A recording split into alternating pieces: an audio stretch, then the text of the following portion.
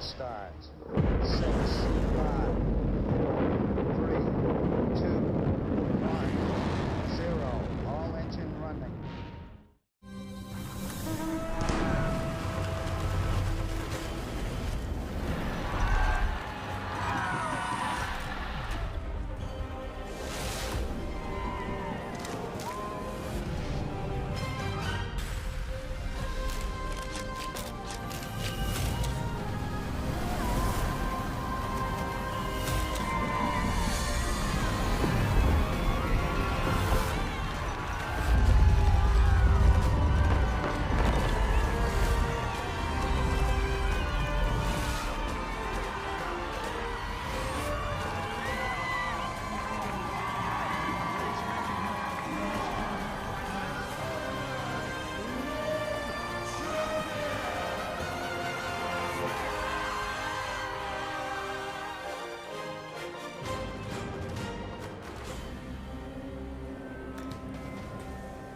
Hello and welcome to the live coverage of the 2026 ANZCO Foods Ironman New Zealand.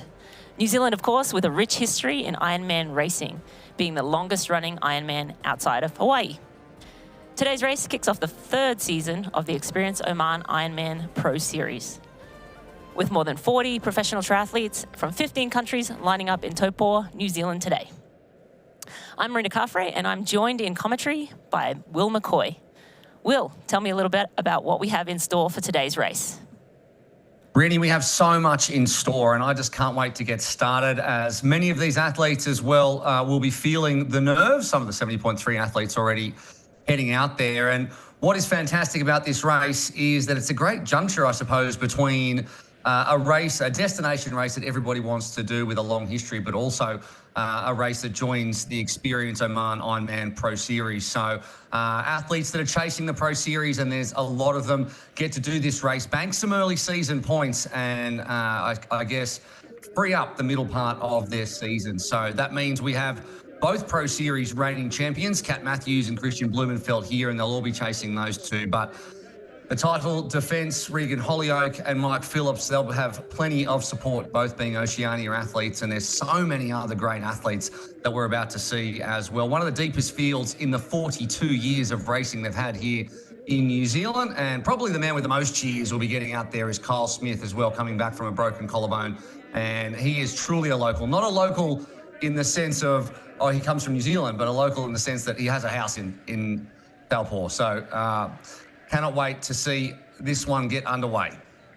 Yeah, super exciting racing ahead. In addition to Blumenfeld and Kat Matthews, who won the Ironman Pro Series last year, we have defending champions, as you mentioned, ready to race, but also Carl Smith, we've got Trevor Foley, Fred Funk, Matt Hansen, Ben Hamilton, Pierre Lecour also making his Ironman debut.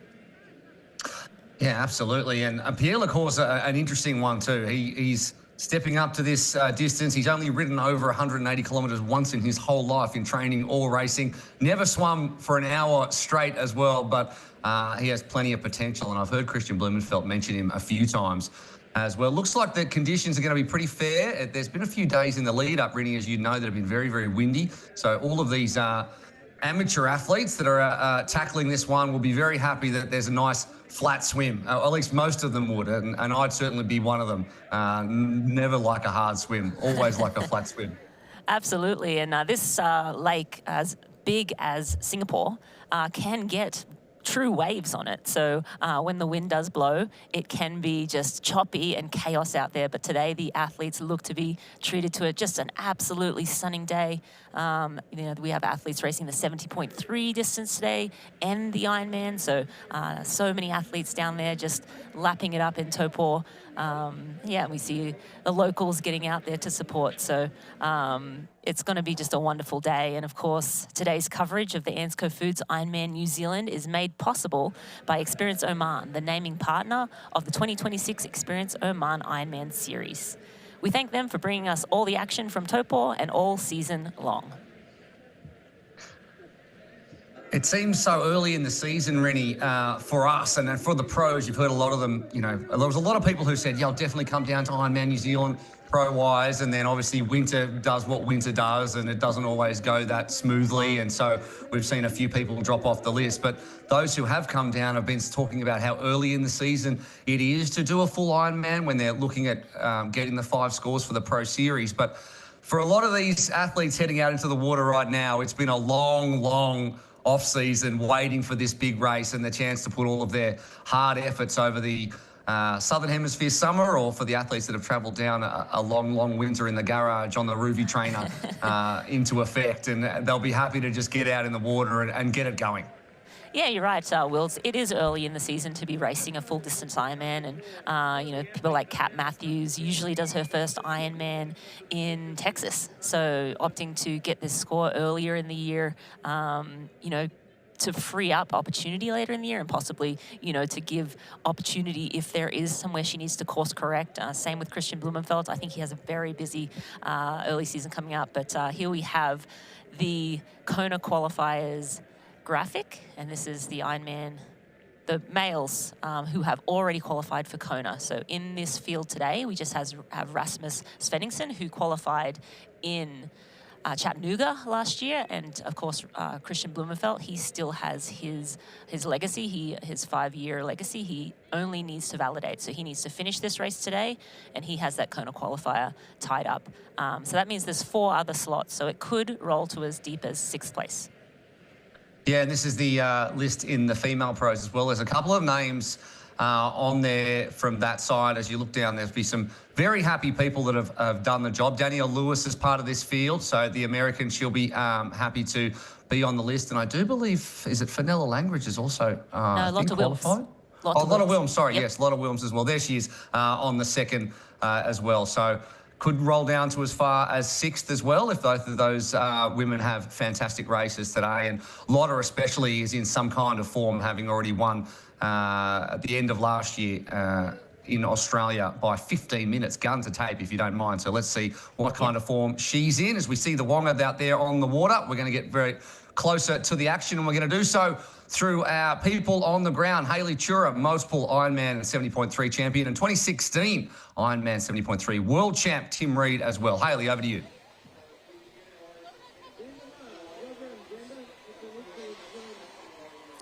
It's a beautiful Saturday morning, and we're here on the shores of Lake Taupo for the ANZCO Foods Ironman New Zealand. Right behind me, we have about 3,000 athletes will be entering the water. The 70.3 is already underway, and we're minutes away from an electric professional race. Tim, what can you tell me about the lake? Well, Hayley, it's great to be here. First of all, the conditions today, it's about 12 degrees at the moment. It's going to heat up to about 22 degrees. And the water temp, while it's cold, it's not as cold as it can be in Lake Taupo. So we've got about, I think it's about 18 degrees Celsius at the moment. So it is wetsuit optional for the age groupers. Now, what's interesting is there's a bit of chop on the lake, which I didn't expect given there's really not much wind around. So that could really separate some of these guys and some of the pro women as they go through the swim. And we could see some of the stronger swimmers really pull away with that small amount of chop that's there. I mean, as you can see, it's a huge lake. It's a beautiful lake. It's one of the clearest swims you'll ever do. You had a swim the other day, right? I did. I swam in the lake without a wetsuit. I don't recommend that. It was a little brisk. I think 18.6 is around 65 degrees Fahrenheit. So it is chilly, but in a wetsuit, it's going to be perfect. As you mentioned, it's super clear. And I think with that women's pro race, that chop might allow some of those really strong swimmers. We're talking about Rebecca Clark from New Zealand, Lotte Wilms from the Netherlands, just to break away, and it could be a very exciting race. Who should we be looking for on the men's side? Well, we've got some real short course gurus from the past. We've got Pierre Lecour, who's doing his first Ironman. This is a guy who finished 4th at the Olympics. He's had some incredible success over the Ironman 70.3 distance. So he's one to watch out for, and we know that when they come from that Olympic-style racing, they can all swim really well. So I expect Blumenfeld, I expect Pierre Lecour and some of the Kiwi locals like Kyle Smith to really pull away on that swim. We're minutes away. I'm excited for the action. That's awesome. Thanks, Hayley and Tim, down on the ground there in Taupo. It's awesome to have people in the elements and swimming literally in that lake earlier. Hayley, I would not do that at 18 Celsius. She probably didn't travel with a wetsuit. That's probably the only reason why you'd jump in. You're getting soft. You're getting soft, Rini. You've swum in this Most lake definitely. many a time. That is the Wonga, and something that's special about Ironman New Zealand is the welcome that these athletes get, and we're going to see the haka as well very soon. And what you'll be hearing is the karana, which reaches out to call upon ancestors to guide the Wonga and their descendants to shore.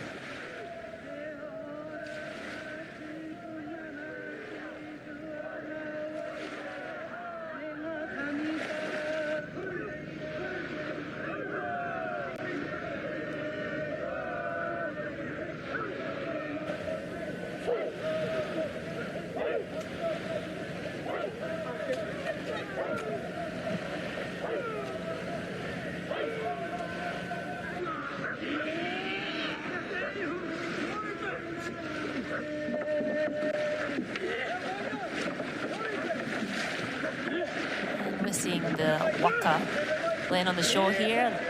We'll be seeing the haka shortly. It expresses the powerful collective energies of the life force and awe that rises within the group. For our athletes, the haka also reflects the same qualities required to compete: strength, endurance, focus, and stamina.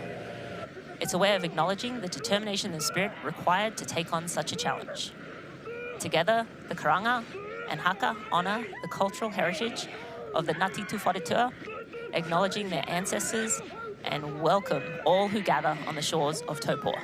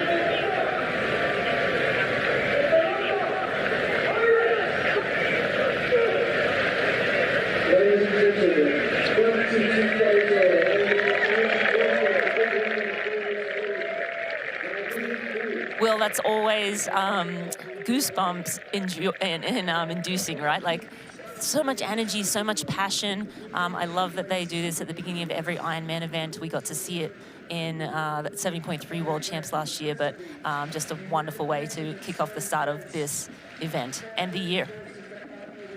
Looks like someone in a wetsuit's just gone down to get on the boat. Maybe he's having second thoughts about taking part in this one, but everyone else will be happy. It might be about 10 degrees in the air, but certainly the temperature rose a little bit with that channeling of, you know, so much history over so many millennia here in New Zealand, and it's great to see ancient cultures brought forward like this. And certainly that'll give a little bit of strength and determination for the athletes about to take on a challenge that so few do around the world, but there's so many chances for you to do so. And you can go and see where your closest race is at ironman.com. Cannot wait for this one. In these moments before a race, Rinny, how were you feeling if you cast your mind back? How did you cope with the nerves beforehand, especially when there was things like this going on? Yeah, I think this stage of the race, you know, moments away from diving in, you're trying your best just to keep your nerves, under control. You don't want to waste any energy. You don't want to get too overly excited.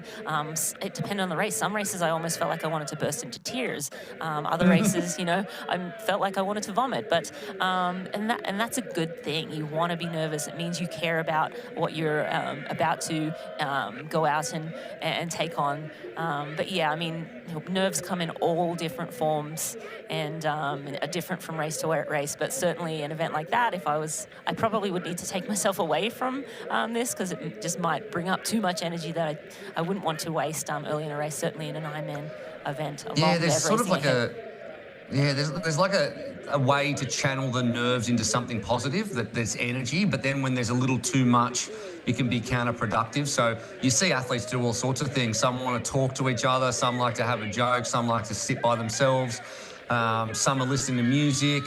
I was found to, look at those faces, that scares me still. Always found to sort of try to lighten the mood a bit more, especially after something like that, to try and remember that sport's fun, and Ironman's fun, and racing's fun, and we're here to have fun, as we see right there, the man with the two, and that is Christian Blumenfeld. Thought he'd just do a little more exercise before the exercise he's about to undertake. Ironman's not enough for the man, Christian Blumenfeld, there in the yellow cap. We are moments away from the start here. That's Jocelyn McCauley on screen, Beck Clark in the background too. The ladies as well will be starting 5 minutes behind the pro men. But we're going to take a look at the course maps here today for New Zealand. The athletes will kick things off with a 3.8 kilometre, 2.4 mile swim in the clear fresh waters of Lake Taupo, where the water temperature today is about 18.5 Celsius. With a deep water start, the course takes swimmers east in a clockwise direction, parallel to the shore, making a right turn followed by a second turn. Swimmers will follow the buoys and head west toward the yacht club. To the next turn, boys. Returning leg takes the athletes along the shore and to the exit. Yeah, the 2-lap 180 kilometre or 112 miles, depending on where you are, Zoot bike course. We saw it just began with a tour of the rural landscape around Taupo. Starting at Kamanawa Reserve, athletes descend to the Aratiatia Dam before they climb up and turn onto State Highway 5. They make their way along the highway. It's a little more punchy than it was, especially in the beginning parts, and they complete a short dog leg before they return and bring them back for a second lap out there into T2. Yeah, and then onto the Hoka Run course, and this is a 4-lap, 42.2 kilometre. That's 26.2 miles, of course. A marathon leading athletes through town 4 times. Athletes can take in the lakefront scenery, although I don't know they'll do a lot of that.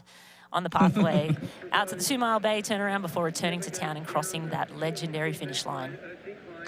Yeah, I heard Kyle Smith talk about it being a marathon where you never feel like you're alone. Of course, it's the 4 laps, but everyone comes down to support, and he'll get the lion's share of that as we see the race weather presented by Roka from Taupo. Classic Taupo conditions, that is, in summer. 11 degrees, scattered clouds, but it could get up to about 22. And it does get hot out on that run course, if indeed that is the case. I've heard people not to worry too much about dehydrating, but there is a 0 ozone layer over New Zealand, so it is possible to burn, and heat stroke's something that can happen even though the temperatures aren't too high, but there is no wind out there, hardly 1 kilometre an hour, which is what everybody hopes will be the case out there on the bike, because it's a tough bike course, especially in the wind, and it's a real power bike course that we'll see athletes like Foley and Svenningson and Blumenfeld to an extent attack with their power.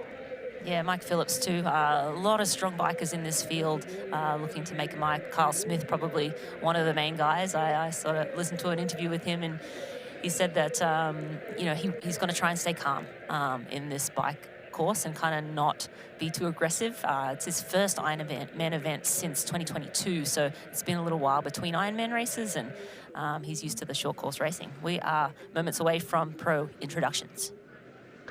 Now the Experience Oman Ironman Pro Series begins right here in New Zealand. The first of 16 stops, 6 Ironman races, 8 70.3s, and of course 2 World Championships at the other end of what is going to be a huge season of Ironman racing. And we're about to welcome the first athlete of the Pro Series out very, very soon, and cannot wait for that. It'd be nerve-wracking being behind here and waiting to be called out with now under 10 minutes to the start of the ANZCO Foods Ironman New Zealand, the 42nd running of this event. And there is the course record holder, the run record holder, and the defending champion and 3-time champion. He's had an up and down season last season with crashes, illness and injuries. It is Mike Phillips, and he is the big favourite. And we're in number 2, Christian Blumenfeld from Norway. He was the Ironman Pro Series champion last year, Olympic gold medalist, Ironman champion, 70.3 champion, looking to start his season well here in New Zealand. Yeah, there's nothing that man has not won. And there is Rasmus Svenningson from Sweden. So the Scandinavian connection 1-2 there. He had a really tough year last year, but it was punctuated with that big win in Chattanooga, where he beat some big names, and that's why he's punched his ticket to Kona. And this is wearing number 4, Trevor Foley from the United States, an exciting young talent coming out of the US, had a very big 2024, struggled a little in 2025, but looking to start his season off strong here in New Zealand. Another Scandinavian, looking exactly like a Scandinavian too, with that little moustache. That's Henrik Gosch of Finland, who has improved year on year, you'd have to say. Pretty solid swimmer, will run well. Ran 2:39 in Nice last year, if you don't mind. Speaking of running well. Yeah, number 6, Matt Hansen from the United States, a veteran, probably the fastest runner on paper, 4th here last year in New Zealand. It's sad when you call people at 40 years old a veteran. It makes me feel completely ancient. On the other end of the scale, here's Jack Moody, a local. He's had a great start to the year, won at Tauranga half, beat Mike Phillips, Sam Osborne, Ben Hamilton there, and he did the same in Challenge Wanaka, ran through the field to beat Phillips again. And so let's see what kind of run form he's in today. Yeah, another upcoming talent, number 8, Ben Hamilton from New Zealand. Recently completed the Tour of Southland, National Tour, 7-day stage race on the bike. Time, finally, for another Ironman after 4 years for Kyle Smith, the local hero. Had a pretty rough 2025 and broke his collarbone late in the season. So that'll be a question mark over him, especially in the swim. Let's see what he can do. And wearing number 10, that's Pierre Lecour from France. He was a 4th place finisher at the Paris Olympics. This is his debut, first Ironman. So looking to see some fast legs out there on the run course and what else this man can do. He had a look on his face that said, I have no idea how this is going to shake out. I am here to gather information only. Let's see how it works. For him, it's going to be a very long day, the longest he's had in his career, and it's been a sterling career as well. Let's have a look at the women as they come out. There is the defending champion. Won the 2025 edition with a great run, Regan Holyoke, 6th in the Pro Series last year, and she will exercise her patience to see when she can strike in this one. And here's the one everybody looks to or fears, Kat Matthews, number 2 from Great Britain, 2-time Ironman Pro Series champ. What more, can you say about this woman? Many second-place finishes at World Championships events, but just super consistent throughout the year. She looks dangerously composed just there, yes. And she's had a great camp in Noosa. There's Hannah Berry, coming off her best year as a pro. Another local, lives a couple of hours away in Mount Maunganui, but she has a holiday home down here, so she knows it very well. Finished 4th in Kona last year, which is a big for New Zealand, best from them in 20 years.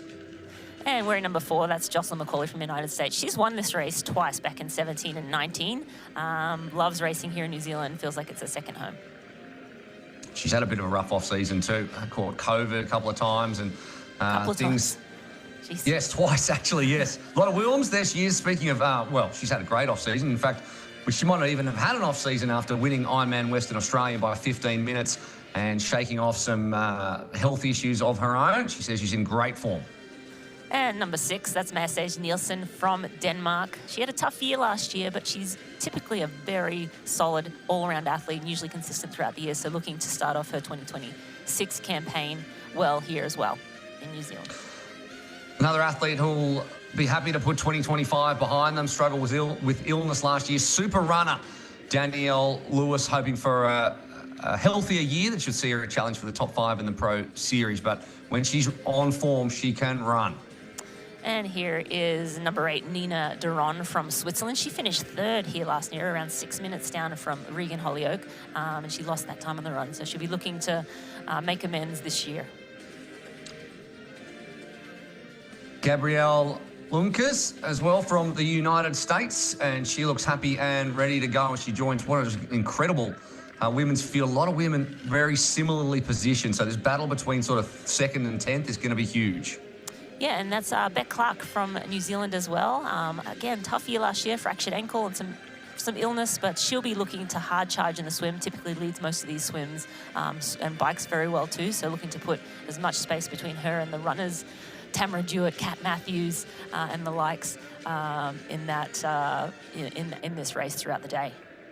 Yeah, Beck Clark had the fastest swim bike back in Wanaka. Let's see if she can put a better run together. So that is the top 10 female and male athletes have been announced out, which means we are very close, under 3 minutes, in fact, to the start of the Experience Oman Ironman Pro Series and here the ANZCO Foods Ironman New Zealand. We cannot wait to get started.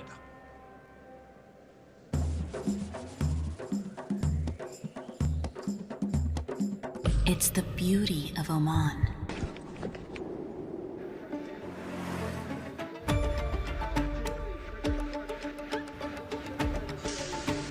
Our tradition, our hospitality, the sounds of limitless opportunities to explore. Listen, it's Oman.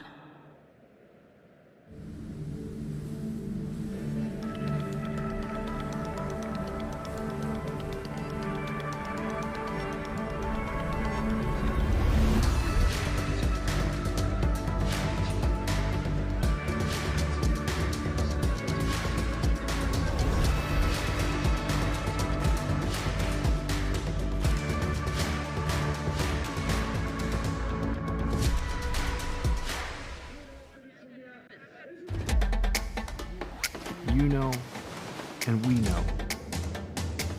The thing about challenging yourself is, you're always looking for what's next.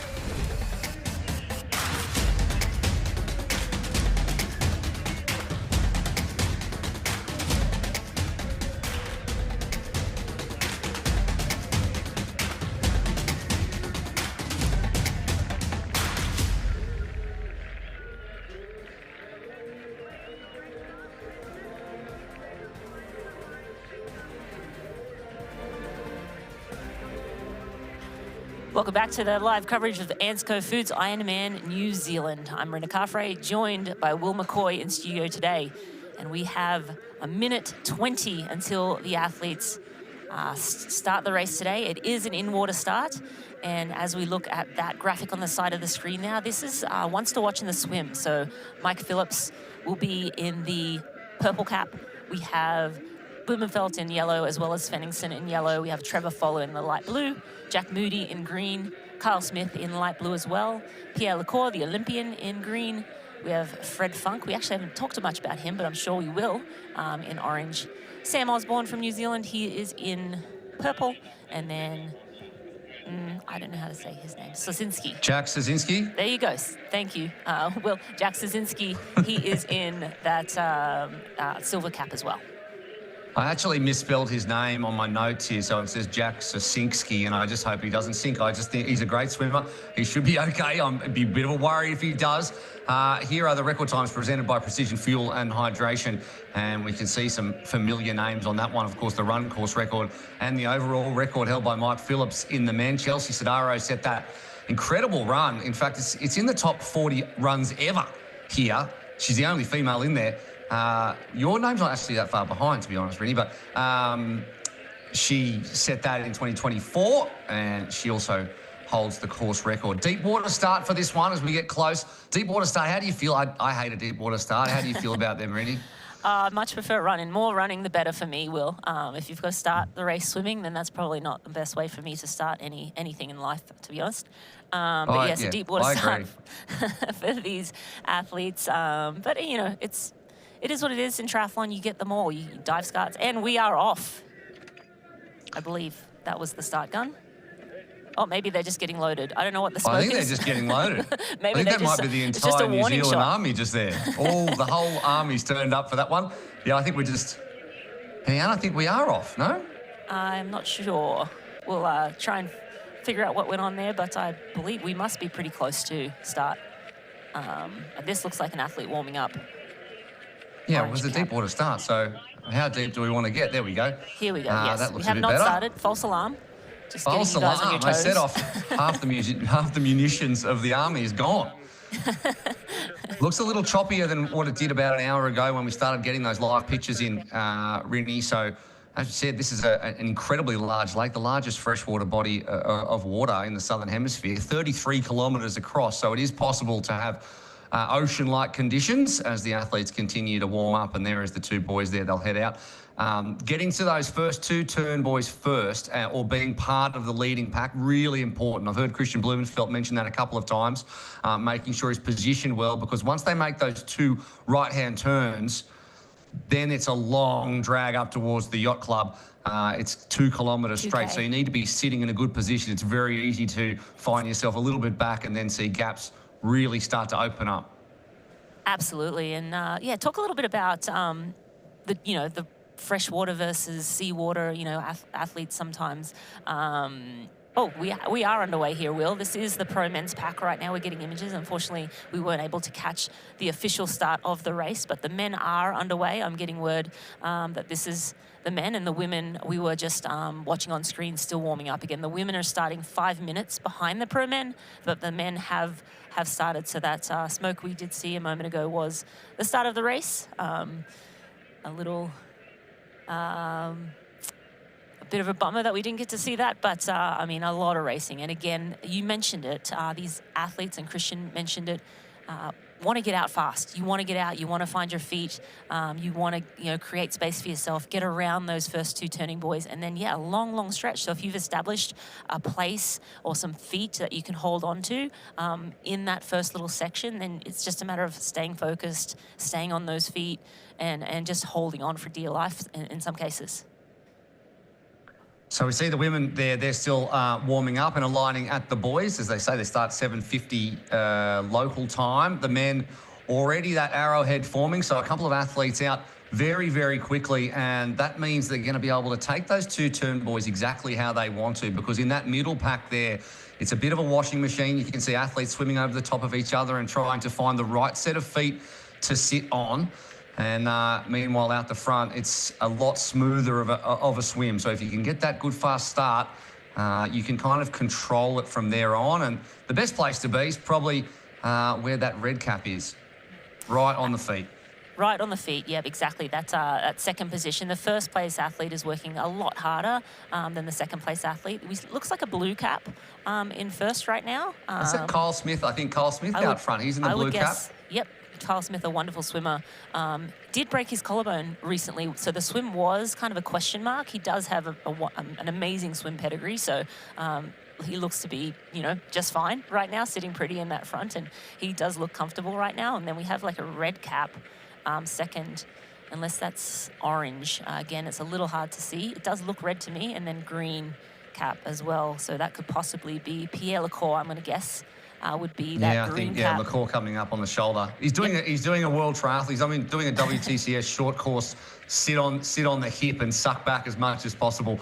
Is Pierre LaCour at the moment? The red cap is the standard colour, so those who don't have the special cap colours are wearing the red cap. But it looks like Kyle Smith out front swimming in this. When we say deep water start, Lake Taupo can be as deep as 600 feet, so it's a proper deep water start. It's incredibly deep lake here, and he's got a great start in his local waters. And LaCour is, well, we're going to see where Pierre LaCour is in the second half of this swim, and then bike and run, because he's very used to swimming fast over 1,500 metres, but then it's all blue sky for him from there on out. So those three out front have managed to put a gap of about 3 to 4 lengths on the chasing pack. So a good start for them. And then the rest starting to merge together to try to work together to make sure these three don't get away. Yeah, it is, right now it's still within distance that they could bridge back up, and it does look like we've just had the pro women start as well, seeing that army. And the smoke again, I believe the pro women have just started as well. They started 5 minutes behind the pro men, and they are ferociously trying to get out and find position at the start of this swim.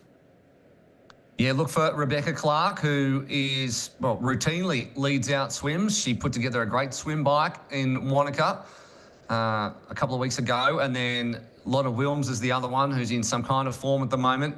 The chase pack will look out for, in the neon red cap, Fenella Langridge, who, if she's in the kind of 2024 form we like from Fenella, she likes to go out from the front. Steph Clutterbuck as well is a really strong swimmer. And amongst those women, and not to mention Hollyoak or Chloe Lane or Hannah Berry, and as you can see the cap colours there on the left-hand side, those ones to watch. It's a really strong swim pack for the women. Even though it's a smaller field, there's lots of high-quality swimmers. So, and a lot of them can bike really well. So if we're working together as much as possible to gap the rest, and particularly look to try to gap Kat Matthews, because they all know they need to come into T2 at least with a pretty sizable lead, because she is probably the best female runner in the sport at the moment. Yeah, Tamara Jewett is the only other one that comes to mind when you say best runners in the sport. Tamara, of course, ran a 2:40 at Ironman Lake Placid, but Tamara generally loses a fair amount of time on the bike. Again, she came in to New Zealand early and raced a couple of weeks ago. Phenomenal race there, so she's looking to find some great form this year. But yeah, you hit the nail on the head there. Beck Clark, Lotte Wilms, Fenella Langridge, Steph Clutterbuck. I think those four might get away at the front unless Beck Clark really just fires at the start of this swim. Lotte Wilms sometimes swims with Beck Clark, sometimes even misses Beck Clark's feet. So it'll be just interesting to see if Beck just takes it out super hot here in New Zealand. But yeah, absolutely. They're all thinking about where's Kat Matthews and like how much time we can, Nina Duron too, how much time can we put into these strong bike runners and, create some separation and give ourselves a chance for a podium here. It's key for Lotta Wilms too. If she can stick with Beck Clark, I mean, out of the two of them, and full respect to Rebecca Clark and what she did in Wanaka, but Wilms has the legs to go gun to tape if she has a great day and she swims with Beck Clark and manages to put some time into the rest of the pack. She really does have the bike leg to match her swim leg. And in the form she was in, at least at the end of last year, that is something to watch out for Lotta Wilms, who, on paper is a Dutch woman, but really is an Australian. You'd have to say she lives just a couple of hours north of Noosa. So she's one of these athletes who benefits, I guess, from is coming off a summer and not coming off a winter of training in the garage and getting sick and dealing with a Northern Hemisphere winter, but also just feeling comfortable down here. And it's basically her home in Oceania. So she's definitely one to watch out for the podium. But when you look through those list of women, I mean, a good day from any of at least the top half is a podium at minimum. So Hollyoak will be looking to defend, and everyone's looking at Kat Matthews. Hannah Berry, I think, I could say, for me, she's got one hand on a podium if she can have the kind of consistent day that we know she can. Great power athlete on the bike and knows how to pace herself really well. And I feel like today's going to be one of those days where staying within your comfort zone to a certain extent and not overextending on the punchy hills or worrying about the fact that your times on the bike aren't what they should be for the power you're putting out because of the road surface or the wind, etc. Being patient like that is a great, I guess, feather in the cap. Yeah, absolutely. She generally is a very patient athlete, and I was watching some of her interviews pre-race as well, and she's really trying to look for a run PB. She's been working very hard on her run, and that's one area she thinks that she can improve on. Again, she's very strong across all three. She may make the front pack. If not, she won't be too far back. She's very strong on the bike. If she's with the front pack, she usually can hang in there. And then on the run, typically around a 3-hour marathoner, but looking to try and edge that time down a little bit, which will really make a difference for her in racing, just with, people like Kat Matthews putting down, 240s, and Laura Phillip and athletes like that, just running so quickly. So the game is changing. That run time has just come down and down and down over the last decade, and it's important to be able to run fast to finish off the race well, and that's generally where podiums are, unless you're a phenomenal bike runner, you're just not going to be able to hold on for the win unless you have a weapon in the bike too. So, I'm excited to see Hannah Berry this year. She had such a great performance in Kona, 4th place, and again, it was just a steady day all day long. It was nothing flashy. She got the job done and held it together and kept her head on straight. I think sometimes racing in an Ironman, you can go with too much emotion and push too much on the bike or blow up. I mean, we saw epic blow-ups in Kona last year from some of our leading women. And even the best of us can make those little mistakes in the moment, and it can cost dearly. So, showing some wiseness beyond her years is Hannah Barry, and I think she's in for a phenomenal year again this year if she can just keep building slowly on what she has been building over the last couple of years. Well, when you run PBs 3:01, you want to break your run PB. You want to go sub 3. You want to try and find. And this is a kind of day where it could happen, especially she's coming off a really settled home block of training. She's been home for a few months, and it's been completely drama-free for her. There's been no issues, which is extremely important for her as we continue to watch the front of this race. As they've made the turn, they're heading up north now towards the Yacht Club on a big, long drag. And at the front here, LaCour is leading this swim as we thought he would on his debut in Ironman. And right behind him, they've swapped positions there, is Kyle Smith, the home hope, as we continue to bring to you the 42nd ANZCO Foods Ironman New Zealand from Lake Taupo.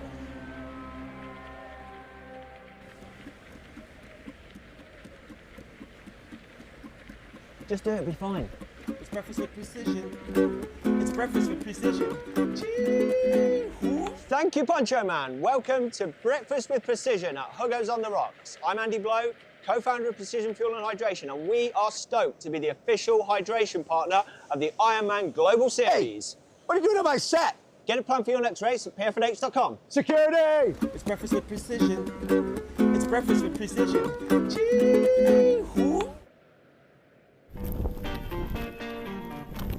We're not here to sell you on this life. You already chose it. No shortcuts. No hype. Just work. Same as you. Built to outlast. Endure. 40 years in, and we're just getting warmed up. Welcome to the Ohana.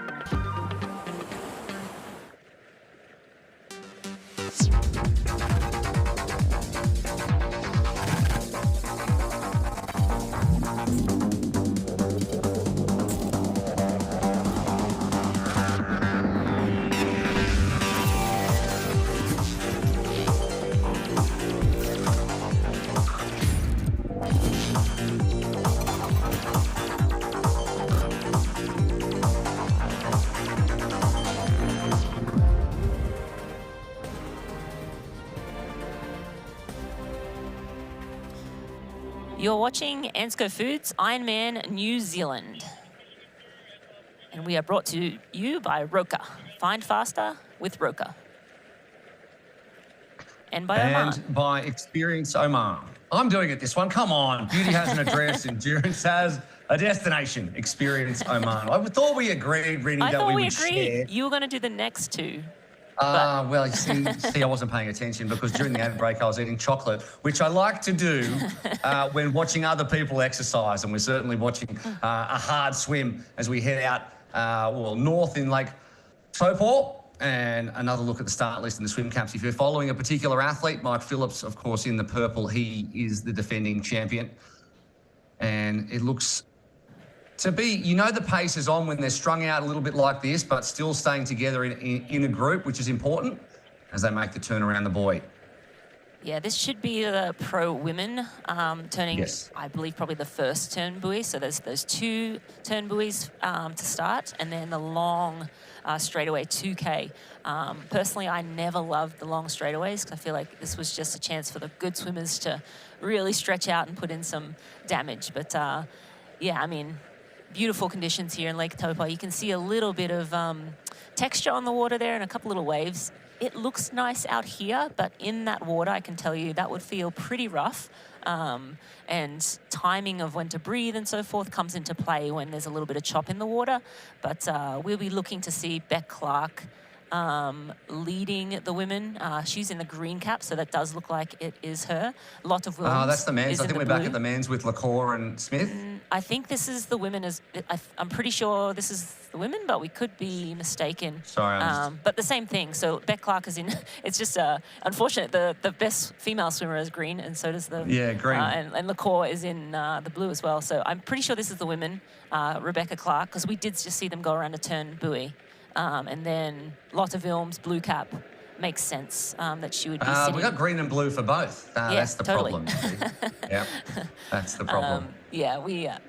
We will try our best to figure out who is who on the course for you. But as we get tighter shots, we'll be actually able to see their faces and make out who is who. But look at that. Athletes getting ready to start. That looks so stressful to me. Extremely stressful.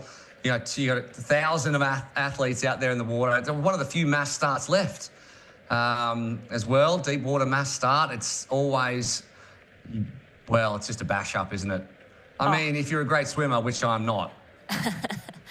We have that in common, Will. Not good swimming.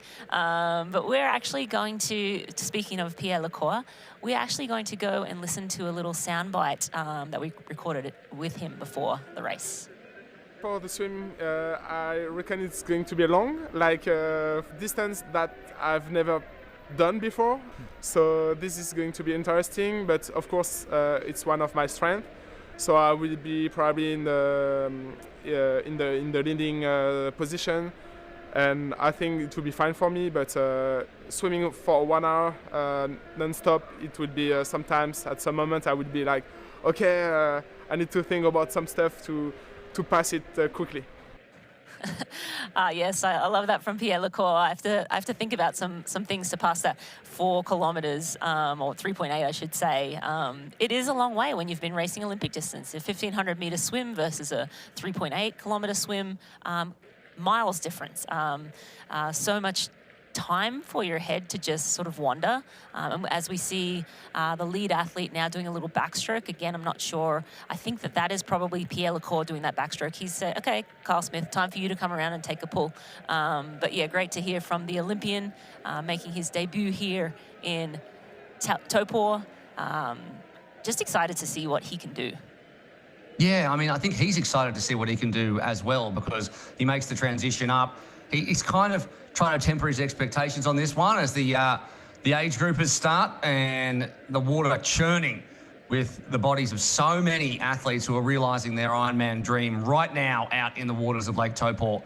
And Pierre LaCour, on the other hand, is all by himself out front with Kyle Smith right behind him, or maybe not so much now, but he was talking about having almost like a training race, getting some data points, trying to figure out, first of all, I just want to finish this race. I want to get to the run and I want to be able to figure out how far off I am with my nutrition, how much harder I can go, and how to inform my training for the next block of training, because when you don't know, you don't know. And when he's never ridden that far, and certainly never run that far off the back of it. So finishing the race for Pierre is his goal, but at the same time, the other athletes are looking at him like they know that he's got the pedigree to be able to come up. I mean, he's 34 years of age now. He's aged into it. He's done so much in short course. He kept Vincent Lewis out of the French Olympic team, which is no mean feat, along with Dorian Connix.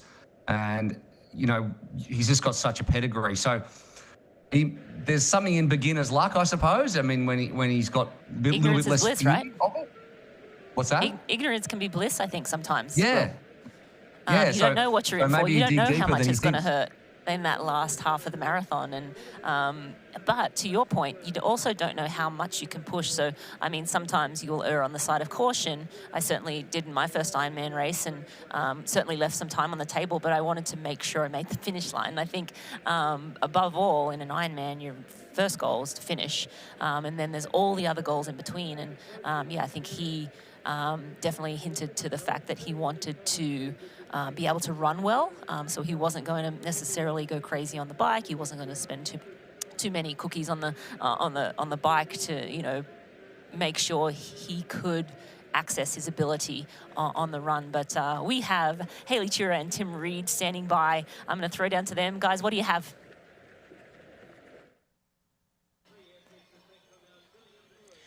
The professional athletes are underway on the Roca swim course, and it's a beautiful morning here on Lake Taupo. Tim, we saw some early moves made on that swim. What do you think? What do you think is going through those athletes' minds as they're navigating those first parts of the swim course? We've got some very experienced pros out there, Hayley, and I think that they understand to have their best possible race, they're not going to blow too much muscle glycogen by surging too hard, you know, going into that anaerobic zone early in the swim. I think you saw Pierre Lecour there. He was rolling some backstroke at one point.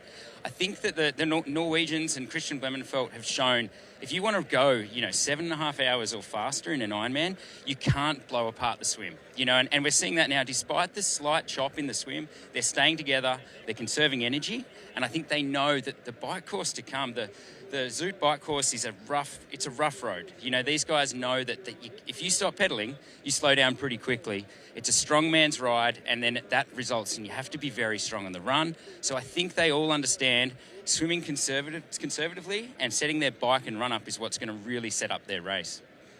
I think these athletes are lucky with this cloud cover. They are not swimming into the sun. We'll see if it burns off and if they have some issues as they make the turn into the final parts of the swim. But for right now, it is perfect sighting conditions. They should be able to see each other, stay on each other's feet.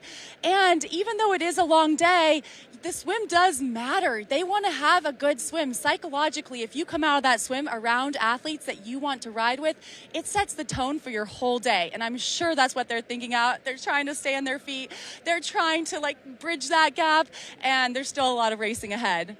Yeah, that's right, Hayley. I think too, even if the sun was up, the conditions, the water is so clear that you can see 20 meters ahead to the swimmer in front of you. And I used to love it here because I would never swim on the front, but I could sight people underwater. And even if you get thirsty mid-swim, you're like, I'm just going to have a drink of this, you know, really clear and fresh water. So I do think that, they're going to be wanting to set their race up. The front guys, for them, it's important to be with the media as well. There's a lot of energy that comes with being at the front of the race. I think for some of the guys and women further back, with that now, with the 20-meter draft rule, maybe there's not the same amount of panic to, I have to get with that front group. They know, okay, the guys are no longer getting the same advantage by riding in that group. So perhaps they're like, okay, I can swim more at my own intensity, the intensity that I should be swimming at, so then I can ride my own race. It's always exciting. You never know what's going to happen here in Ironman, and I think that it's going to be just an incredible day. But I do think that it is a good start to the day. It's a beautiful day here, very little wind, and we're excited to watch what happens in the second half of the swim. Back to the studio.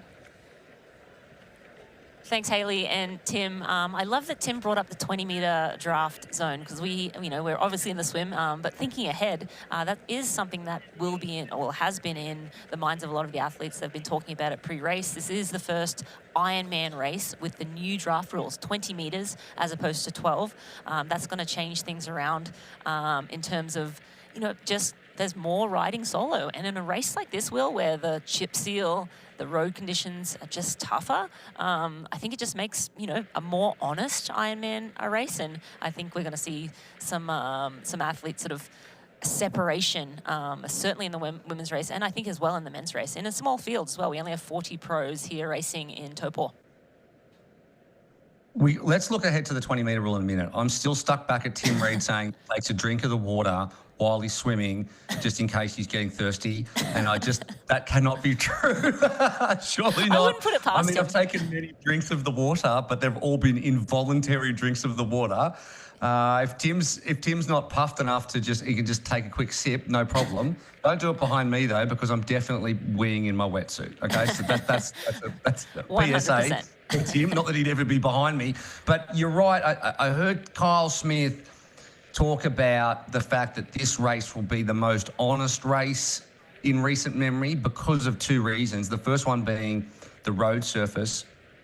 And so we're going to see how much power people have, but also in the 20-meter draft zone. So it's going to take away any of that. I'm not sure whether it's going to necessarily be zero factor there's still some kind of drag, I suppose, at 20 meters, but it's minimal.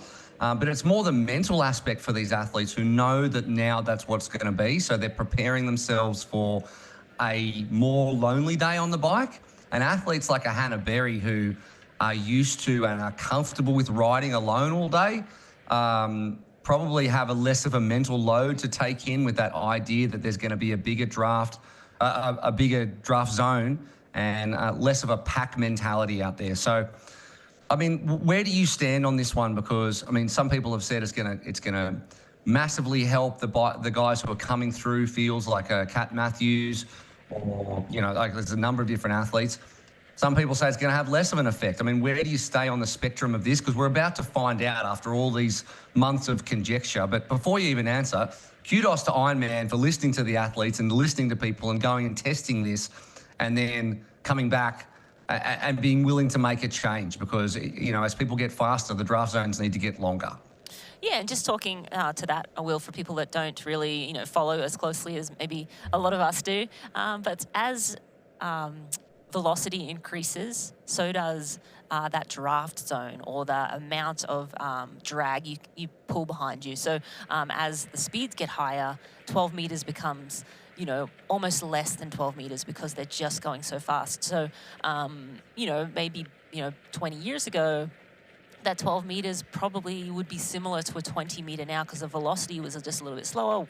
Equipment wasn't as good, athletes weren't as aerodynamic, didn't spend as much time in the wind tunnel, nutrition wasn't as sophisticated, and just evolution of sport, right? So in spirit of that evolution, so too does some of the rules need to change, and Ironman being willing to, do the tests and run those athletes through simulations and see what the draft difference is between 12 meters and 20 meters, and then being willing to bring it into a race. And your question, Will, I love it. I think it's fantastic to be able to have more honest racing. And again, at 12 meters, there is a bit of a draft. Again, you're still riding 112 miles, 180 kilometers, but if it's a few % less and you're having to work in a group than someone who's riding solo, then that's really not fair. So at 20 meters, there's still, in the men's, going to be a little bit of a draft. In the women's, the velocity will be a little slower than the men's, so less of an impact. But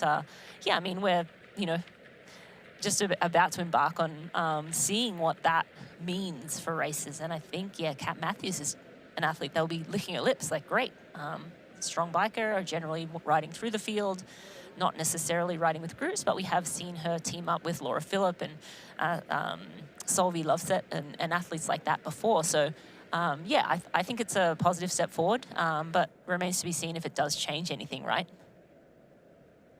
Well, absolutely. We're going to find out in about an hour or two as this bike starts to unfold, and it's probably the reality sits somewhere in between what everyone's opinions are as a group, as you can see now from that shot there.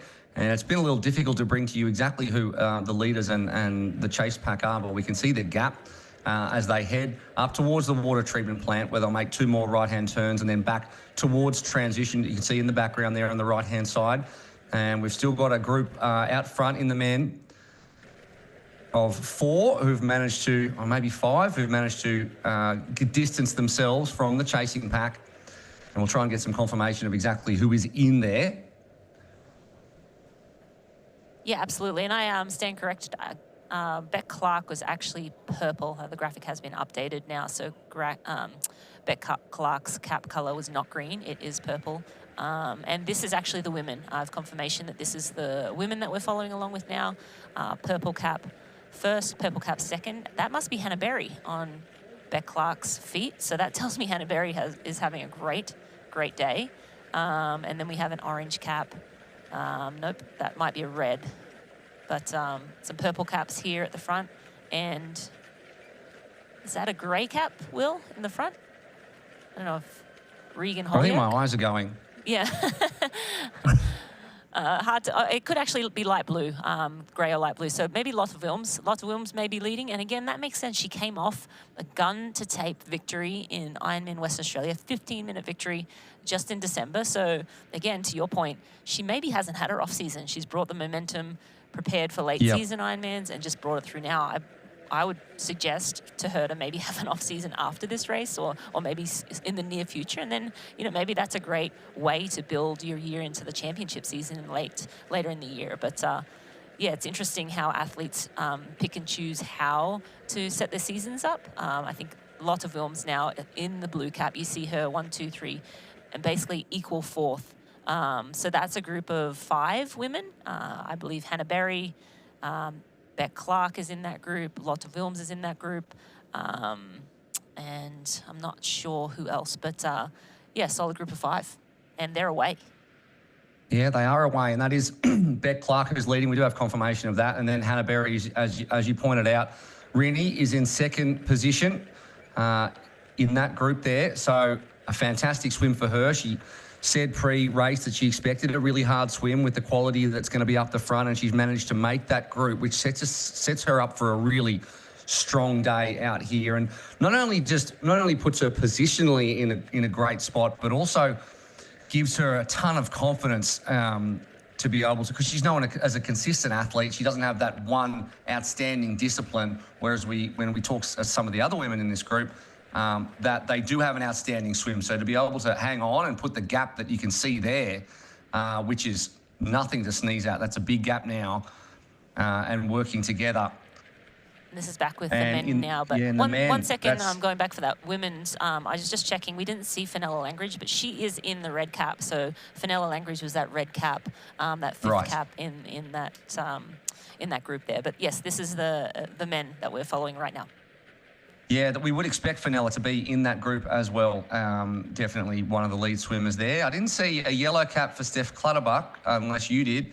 As we look at the men, and there's Pierre Lecour is in that lead group there. Kyle Smith out the front at the moment. Looks like a group of 6 there. Henrik Gauche is in there as well, I think, at the moment. So group working together at the front of the men and the women, and being able to put some time in as they head up now to what this is sort of the northwesternmost point of the course. So the lead men about to make that turn on the far end of the course. You can see the 2 boys at the top left of your screen, and then the chasing pack of almost all of the other pro men chasing them down. And that's probably well over a minute there in the water, I would say, based on the distance. And that's where, we expect Christian Blumenfeld to be in that main chase. It looks like most of the men's field. People like Trevor Foley may be off the back of that. Matt Hansen may or may not be in that group. Those 2, of course, phenomenal runners. We'll look to see how they fare in the late part of the bike and into the marathon. But this is the lead pack of 6, we believe, making that turn, and they'll make a right-hand turn, swim 100 meters or 2, another right-hand turn, and head back along the shore, actually, towards the Kaimanawa Reserve transition area. A good point that Hayley made a little bit earlier on is that it's I guess sometimes when it's sunny here, you've got to make a choice. Do you want mirrored goggles or do you want the clear goggles? Because when they make the turn and they come back, usually they then would be facing into the sun, so it would be very hard to sight. On the 2 kilometre stretch, they're heading away from the sun, so not so bad. But today, with the cloud cover, it does. Obviously, the water's not as clear, but it's a lot easier to sight and make sure you stay on somebody's feet. So no problem on this one. And we're getting towards the pointy end of this swim, and this is a really nicely sized group as well. Can work well together. No one is sucking anyone else back by hanging off a hip. Everyone's been able to use the feet, and they've been able to switch the lead around a little bit as well, which allows the group to continue to power on. Because if you're new to Ironman, obviously there's quite a big advantage on having a draft behind someone, sitting on someone's feet, maybe 20 to 30%. It's obviously the same in the bike as well.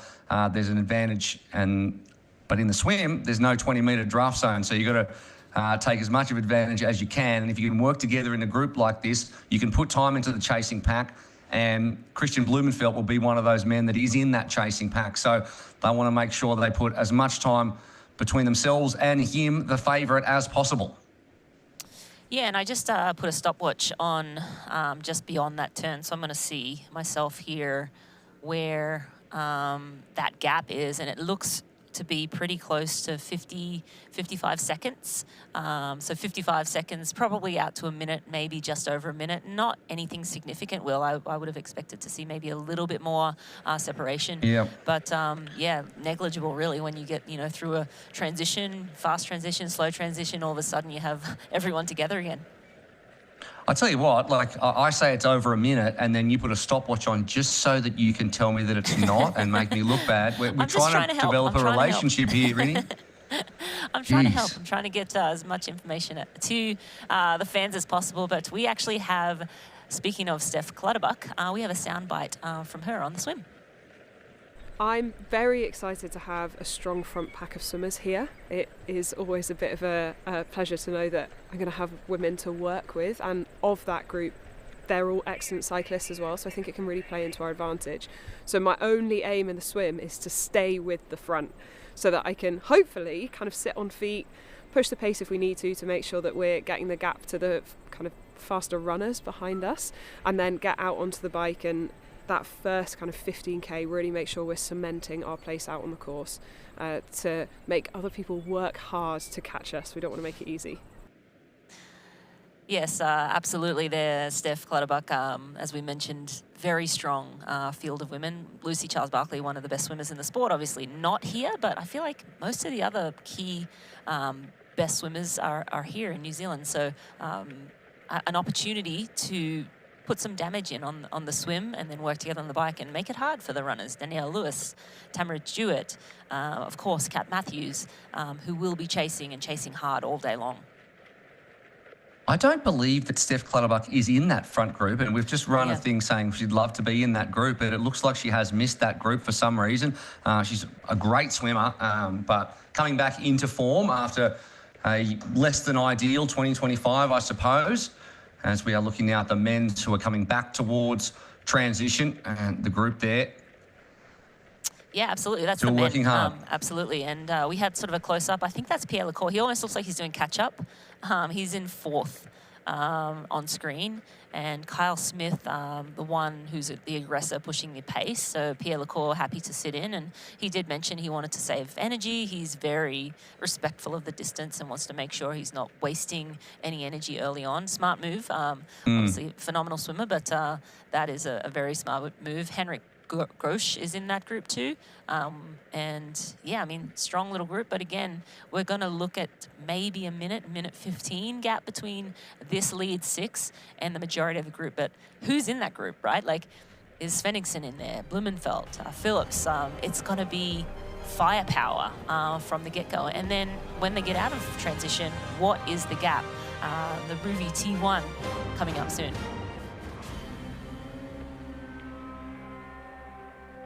And there it is, the Ironman World Champion.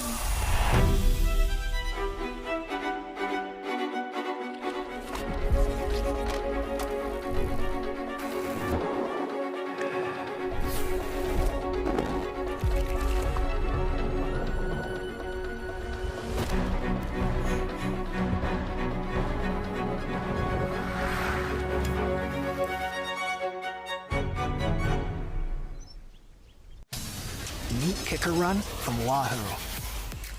A revolutionary indoor running experience where you just run and your feet set the pace. We call it Run Free Mode, a game-changing technology that allows you to change speeds naturally, just like you do outdoors. You can even let popular training apps control the speed and grade for you. Kicker Run by Wahoo. It's time to run free. You know, and we know. The thing about challenging yourself is, you're always looking for what's next.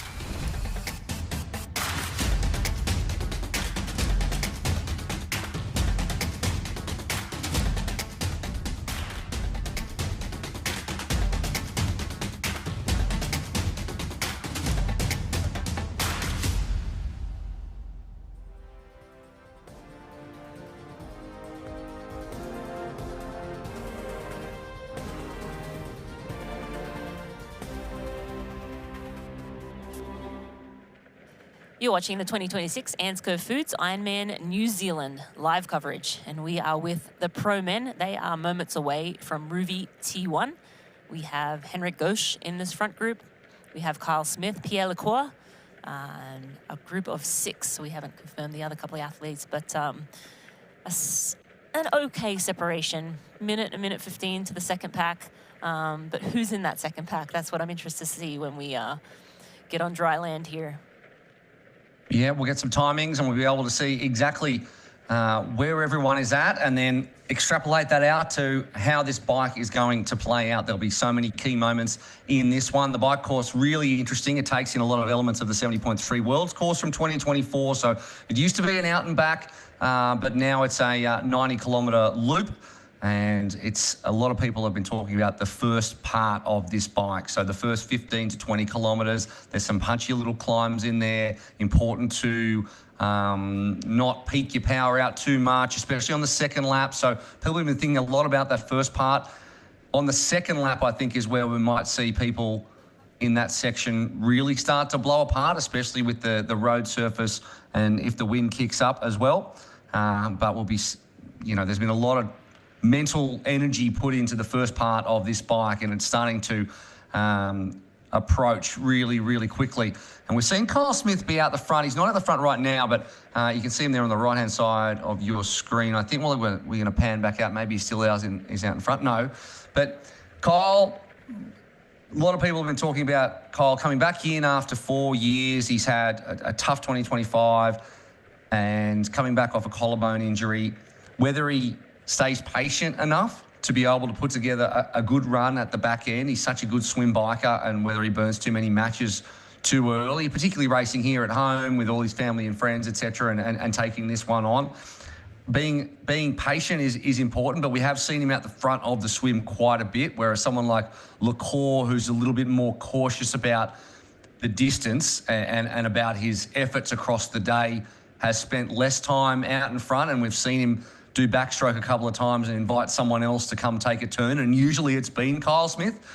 So I guess the different approaches is really interesting. We see Hannah Berry as well, who's just happy to sit on feet in second feet and get dragged along. And sometimes if you've waited a long time for a race and you've had an off season, you want to get out there and you want to attack it as much as possible, but it's a long, long day. Yeah, absolutely. And it feels long when you haven't been racing as much. You get back out and you're like, wow, yeah, this is a long way. This is a long swim, unless you're just having a blinder of a day and everything goes by in a snap. But we're looking at the pro women here now. We have Hannah Berry sitting in that pack. We have Lotte Wilms in there. Beck Clark, of course, the aggressor, phenomenal swimmer. So, yeah, I mean, a solid little group here of women, but the question remains, where is Kat Matthews? And of course, Kat Matthews, the 2-time defending Ironman Pro Series champion, starting her season a little earlier than she has in the past couple of years, but looking, she said she wanted to just come down to Australia, and she spent a bit of time in Noosa. She did that as well, leading into her second place finish in the 2024 edition of the 70.3 World Champs, and that played out very well for her, second place to Taylor Knibb. And yeah, she wanted to come down, bank some early season points. And, I think she's doing Geelong as well, depending on how her body backs up after this Ironman race, which is in only 2 weeks. But yeah, I mean, a great way to start off your year, and it just gives you more, room to move throughout the year. If there's a mechanical or an illness or an injury throughout the year, you have banked points early. But on the flip side, Will, it just makes for a long year. Yeah, it certainly does when you look at how late in the year we finished last year, and then how late in the year we finished this year as well. It's a long season, but, maybe with the chance to have less peak periods throughout, because, these athletes can pretty much only peak 1 or 2 or 3 times a year, and then they've got to bank 5 races, and it's a good chance to bank at 170.3 and then 1 Ironman, and then obviously you can get qualified for both world champs early on in the year, taking the pressure off. If you have a good run, you can bank good Experience Oman Ironman Pro Series points. And some people are taking the opportunity to do that down here in Taupo and then Geelong. But if you're Christian Blumenfeld, you're going to go Taupo, Geelong, then 1 week later Oceanside, and then go to Texas and do all of that in one run, which is just insanity. But if anyone can do it, it's Christian Blumenfeld. He certainly knows how to back his body up. He was only in Sierra Nevada a little while ago before he came down here and spent a couple of weeks living with Ben Hamilton and training with him in the lead up to this one. But he's such a resilient athlete. So to be able to do that is just quite incredible over the course of a couple of months. Absolutely, and interestingly, Kat pretty much has the same lineup of races as Christian. So both the, Ironman Pro Series champions from last year, I know for a fact both of them dearly want to win a world title. So, Pro Series, a great opportunity to go and repeat that. But their number one goal for the year is to get that world title. And Christian kind of jokes a lot. He won the Ironman edition in St. George, and that doesn't count. It does count. It's not Kona. So, I think that's like a little chip on his shoulder that he's like, I've won everything else. This is one feather in my cap that I don't have yet, and I think he just desperately wants that. And same too with Kat. A number of second place finishes. One of these, times it's going to be her chance, and I know that, there's nothing like winning a world title. I think it's a great way to set up the year and give yourself some space and breathing room and an option to peak at the right times. Heading back into transition now, not too long at all. Just coming up to 47 minutes for the men, 42 for the women. And you might have come third in at the World Champs last year, but he also came third in his training group, which means that you're getting mocked by Gustav and Casper. Even though he's third in the world, he's also third in the room most of the time. It's like being Johnny Brownlee and being the second best triathlete in short course, but it's also the second best triathlete at Christmas dinner. So, no doubt that that's fueled the fire for Christian to make sure he takes not only the Pro Series this year again, but also takes that win in Kona. And he's talked about banking the points early and then laser focus on Hawaii in October as the men and women come back together, and there's so much excitement around that. And these athletes will be excited to feel the surge of the crowd that is lining the nearly 400-metre run up into transition after having knocked out around just shy of 50 minutes in the water. We're outside the course record time with that little bit of chop that's out there. It sits at 44.26 from Dylan McNeice, or even last year, Sam Askey-Doran did a 43.15 as an age grouper, so we're well outside of that. But there's a nice little gap for this lead pack of men as they head up onto the beach into Ruby transition, and they'll see behind them exactly how much gap they have. Yes, the athletes are moments away from Kaimanawa as at reserve, almost 400-metre run. This is a little bit of an aggressive little run. I believe they go up over a bridge, so the heart rate straight up. We see Pierre Lecour out of the water first. Yep. Yeah, and he said he was going to lead the swim. He has done that. I don't know whether he'll be happy or he'll be scared that he's maybe gone too hard in that swim. And we got a cheeky little uphill 400 metres, which when you've got no blood in the legs whatsoever would feel not very good. Not to mention cold water. Sometimes your legs just feel like stumps coming out of a cold water swim. But that's Kyle Smith now leading up. He's trying to take a look over his shoulder to see where the other key players are. But Pierre Lecour right behind him on his shoulder.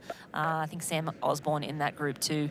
But yes, Henrik Gauche, I think, actually might be that fourth athlete. Yeah, group of 4 there we can see from that great drone shot.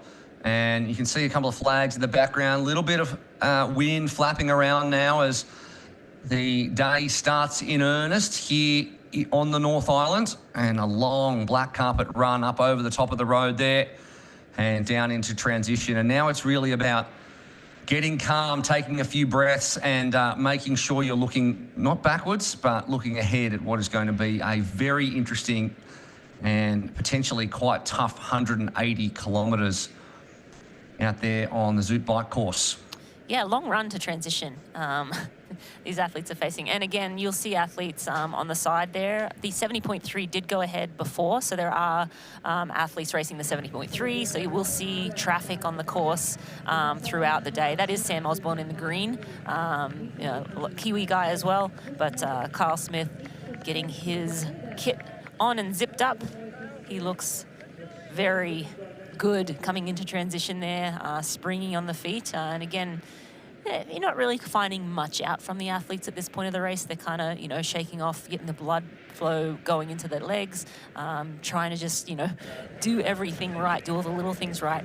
No mistakes through transition, quick, don't waste any energy, and get out onto that bike. But, yeah, this is where we Interesting to see that Kyle, interesting to see that he preferred to have the tri-suit unzipped and around his waist and then just the wetsuit on top. You don't see that often. Normally people have got the tri-suit up, and that's probably just, I mean, obviously he had a broken collarbone. He would like to feel as free around his shoulders as possible while he's in the water. I mean, it's unusual, but it's not unheard of to do that. Most athletes don't worry about that. So interesting for Kyle. And the Wahoo Element rival first out of the water, Pierre Lecour, 48.11. So nothing to sneeze at for the former short course athlete, who is a supreme swimmer, as so many of the French cohort are. Yes, and men now, top 4 guys into transition. They'll throw that helmet on. They cannot pick up their bike until that helmet is... And we're actually going to throw down to Tim in transition right now. Tim, what do you have? Okay, we are here at the Ruby transition zone. We've seen 4 guys come through. They've separated themselves from Henrik Gauche, who was with them in the swim. Pierre Lecour, what a silky smooth transition. No surprises there that he's come through and out onto the bike very swiftly. Kyle Smith, for my mind, I was a bit surprised that he led the swim so much of the way. I think for him it shows how aggressive he is as a racer, but we know that can come back to hurt him later on in the bike and the run. But we would expect no less from Kyle. And Henrik Gauche is heading out. He's probably 30 to 40 seconds down from those front 4 guys, which included Sam Osborne. We've got Huisman, as well as, of course, Pierre Lecour. Sam Osborne had a great swim. We weren't sure whether he would make the front pack, but, you know, home race, nice and fresh, no travel, and he's made that front group. And so heading out onto the bike now, we've got the 6th, it might be the 7th guy out onto the bike. What number was that? We've got... There's a bunch of guys still working their way through the transition tent now, and this will be the main chase group. And the big surprise, I guess, is Christian Blumenfeld wasn't with the front group. But we know that Christian knows how to manage his effort well. There's zero panic on his face. He looks very calm and collected, and there's some real firepower in this second group. We've got Jack Moody. We've got Matt Hansen in the chase group, a fantastic swim from Matt Hansen. We know he's one of the best runners in the field, certainly on paper. Mike Phillips is with them, 3-time champ and also the course record holder. Mike's done a quick transition here. He's heading out. Frederick Frunk is with the group. We've got, they're heading out. Ben Hamilton's coming in now as well. And here goes Mitchell Kibbe, the Australian who's had plenty of success over this distance as well. Jack Szynski heading out as well, looking calm. No one looks too out of breath, Riddy and Will. They look like they've controlled the swim quite well, even in this chase group. Frederick Funk losing a little bit of time through transition, but he's rolling on out now. He's certainly one to help close that group and bring them back to the front. So back to you guys in the studio. Yeah, it's always fast and furious down in transition. Tim, you did a great job naming everyone coming through. I'll give some times just out of the swim. Ben Hamilton, 150 back. You saw him running out of transition right behind Fred Funk there, so about 150 back. The man, Christian Blumenfeld, 137 back. So, yes, he didn't make the front pack, but, you know, within reach. And as you said, he was very cool, calm, and collected going through transition, as were all the men. Professionals, as we would expect, getting out onto the bike. But we have Christian Blumenfeld on screen on the left there on his Cadex. And he's, finding his right gears, getting the blood into his legs, Will. That's right. I mean, he's been in all sorts of positions coming out of the water over his career, so he wouldn't be one bit worried, working really towards his own goals, which, you know, in our expected times, we've crunched the numbers based on not only the course and the conditions, but also 3 years or more of results. He's expected to come in a 7:22, which would be a domination of the course record. So he'll be very happy with his bike and run positioning. Just to look back across, if you're following a particular athlete, as you can see, one of the women now breaking away at the front, Pierre Lacourse on a 48.10. Robert Huisman, who is another New Zealander who's coming off a 10th at the Tauranga half, and then he DNF'd in Challenge Wanaka. But as the local man, he swam 2 seconds back. Kyle Smith a further 2 seconds back, and Sam Osborne. And then there was a gap back to David Martin, Henrik Ghosh, Freddie Funk, and Jamie Hayes. Christian Blumenfeld was about 38 seconds back out of the water. Of course, then they had a T1 run as well. Mitch Kibbe, Andy Kruger, Jack Szynski. Mike Phillips was back in 14th position with a 49.54. So, and then he ran a 3:14 in transition. Matt Hansen, Jack Moody there, Ben Hamilton, Tom Somerville, Matt Kerr, and Rasmus Svennington, who we haven't mentioned at all, swam 54.19. So he's nearly over 6 minutes back from Pierre Lacour in that swim. So he's still making his way out of transition now, but he's got a monster bike. So let's see what happens there. As now the women are heading up onto the Ruby transition. I saw Beck Clark there at the front, as she has been for much of the time. And it's usually about a 3.5 minute run, at least for the men. But you can really make time up, because when you look at some of the runs there, Sam Osborne ran 3:04 between the timing mat coming out of the water and coming out of transition. So in between the run and transition itself, but whereas Freddie Funk did a 3:45. So that's 40 seconds difference, which is basically negating the gap that we swum out of the water over that time as we head and follow the women up the hill. Yes, and the Wahoo Element rival time, Fenella Langridge first out of the water, 50:51. We had Fenella with Lottie and Beck Clark, and Hannah Berry had a great swim. Hannah Knighton in 5th, she was 15 seconds back. So 4 women together out of the swim. Fenella Langridge leading the way up that ramp there, hitting the ground first. But Hannah Berry has had a great swim, and you know, we expected that. I thought I'd see Steph Clutterbuck in that group of 4. So Hannah Berry made her way up there. Hannah Knighton 15 seconds back, and that's 5 women out. We don't have any other women out just yet, so now we wait and see where the chasers are. Yeah, 50:51, pretty strong swim for Fenella Langridge. Still 4 minutes nearly outside the record swim time here over the last however many editions. We came to Topor in 1999, I want to say, so 26 years. And there's Fenella Langridge in the back of shot there, who has had a great run to add to that front swim. Lottie Wilms behind her. And there's Hannah Berry in 3rd position in the blue and white tri-suit with Beck Clark. Beck Clark and Hannah Knighton are the 5. So Hannah Knighton, she was about 10 seconds back coming out of the water, and she's still about 10 seconds back as the lead women head then into the transition tent.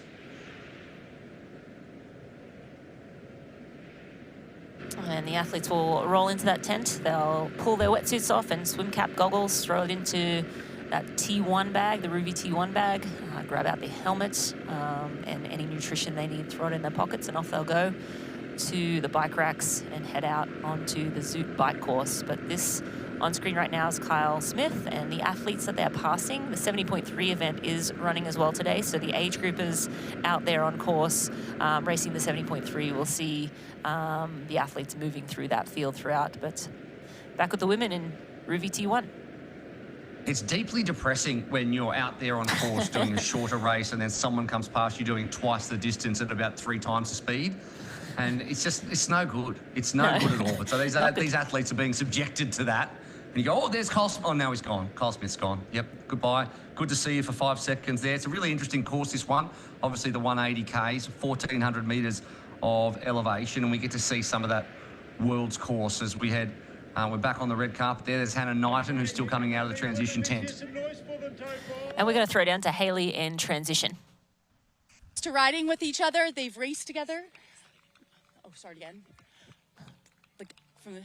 We had Fenella Langridge leading into transition. She looked fantastic. We know she knows this course and she's excited to be back. Hannah Berry, local New Zealand athlete, right on her heels. We had 3 Kiwi women in the top 5, which is just incredible. Hannah Knighton in her very first Ironman. She is a local, and I'm sure she's going to get so much crowd support. These women are used to riding together. They have raced together, and they're going to get out there and try to put as big a gap onto this chase pack as possible. It was a fast swim.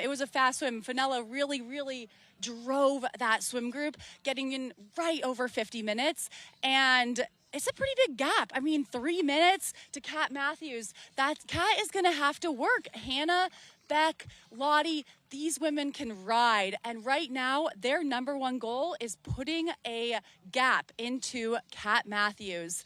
Kat, I'm sure, has been in this position before. This is not new for her. She knows how to chase. And so I'm sure she is moving through transition. She knows what these time gaps are. She's going to be getting splits out on the course, and she's going to be working her way up all day. She's going to have some company with her. Regan Holyoke, I know they have ridden together before. I've seen them riding together. Regan, also another very strong cyclist. She won here last year. She knows the course. So those two are going to be able to work together and probably work their way up. They're chasing down Hannah Berry and Fenella Langridge and Lotta Vilms and Rebecca Clark and Hannah Knighton. And it's going to be very exciting seeing if that Kiwi trio can stay away. I think we're about to see Kat run into transition here. The temperature has actually dropped a little bit, which is surprising. And but they go uphill right from the start. They will definitely warm up. They got that adrenaline. Here's Kat Matthews in transition. A lot of cheers for Kat Matthews. A lot of cheers. A lot of people here want to watch Kat race. She is never disappoints, always entertaining. She's got that helmet on. She, again, is going to know that time gap. She knows what she needs to do. Here's Regan Holyoke, Aussie athlete, defending champion, wearing that F1, trying to get out of here as quick as she can, right on Kat's heels. Those two have ridden together before. We saw them last year at Ironman Texas. They rode together for the start of that ride, so they know each other, and they are going to be riding together. It looks like Regan is having a little bit of trouble getting her helmet on, and as Rinny mentioned earlier, very, very strict rules here on the helmets before you touch the bike. Tamara Jewett, one of the fastest runners in the field. Looks like she's having a little trouble finding her bike, but that is a great swim for Tamara, and we're going to see her try to get up there, get up with Kat and Regan. Oh man, if they could come off the bike near each other, it'd be a very exciting day. Maya Stage Nielsen, excellent transition from her, made up some time. And there's Tamara trying to get out there right with Maya. Nina Duran, she was 3rd here last year, and that was a solid swim. Hopefully those women can work together. Jocelyn McCauley, past champion. She has a lot of support here in Taupo. She has raced here quite a few times, won twice, and she had a great race in Kona last year. On the bike, really, is where she hit up a lot of times. So here we see Jocelyn get out on the course. And it's an electric day of racing. Can't wait to see what happens. Back to you in the studio.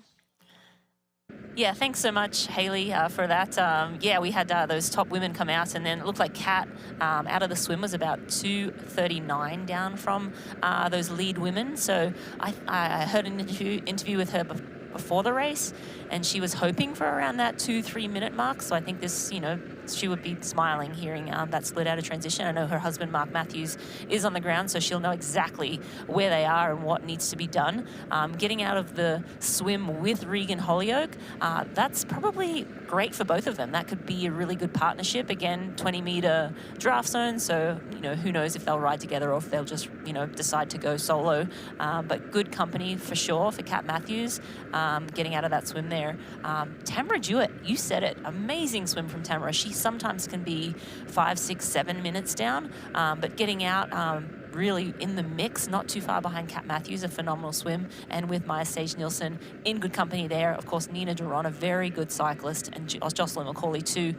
Those two women raced here before. Nina, of course, third last year, and Jocelyn has won here twice. So exciting, T1. Excited to see how it sort of shakes out. But right now we're looking at pictures of Matt Hansen on screen. He was 4th here in New Zealand last year, and he just races a lot all around the world. Yeah, man, doing it for the 40-year-olds is Matt Hansen, who just seems to get better with age, like a fine wine. I think he ran last year he ran a 2:30 in Cairns, and then he went and ran a 2:28 in Challenge Roth, and that's incredible numbers for a man of his age, I suppose, who just keeps getting better and better, and he's had a good swim.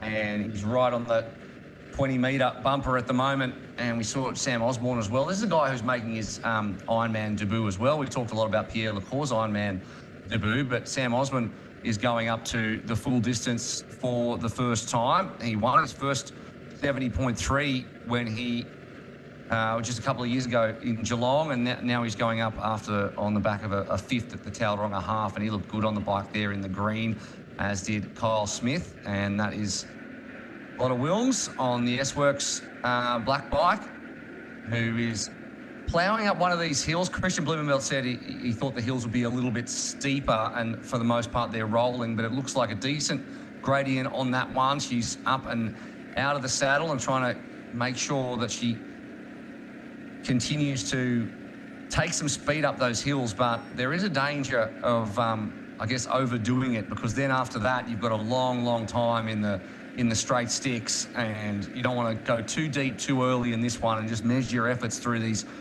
early hills coming out of town. Yeah, absolutely not. You certainly don't want to, go out too fast. These athletes are metering. At the same time, you kind of want to stay intact with the group. You kind of are making calculated decisions all day long, and that's what Ironman racing is. Like, feeling how your legs are, how much energy do you have to expend, looking at your heart rate, looking at, there's so much data that we can look at these days. Of course, if you threw that computer out the window, the athletes would still know, the perceived exertion that they can, ride at. Am I breathing too heavy? And so, yeah, they're kind of, finding their legs right now. Typically, sometimes you feel phenomenal from the get-go, and those days are few and far between. Usually you don't feel great in the first 10 miles, but we're going to look at the Ruvi transition times, and Fenella Language was quick through transitions. Hannah Berry, same time, 3:26 at 3:26, and Beck Clark was at 3:29 through transition. So yeah, that 300-400 meter long run, fairly long transition times here in Taupo. But right now we have Jocelyn McCauley on screen again. She's raced here 9 times, so very familiar with the course, very familiar with the people.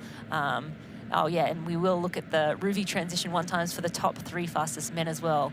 Somerville 3:03, Sam Osborne at 3:04, and Kyle Smith at 3:05. So men going through transition a little bit quicker than the women, but yeah, over 3 minutes for a transition. That's a decent amount of time spent transitioning from that swim and onto the bike. Yeah, probably get some blood through the legs, but with the exception of Tom Somerville, who came in about 4 minutes back, all of those athletes who had the quick times were at the front, and obviously these athletes at the front want to stay at the front, and they're spurring each other on to be quick through transition. They want to stick together as much as possible, work together as much as possible, as will Regan Holyoke, who had that very frustrating, I suppose, issue with the helmet clip there, which meant that she ended up 3:57, which is quite a lot longer. Kat Matthews 3:35, so she will have to battle against wanting to go too hard to catch up to Matthews, in that early part of the bike as Wilms again out of the saddle and pushing up the hills. I heard Steph Clutterbuck talk about they were wondering about what kind of form a lot of Wilms would be in, because she's come back, she's overcome some health issues with her nervous system, with shingles, etc. And then she came back to that incredible form in Western Australia in December and, as I said, won by 15 minutes. Whether or not she's had an off-season, whether she's trained through, what kind of form she's in, because for some of these athletes, first race of the season, although a lot of them have raced in Tauranga or Wanaka, it's a bit of a rust buster. It's a bit of a see where I'm at, and you don't want to be peaking. You don't want to be at 100% this early in the season if you're looking at the Pro Series or you're looking at Geelong and other races coming up. So, whereas you've got an athlete like Mike Phillips, he's raced, this is his third race. It's not his first race of the season. We haven't talked about him much. He's mid-pack at the moment as we see Kyle Smith absolutely zip past some 70.3 athletes. Said he was going to hold himself back, hasn't done that so far. He's in the lead by a nice little gap at the moment. Is Kyle Smith, and he looks incredibly smooth and has a great position on the bike. He's right over the top of the handlebars there, and he looks like he's in some good form. Yeah, he absolutely does. And yeah, I think hearing him say, I'm not going to push it, I'm just going to sort of let it come to me. And this tells me that it's feeling good, right? Like he's riding away. That last check is 30 seconds. He's riding away from Osborne, Pierre Lecoeur. But yeah, whereas, Christian Blumenfeld, what was interesting was Matt Hansen riding past Christian Blumenfeld earlier. So Matt Hansen, again, phenomenal runner. Probably the best in the sport, but sometimes he has a deficit off the bike. So if he can hang in with Christian and be in the mix all day, that will change the outcome, or definitely could change the outcome of the day. And I'm sure Christian was surprised to see Matt fly by him on the bike a moment ago. But Kyle Smith, right now leading this race, and we have a sound bite from Kyle that we're going to right now. Yeah, this bike course is really honest, and especially at the new 20-metre draft, I think it's just going to be the most honest race that there will be. The course is brutal and doesn't look like it is on the elevation profile, but just with our road surface and what could be the wind conditions as well on Saturday could make it really tough. To be honest, like I've had in my head for a few weeks now that I really want to go out and be aggressive and attack, and but I feel like the best way to approach it is to be patient. And, I haven't obviously raced an Ironman in a number of years now, so I'm used to just going full gas from the start and really attacking it. But I feel like I have to be patient. That said, if I'm feeling really good and it's coming naturally to me and I don't have to force it, then, I'll give it a good crack.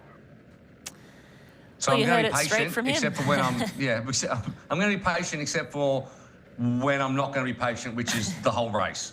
And this is how I'm summing that up. But, he's excited because it's been a long time. It was like Kona 2022, I think I want to say. So it's been a while, and he obviously feels good, and that's good for the home fans who are enjoying a little bit of Kyle Smith out the front at the moment. 2 Kiwis, 1-2. In fact, with Smith ahead of Osborne, and Pierre Lecoeur dropped back a little bit in the group there with another Kiwi, actually, and Robert Huisman. Henry Ghosh rounds out the top 5. And for those who are following along from the US, watching it live and free on YouTube, Trevor Foley, who's dropped off our timing sheets, we haven't mentioned him. He actually has a faulty timing chip. He came out, let me just double check, 3:41 down. So a good swim for Trevor Foley, and we will replace his timing chip in T2. So you'll see him pop back up, and we'll keep you guys across where Trevor Foley is, because he's certainly a threat in this one. Yeah, that's a great swim from Trevor Foley. Definitely be watching to see that evolve over the bike ride. And again, he didn't plan to come and race this early in the year. He, is training in Florida, but his training was going so well that he decided to make the trip down. So, excited to see what sort of legs he has showing up here in New Zealand. But we are with race leader, local boy, Kyle Smith, and he is feeling good today. I think this race is going to be a great day for Kyle Smith.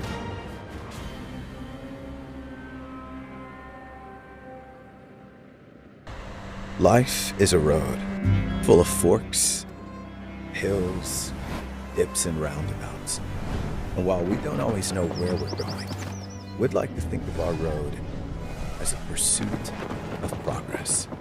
And the further we go, the more we realize that a better tomorrow starts with a better today. Athletic Brewing Company, non-alcoholic beer that's fit for all times.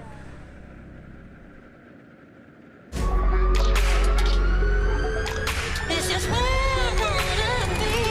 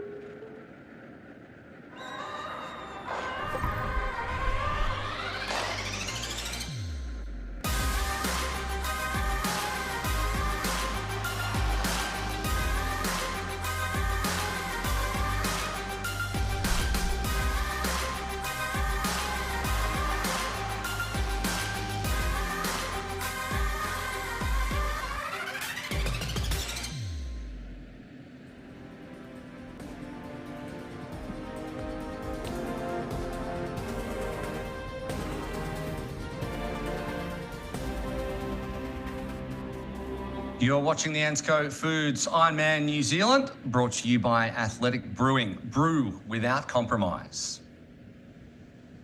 And by Zoot Sports, the original triathlon brand delivering comfort, speed and performance since 1983. 1983, great year. I was born in 1983, one of the great years. Can't remember any of it, but I do remember being born and my parents saying to me, it's really an honour to be born at the same time as Zoot Sports was founded. So outstanding stuff. An update on Steph Clutterbuck came in during the break. She was 11 minutes down out of the water, which is obviously she's had some kind of an issue and she lost another 2 minutes in T1. And that has happened to her before, happened to her in Arizona, resulted in a DNF. We hope that that doesn't happen and she gets into her rhythm today, but there's been some issue there. Meanwhile, at the other end of the race, Hannah Berry, who lives just a couple of hours from here in Mount Maunganui, is in the lead ahead of Lotta Wilms. Beck Clark is there, and Fenella Langridge is your group of four. And the other Hannah Knighton, has dropped off the back of that one. And then the next on the timing list is Kat Matthews. And I think all these women will know, based off the run times that Kat Matthews is able to put down, that they're going to need 8+ minutes at T2 on Kat Matthews, and at the moment they have nowhere near that. So Kat Matthews will know the time splits, she'll know how far ahead her competition is, and she knows just what kind of run she has. She had an absolutely spectacular run here at 70.3 Worlds 18 months ago, and without putting the mockers on her, if she can replicate anywhere near that kind of form here again, you'll have a couple of victory laps. And we're going to look soon at the bike course map and have a look at exactly what this 180 kilometres has in store for these athletes. And it's an interesting one, very punchy coming out of town, 1,400 metres of elevation. There's elements in the first half of the loop of the 70.3 Worlds course I was just talking about. And then it's a tour of the rural landscape surrounding Taupo. It starts at the Kaimanawa Reserve, which is obviously transition. They descend to the dam, climb up and turn onto State Highway 5, make their way along that highway, and then the return leg brings them back to town for a second lap and then back into T2. And it's a difficult one. The chip-sealed roads, we've heard a lot of talk about that. The rolling resistance is high. It's a bit of a power game and a mental game as well, when you feel like you're probably not hitting the speeds that you're used to, especially for these athletes that come over from the US or somewhere where the surfaces are generally a little smoother. And you look at your times and you think, well, for the power I'm putting out, I'm not getting the return that I want. And you need, I guess, experience comes into it and riding these roads. Yeah, I don't think it's only that. Yes, the rolling resistance is there, so the velocity is lower, so speed is lower, but it's more than that. It's that the micro vibrations, and you don't really feel it until you get onto the run, and then you're like, wow, my legs feel really dead. And that's not something you can really kind of explain if you haven't ridden on roads like that. It brings more fatigue to your body, and of course you don't want heavy tired legs running off on the marathon. But so it's subtle. It's just a little bit more fatiguing than if you were to ride in North America or Europe, where there's blacktop perfect smooth roads. But this is Sam Osborne on screen right now. A moment ago we were watching Tamara Jewett. Again, Tamara Jewett having a phenomenal swim, getting out of the water, not too far behind Kat Matthews. The bike is really where I'm interested to see how she rides. She's in good form. She raced recently and won here in New Zealand at a half distance race, and yeah, she's looking to make some changes this year. Last year, not a great year for Tamara. The year before, she won Oceanside and, with a great field, and so we know she has great pedigree, and we know we've seen that woman run, and it speaks for itself. She's lightning fast on the run. So if she is within striking distance, this could be a really interesting late bike run. Run, not bike run.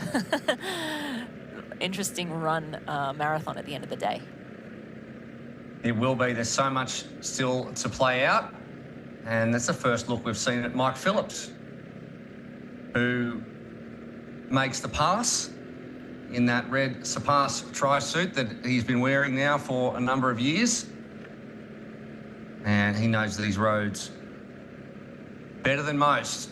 Does the three-time champion, holds the course record at 7:45. And speaking of which, we have some, I guess, expectations of times we put in based on, now he gets overtaken by, the number 2 man overtakes the number 1 man, Christian Blumenfeld, powering up these hills and reminding everyone exactly the pedigree that he has. So still groups coming together despite the 20-metre rule, and while they push up that hill, Sam Osborne is on the other side of it and is motoring. But speaking of motoring, Kyle Smith, over that first 8Ks, the split, he's averaging 2Ks faster than anybody else. So he's really putting the work in early on in this bike, is Kyle Smith. Yeah, and that just tells me he feels good. Sam Osborne here, moving very well too, trying to get as aero as possible. He's in the big ring, in the biggest gear he can find. Just trying to, every single second counts in these Ironman Pro Series races. But I'm sure he can see Kyle Smith off in the distance. At last check, it was around a 30-second split, but I'm sure that's going to continue to blow out. And, we have Christian Blumenfeld in that group around 2 minutes back, Hansen, Moody, Mike Phillips, the group we were looking at a moment ago, riding together. But, Sam Osborne now just trying to, bridge up. He's kind of in no man's land. Yeah, certainly makes it hard when it's lonely out on the road. I was just looking back while you were talking about that at our expected swim times for some of these athletes, and overall, everyone was quite a bit faster. The ones with the biggest gap for their actual swim times versus expected. I mean, Ben Hamilton was over 5 minutes faster than we expected him to be. Trevor Foley was nearly 7 minutes quicker than we expected him to be based on previous results. Blumenfeld was 90 seconds faster. Some athletes were a little bit slower. Rasmus Svenningsen was nearly a minute slower than we expected. Jack Moody was nearly 7 minutes faster as well. And then in the women, Fenella Langridge, even though she led, we expected her to be even quicker out there in the water than what she was. Lotta Wilms, Rebecca Clark, Regan Holyoke was a little bit slower. Tamara Jewett was nearly 5 minutes faster, so she was probably on paper the one who had the best swim against what her previous swims have been. So she'll be really happy with that. Mitch Kibbe's another one we haven't spoken about in the men's. He was 4 minutes 15 faster, and Jack Szynski as well had a faster swim.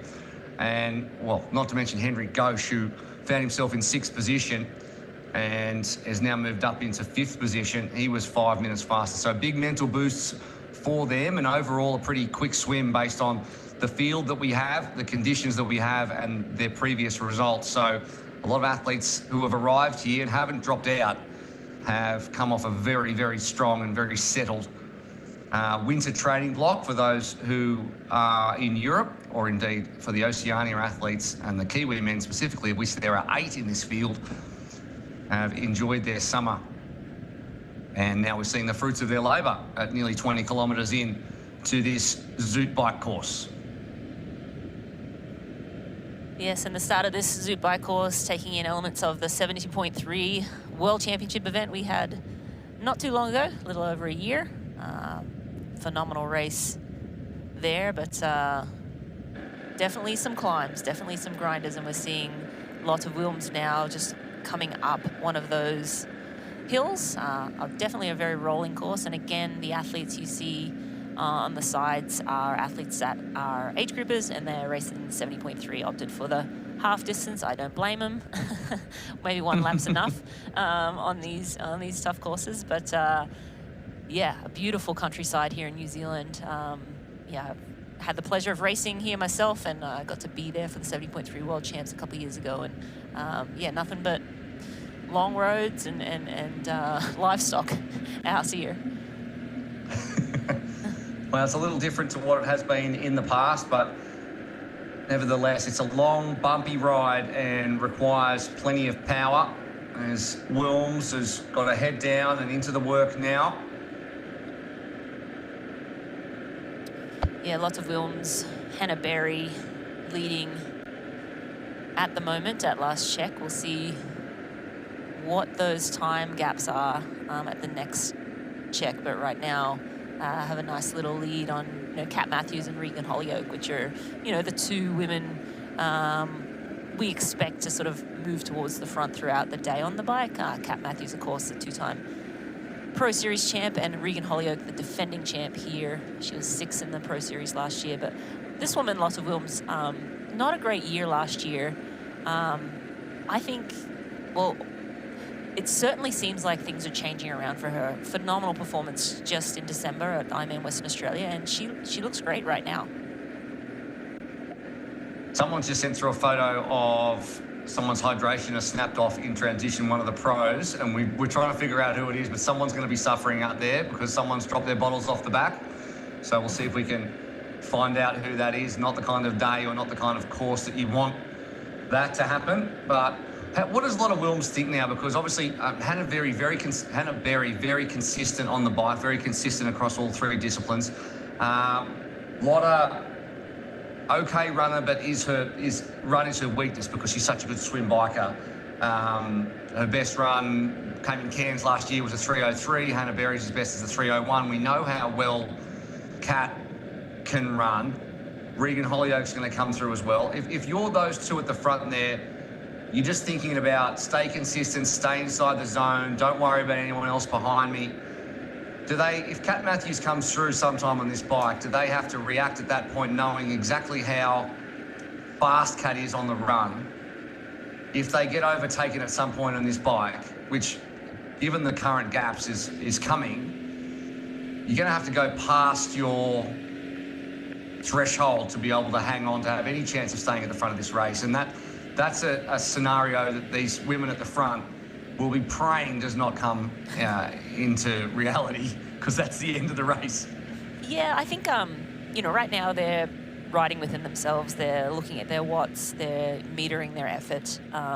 If and when Kat Matthews, comes up, if she comes up on them, that's when you've got to make a decision. Okay, do I expend more energy now, stay with Kat, and potentially push away from the rest of the field, and sort of it's not a foregone conclusion that Kat's going to win, right? We've seen Kat on a couple of occasions have calf issues where she's not been able to finish, so it's not a foregone conclusion that she's going to win the race. If she gets to the front and she's able to run, probably she's going to win the race, but you never know. It's a long way. It's an Ironman, of course, and you've just got to play the cards that you have in the moment. And so, when Kat comes up, if Kat comes up on those lead women, and I'm sure they're hoping they don't see her all day on the bike, and I'm sure they're hoping if they want to win, they want to probably a little buffer, given that their best marathons are just over 3 hours, and Kat's is in the 2:40 range. That's a sizable difference. But yeah, I mean, you almost can't do anything about it. You play the cards you have in the moment, and let them fall where they lay. And again, Kat, just a phenomenal athlete, a huge talent in this sport, and Kat's going to do what Kat's going to do, and you've got to do what you can do to try and get as close to the front as possible when it's time to cross the finish line. It's a real chess game at 40 kilometres an hour, or a little bit less than that at the moment, to try not to react too much, to stay within what is going to give you your best race. And Kat Matthews knows that she has it in the tank if she's had as good an off-season as she and her husband/coach now, Mark Matthews, who's basically the two of them taken over. Kat doesn't have her own coach anymore. She was working with Alex Dowsett on the bike, but now Mark has taken over that and the run as well, and they kind of work together on the swim. As we can see, a beautiful shot of a very green North Island of New Zealand for this time of the year. The land of the long white cloud. Oh, yeah, that's right. Land of the long white cloud and the long, long green paddock, apparently, as well. Because of those calf issues, and that's probably a little bit of it, Kat's actually moved on from ASICS to on running. So we'll see if that makes any difference whatsoever. But I know that was a factor in her decision to change shoe brands, just to see if that made a difference. Not that the ASICS is, there's any problem with it, but something new and different.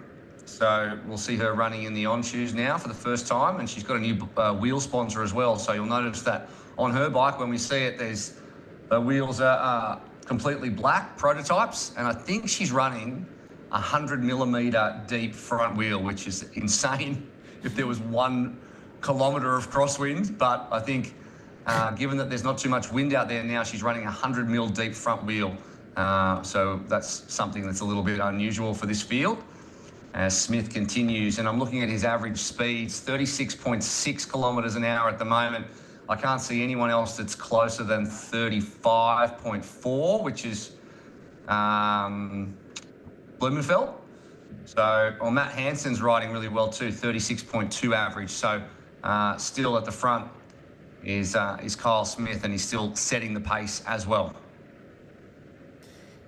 Yeah, Kyle Smith definitely leading the way now, but they're just about to go through another time check here momentarily, and we'll see, what's happening behind. Is Kyle Smith riding away from the field at this point of the race, or is it sort of holding steady? Again, he did say he was going to be patient and just sort of let the race come to him, but this tells me that he's good legs. He knows these roads like the back of his hands, but we just got the info in. We just got the info in just then. Kyle Smith has gone through the 26.8 kilometre timing, Matt, and in that split, he averaged 44.8 kilometres an hour. Obviously, they're down into the flat now. And as the other athletes come through, and we haven't seen another one come up on the timing split yet, we'll be able to draw a comparison. But his projected bike, based on the speeds that he's going at the moment, 4:03:37, which is, I don't think it's going to end up being that. But he's certainly powering in the first 30 kilometres of this bike leg. We're about a third of the way through the opening lap here in Taupo. And on screen right now, that's Robert Huisman. He looks great. He's sitting in 4th place right now. We'll see in a moment at the 26.8 where he's at. But if you look at the bottom of the screen, you can kind of see where the athletes are at. So he's, on that slight downhill, about to climb another small hill before he sort of descends back down again. So a faster section of the course is the athletes are on right now, but they will have to climb back up for that lap 2 back to transition, and then they'll hit those hills again and have that whole thing happen again. But you look at that road, just long, straight. It's kind of lumpy, but again, the chip seal makes it a little bit harder to grind through. And now we have the next splits in. Sam Osborne's 1:58 back from Kyle Smith. So that 30-second split in the last 18 kilometres has gone out to 1:58. Pierre Lecour at 2 minutes. Christian at 2:30. So Christian is moving up a little bit. And then we have Huisman at 2:36 back. So Kyle Smith, at this point in time, having it all his own way, riding away from the field.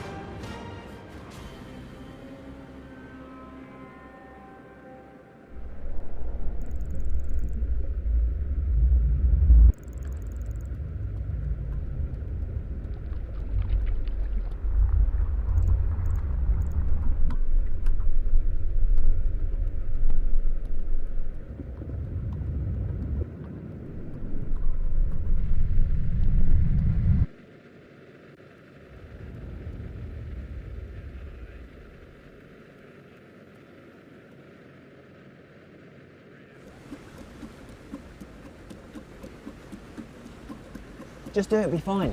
It's breakfast with precision. It's breakfast with precision. Thank you, Poncho Man. Welcome to Breakfast with Precision at Hugo's on the Rocks. I'm Andy Blow, co-founder of Precision Fuel and Hydration, and we are stoked to be the official hydration partner of the Ironman Global Series. Hey, what are you doing on my set? Get a plan for your next race at pfnh.com. Security! It's breakfast with precision. It's breakfast with precision.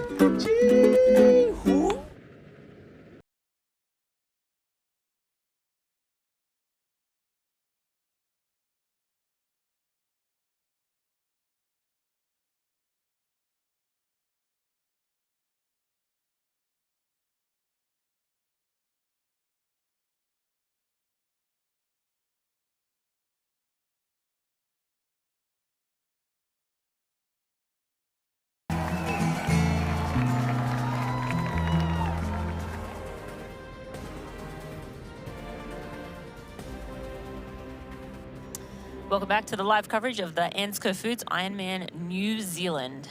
We are rolling along in the bike now. Men are 26.8 kilometres in, and we are rolling along right now with Robert Huseman, who's sitting in 5th place on course. Christian Blumenfeld just went by him, but the man leading the race right now, Kyle Smith, he has a 2-minute lead on Sam Osborne. So he is clear, but moving back to the women's race, and Hannah Berry leading the way. Had a phenomenal swim here today, out with the leaders, and now has taken the lead on the bike.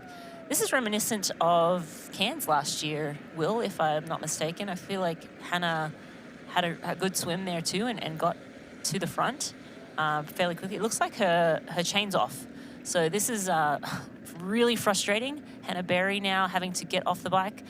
There is a way that you can flip that chain back on while you're riding, but it doesn't always work out well, and hopefully she doesn't have it jammed in between the wheel and the cassette there, but it looks like she has it back on. But again, just super frustrating when your chain gets thrown off.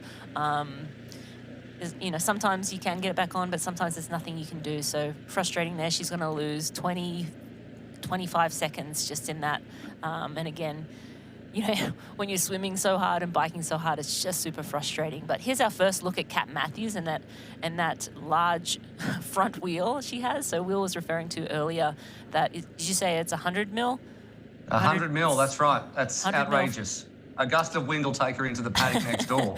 She'll fly off the island. But yeah, so the front wheel, for those who aren't familiar with, you know, wheel choice and so forth, the deeper the wheel, the faster the wheel, but the front wheel tends to catch the wind a little more. So if there is crosswinds, you can see the athletes being thrown around a little bit more. The rear wheel, the disc, they're so light and fast these days that most athletes will opt for the disc if they have that opportunity to ride a disc. So you see most athletes with the disc wheel in the back. But yeah, that front wheel, pretty aggressive for Kat there.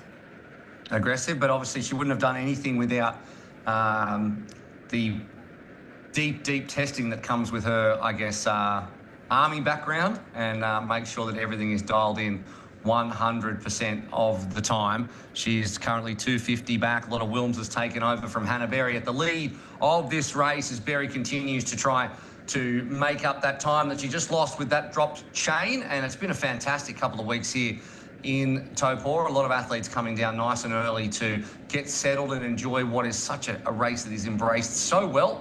And a couple of those athletes, Trevor Foley and Fenella Langridge, got a bird's eye view of Lake Taupo and just its vast nature with a hydroplane, if you don't mind. Right, should we live now? I can't believe it did this.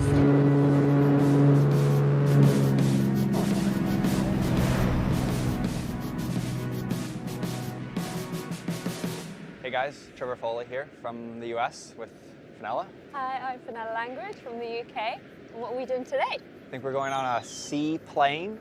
I haven't actually gone swimming yet, so it'd be nice to observe the swim course and just to see the landscape. I've run on like the little river path. It's been lovely, but it'd be nice just to get like an overhead shot of everything.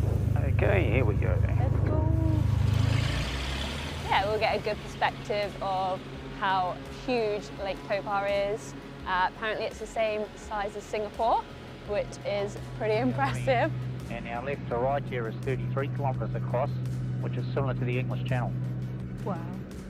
And as I said earlier, it gets up to 180 metres or 600 feet deep. And it's the largest body of fresh water in Australasia. You can put the whole of Singapore into the same area as Lake Taupo.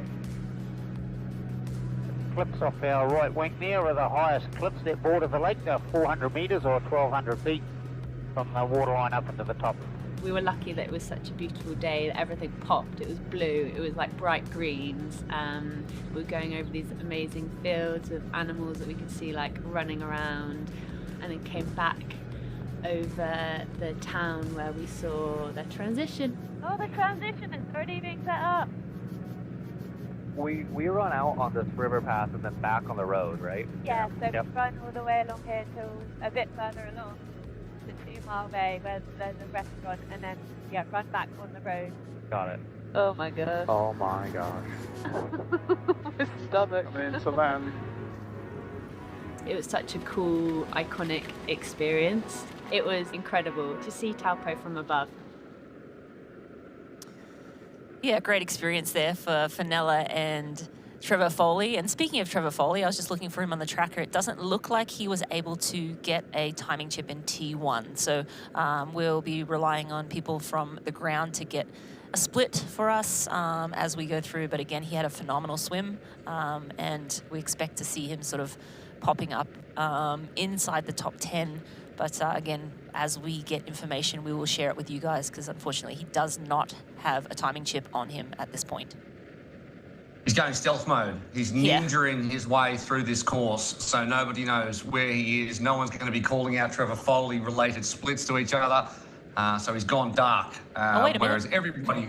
everybody Sorry. will know where Christian Blumenfeld is, because he is moving up through this pack now, 2.5 minutes back. Blumenfeld on LaCour from Osborne, and then Kyle Smith. So Blumenfeld actually the second quickest man out on course at the moment. Kyle Smith's still 1 kilometre an hour quicker than him, but Blumenfeld is second, and that's going to help him slowly move up into second position. And we all hope that we see one of the great battles unfold coming out of T2 as age groupers and professionals alike head along these rolling roads out of Taupo. A grey old day here in the unpredictable weather of the North Island. And we're just going back to Trevor Foley for a moment. I spoke too soon. Looking at the tracker, he's in 14th place. He must have gotten a chip, I see him because pop up I there, see yes. him. Yeah, he's riding the same speed as our fastest on course right now, which is Kyle Smith, 44.44. So just a little bit slower than Kyle Smith, but certainly the second fastest on course at this point in time. So he's now in 14th place, so making his way through the field slowly. But yeah, so keep an eye down on Trevor Foley. We expect Stealth mode deactivated. He must be listening to the telecast. Yeah. And he's flicked it back on. Yeah. And invisibility mode has been turned off. He's going 44.4 kilometres an hour, so second only to Kyle Smith in terms of the bike pace at the moment, as Blumenfeld zips past a few more 70.3 athletes, and he just looks a little metronomic in his riding. He's very relaxed in the top half of his body. What's he got in his hand there? It looks like I don't know. I'm like, is that a part of his bike? It looks but I think he's like it snapped off and... Yeah, what's he eating? A Norwegian sausage? What is that?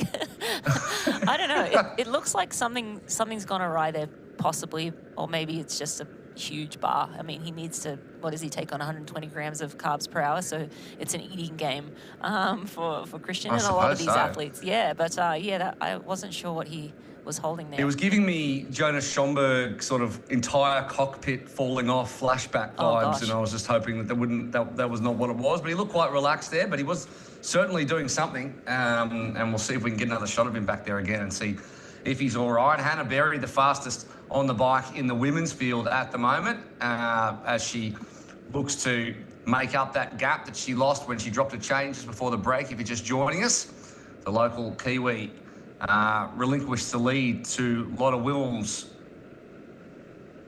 just with a drop chain a little bit ago. What is that? I don't know what that is. It looks like he's holding that in his hand though, no? Yeah, I think so. And I don't think it's an extension of his bar. So I don't know if the cameraman can hear us. You sneak a little bit further ahead. All right, I'm and going to, see you know what, I'm it going is. to turn on the YouTube comments for a minute. I'm going There to we go. read through, and anyone who has any suggestions on what that is, hit the comments section, and It we'll looks find like a out. part of his bike. Like Yes, it's broken off. Is but it his aero bar? Well, his aero, he looks comfortable unless on his left arm the aero bar has snapped off. Yeah, but I see it looks like he's still leaning on that left bar. So I have no idea what it is he's holding. Speed up, cameraman, and let's have a look from the front. But we need a little well, front view. I mean, but it's not good. he's Whatever still it traveling is, quick. whatever it is, it's not a water bottle, clearly, and it looks like something sort of. It must be. It's I a bet piece it's of something to K-Dex. do. It's a piece of his K-Dex. I bet it's something to do with his aero bottle, maybe his front bottle. It looks like something like that. So we'll try and figure out what Christian is holding. Again, you know, you cannot litter out there, so maybe it's something he can easily discard at the next aid station. So that's why he's carrying it and not throwing it off if it's something he doesn't really need. Nonetheless, typically you're not really carrying anything you don't need on your bike, so something he probably would have liked to have kept. It could be like his computer mount, some sort of contraption like that. But yes, nonetheless, not all smooth sailing for Christian Blumenfeld, but this is Hannah Berry on screen. Back to the women's race. Again, she did drop a chain probably about the last 3 or 4 kilometers and had to actually get off and change the chain. She was cool, calm, collected, hopped off, changed that chain, threw the chain back on and hopped back on, but she's riding with Lotte Wilms, so Lotte went past Hannah. They are 2 in the front of the race now. I think Beck Clark up there too. And we're gonna Beck Clark in third. We're gonna see this again though. We're gonna go back to handlebar gate, I hope, in a second, and find out. But it's good to see Hannah Berry back on and looking smooth. And speaking of looking smooth, that beautiful canyon of Kat Matthews as she continues to hunt down the front of this race. And looking at her current speeds, her expected bike is a 4:34, and at the moment, if you look at Hannah Berry's expected bike, is 4:44. So if you project the speeds out over the course of the 180 kilometres, Kat Matthews is motoring along. She's not, because she's back a little bit, her speed isn't as high, but if you, now she's gone through the 26.8, it's jumped 30, up to 39.7 kilometres an hour, which is 2 kilometres or even 3 nearly kilometres an hour faster than the women ahead of her. So she's only 55 it's seconds a matter back. of time. Yep, only 55 seconds back. Here we go. It's Christian Blumenfeld. Christian, what is that? Christian, if you're listening to the telecast, my friend. It looks what like is that? Like his mount. Is it his computer mount? It must be, because he's got both his cockpit his cockpit looks okay apart from that. And the straw's sort of bouncing around, so maybe it's something to do with that hydration system and possibly his computer mount. But this is probably the best case scenario for something to fall off your bike, right? Like, not an aero bar, not a bottle, not nutrition. Yeah. I mean, hopefully it doesn't mess with the integrity of those front bars. Rattling road. It looks like something in. See his. I don't know if he always had nutrition popping out the front of his. Yeah, just above the E and K-Dex there. Yeah. Maybe so, the cover again, that covers that, which, you know, right, that is the best case scenario. If that's what it is, yeah, it's tucked he'll away just there. He's probably not yeah. going to lose too much. Yeah. So as long as they don't all fall out. out, right? Like if he loses all his nutrition, it bounces out because of it, then that could be problematic. But probably best case scenario. Well, it happens to the best of us, Rinny, and he's certainly that at this point in time. Yeah. But he's not the fastest man out there. It's still Kyle Smith who's slowly extending his lead, and we're going to see through another timing mat soon enough. But 1:58 it was at the previous timing mat. Sam Osborne's having quite the race at the moment as well. But Blumenfeld's expected bike 4:08 at this point. He's still got that in his hand. And he's sitting up, having a bit of a look around, wondering what he's going to do next, but certainly doesn't too worried about it as we head back down now to Tim and Hayley, who've got some insight for us. Yep.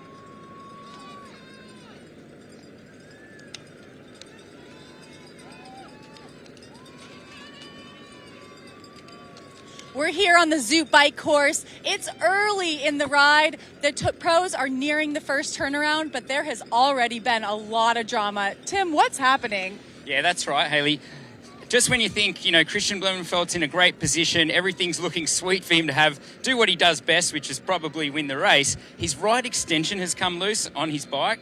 And anyone who's ridden knows that can be very distracting because, first of all, he doesn't have that same level of support on both sides. So he might have to twist to hold just onto the left side, which over time on a rough course like this, you could see that his back could get tightened up. He could run into other issues. I think when he does get to the bike mechanic, it's hard to know what's going on right now, but they're probably just going to tape that on there because to really fiddle around and do too much with it, he's going to lose a lot of time. So we know Christian, though, he's about as tough as they get. I mean, obviously he's got the talent, he's got the training, but his toughness is what's most underrated. And I think he'll just be like, well, this is the situation. This is what I've got to do. I'm just going to go into Blumenfeld mode and make sure that I do the best I can. So I don't know how much it'll affect him. It'll be interesting to see. And it hasn't been drama-free on the women's side either. That's right. As you mentioned, these roads are rough, and we saw Hannah Berry drop her chain while leading the race. Hannah's an experienced athlete. I have no doubt she got back on that bike, got back into race mode. She is riding very well, getting back to the front, but it does impact you psychologically, especially when you're in the front, when you have the camera on you, when you know everyone can see you on the side of the road. It has an impact. And Tim, you've ridden these roads. Can you tell us a little bit more about what it's like? Why are we seeing these mechanicals? Yeah, I think it's interesting. Over the years, we've moved away from the hard, high-pressure tyres that we used to use, and most people are using tubeless tyres. So if you have the right pressure and you're used to the roads, it won't bother you quite as much, but the bolts on your bike don't necessarily know that. So they're the things that can come undone. And I mean, I guess looking at the race now, there's no surprise that Kyle Smith is tearing up the bike course. You know, he's close to 2 kilometres per hour quicker than every other athlete in the pro field, except for Christian Blumenfeld. And I think I would have been worried about that until I could see the vision of Kyle riding, and he looks really smooth. His cadence, he doesn't look like he's forcing it. So, you know, Kyle said, you know, before the race that if he felt good, he was going to push it. And I thought, oh, that could be a mistake. But when you see how easy he's doing it, he looks like he's breathing smoothly. He's not rocking side to side. I think he is doing it quite easy. I think he's making the right decision and really going for the win. So that local knowledge, knowing the course, knowing how the roads roll, I think it's paying off for him. The Kiwi athletes are still doing very well. We mentioned Hannah Berry, one of the fastest movers on the women's side. Rebecca Clark still up there in the top 3.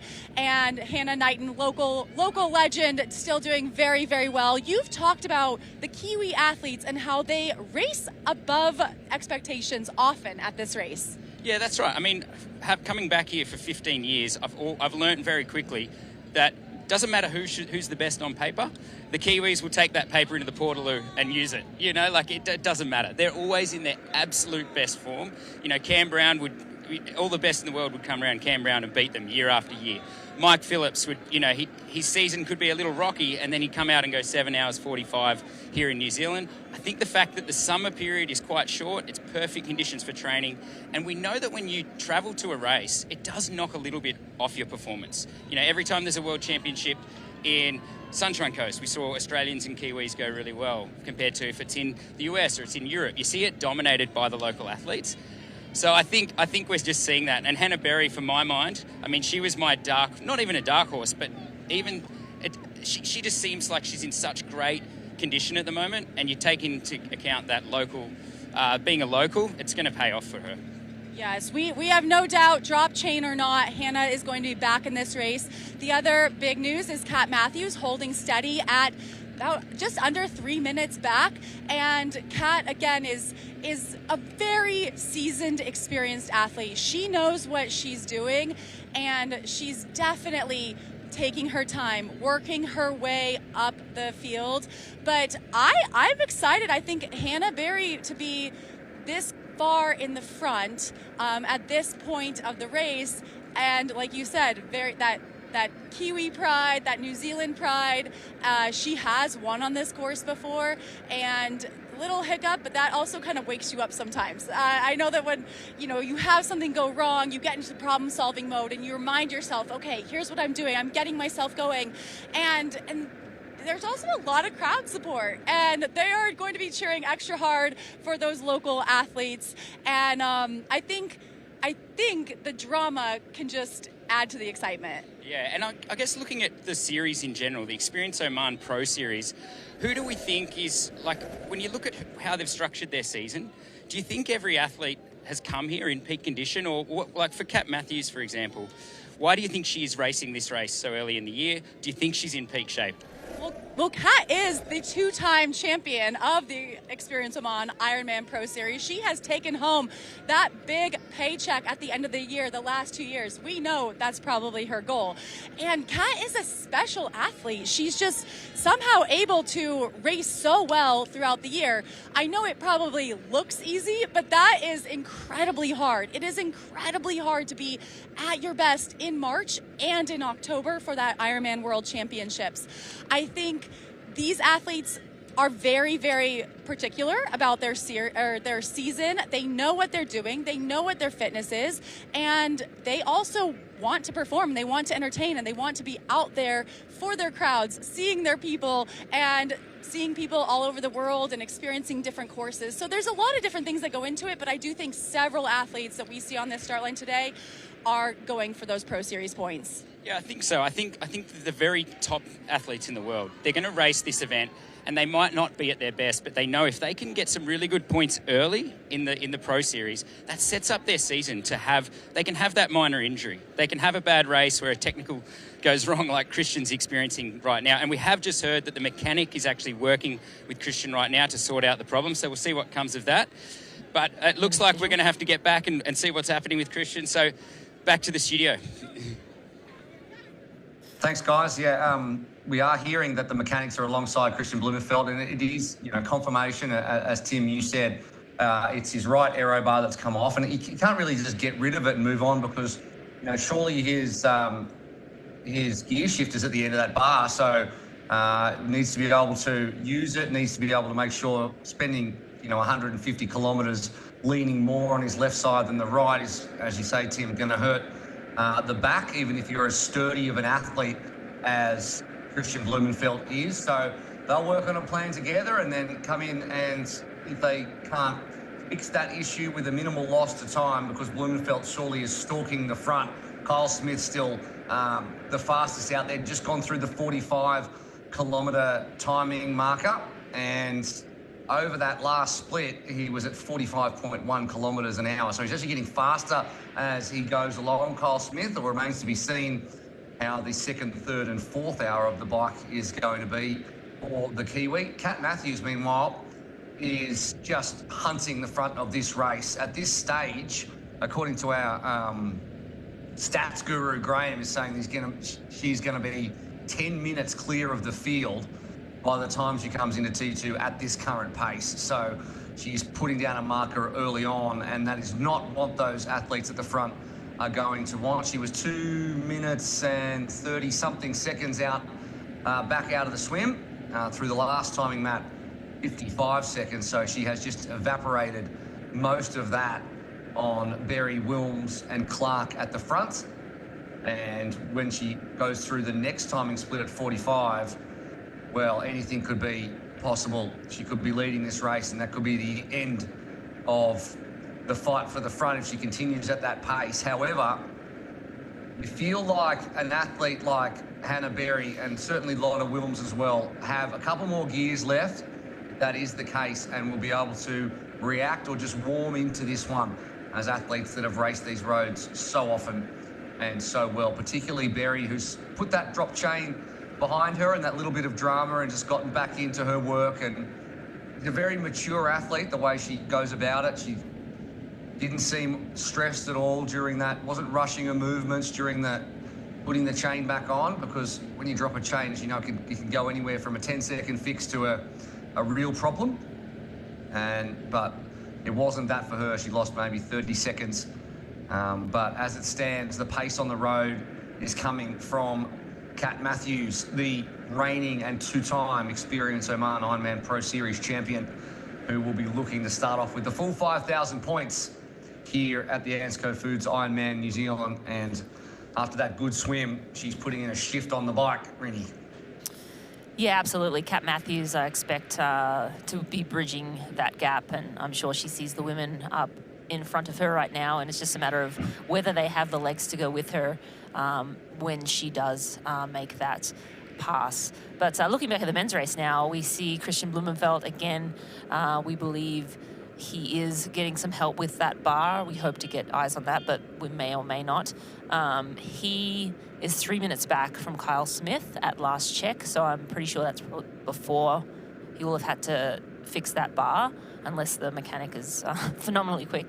Then Sam Osborne, 3:03. So Christian with that second group. Matt Hansen riding so well right now, keeping pace with Christian Blumenfeld. And again, I believe Christian will fall off that pace in, a minute, 2 minutes. I'm not sure how complicated it will be to get that bar back intact and back on his bike.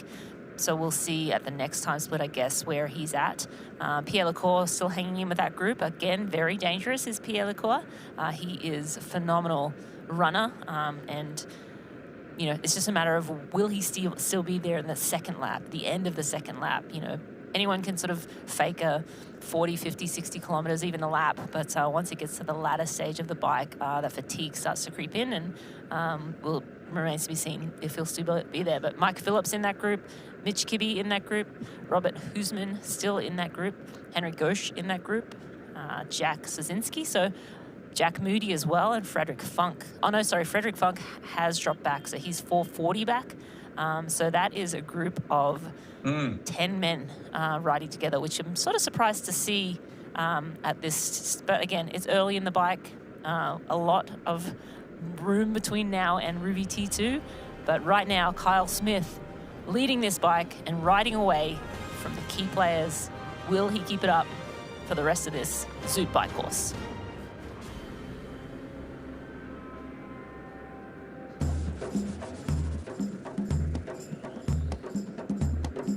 It's the beauty of Oman.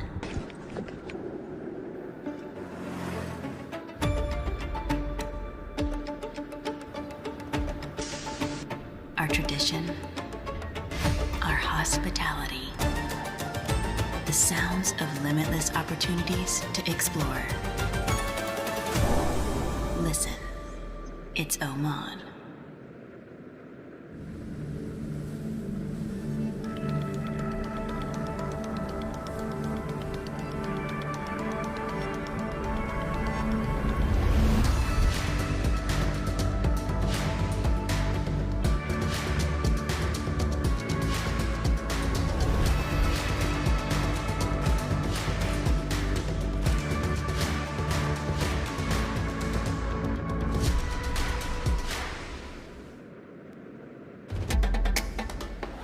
You know, and we know. The thing about challenging yourself is, you're always looking for what's next.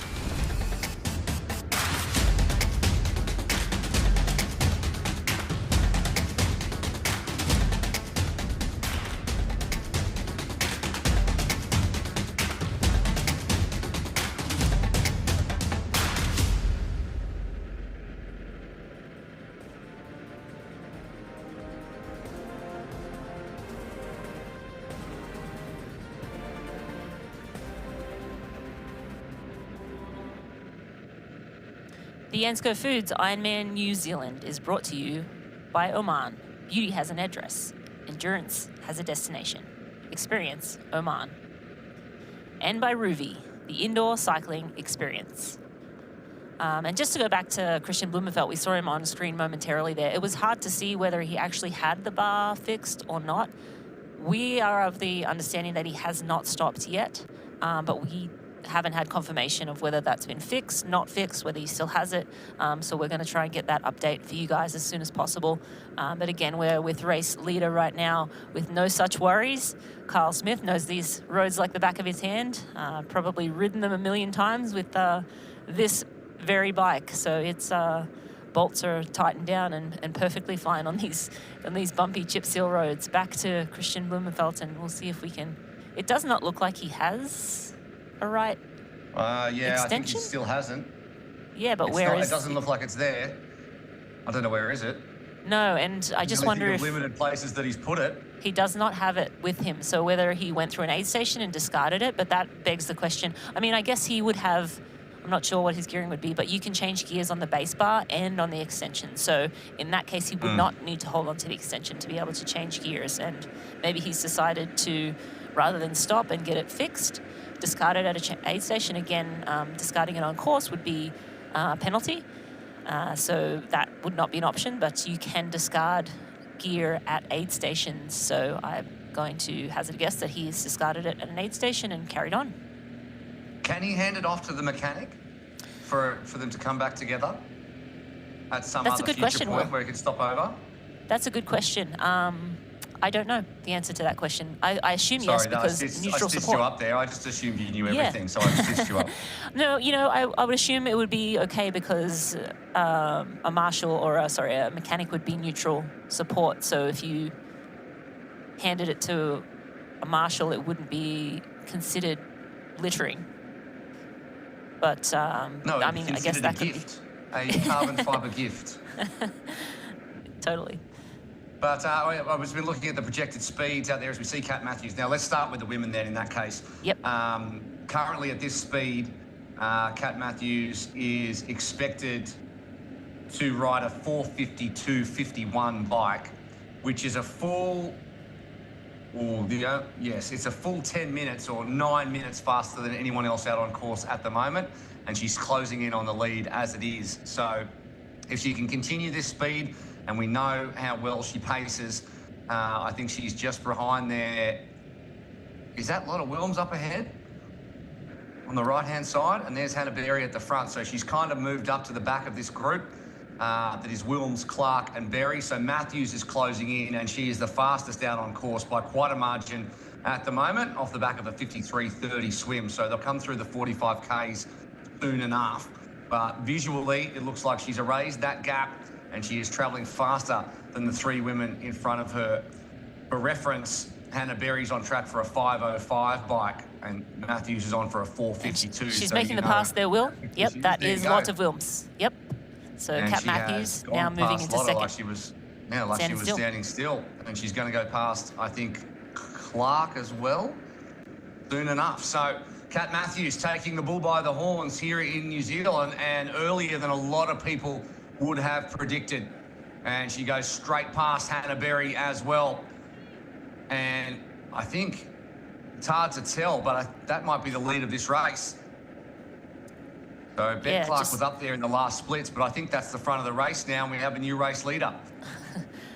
Yeah, around 35 kilometres into the race, Kat Matthews already hitting the lead here at the ANZCO Foods Ironman New Zealand. Kat Matthews looking super compact, strong, cool, calm and collected. And yeah, I think she'll be feeling pretty good about that, taking control of the race so early. You know, she will have in the back of her mind, you know, where are the other runners in the sport, but athletes are fairly, Kat Matthews is a fairly confident athlete, so I feel like hitting the lead would just give her more fuel right now, and it's just a matter of whether Lotta Wilms, Hannah Berry and Beck Clark can ride with her or hang in there with her for a little while, or whether they just let her go and say, okay, see you later, you go ride your pace and we'll battle it out for the minor placings. Well, anything can happen in this sport, so it certainly isn't over yet, but a lot of people were talking about, can we get a bit of a gap on Kat Matthews by T2 and negate that, and that's great swim from her, sort of put that to bed. But with the firepower on the bike at the front of this race, I don't think any of us were expecting for her to take over so early on. But here we are, and if she can go on with it, it would truly be a marker laid down in the Experience Oman Ironman Pro Series. Because don't forget, you don't have to be first, but you do have to be fast in the Pro Series. Every second counts, which means that if Kat Matthews streaks away from this field, the return for points for the Pro Series for the minor placings and those in the top 10 are going to dramatically reduce, which could in the end really change people's plans for the rest of the year. Because if you come in 6th position, but you come back with 3,000 points or 2,000 or less, suddenly the return is nowhere near the investment that you put in and the placing that you took and the prize money that you took. Yeah, it's almost worth missing races people like Kat go to. But yeah, so every second does matter. The 5,000 points diminishes as 1 point per second. So every second that elapses after the winner crosses the line is how many points you will get from 5,000 to 0. So that's sort of how the points work. But you also have 5 races to score from, a maximum of 3 Ironman races. The regular Ironman races are at 5,000 points. World Champs is a 6,000 point race, and in the half distance, those races are worth 2,500 points, and the World Champs for the 70.3 is worth 3,000 points. So it's very strategic where to go race, who to go race, and who's going to show up, and yeah, trying to race all the way to the finish line, which has brought some really exciting racing over these past 2 seasons. Absolutely, it has. Kyle Smith still out front. We can tell you that we had a workaround on the Trevor Foley situation. Still has to pick up a new timing chip in the change tent in T2, but we're able to continue to track him anyway. There's Sam Osborne, who's not having his projected 4:22 bike, which is quite a way off Kyle Smith, 12 minutes back, but he's still sitting there pretty in 3rd position. And I think the dark horse here, based on his run pedigree, is Matt Hansen. You know, we know how quickly he can run. He's probably the only guy in the field who can boast a run that potentially could be as fast as Christian Blumenfeld's run. And if Blumenfeld does have to stop to change that bar, we could see a situation where Matt Hansen, well, at the moment, he's projected to have a faster race than Blumenfeld overall. He's projected at a 7:43 and Blumenfeld 7:45. So, but, you know, there's so much to play out, hours and hours and hours to go. But if Matt Hansen has his run legs with him today, and he usually does, he could be on track for a very strong start to the Ironman Pro Series. He's a guy that likes to race a lot and is able to race a lot, even at his age, which he's younger than me, but he's older than most of these guys.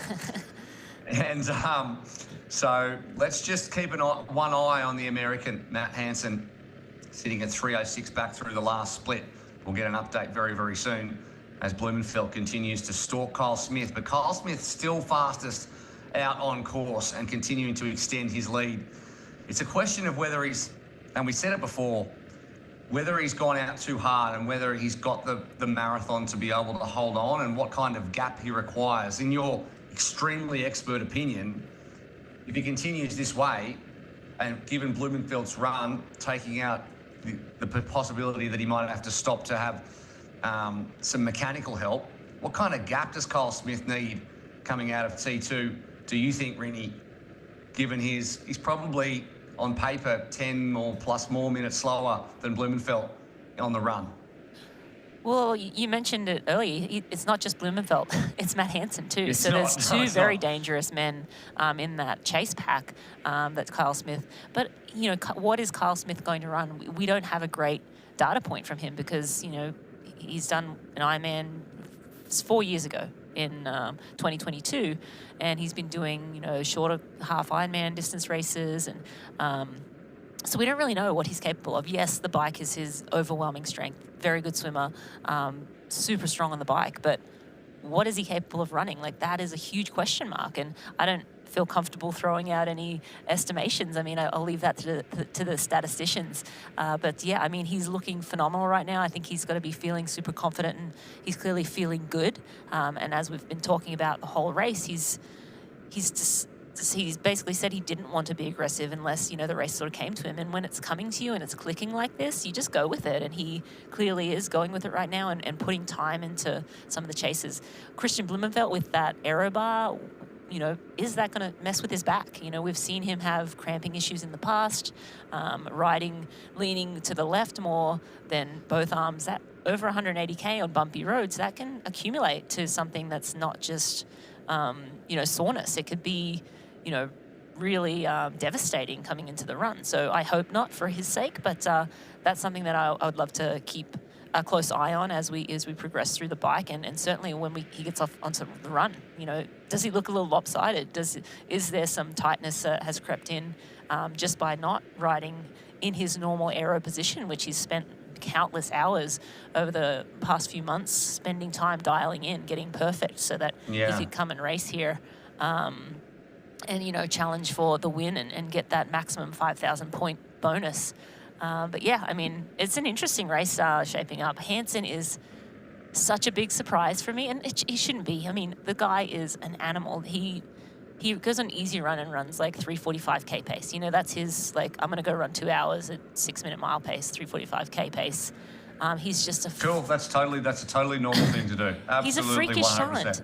And my husband trained with him a bunch in the last, when a decade ago or 6-7 years ago, and was like, this man, he is unbelievable in training. And I'm just loving seeing him put it together. And Matt's had different things go on, and he has had some phenomenal performances in Texas, and to showcase just how strong and tough he is. But I'm excited to see him up there and just sort of cruising along with the best in the sport at plus That's 40 so years true. old. And he doesn't even, he almost retired last year. He was like, I don't know, like, should I hang it up? Is it time? Like, father time is catching up. But then I think he had an exchange with Cam Worth, and I think the comment was, Cam Worth said, you're a long time retired in the sport, like 40, 42, 45, whatever. It's still a long time retired.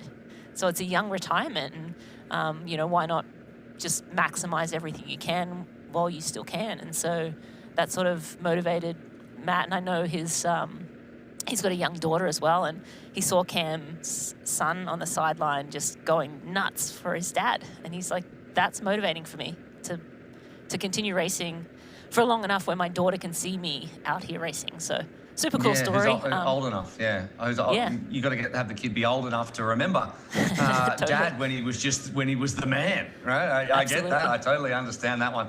Anyway, at the moment, Matt Hansen is projected to win this race at the current speed from Christian Blumenfeld, and Foley, who's in there as well. Kyle Smith, with his run, is going to finish 11 minutes back at this point. But right now, Kyle Smith is looking extremely smooth, as is Christian Blumenfeld. Let's hear what he had to say about the bike course out there.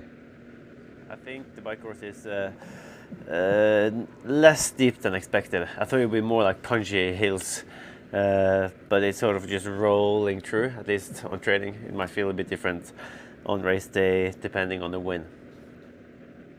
Short and sharp. That's Christian's vibe. He doesn't like to waste words if he doesn't have to.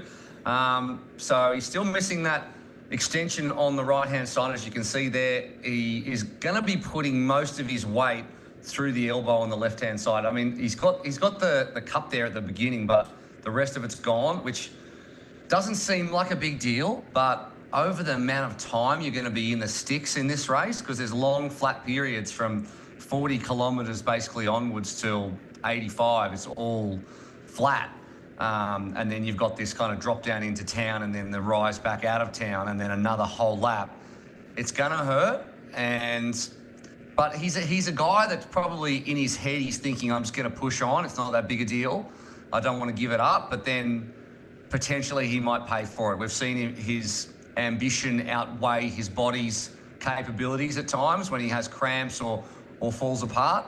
So, and you look at what he's doing there, and you compare that to what Kyle Smith looks like. He just looks so smooth. He's got a nice long back. Like he's flat. Yeah, very much so. Yeah, so absolutely. He's had a good training block, and he looks great. He looks like a man who's done more Ironmans than what he has done in the past, but it remains to be seen whether that continues as we move along. And he'll just be buoyed by being at home. He's not just a local in the sense that he's from New Zealand. I mean, he's building a house here. His mum's part of the race organisation. She's out on course. She works in an office in town.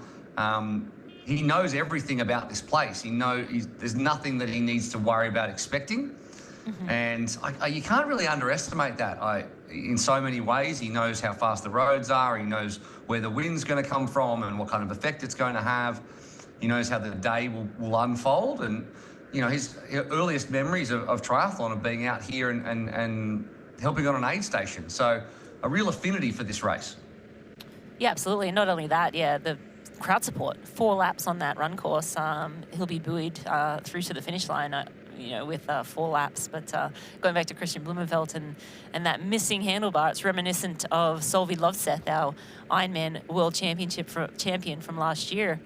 Ironman Hamburg, she lost her handlebar, and she carried it riding with Kat and Laura Phillip on the front for most of it. She was basically, one arm in the bars and one arm on the base bar for like 100 kilometers or something crazy like that. And she got off, I think it was one of her first Ironman races, and ran a very respectable marathon off the bike, ended up third after Laura and Kat, who at that time were the top 2 women from Nice world champs. And then, of course, Solvi went on to win the world champs. I wonder if Christian's thinking about, well, maybe this is a good omen. Little mechanical early in the year might end up being something special later in the year.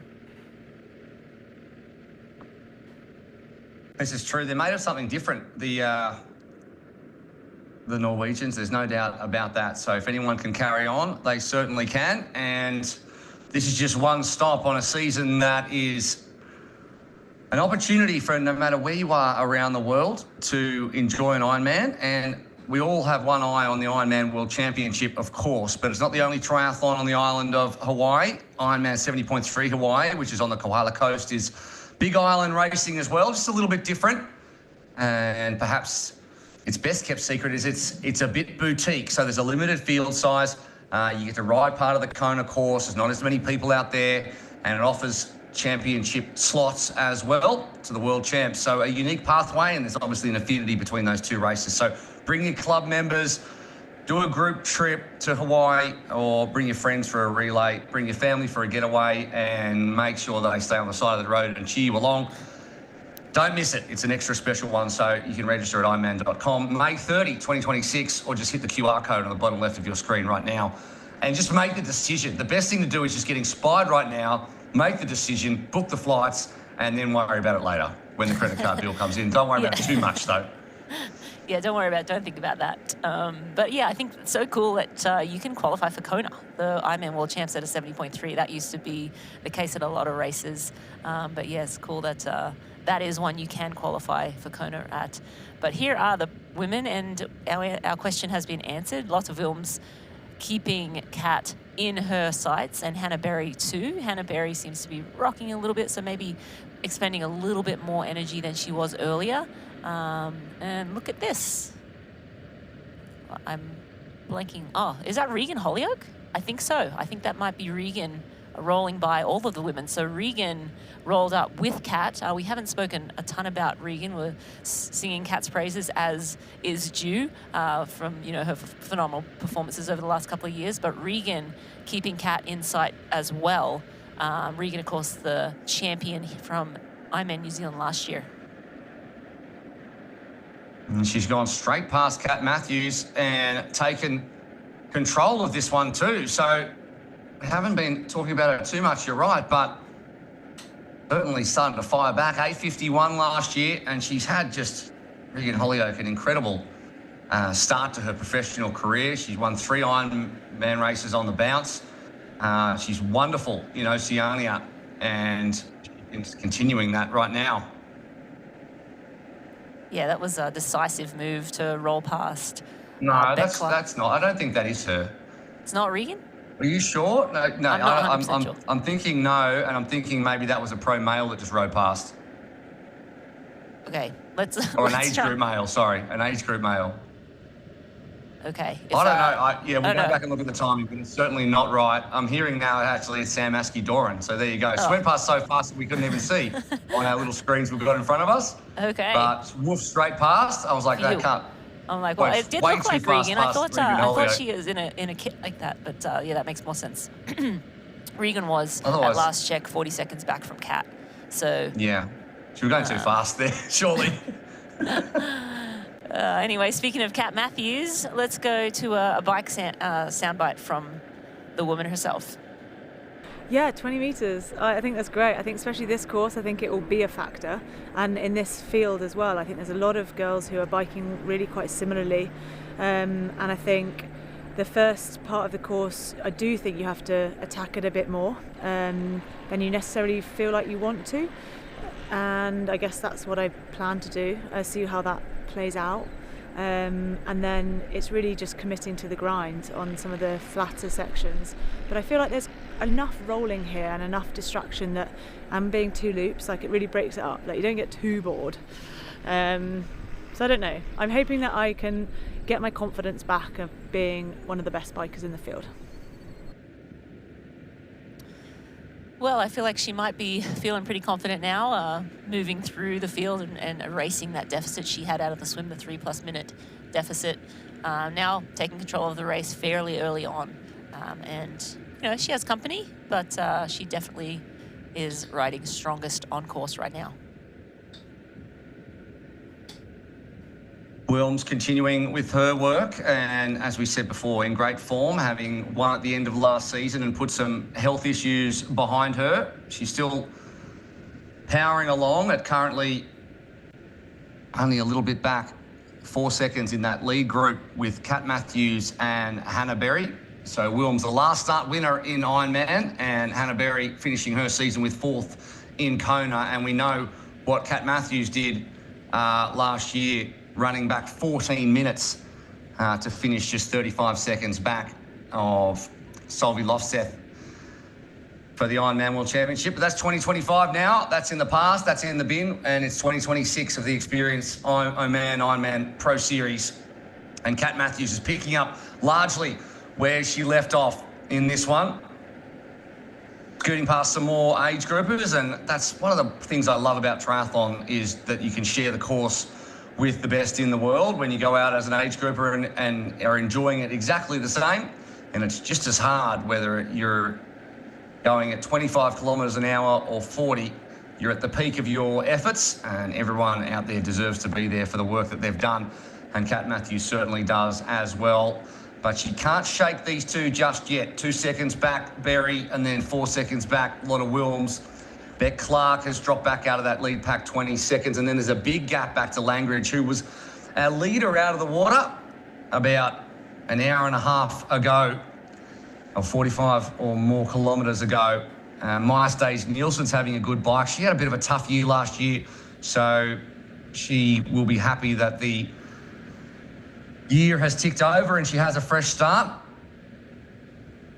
And then Regan Holyoake, 3:41 back on the last timing. So for a second there, she was ripping past, but that is incorrect. They do look similar there when you just see them for a second, but my eyes in terms of their colouring, yeah. Yeah, I thought the kits were similar, but wasn't to be. Kat Matthews having it her own way with Hannah Berry and Lotta Wilms hanging in there, but the men are actually through 65 kilometres of the bike now, and Kyle Smith still leading the way. That gap now moving up to 4+ minutes.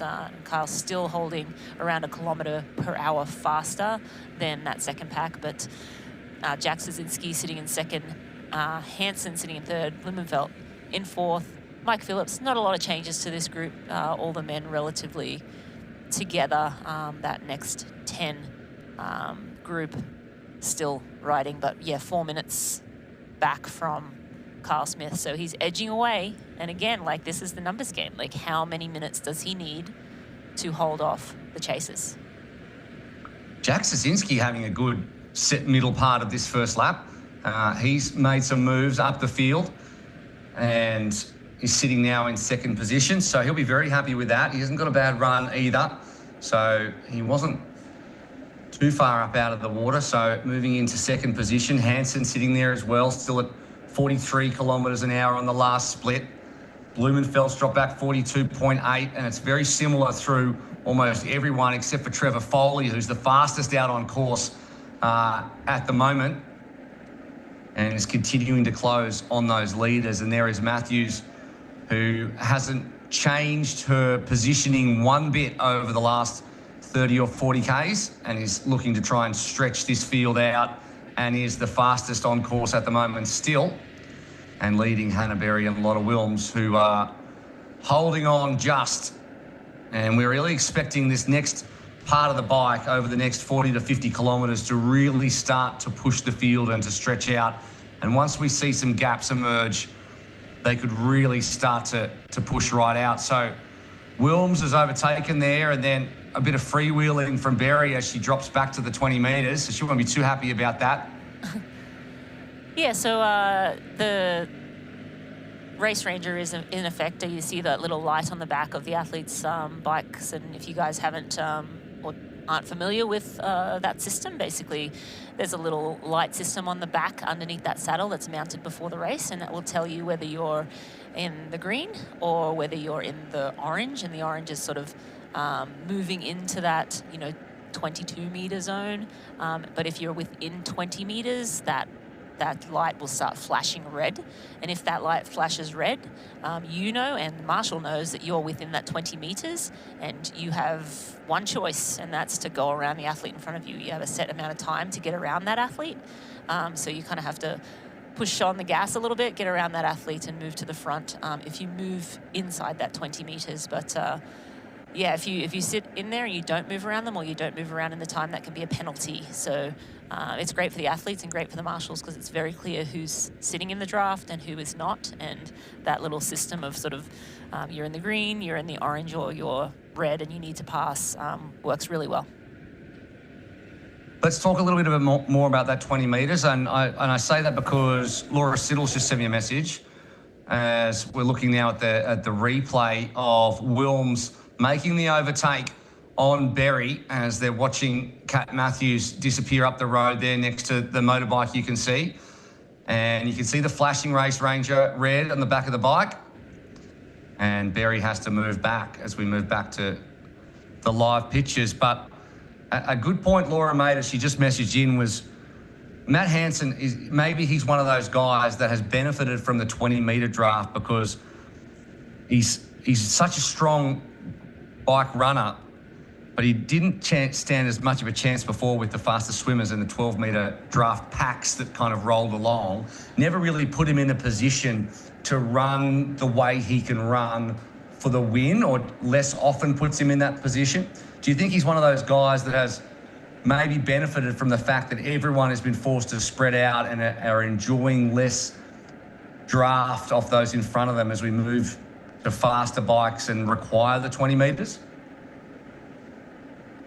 Yeah, absolutely. I think that's a valid question. And he has, and historically not been a great swimmer and sort of been back in the pack. And then, that lead group can stay more intact when there's some drafting at play. Like, not drafting, but legal drafting. At 12 metres, there is some benefit. So, that's a good question. And, this race so far is looking, favourable to Matt. Is he just having a great day, or is that like a real scenario? And if it is, then all of a sudden, maybe Matt Hansen's a favourite for the series again. Like a couple of years ago when the series first came out, we were like, this is perfectly made from someone like Matt Hansen. He races a number of Ironman races a year. He can sort of show up and race well repeatedly.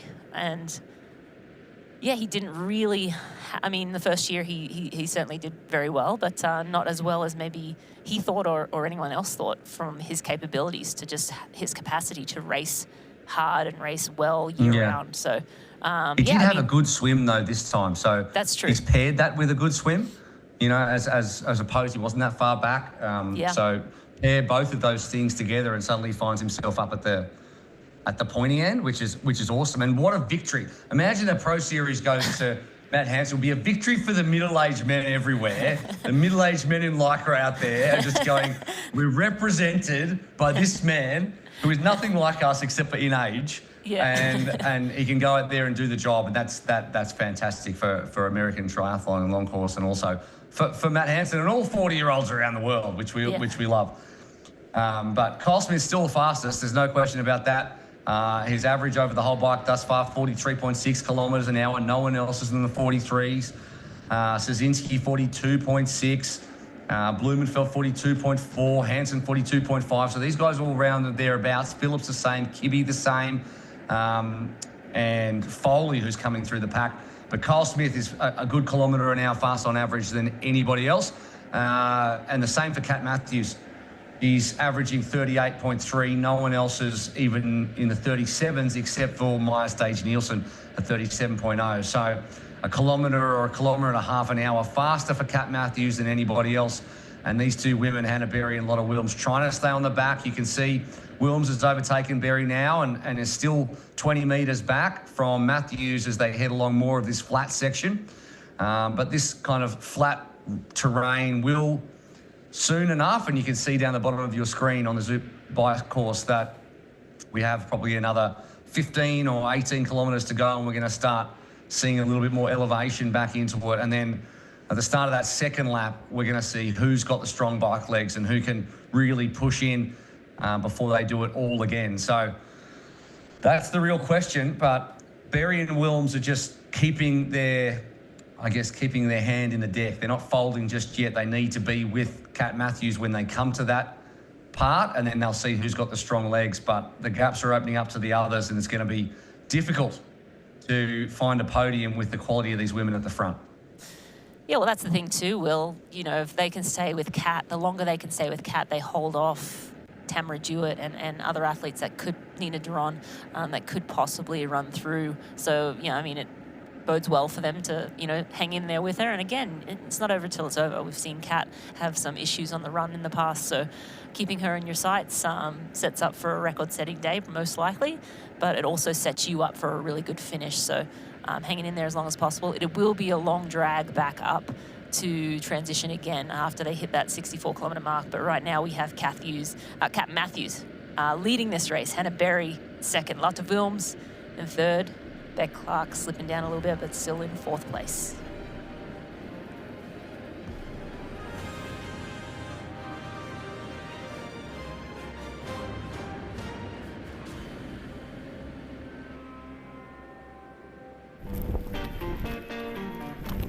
We're not here to sell you on this life. You already chose it. No shortcuts. No hype. Just work. Same as you. Built to outlast. Endure. 40 years in, and we're just getting warmed up. Welcome to the Ohana. And there it is, the Ironman World Champion.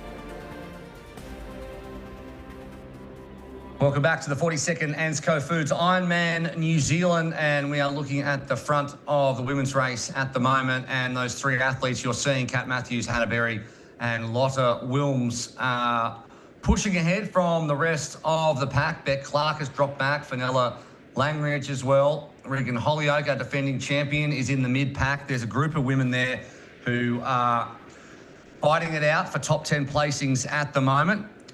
Tamara Jewett's one we want to keep an eye on as well with the run that she has. And so she's currently 6 minutes 10 back. And the two-time champion here, back for her 9th Ironman New Zealand tilt, Jocelyn McCauley at 6:27 back. And she's had a sickness-filled winter in the US, and so she might not be in 100% top form at the moment. McCauley, and looking further back, Danielle Lewis, I'm seeing on the tracker at 15 minutes in arrears, is the big name back at the back of the pack. Nina Duron, 5:37 back. And at the front of the men's, that is Kyle Smith, and he has been there since the beginning of this swim. Said he was going to try and hold himself back, didn't do that one bit. Not a bit, 43.6 kilometres an hour on this bike. Led the swim along with Pierre Lecour in a group of 5 or 6 men. And he's currently now 4 minutes clear of Jack Szynski, who's made some moves up, the Australian. And Matt Hansen is sitting pretty too, 4:04 back, along with Christian Blumenfeld, who had an issue with his aero bars and is still riding with one aero bar as far as we know, although it looks like he handed off the other one either to a mechanic or stashed it somewhere at an aid station, but we don't think he stopped. Mike Phillips, the defending champion, 4:08 back. Mitch Kibbe, 4:10. Sam Osborne, 4:12. He was second out of the water.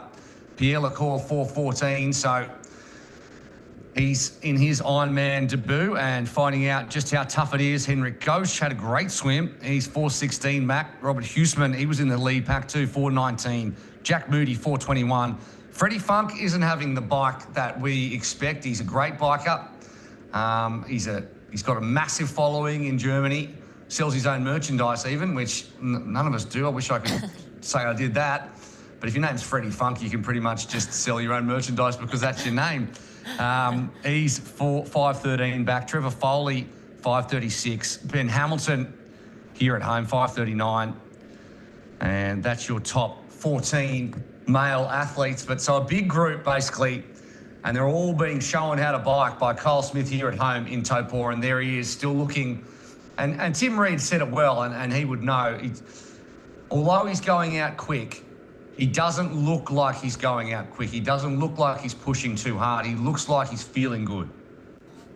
I thought you were going to say Tim Reed said it best when he said, you know, the New Zealanders race very well in New Zealand. You know, what's on paper, they just screw up and use in the Portaloo. I wish I did say that. That's a great call. I wish I'd have said that. I appreciated that quote from Tim Reed. It's so true. Athletes, Kiwis in their home country, athletes in their home country tend to just race very well at home. And Kyle Smith is certainly showing that today. But the athlete on screen a moment ago was Jack Sosinski. So we got our first glimpse of him on the bike, and he's sitting in second, having a phenomenal day on the bike so far. But he is in that main pack with Hansen, Blumenfeld, Phillips. It's a pack of 10. But then going down, as you mentioned, Trevor Foley sitting at 5:36 behind. Really only a minute 10 outside of that pack of 10. So I expect him to, at some point, I mean, he's not really making much inroads, but I expect him to start to move into that group, especially as they're rolling back up into town in the latter stage of that first lap. So, but yeah, Kyle Smith looking phenomenal. And we're about to, I think, get our next bike split come through in a moment at 80 plus kilometers. So we'll see. 81, yeah. Yeah, if he's made, you know, another minute. So it seems to be every 15 kilometers or so, he'll take another minute out of the men behind him. And it's all the men behind him too. So you know that he's really putting in, he's really having a good day when all the other athletes are roughly a kilometre an hour slower than he is. And Sosinski's in rare air too. Doesn't normally see the front of the race as much as some of these other guys. He had a pretty good 2025. Finished 7th at Ironman Western Australia with a 7:47.52. That is an elite time. But 14th in Geelong, 7th in Port Macquarie, races a lot in Australia, obviously. 11th in Cairns last year, 5th at 70.3 Sunshine Coast. He's in great air, managed by M5 Performance, who I'm tied up with as well. And there is your 3-time champion and trying to go second overall in terms of most wins at Ironman New Zealand, behind Cam Brown, who's on a cheeky 12, if you don't mind. Mike Phillips, which we haven't spoken much about, but he's sitting there in that group around 4 minutes back, and obviously in great form and such an amazing endurance athlete. Terrible golfer. Horrible golfer, not as bad as Regan Holyoke. There is a very famous hole-in-one, a floating hole-in-one here at Lake Taupo. They had a crack at it, and I can say that the hole-in-one was not in any danger. Let's find out. Oh my God. That's a true golfer right there. Yeah, throw the club. Throw the club. What an absolute catch if you got a hole in one though. Probably just retire. Go Yeah, home. yeah, not right. How are you feeling to be back? It's always good to be here. Yep. Yeah, it's turning on the weather again, so it's been beautiful. pretty cold down in the South Island, so it's always nice to come to some sunshine. Yeah. All right, do you want to go up first? Oh, not really, but I'll give it a go.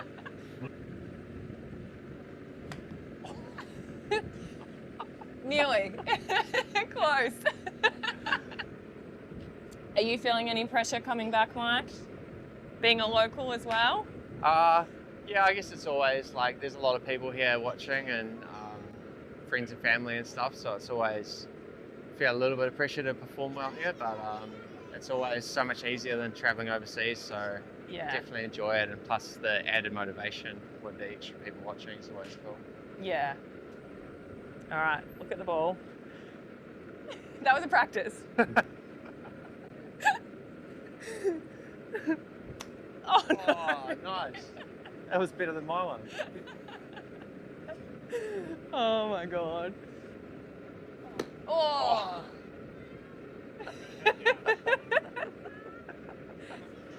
So Regan, you were nearly in the top 5 of the Pro Series last year. What's the plan to break in the top 5 this year? Yeah, I got 6th last year, which was an awesome result for me. Certainly it would be excellent to get back into that top 5 this year.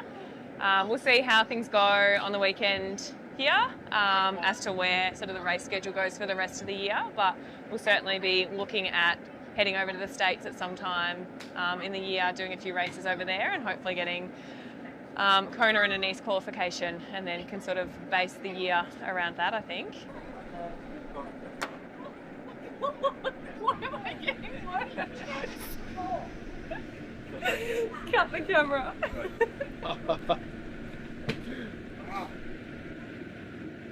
I'm glad they don't make their money playing golf, and they do it swim, biking and running, but a great little piece there from Regan Holyoake and Mike Phillips, who are both the defending champions, winning last year here in Taupo.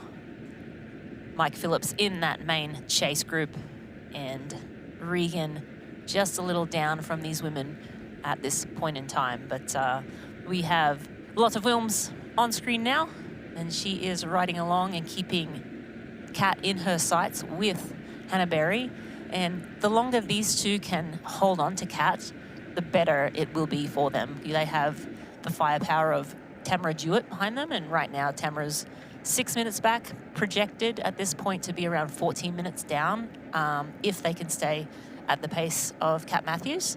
But again, all projected times, and it relies on them staying steady throughout the rest of this bike and into the run. But back with our lead woman, we have Kat Matthews just leading the race. She made quick work of the first 30 or 40 kilometers and bridged that gap to the lead 4. Beck Clark was a part of that 4, and now still leading the race, happy to be sitting on the front.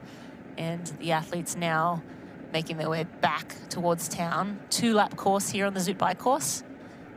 Hannah Berry sitting behind, Lotte Wilms and there as well, but Beck Clark dropping off fairly significantly now at 2:20 plus down, and Regan Holyoake at 3:30 down. So we expect Regan. Maya Stace-Nielsen, we haven't spoken a lot about Maya yet, and she's a phenomenal athlete, had some great performances in Kona in the past, hasn't had a great last couple of years, had some sickness and illness injury issues that she's been dealing with, but she seems to be racing very well here today. So she's in the mix with Regan Holyoake. Fenella Langridge dropping back a little bit. And I suspect with Fenella, we usually see her, or, historically, have visions of her in Hawaii, kind of in the front, given the shaka, like looking great. But after a year off, and she had that iliac surgery in her hip, it takes some time just to get that, training back in your legs and getting back into racing again. But I always say once a champion, always a champion, and Fenella will just continue to go from strength to strength throughout this year. But right now she's falling back just a little bit at 5:14 off of Kat Matthews. Well, nearly everyone's falling back off Kat Matthews, to be fair, so let's not put the mockers on Fenella too much, except for Hannah Berry and Lotte Wilms. And what's interesting for this one in terms of the battle for, if Kat Matthews does indeed disappear on the run, like we know she has the pedigree to do, the longer that Hannah Berry and Lotte Wilms can hang on to Kat Matthews and be dragged along, the further away from Tamara Jewett they get. And that means, because at the moment Tamara Jewett can run 10 to 15 minutes faster because she's such a phenomenal runner. She's 6 minutes back now. So that time gap as it stands based on projected times is super tight when it comes to battles for the podium placings. And not forgetting that we have 4 Kona slots on the line. And it is Wilms who has won already and Danielle Lewis who's back in the pack at the moment. So the battle for the Kona slots and the battle for the podium is very much alive, as is the battle for the #1 spot, because anything can happen in Ironman racing. And if you're just joining us, we're coming up to the halfway point of the bike. There was a group of 5 or 6, both in the men's and the women's, in the swim that was led for a lot by Pierre Lacour and Kyle Smith in the men's. And then in the women's, Beck Clark was right up there. Hannah Berry had a fantastic swim as well.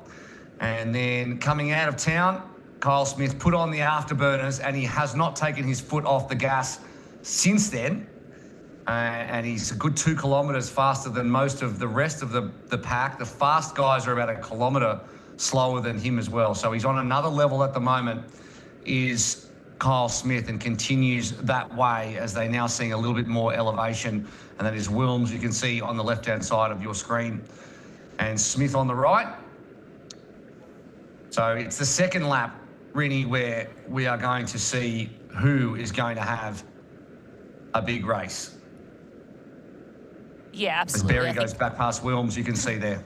Yeah, they're kind of going back and forth and have been throughout the start of this bike, but still Kat sitting out in front, and we see Kyle Smith rolling back into town there. And at the last check, it looks like Kyle's still sort of maintaining that same 1 kilometre per hour speed, so taking another sort of minute out of the chase pack. So he's at 5 minutes in front of the chase after that first lap, which is great news for him, and he'll be getting into town and seeing friends, family, supporters out on course, and I'm sure he'll get a nice charge of energy as he rolls through town there and realizes that if he hasn't been given any time splits on course, I'm sure he'll be happy to hear that split at that point in the race, and I'm sure it'll motivate him to continue on and continue pushing. But to your point, Will, I'm wondering, or I'm hazarding a guess that as we roll into that second lap, it's where we're going to start to see some separation, I believe, in that main group. So that group of 10,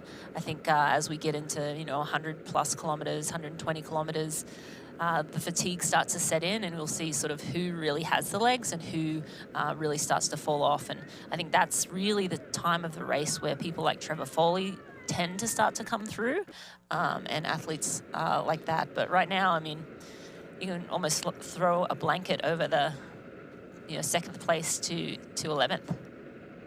Yeah, if you're looking at the Ironman tracker, Trevor Foley is not, in fact, in the lead. It says he's going at 66 kilometres an hour, so it's possible that he put his timing chip on a car. That's the only way that could Maybe be possible. Maybe the Moto has his chip. Yeah, that's true. The Moto's got Christian's TT bar, and it's also got Trevor Foley's timing chip.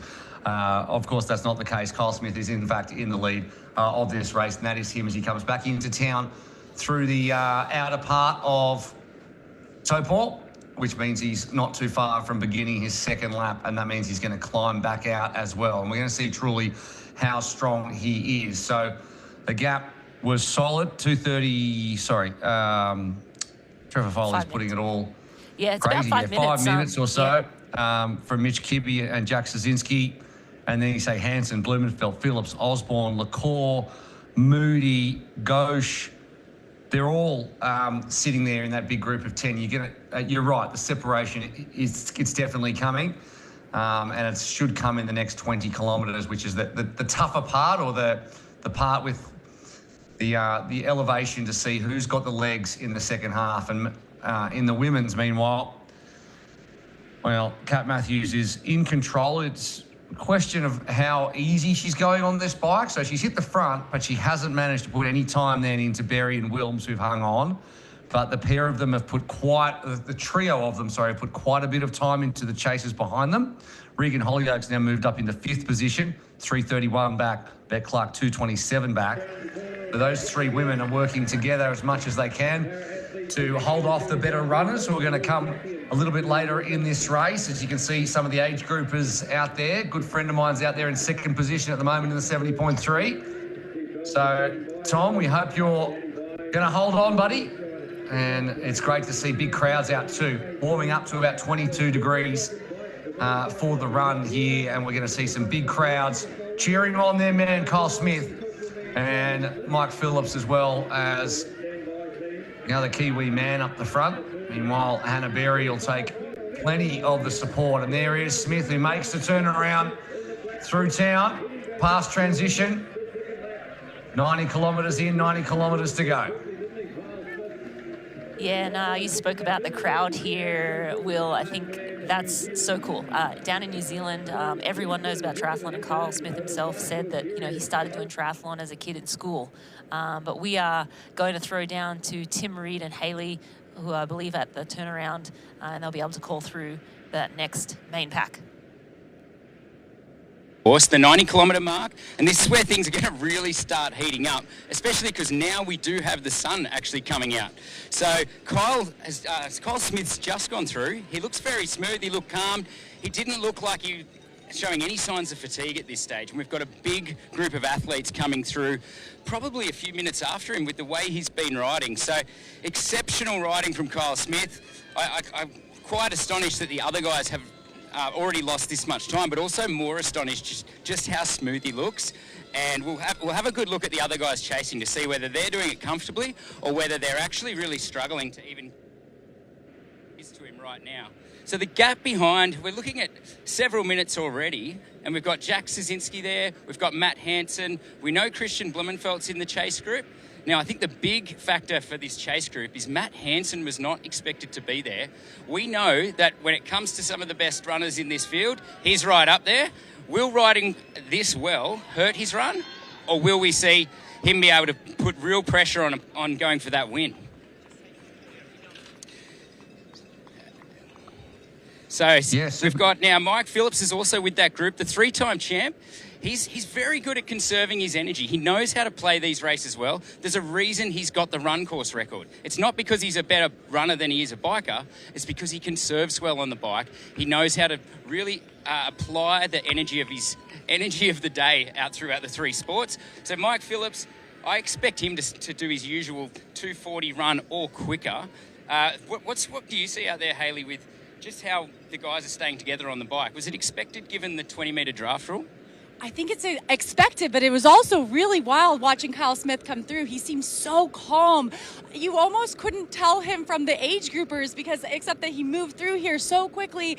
And it was fun to see. The crowd was so supportive of him.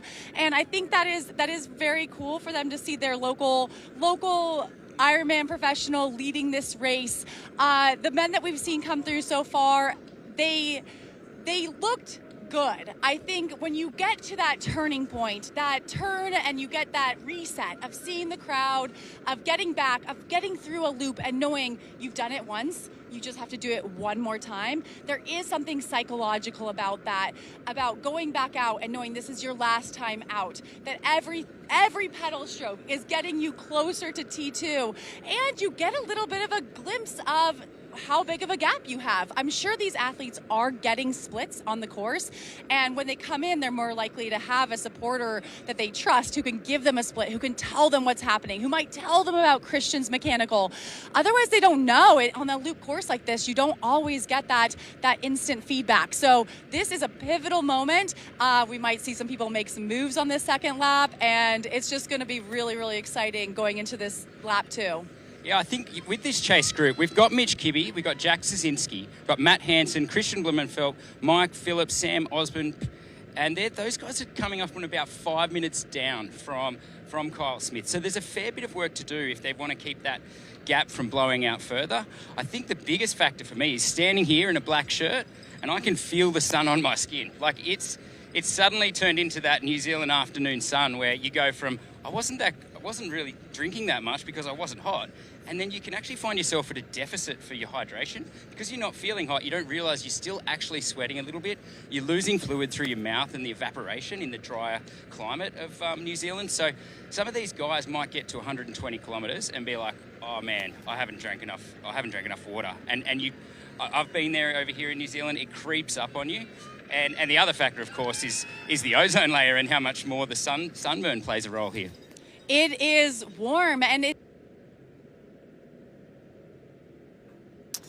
Unfortunately, we lost Haley and Tim just there. If we get them back, we can go back down as the men come through. But yeah, the main group of men just about to make that turn at 90 kilometres, and we'll see what that gap is. I believe probably 5 and change at this point in the race, maybe 5:30. But yeah, I mean, I think as Haley said, athletes don't always know what those splits are. They're out on those country roads, and you know, no one's really, you know, none of the official vehicles are sort of telling them anything, and nor should they. That's part of racing, and so yeah, I think we might see some athletes hear that split and think, okay, now I've got to really go to work if I want to win this race. Someone like Christian Blumenfeld will be, you know, front and center. Someone who's like, okay, I can't afford to give up too much more. Another 6 minutes to Carl Smith. So, yeah, I think there'll be some calculating taking place at this turn, and you see the men now coming in and making that turn. Matt Hansen at 5:35. So, yeah, right around that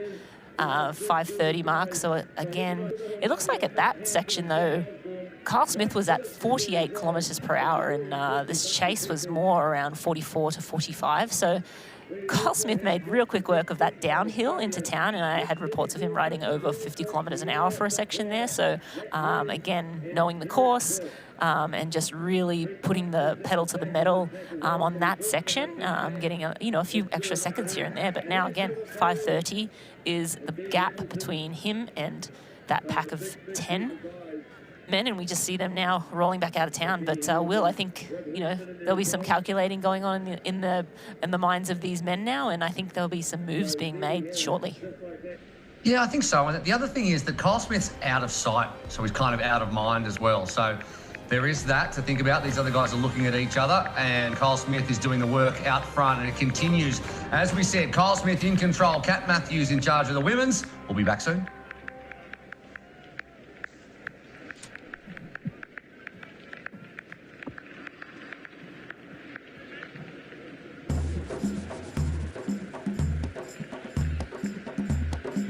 It's the beauty of Oman.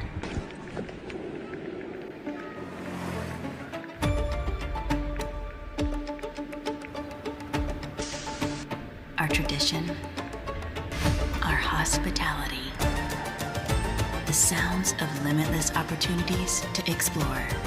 You want to do these ones? Listen, it's Oman. You.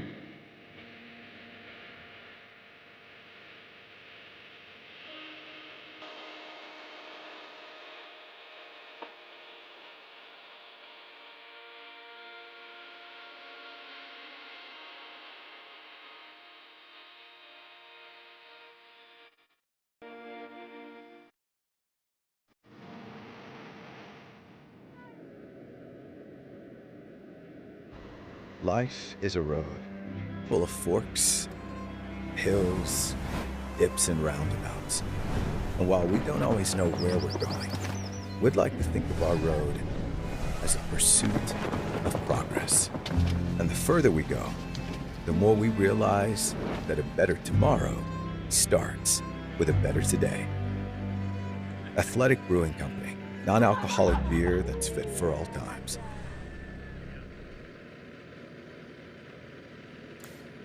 Welcome back to the 2026 ANZCO Ironman New Zealand. Today's race coverage is brought to you by Precision Fuel and Hydration. And by Roka. Find faster with Roka.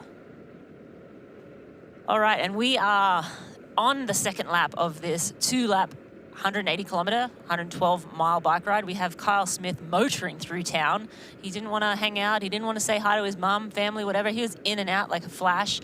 And then that next 10 coming through at 5:30 back from Kyle Smith. Will, what do you think is going to happen in this next 90?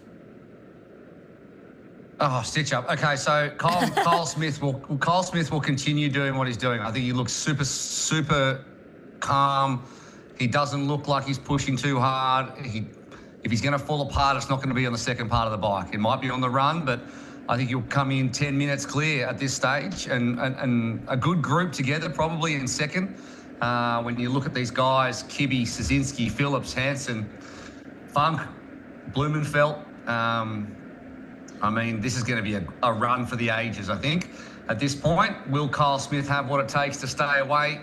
And who's going to be running out of this one? Will Matt Hansen and Lotta Wilms do it for the 40-year-olds? And we're really going to see an interesting run for the men. It just depends on how fast Kyle Smith can run. And, I mean, his PB in the marathon of 2:51 came 5 years ago at this race.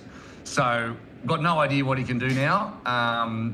You know, he's been doing PTO races, etc. He hasn't run this distance, so it's complete unknown, which is exactly what we want.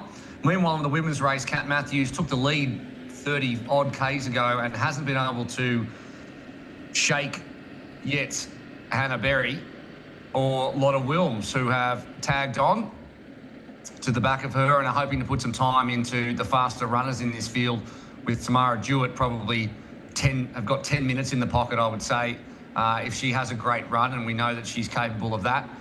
And then you're looking at some of the guys further back. I mean, in the men's, Pierre Lecour can run a 1:06, 1:07 half marathon, but he's never run a marathon before. What will he do?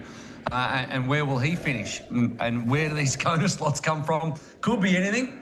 And as we have a look back at a replay of Hannah Berry right now, she hasn't got any bottles in the back. Yeah, she's she lost one, may or have. she's gonna take one on. Yeah, I think she may have, used that nutrition up and discarded it. That might have been one of her 3 nutrition bottles. Maybe it bounced out, but, we're halfway through the bike now, so you go through that nutrition. There's no need to keep holding on to that bottle if, you don't need it anymore. So also freeing up that cage, she could, take on a bottle of water or something at the next aid station. So I don't think that's anything of concern. She looks to be riding well in control here, and Kat Matthews in sight, so things going well for Hannah Berry. Again, a great swim to start the day. She was in that front pack with Lotta Wilms, Rebecca Clark, and also Hannah Knighton as well. So a good group of 4 there, but she's been riding well. She had that little mechanical, hopped off her bike. The chain, unfortunately, fell off the chainring, and so she had to quickly hop on, lost 20, 30 seconds, and then got right back on pace there. But we're going to take a look at the AG1 supplemental stats at 64 kilometres with Kat Matthews, and she was averaging 38.6 kilometres per hour for that section. We're expecting that next split at 3:02.43 for Kat Matthews. But Kat, in control of this race well and truly. Just pushing forward, doing what she does best. Yeah, that 30, no one else is in the 38 range at all. So even though those 2 athletes behind her are holding on to her over the course of the whole bike, Kat Matthews is faster, and Hannah Berry will just be super happy with her positioning all the way through this race. She's been sitting in second position, first of all in the swim for almost the entire swim, and now in second position for a whole chunk of this Zoot bike course as well. And despite that little mishap, such a mature athlete, and has just gotten straight back into the work. Overtook Wilms again, who took her on that small mechanical, and has since then just been sitting there quietly working away and trying to put some more time into the chasers who have a decent run behind her. And Jewett's the one that we keep pulling out of that group and maintaining a gap as well to people who could endanger her potential podium and Kona qualification, like Regan Hollyoak or Maya Stage-Nielsen, who's having a solid race herself as well after what has been a difficult 2025. It's turning into a beautiful day in Taupo. As we look across Lake Taupo, all 33 kilometres wide, wider than the English Channel.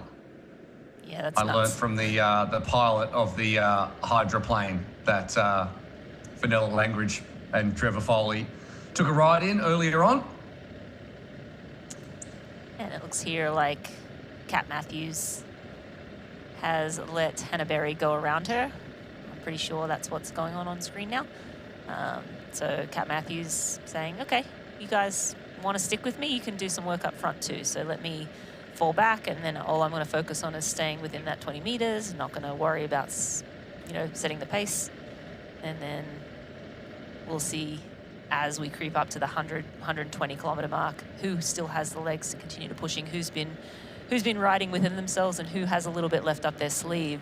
I think it's going to be interesting, more so in the men's race with that pack of 10. I think that's where it's actually more than 10 now. I believe Freddie Funk has bridged up to that pack of 10 as well. So we still are not sure if Foley has a chip on, but hopefully we'll still get some splits from him and find out where he is. Again, he's definitely a threat on the run, and there's a lot of guys that can run in that pack. Hansen,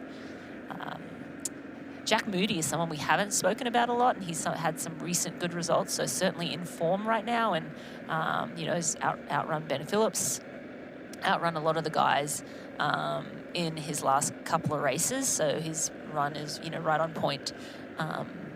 Of course, we mentioned Blumenfeld and Hansen, which we believe those two guys will run in the 235 to 240 range, depending on how hard they've had to ride the bike and how much that has taken out of them.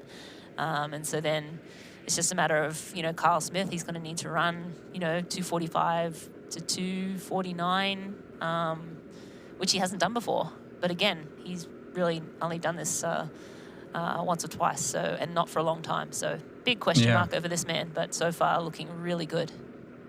I know he's answered every question put to him so far by the field. Should mention as well that Regan Hollyoak in the last split was fastest out on course on the bike.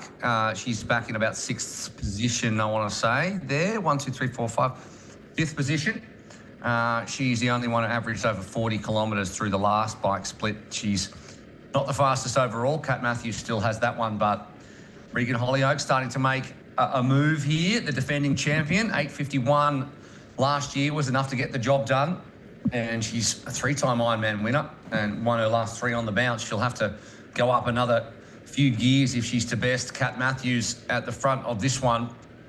But now starting to get into her work at the start of the second lap. Here is Regan Hollyoak wearing the number 1. Smith's continuing to extend his lead at the front. Fastest in the last split on the men in the bike, Ben Hamilton, who's an Uber biker and lives quite close by.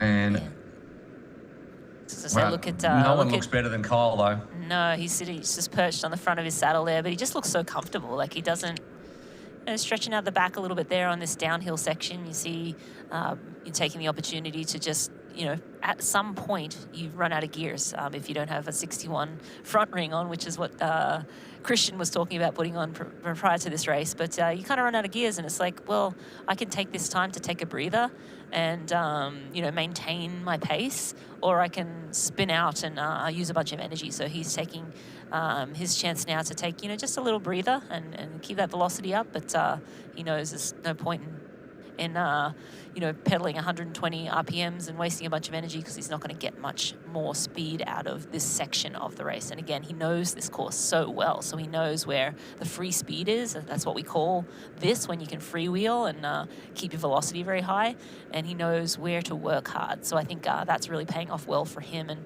the men going through that 97.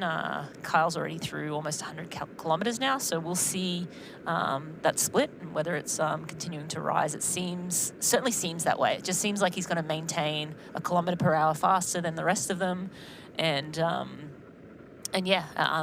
minutes will just keep being put back in his bank, and so good news for him. Well, I mean, it's good news regardless of what happens on the run. He's got a lot of positives to take out of this Ironman performance and to take into the rest of the year. His bike form's obviously there. He had a great swim, even with the broken collarbone back in November. And I've just heard as well that Trevor Foley, not on our timing sheets you can see on the left-hand side of the screen, but is in fact just overtaken Christian Blumenfeld to move into 1, 2, 3, 4, 5, 6, 7th position. So Trevor Foley is out there in 7th at the moment and looking good, starting to move up through the field too. And he's a guy who I guess didn't have this on his schedule, this race, earlier, but obviously was feeling really good enough to make the long-haul flight from Florida to New Zealand. So he must be confident. Him and his coach, Sean Jefferson, will be confident with where he's at. He must have had a good off-season. And there is Mike Phillips as well. And, you know, everyone's talking about Christian Blumenfeld, but, I mean, he's sitting back in this position at the moment. We know he's got the run. We just don't know how he's planning this one at the moment, although it looks like through this last split, he's moved up into second position. Blumenfeld, that must mean that Foley is actually in second position behind Kyle Smith at the moment. And Hamilton has really moved up, and he'll be in, well, it says third there, but actually fourth with Phillips fifth, and Funk, who's made a strong move into the middle of that chasing pack. Yeah, and Will, as you're saying that, if Trevor Foley has bridged the gap, and Funk, I believe, is in there too, I'm looking at the next split, and it was at 5:35. It's back to 5:22. So the addition of Foley and possibly Funk to this group is going to possibly stop that damage, right? Like, are they going to start to, you know, now hold even to Kyle Smith, or are they going to start to, you know, make some inroads on Kyle Smith? It's a recipe for this pack possibly blowing up, but it's also possible that with those two additions to the group, and that's our first sight of Trevor Foley there, and we believe he is in second place right now, as we've received word that he did pass Christian Blumenfeld on course. But having the addition of him is going to bring that pack closer to Kyle Smith. So now all of a sudden, all the predictions can almost be thrown out the window, because the pace of this group may just increase. Just all the hard work we've done, and now it's all just ruined. Thrown out the window. Thrown out the window, and that's what you want. That's why Ironman racing with the best in the world is so good to watch. And Kyle Smith, with lots happening behind him, is going about his work, but it does look like they're starting to break up a little bit, as we predicted in this 90 to 115 kilometre section, before they get back down into the flats and then eventually drop down back into town once again. Smith still out front, and Hannah Berry now leading as the women head back into town from Matthews and Wilms, who are still stuck together out there. And Hollyoaks moved away up into fourth position, I believe. Yeah, Hollyoak historically has been a very patient racer, and last year in New Zealand she moved through on the run and was able to close well. So pacing this race very well. I mean, I'm sure she would have preferred to have been closer to the lead at this point. She did get out of the water with Kat Matthews, and Kat Matthews made quicker work of that, the start of the bike. Maybe Regan was like, either I don't have the legs to go with you, or that's not how I race an Ironman. I race an Ironman by building through the day and trying to just continue to get stronger throughout the day. So again, she's, 3:30 back, but defending champion, knows the course. She's riding all by herself right now, but holding equal with the lead women. So holding equal with what is Hannah Berry right now, who's in the lead on course. Yeah, I mean, she's a very solid rider, Regan Hollyoak. When you remember back to Kona, I mean, she hung with the Kat Matthews group all the way back into T2. She probably needs a gap coming in off the bike to contend, but when you look at her runs, she's had two of her best runs ever on this course. When she did her first ever pro race here in 2024, she ran a 3:05 and then 3:06 last year, got her the win in 8:51. So she certainly likes to run on this course, and everybody does by the way they talk about it, with the amount of support that's out there. And 4 laps, some people like it, some people don't like it, but it does mean that there's plenty of support all the way through. But you're right, a patient racer, and I guess last year's Topor was a bit of a masterclass in biding her time, and now we're starting to see Regan Hollyoak throw her name into the ring in the top 5 as well. Maya Stage-Nielsen with a little group there with Rebecca Clark, who's dropped back through. And then it's another 3 minutes back to Fenella Langridge, Gabrielle Lucas, who we haven't really talked about too much, Jocelyn McCauley, Tamara Jewett as well. And Steph Clutterbuck, well, at last timing, she's well off the back, but she's still in this race. Where she had for those fans of Steph Clutterbuck, and there's plenty that are, we expected her to swim with the front group. She ended up coming out 11 minutes behind into T1 and then lost another couple of minutes in transition. So obviously an issue there. We haven't heard what it actually was, but she's still in this race, hasn't DNF'd. We saw her do that in Arizona when she had an issue in the swim a little while ago. But that's Wilms heading through town and heading up towards the turnaround point before they head out onto the second lap here in Topol. Yeah, I think Steph Clutterbuck, super disappointing. She seemed in great spirits, and you never know what happens on race day, but we're glad to see her still racing, and so nothing too serious stopping her from completing the full race. But we're going to throw down to Tim and Hayley, who are at the bike turnaround as the women approach. Tim and Hayley. Hayley, we're 90 kilometres into the Zoot bike course, and we're going to see the front females coming through now. What are we expecting to see? We're expecting to see Hannah Berry back in the front of the race. She worked her way back up, and she is followed very closely by Kat Matthews and Lotta Vilms. We saw Kat lead for a significant period of that first loop, and I would still say Kat is in control of this race. She got to the front very early. In her A Fighting Chance interview, which was aired prior to the race, she talked about her race here in 2024 at the 70.3 Worlds, where she was a little underwhelmed by her bike split. And one of her goals today, I think, was to be a little bit more aggressive on the bike. So I assume this is a tactical move. She wants to maybe sit behind Hannah, let Hannah be in the wind. Likely coming back into town is a bit of a headwind, that wind coming off of the lake.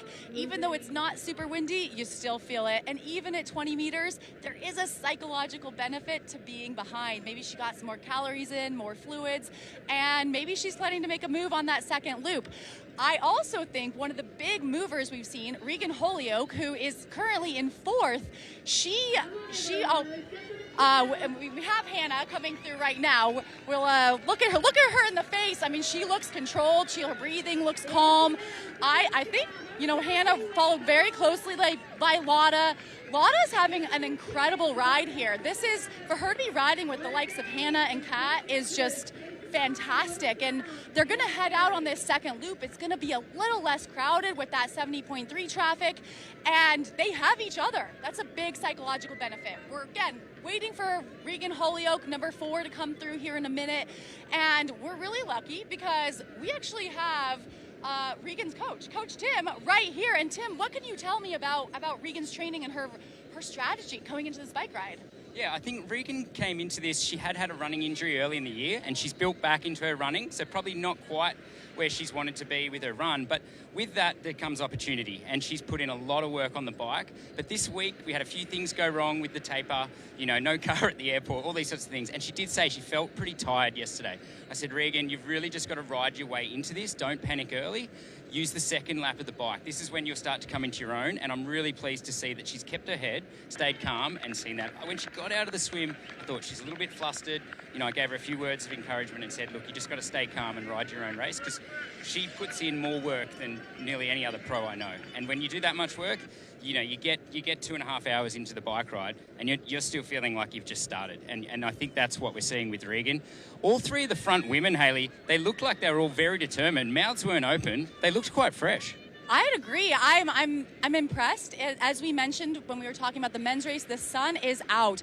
It is 22 degrees Celsius, which is around 70 degrees Fahrenheit. That doesn't sound very warm, but as you mentioned, that ozone layer is not strong here. That sun's rays get down, and so hopefully they are fueling well, they're hydrating, and setting themselves up for a really good second lap of the ride and heading into the run. I think when we look a little bit further back in the women's field, we haven't seen them come through yet, but it looked like we had women like Jocelyn McCauley, Tamara Jewett riding together. That can also be very beneficial. They might be able to work together. The psychological benefit of having people like that around you is substantial. And I think that knowing they haven't lost touch with that front group. Those are good runners. Those are women who have run their way to the front of the race. They know how to do that, and this race is far from over. Yeah, and I've been interested to see how many men were in that chase group. We had, I think, 14 guys. I thought with the 20-metre draft rule, it might actually split them up, but exactly what you said, there's so much advantage to staying focused by being with other athletes, even if there is no aero benefit of sitting behind them. You know, we've got 14 guys spread over nearly a minute and a half, and all the big players are there. What was interesting to me was the gear choice coming up some of these hills. So even on the turnaround point, we saw some guys really grinding and some guys spinning up there looking quite comfortable. What do you think about gearing choices on this course? You know, some pros are using a one-by system, some are using a bigger spread of gears. Well, right now we have Regan coming right in. Coach, I mean, she looks calm. She looks like she is on a mission. I think that Regan is working her way up. I was surprised in transition. She let Kat Matthews go. They came out of the swim together and she let Kat Matthews go. And now it does look like she wants to get back up there. She wants to be with those top three. Going back to gearing, I do think that this course can be deceptively hard. Some of those punchier hills, they're a little bit, you know, if you grind up those on the first lap, it might come back to bite you on the second lap when your legs are a little tired. And in the back of your mind when you're on this bike course is always, I have to run a marathon. So you are trying to stay calm through these 180-degree turns when you get a good look at your competition, stay calm through the whole race. And these women are professionals, the men are professionals, they know how to do it. Earlier, I mentioned how Kyle Smith looked like an age grouper, and I meant that in the best way possible, in that he is mixed in with the age group race. He had a clear lead. It is very different than what we're seeing in the women's race. Yeah, I think looking like an age grouper when you're out in front is quite a positive thing compared to if you're at the back of the pro race. So one person I did want to mention was Jack Moody. You know, he's leading up to this event. He won Porta Turanga half, and then he won Challenge Wanaka. He's in form, and to be this far up in the race with the run he's sort of got, I think that he's a real local athlete to watch for the win. That was Rebecca Clark and Maya Stage-Nielsen coming through at the 90-kilometer turn, and they look like they have each other. They're working together. Beck obviously getting a lot of home country cheers, and Maya, as they have mentioned several times in the broadcast, really coming into her own in 2026, wanting to get back to some of her past form, and it looks like she's doing it. Both of them great seasoned athletes, and you know that they are taking care of themselves. They're still really pretty close to the front and setting themselves up for a very good second lap. What's interesting about this run course is there's nothing about it that really makes it a slow run course. We should be seeing some of the fastest run times that we see globally, especially in the Ironman Pro Series. But what makes it tough is the bike does take it out of athletes. And so, you know, if you see a 2:40 marathon from the guys at Mike Phillips, there's a reason that's the run course record, and we haven't yet seen low 2:30s. Of course, we've got the caliber of, you know, Blumenfeld Racing and Matt Hansen, who have, you know, consistently run, you know, around that 2:30 mark or quicker. So are we going to see that sort of run time, or do you think that the temperature of the day, the bike course, do you think that'll play a big enough role that we'll see them more closer to 2:40 sort of range? Well, you know, another one of those super runners, Trevor Foley from the United States, I had breakfast with him the other day, and I don't think anyone loves running as much as Trevor Foley. That guy is so psyched for this marathon course. He seems like he's in really good form. He has big goals, and to see him up at the front this early, I think is very exciting. He's not alone, like you mentioned, Matt Hansen, Christian Blumenfeld, and the Kiwis, who always race better here. They're right there. On the women's side, the run course record, Chelsea Sedero's 2:49. I mean, Kat Matthews ran at 2:47 in Kona, where it was so hot. It was just incredibly hot. And so even with the sun's rays here, it is not Kona hot. It is not Kona humid. I don't know if Kat is in World Championship shape, but even a non-World Championship shape Kat, how fast can she run? How fast can Tamara Jewett run? How fast can Danielle Lewis run? I mean, there's a lot of exciting action to happen, and they're really setting the pieces right now on this Zoot bike course. It's so fun to watch, and I haven't seen anyone come through yet who really looked like they were struggling. It just seems like people are in control, racing their own race, staying with the people they want to stay with, or chasing. Yeah, it's funny that you say that. I can say this because he's a friend of mine, but probably the only male pro who looked to be struggling a little bit was Sam Osborne, but he often looks like that when he's out there. So I hope he proves me wrong. But yeah, I think that we're going to see the race start to split up. We know that as it gets closer to the 120 kilometre mark, that's where the fatigue really starts. That's where you see who's really done the work and who hasn't. I'm going to go back to the guys in the studio. Thanks, Tim and Hayley. Great insights from both of you, as always. I love having you guys chime in from the course, because you are in the elements and you can feel and see and get a look at the athletes as they roll through. So thanks for being there and doing it. But we are still with the lead. The graphic on screen right now is a bit messed up. Trevor Foley's timing chip messing us up here today a little bit, but Kyle Smith is still leading this race. We have Trevor Foley in second place, and they're around that 5:18 behind at last time check, and we'll sort of try and get those splits updated pretty quickly. But Kyle Smith, the local boy, leading this race, doing it well. But yeah, now I think this is where explosions are going to happen. And I'm very interested to see the next time check if Foley is dragging this group up. And yeah, I mean, I see, you know, this is Christian Blumenfeld on screen right now, and he, you know, mouth's open a little bit. He still seems super composed. And again, if you're just joining us, he did lose an extension. So his right extension there has been taken off, and he left at an aid station or something. But he is riding with one arm extension, just basically holding on to that left extension with both hands. He fortunately still has the cups so he can rest his elbows, but not an ideal situation by any means, Will. Look at the size of him, though. I mean, have you ever seen Tour de Pharmacy with John Cena? He looks like John Cena riding a bike. When you see everybody else, he's just muscling that K-Dex up the hill, and it's lovely to watch. He's his own type of athlete. His training is insane. What he can do. He's a little like Rasmus Fenningsson in that way. We haven't heard much from Rasmus. He's 12 and a half minutes back, but KB sitting there in what is now third position, 5:23 back. He's had his issues today, but he's continuing on, and it's not seeming to affect him too much. We'll see what happens when he gets onto the run. Obviously, he's got to change gears down. He's got to put his hands down on the regular handlebars. You can see he's doing right now. He can't do it from the thing to at least change up gears, as he can put a bit more pace in. Meanwhile, looking absolutely perfect and getting a chance to have a little rest on the downhill is Kyle Smith in the lead at last count, 5:19 in the lead. And it was a good shout by, I really like the duo on the ground, because Hayley is super knowledgeable but so enthusiastic.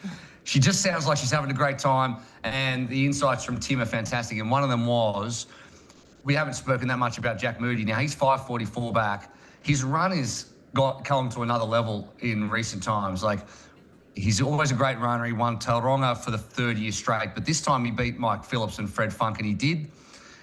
He outran Phillips by 4.5 minutes in that race.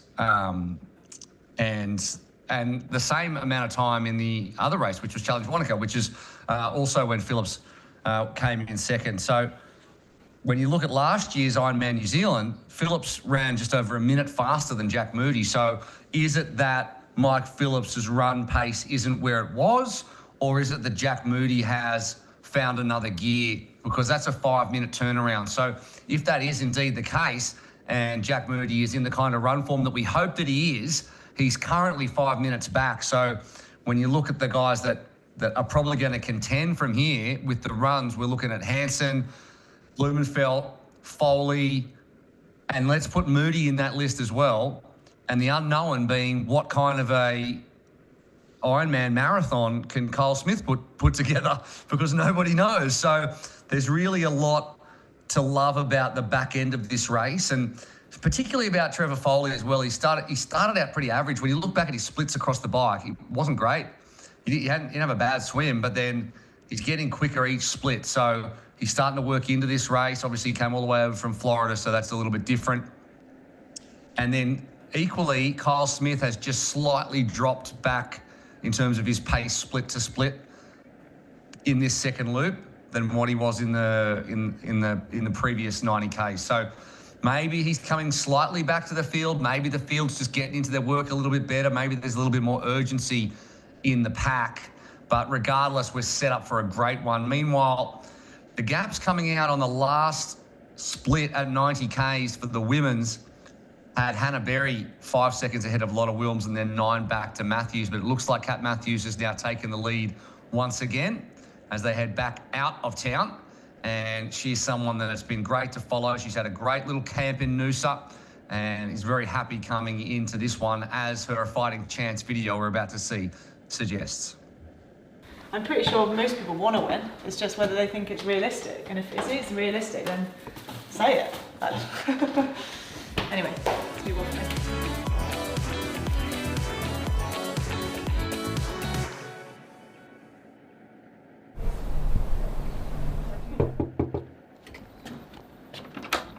Hello. Hi. Carnan. How are you? I'm good, thank you. How are you? Doing well. It's Wednesday morning. Just had a swim. Beautiful weather here, so pretty happy. How you feeling? Good. I'm fit, I'm healthy, and I'm like motivated to race as hard as I can in my current fitness. Good memories here though. You raced well last time you were here. I did, and I was happy with that. The swim, I had a really good wetsuit swim here. I actually didn't have a great bike. It may have looked like it, but I was with other people, Imo mainly, and I didn't feel great. So that's one of my sort of personal retribution things I'm focusing on is I want to feel good on the bike and I want to work hard for myself. And then the run is just, I don't know what that will look like, but the run was really fun here in Taupo last time, so I'm not actually that worried about it. Hey. Good bike ride? Yes, very good, thank you. Lovely. Well, winning is obviously important. Is the perfect score still something we're chasing this year? I've never chased this perfect score. I feel like people put that into my words into my mouth. I'm not bothered about the perfect score. That's not me as a person either. I want to win the Pro Series. I don't care if it's by 1 point. So no, but ultimately the reason for coming to New Zealand, one, was genuinely because I really wanted to come to Australia and New Zealand again and train here because the UK is a bit miserable at this time of year. And two was to get some early racing done so I could spread out the season. So yes, it feels early, but it's very deliberate. And so yes, I want 5,000 points. And then I want to roll into Geelong and get as many points as possible, but I'm not naive to the point, that I might not race very well 2 weeks after this race, or at all if I'm not totally healthy. So yeah, this is a 5,000 point, there's one goal and that's 5,000 points. Thank you to Kat Matthews and A Fighting Chance presented by Precision Fuel and Hydration. For more, watch short AFC episodes on Instagram at Ironman Try and our Ironman Triathlon YouTube channel. Always good to hear from Kat. She is very honest. I appreciate that. She's here to win and she's not afraid to say it. But now let's take a look at the Morton Momentum Index. And this is something new for us this year. And these are the biggest movers in the field since the start of the bike. So Trevor Foley, the biggest mover, and then Ben Hamilton, you see him there, and then Fred Funk. You can see that graphic on the right-hand side of the screen. It's showing the fastest guys on course right now on the bike. So a cool new addition for us to be able to track the movers and shakers in the race.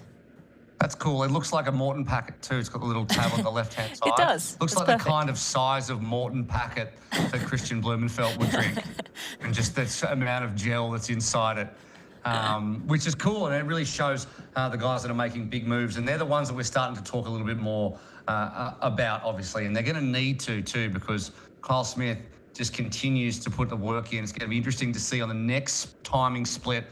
He's dropped off a little bit in terms of the pace. He's probably come back to the field just slightly, but it might be that there's, as we said, a little bit more urgency in the pack now as they've had a chance to come through the first lap. They know that there's going to be moves made, and we're seeing moves being made right now among this pack, I suppose, to make sure they're in a decent position coming into this run.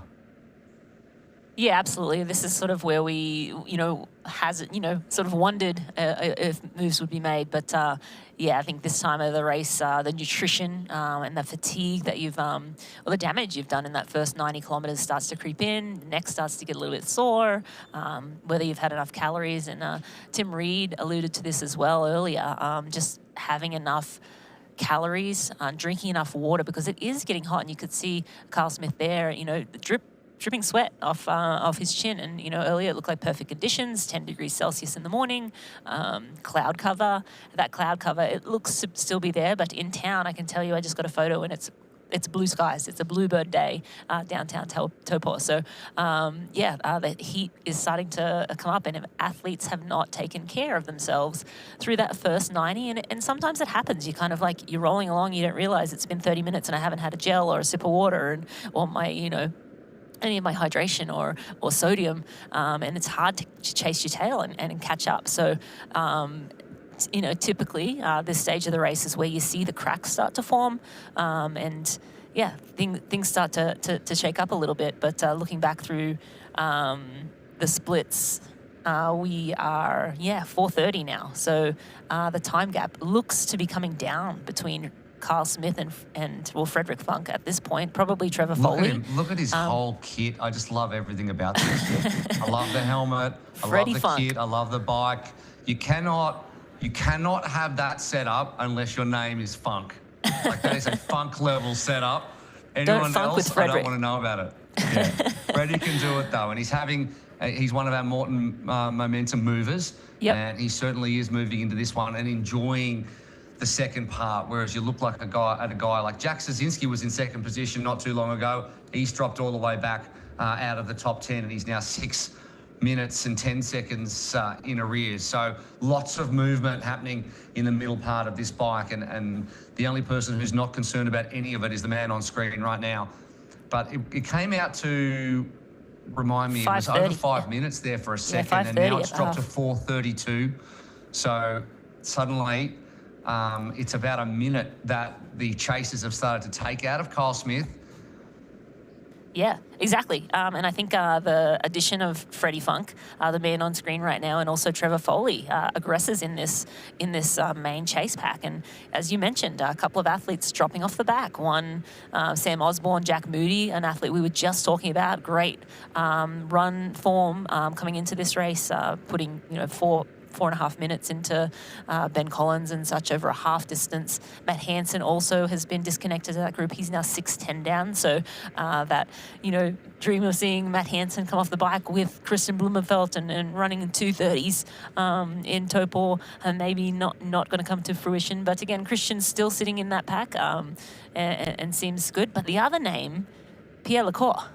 Pierre Lecour is in that group. He is not being disconnected. He's sitting in with Ben Hamilton, Trevor Foley, Christian Blumenfeld, Frederick Funk, Mike Phillips, the superbikers, and he's an Olympic distance guy. So he's here to sort of, test things out, but it seems like he might have some legs on him. It certainly does seem like that, and it's the second loop too. So if you look back at the last splits, he's the fastest man out on course, Pierre Lecour, over that last split. So between 97.6 and 116.2 kilometres, Pierre Lecour was the quickest out there, 43.9 kilometre average to cross those two markers. And then when you look at Kyle Smith, he was 41.8, Freddie Funk 43.3, Christian Blumenfeld 43.1, Trevor Foley 36 flat. But I don't trust anything to do with Trevor Foley's timing whatsoever. Ben Hamilton 43.1, Mike Phillips was 43. Some of the guys going a fair bit slower. Robert Huisman 31.4. Ivan Harij 31.8. Rasmus Svenningsson isn't having a day, 34.1. So the pace is being set by Pierre Lecour out there, who's moved his way in to the top 5, and the gap is starting to evaporate that Kyle Smith has put in. But now back down on the flats very soon. Kyle Smith is going to start, he's going to have a little downhill, which over the course of all of this downhill is about 150 metres total. And then we're going to start getting into the flats, and we're going to see exactly who had to hurt a little bit to get through that part. Yeah, absolutely. We have Trevor Foley back on screen right now, big mover and shaker for today's race. And again, an exciting young talent coming out of the US. Not a great year last year, and looking really good early on this, well, not even early, late on this bike, starting to make some athletes really start hurting. And as I said, a couple of athletes dropping off the back. But in studio right now, I'm joined by Laura Siddall, winner of this race in 2018. Sid, how's it going? Thanks for having me in. It's been amazing listening to you guys And the team on the ground there, as this race has unfolded, it seems like everything just changed in the 10 minutes it took me to get from home to here. So catching up on things. But yeah, I think, yeah, it's exciting with the run to come, and especially this second lap of the bike. I think it just wears people down, and that's what we're seeing, the explosions happening and people dropping off. And I think then we'll get onto it, but that fourth quarter, that grind back up for the second half of the second lap will be interesting as well. So yeah. And Sid, you've done this race a couple of times, so familiar with that, you know, the dead leg sort of feeling. You know, it seems like Regan Holyoake, going back to a former champion of this race and someone familiar with the course, she seemed to have approached the race cautiously at the start. You saw Kat Matthews raced in Topor over the half distance, but not raced over the full distance. Super fast out of the start, you know, got to the lead relatively early, whereas Regan, you know, and there may be many reasons why this happened, but Regan has been, you know, steadily riding through and now sort of coming good, it seems. And what do you think, you know, about Kat's approach and Regan's? I mean, I'm not surprised with Kat. She kind of races aggressively. She's confident in her own abilities. That's what I love about her. She knows where her training's at. And she said in A Fighting Chance, and, you know, she didn't have that bike split she wanted in the 70.3 World, so she came here wanting to attack at the start. I think, you know, obviously 70.3 Worlds, it was one lap. The bike course has changed since I raced. We just used to do it out and back on Broadland, so you could always see where everyone was. Now, obviously, it's a lap, so it's kind of, you only get those crossovers at either end of the turnaround. But that rolling first half does sting a little bit, and then you still have the grind back up to Broadlands. And I think that's where, I mean, Kat is such a accomplished athlete and very experienced, and she'll have done her homework, and she's so strong on the bike. But I think that's possibly where Regan's patience is coming in, because you really need to be strong on that last 45 kilometers, because especially if there's a headwind, it's kind of this sort of false flat up and grind. The surface we've talked about lots, they probably resurfaced it before the race as well. It's this chip seal, it just dulls the legs, and then it's just this grind back up to the race course and the fast descent, the last 10K into transition. And then Sid, running off, you know, this chip seal road, is it any different? We'll actually go to that in a moment, because we're back on the men's race here. But Pierre Lecour, again, one to watch, and super interested to see how he fares in the late part of this race. But right now, Carl Smith still leading, Frederick Funk sitting in second, Christian Blumenfeld third, Trevor Foley sitting in fourth, and Pierre Lecour sitting in fifth right now.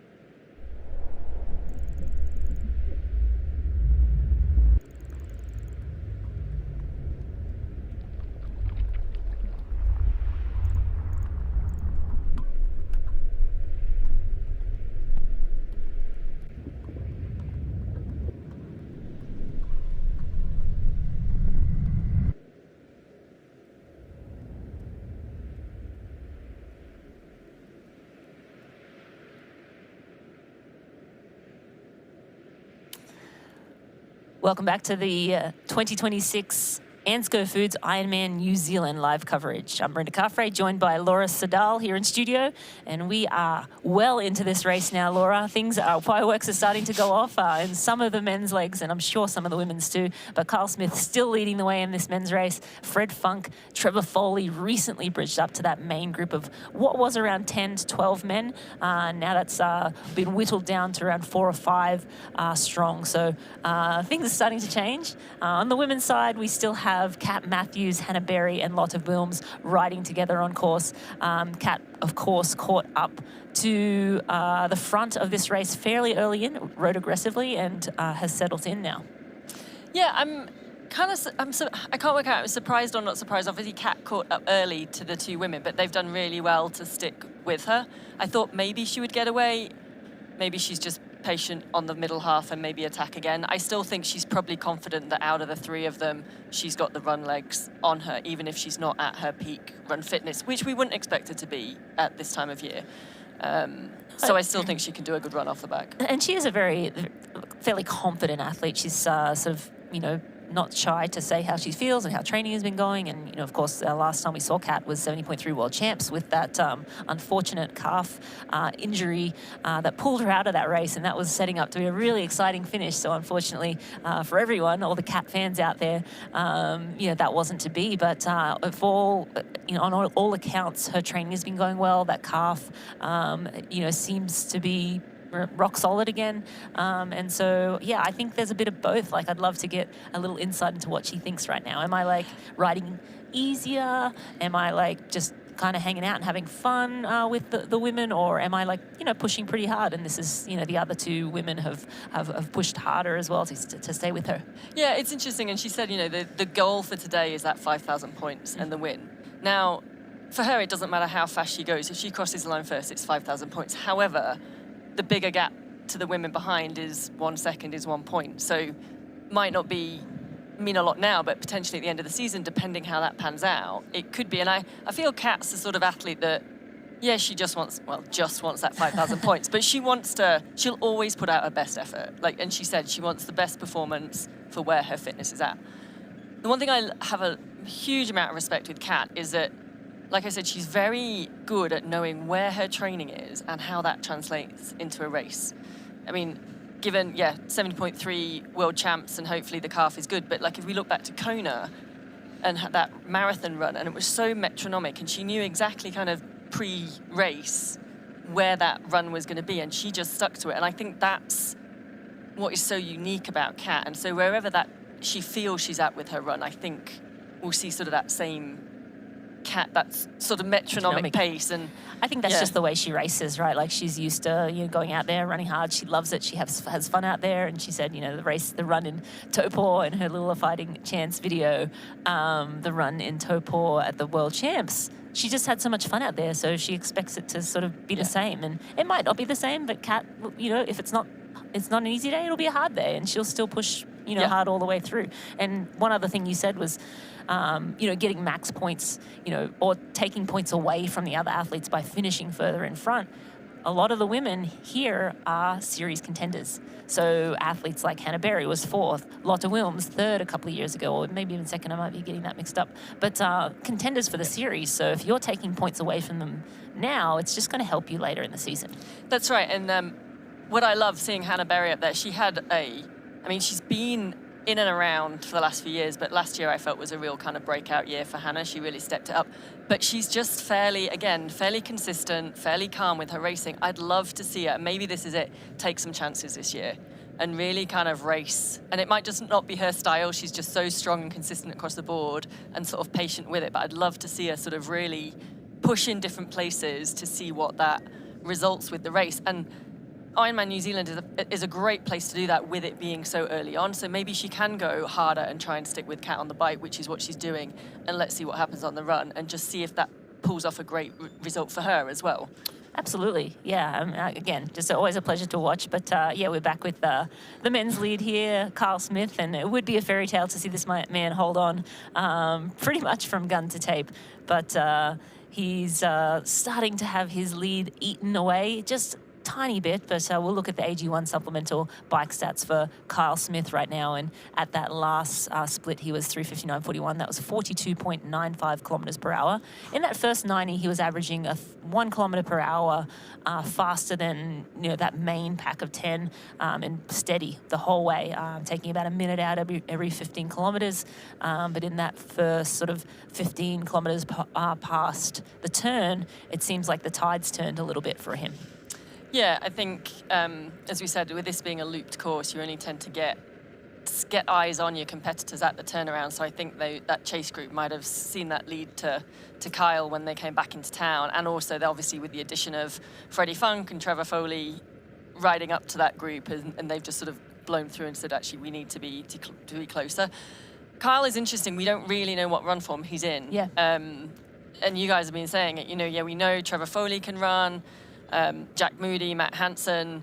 Kyle, also the way he races. I remember when he did, the last World Champs in St. George, and he was first off the bike, and then I say faded to 11th. Not quite the case, but his run hasn't been. His swim bike is definitely his strength. Mm-hmm. But that was a couple of years ago, and he's been away from the full distance for a while. He's had the injuries, and last year wasn't quite as good as he wanted.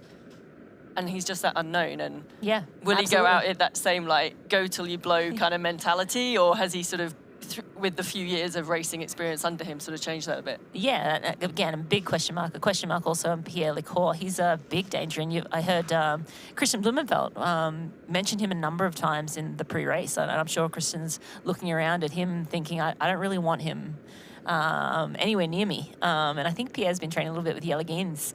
And, that famous battle between Christian and Jelle Geens in 70.3 Worlds. So Christian probably not feeling super comfortable. I mean, again, he is such a phenomenal talent.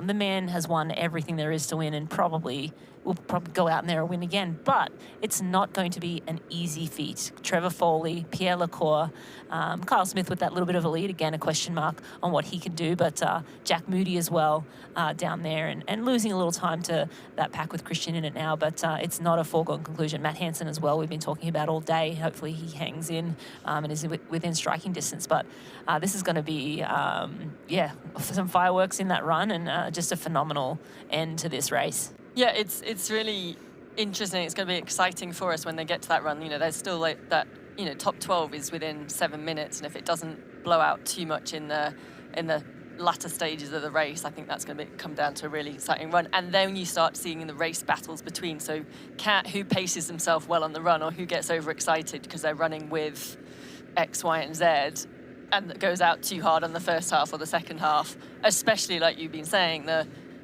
the road surface just batters your legs, and I don't think you realise it until you get to that run. It just takes that little bit of an edge off. Yeah, it's subtle. It's a subtle difference. But yeah, when you start running, you're like, whoa, this feels different. The legs are a little heavier and sorer than I anticipated. So, but yeah, it also sets up for phenomenal racing. When you have the best runners in our sport coming together head to head, running out of transition, shoulder to shoulder, you rise to the top, and all of a sudden you find an extra gear, an extra minute or whatever.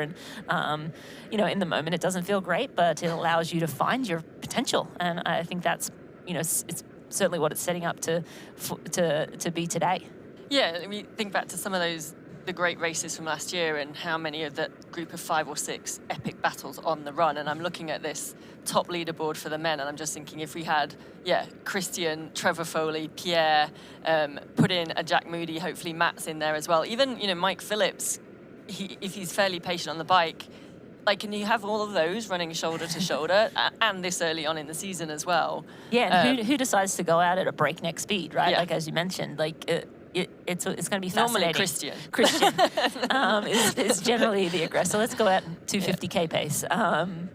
But yeah, I mean, the other thing we mentioned earlier, but he's been riding the majority of this race without one extension. Again, he still does have that cup, so you see on his right arm. So thankfully, I don't think he would be able to do it if he didn't have that cup to put his elbow in, so he is able to. But it still throws you off a little bit. He's going to be a little twisted in the saddle, and it's not his normal position. And so what does that mean?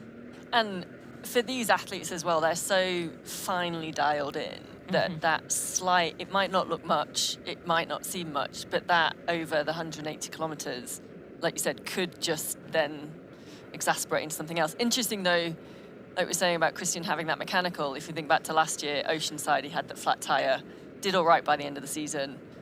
Slightly different circumstances today, and hopefully he's still up there, and he is still in there at the moment. It wasn't the flat tire that sort of put him further back in the race. But then he went and ran ridiculously fast in Oceanside. But yeah, what has it done? And I think the guys on the ground said it as well. Now the sun is coming out, and it does heat up pretty quickly in Topor, and it does get quite a oppressive heat in some way, and especially if you've not been used to it from the start. Like, have they been fueling? Have they been drinking? We know Christian sometimes gets cramped, so hopefully he's been working and resolving that. Is that going to have an effect? And there's not much shade on this bike course. There's not much shade on the run course. So it'll be key, those athletes that were still looking after themselves when it was a little bit cooler earlier on in the day, when everyone was going pretty fast, if they can now at the back end of the run, or the back end of the bike and then the run, like they've fueled themselves well.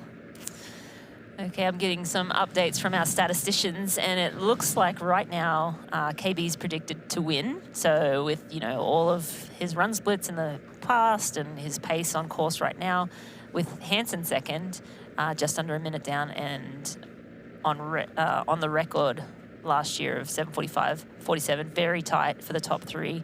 And in the women, as it stands right now, it looks like Kat's going to be on top, and probably in very fast time overall as well. Both lots of Wilms and Hannah Berry look like they'll, be the top three on the day. But Tamara Jewett, again, she is losing time on the bike. And this, again, I love what Tim Reed said earlier. I'll just share it again because I thought it was just gold quote. He said, on paper, this is what should happen. And on paper, Christian Blumenfeld's the best athlete or whatever. But he said, you can basically just, take that to the Portaloo and use it because, what's written on paper doesn't always equal what happens on the day. Well, I think as I said, when I left home to come to here and everything seemed to change around in the bike course, I see a similar thing in Kona when you left the studio to go down to the race finish. And within that 5 minutes, we had a dramatic change at the front of the race. Hopefully nothing like that for the athletes today, but still, yeah, it can all change when we get that dramatic turnaround. And it's so hard early season racing, and especially now. I think it's fantastic that Ironman New Zealand is part of the Pro Series this year. Obviously, it's a favourite race of mine, and I think it's a fantastic race. And so getting more eyes from the world and getting these more worldwide fantastic pros down there to race, I just think is amazing. But it is early on. It's, early March, and it's great. We always see there's a lot of Kiwis, there's a lot of Australians. Obviously, they're coming off their summer. It's a big ask for those from the rest of the world, and now the way racing's going, like, we've got so many races. It's such a long season. If you think this is the beginning of March, we've go through to Kona in October. How athletes plan out their season, and yes, coming here for early points is great. It gives you a little bit more flexibility. Obviously, if you get points on the board. But the way racing's going as well, you've kind of got to be on all the time. Totally, yeah. There's no easy race to turn up to now that there's a Pro Series and points on the line and a series-long narrative to write for yourself. But it's exciting for us as fans to be able to see the great athletes out there racing multiple times a year. And again, Kat Matthews will race probably four full distance races this year, and she usually does 3. She's not shy to go and do a lot of racing, and that's why she's decided to come down. But it's not easy. It's hard to be ready this early. It's hard to and the World Champs was late last year, so the turnaround pretty quick. So it didn't give those people who raced to the end of the World Champs didn't give them much of a, let's say, off-season or break before they were then building back up to Topor. And I'd interesting, Rini, when you were racing, I'll come on to that in a minute. We're going, so at the moment we've got, so our record times, Mike Phillips for the men, 7:45:47. This is presented by Precision Fuel and Hydration. And he's on pace, Christian, for a 7:46:41. So just off the record at the moment. And obviously Chelsea Sodaro, she had the record from 2024, 8:40:07. And Kat Matthews is on to demolish that at the moment by 10 minutes, which is also interesting. And again, thank you to Precision Fuel and Hydration. This course has, for a lot of years, it was always renowned to be a slow course. And I think that's why a lot of people were put off by it as well. One early season on the other side of the world, but it was renowned. And then as soon as people came down and started breaking that 9 hours for the women and getting close on that, the 8 hours and things for the men, it's just gone. And obviously the standard of racing has gone up anyway, but we're just seeing those records fall. And if, you know, Calibov's Cat racing here, and if, you know, 10 minutes off Chelsea Sodaro's record in 2024 when she was at her kind of prime is just is pretty special, if that if it holds true. Yeah, and again, these are all just predictions extrapolating out from where, you know, Kat is at this point in the race. If she, you know, runs what she typically runs in a marathon off the bike, you know, those times are definitely in jeopardy today. She might even go faster than that. It remains to be seen. But yeah, great to see. This race here in New Zealand is the second longest running Ironman event, obviously only second to Hawaii. So rich history down here. And Kyle Smith, before the race, was saying how, you know, everyone knows triathlon. You know, all the kids do it in school. The Wheat Bix Kids triathlons are huge. Like thousands of kids come out and do triathlon, swim, bike, run. Like it doesn't happen all around the world like that. So that's where he started, you know, doing triathlons in school. And now look at him, you know, racing in the lead in his hometown on the world stage, which is the Ironman Pro Series. So super cool to have this an addition to the Ironman Pro Series. And again, with every year, the Pro Series just becomes more prestigious, right? Like the first year, we like, of course, $200,000 is up for grabs. So that it got people's attention right away, right? Like $200,000 for first, a 1.7 million total prize pool, incredible amount of money on offer. It gets the athlete's attention, but now it's sort of a prestigious thing. Like it's another jewel, like win Kona, win the Pro Series. I mean, Christian win an Olympic gold medal, win a 70.3, you know, like it's another one of those, okay, in the sport, these are the things you want to achieve. And so super cool to see that evolution as well. Yeah, and like you said, that first year is always like, people are kind of like feeling it out. How is this going to work? How am I going to plan my season? Again, it sort of meant it. You know, you talked about it in terms of Matt Hansen. It seemed to be sort of built for him in terms of that athlete that's going to race consistently and do well. But it's interesting to see how that's then evolved over the second and then into this year, how athletes have approached it, their focus on which races. Yes, you know, I mean, look at Hannah Berry. She finished fourth. She was in the top 10, I know, and fairly high up on the rankings last year in the Pro Series, I should know. But she raced off 3 races sort of thing. Which was amazing. So she's got sort of that depth to go, okay, well, that's what I did last year. Yeah. And I think also as, you know, gosh, I'm going to age me at least, but a few years ago, I think I used to race 5 Ironmans and everyone thought in a year, and that was crazy. And I used to do the double in Wanaka, New Zealand. And it was unheard of that you'd race sort of back-to-back races. But now that's what these guys and girls are doing week in, week out, because with the human body and the belief of what you can do and pushing your limits has just stepped forward. Yeah, I think nutrition has come a long way too. So being able to get in enough fuel to then like be able to back up and race again, so you're not damaging as much as maybe you would before. You know, also the technology in the shoes too. So there's a number of technological things, but it's also the mental aspect is huge. Like someone else does it, well then if they can do it, I can do it. So yeah, breaking barriers there. But for a second now, I know we're still in the women's race with Kat in the lead here, but the men have gone through 134K. Kyle Smith has lost another 30 seconds. So now the gap is 4 minutes, but carnage. So Freddie Funk, Trevor Foley, and Christian Blumenfeld. So Christian's the only one who's been able to go with Trevor and Freddie. And they are, you know, 4 to 4:11 back. And then Ben Hamilton has dropped about 25 seconds. So Ben Hamilton seems to be disconnecting from that group. And along with Mike Phillips, Pierre Lacour, the dangerous runner. I'm sure Christian will be happy to see him falling off. They're like between 4:36 and 4:40 back, so 25 plus seconds behind that chase group of 3. And then you have Jack Moody down at another minute, 5:45 down, and Hansen falling back a little further at 6:48. So, yeah, things as we hoped. I hoped there would be some fireworks because it did seem like everyone was just kind of going to stick together, and they did for that first lap. But now, cracks are starting to show. And it's hard as well. Like the first, we've got some groups of 2s and 3s. Obviously, Kyle off the front still, but then we've got sort of a group of 3, another group of 3. But after that, it's very much gone on to athletes on their own or by a bigger gap, sort of 30 seconds apart, and that makes it harder as well, particularly in the second half. I know that you guys spoke about, even with the new 20-meter drafting, there is still an advantage of being able to see the athlete in front of you or know there's someone with you.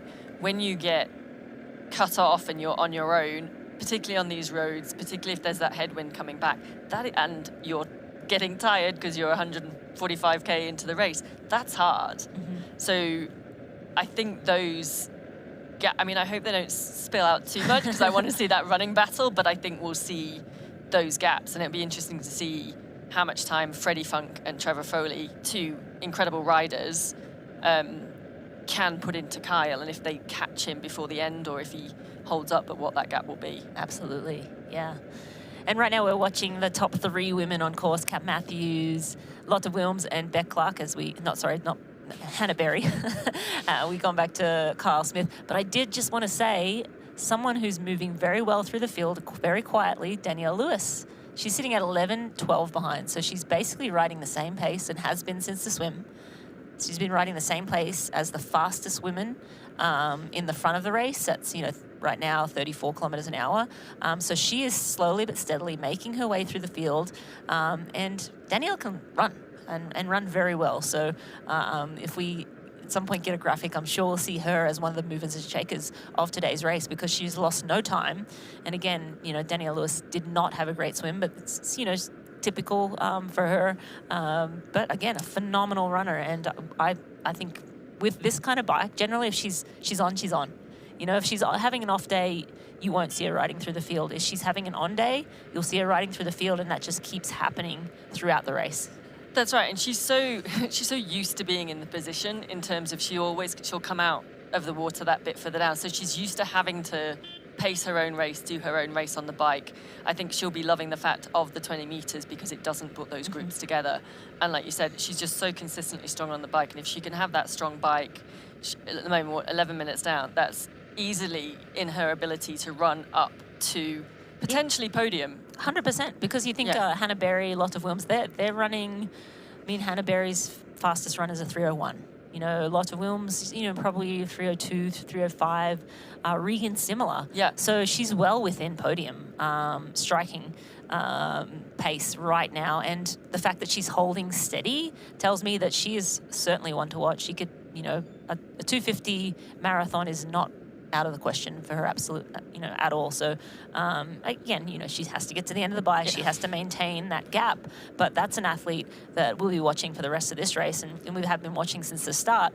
But very interesting development through the back of this race. But right now we're with Kyle Smith, the local boy, still leading this race. We have so much more action coming up. The men closing miles of this Zoot bike course.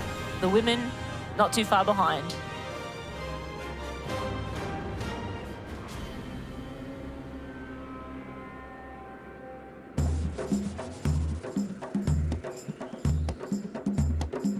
It's the beauty of Oman.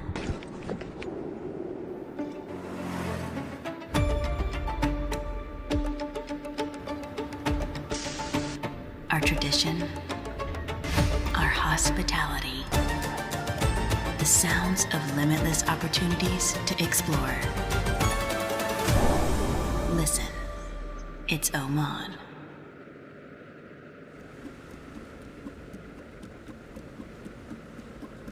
Just do it, be fine.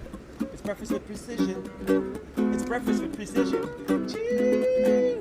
Thank you, Poncho Man. Welcome to Breakfast with Precision at Hugo's on the Rocks. I'm Andy Blow, co-founder of Precision Fuel and Hydration, and we are stoked to be the official hydration partner of the Ironman Global Series. Hey, what are you doing on my set? Get a plan for your next race at pfnh.com. Security! It's breakfast with precision.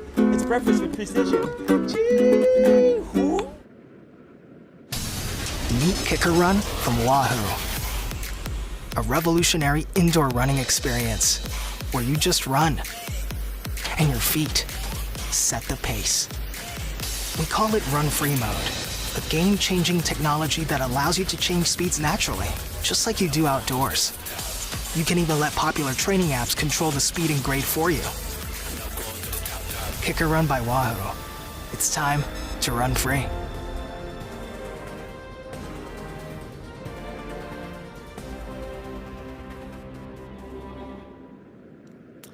Welcome back to the 2026 coverage of ANZCO Foods Ironman New Zealand, brought to you by AG1.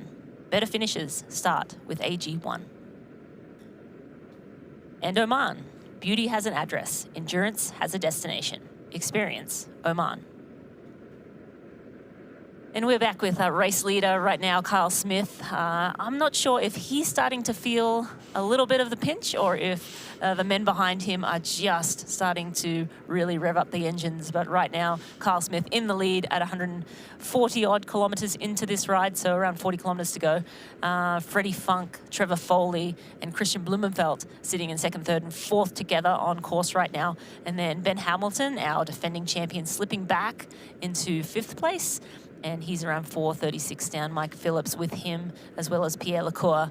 And then further back, we have Jack Moody at 5:46. And Matt Hansen, Sam Osborne down plus 6 minutes. So, yeah, definitely some action in the bike at this point. But, yeah, at 40 kilometers to go, you know, we're at our 4:15 for the men. So, you know, nutrition starts to become a very big factor. Hydration, and again, it is New Zealand, so temperatures are not crazy hot. It's no Kona, but they are heating up, and cloud cover seems to be burning off. So, yeah, definitely heating up the action and the race itself. But we are back with the defending champion, Regan Holyoake. She is sitting right now in fourth place, so she's riding all alone on course, and she has, of course, Kat Matthews, Hannah Berry, and Lotte Wilms up the road. They've got a sizable lead on her right now. So yeah, it's around 5 minutes at the moment. I mean, I guess the advantage Regan has is that she has raced this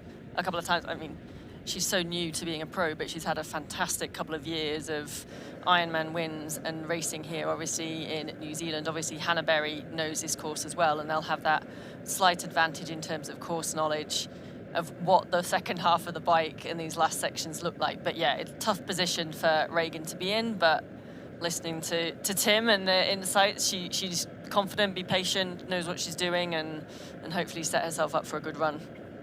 Yeah, absolutely. It's a long way from finished, and you know, she knows how to race this course. 5 minutes from Kat, though, probably not ideally what she would have liked. She did get out of the water with Kat Matthews. Those two were together in Ruby T1, but Kat put the hammer down early and bridged up to the front, and sort of has just not looked back. And Regan built into this race a little bit more.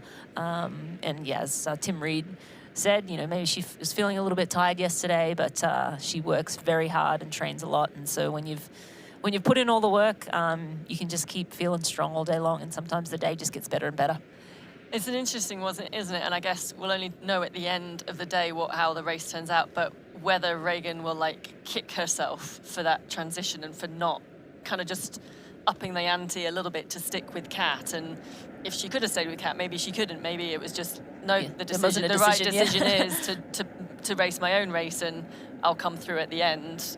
You know, maybe if she had gone off, who knows what happened. But it's always it's those split-second decisions that, yes, you've got your own race plan as a professional and you know the numbers that you're doing, but also you're racing. And, you know, I always think back to Kona and the race where it's that fast sort of first lap around town, and then you get out onto the Queen K, and those decisions of, do you try and settle into your own race, or are you going to try and race really hard in that first 10K to stick with the group? And similar in the course here, it's that first 10K is uphill out of town, and if you are coming out, do you just put that extra bit of effort in to try and stay with someone? But we'll only see at the end of the day. And when we've spoken to her about how her race was going. Yeah, absolutely. Sometimes it's not a decision. It's like my legs are not responding. I am not feeling great. You know, I'm like doing everything I can just to move forward. And then, you know, sometimes later on the bike, the legs come around. But yeah, Kat Matthews, again, putting on a masterclass, as we are so accustomed to from this young woman. She is the two-time Pro Series champion and setting her season up so far looks very nicely, but you know, still a lot of racing to go. Women are through about 120 kilometers of the bike, so 60 kilometers left of this bike, and then a full marathon. So yeah, kind of not even halfway through the day, so still a lot of racing to be done. But I mean, she looks great. She's like a metronome again on the bike too. Like, she doesn't move. She sits down in those aero bars. She looks super comfortable. You know, just looks like she's not even trying, but I can tell you there's a lot of power going through those legs at every pedal turn. And then she hops out on the run, and again, metronomic, just goes out and, you know, chases down whoever's in front, or if not, you know, still lay down a very good run split. Yeah, really interesting with Kat to see how this year hopefully she continues to progress from the amazing couple of years she's had. But she's had quite a few coach changes in the last couple of years, and now understand sort of working with Mark Matthews, her husband, as guidance. I know they've got another couple of coaches that they're working with as well, but he's sort of taken that lead. So really interesting to see what she's taken from the coaches she's worked with, how they're developing that as their partnership. Husband and wife, coach, athlete going forward. I have a lot of respect for people that coach in that way. So kind of exciting to see what Kat can bring from that side of things as well, as we're back on the men's race. And I think that's probably Mike Phillips. Yep. Yeah, Mike Phillips, the defending champion, Yeah. he is sitting in that second chase. So he's been dropped from the Blumenfeld Foley Funk group, but he's, you know, not too far behind, just sitting back behind, and he's a fairly patient racer, or has been historically. And, you know, again, he knows this course, won 3 times here. So outside of Cam Brown, he is, you know, the best man to race down in New Zealand, or consistently race well down here in New Zealand. Yeah, and if you look at that top group, obviously there are, as always, a lot of Kiwi athletes here. A lot of them are very familiar with the course. Mike's raced, well, won here 3 times, but raced a number of times. Obviously, Kyle lives here, so knows these roads very well. I'm interested to see, I mean, look, as a professional athlete now, you need to be able to adapt to every race, but how much of an advantage those local knowledge on this course with the type of road surface, and especially when you've got, I think, you know, Trevor, I know he went overseas for the first time last year or the year before to Frankfurt, but didn't go the way. And that was sort of his first venture overseas from having raced in the US. And so interesting to see, hopefully he can put it together this time, and that gives him the confidence that he can explore more in this. The year he decided that, it was almost like he did Placid, I think, and then did a 70.3 the weekend later, and then he was like, I guess now I'm in contention for the Pro Series, and so then it was kind of like a knee-jerk, I'll just go race Frankfurt. And anyone who's gone over to race in Frankfurt knows it's very hard to race Germans in Germany. And he found out that firsthand. But again, you know, like, he's young, you know, and so much ahead of him. So, you know, he learnt, and here he is now putting together what seems to be a phenomenal race so far. But yeah, we're also joined in studio. I'm Marinda Carfrey, joined by Laura Siddall and, of course, Will McCoy. Will, what are you seeing the blow-ups in the men's? What are your thoughts? Oh, look, I have been seeing that, but I've also been eating like a confronting amount of calories while I've been having a break, if I'm being honest. So while I've been stuffing my face. Yeah, that's right. And watching other people exercise, it's been really interesting to see just how quick this second group is working together. If you look at and I just look back at the stats, all of them are traveling over 1 kilometre an hour faster than Kyle Smith is now. Kyle's kind of traveling around the same pace as the Hamilton, Phillips, LeCour type group. But Funk, Foley and Blumenfeld are really starting to push in this second lap, which is just setting us up for a really excellent run battle, which I am looking forward to seeing. And we've had a couple of DNFs as well. Confirmation that Steph Clutterbuck has pulled out of the race. I think that was a little bit earlier as well. And Nathan Dortmund as well on the men's pro side pulled out at the 90-kilometre mark. So he did the first lap and called it a day. and Christian Blumenfeld just continues with one extension on his tri bars, and it's not seemed to affect him too much. Although I'm just interested to see how that affects his whole body balance, I guess, when he gets onto the run, Laura.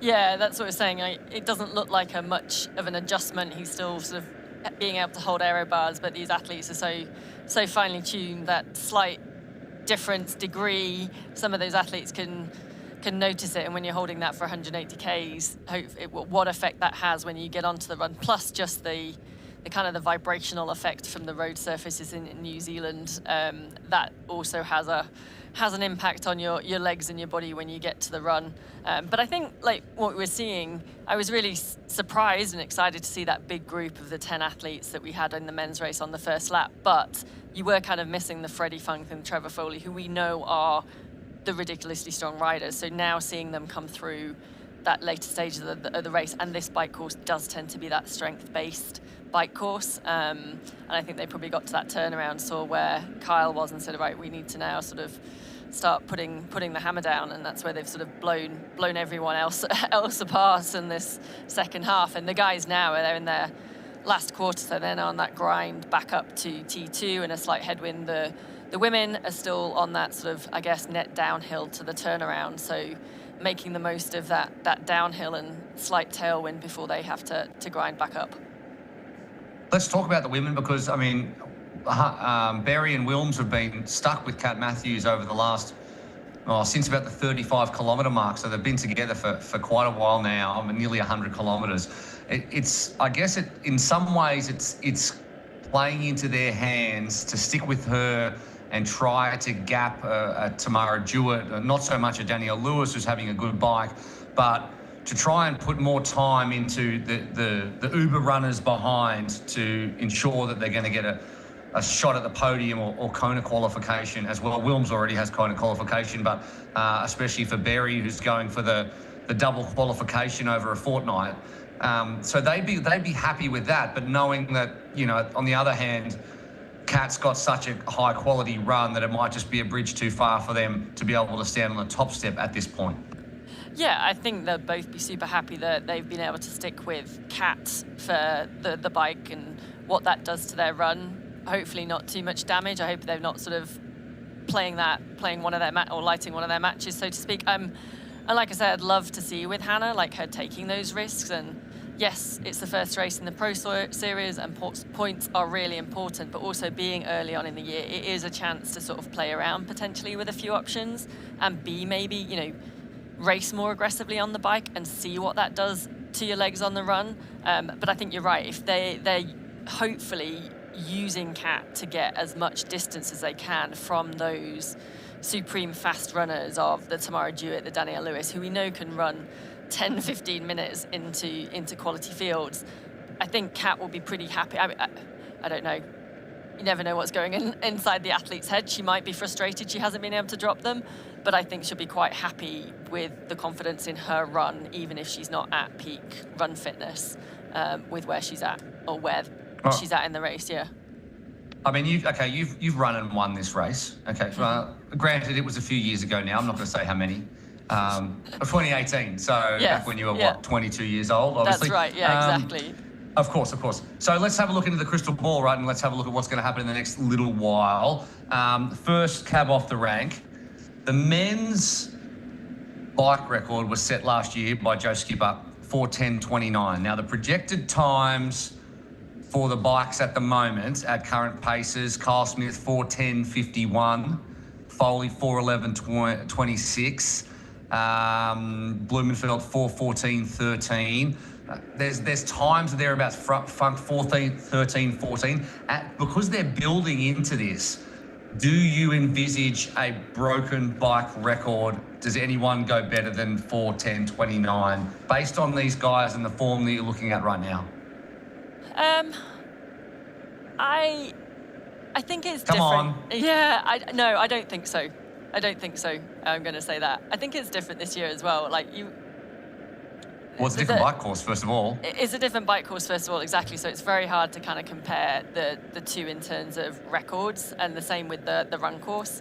I also think there's just, like, I don't know what Joe's thoughts were for last year when he came and raced here, and the pro season, but I think, yes, the athletes want to go fast, but it is early season and you're still trying to put together. We've got super long seasons. I think the last couple of years of racing, particularly like Kat was looking at the screen, she's raced a lot over the last 2 years. She's done incredibly well, and I think she's probably one of the few athletes that can sustain that level, and I hope she can sustain it a little bit longer. But a lot of those athletes have really got to be careful with how much they're going to race at this high level, because all of our races have stepped up. So I don't think necessarily today that bike course is, but I'm quite happy to be proven wrong, as I am many a times. And then I think the run course, potentially with the caliber of runners we've got, I think that record might be at risk. 240, what is it? 240.04. Mike Phillips. Now, that stood for 6 years, 5 years, 6 years now. So, and that's a fantastic run. So, I mean, but with Kirsten Blumenfeld in the field, provided that he holds together and doesn't cramp, he's definitely capable of that.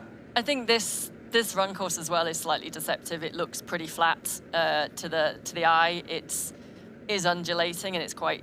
Again, it looks flat. It looks straight, as in round the lake and so. But there are a few twists and turns, and a little bit more undulating. And just coming onto that run off the back of this bike, it also has changed again this year. It's 4 laps. It used to be 3 laps, but that has reduced some of the elevation, because the 3 laps used to extend further out to 3 Mile Bay, which included some little punchy hills. So we don't have that as such. So I do think that run course, with the caliber of men, and if these guys, even the chase packs, if they can stay within that sort of 5 to 10 minutes, I think it's going to be pretty exciting to see what the guys can put down. And what about who's going to be there at the end? Because you kind of think that the fact that this chase group of 3 has broken away, that includes Blumenfeld, is probably helping Blumenfeld, because while his run is similar to, say, a Matt Hansen, he's putting time into him, and that group is putting time into him, and he's probably confident that he can outrun Foley and Freddie Funk. So do you think that helps him? The last section of the race has become more positive for him, and if so, provided any incident, that he's, the favourite to take this one out? Yeah, I think Christian will be super happy that Freddie Funk and Trevor Foley came through, and kind of he could jump on the back of them, and they've exploded that group. I don't think, well, Christian would still have fought to the death, but I'm pretty sure he'll be happier that the likes of a Matt Hansen and a Jack Moody and some of the others aren't in that group. And I'd like to think that Christian probably backs himself against Freddie and Kyle up the road as well. I think also the fact the Pierre Lecour, like, he's the unknown in this. We just don't know what his marathon is. We know he's an incredible runner. And I think so Christian will be pretty happy if he can start to put a little bit of gap in front of him. I mean, Trevor Foley as well. Yeah, on paper, again, Christian has run ridiculously fast. Trevor's not had probably the Ironman race he's wanted in more recent times. What he can do when he can run, that's his background. Like, that could be, pretty exciting to see Trevor and Christian going at it. And hopefully, Christian will hopefully try and stay away from Pierre Lecour, to be pretty happy with that, I think. All this talk, and let's pick your brain on this one, all this talk about, the road surface, the potential wind, and the 20-metre rule, meaning that we're going to see fields blown apart. Now, the first 14 men are covered by 10 minutes. So I wouldn't say that the field has blown apart anywhere near what we thought it was going to. I mean, when you take Kyle Smith out of it, you've got Funk 351, Foley 408, 412, 436. There's not much between everybody. So are you surprised by the lack of separation in general amongst a group that's, there's a lot of good athletes here, but it's not a massive field? Yeah, I was thinking about this with the new 20 metres. I think, one, the standard has gone up. So our level of athletes who can swim and ride really well is a lot better. So the ability that they can hold the power on the bike.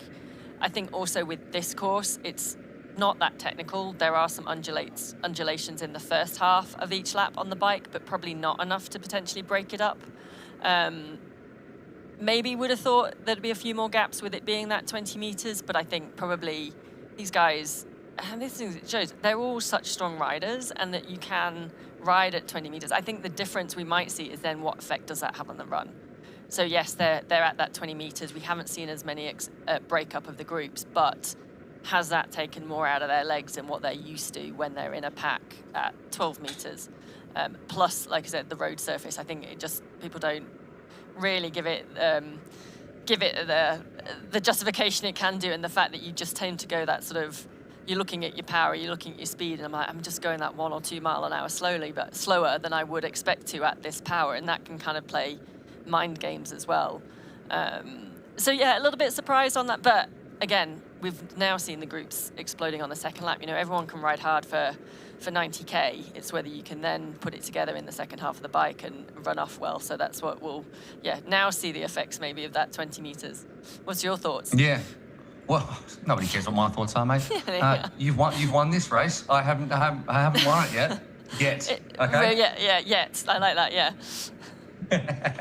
All right, we're going to take a break very soon, but a little quick update on the splits. They've just been through the 153. Freddie Funk has gapped Trevor Foley, and Mike Phillips has bridged up to Christian Blumenfeld. So the complexion of the top 5 is constantly changing as we head towards Ruby T2 here at the ANZCO Foods 42nd Ironman New Zealand. We'll take a break. We'll be back. Do not go anywhere.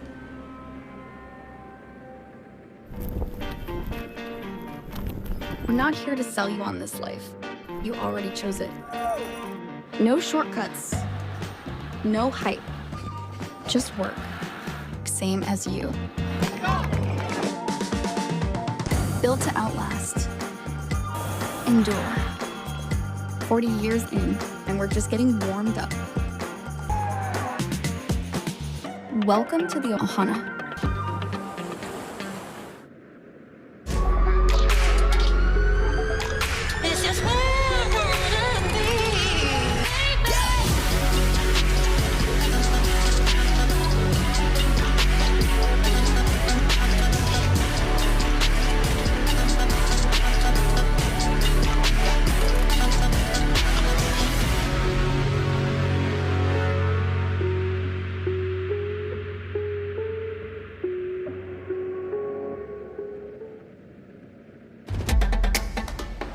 You know, and we know.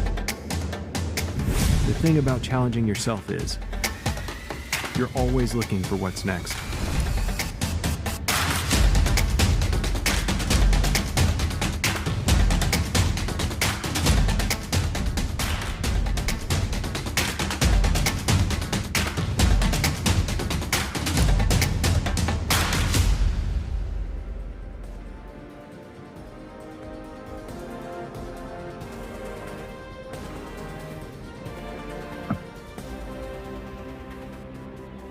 Welcome back to the ANZCO Foods Ironman New Zealand. We just saw a shot there of Freddie Funk, so I hope you're wearing your sunglasses. The man is bright and he is in control at the moment, riding about 41 kilometres an hour over the last split, which means he has gapped Trevor Foley and Christian Blumenfeld, while Mike Phillips has joined that group with Blumenfeld as they jockey for position heading towards T2. Meanwhile, in the women's race, Kat Matthews still in front, but that group's still together. 5 seconds between Matthews, Berry and Wilms. They've been together for the last 100+ kilometres.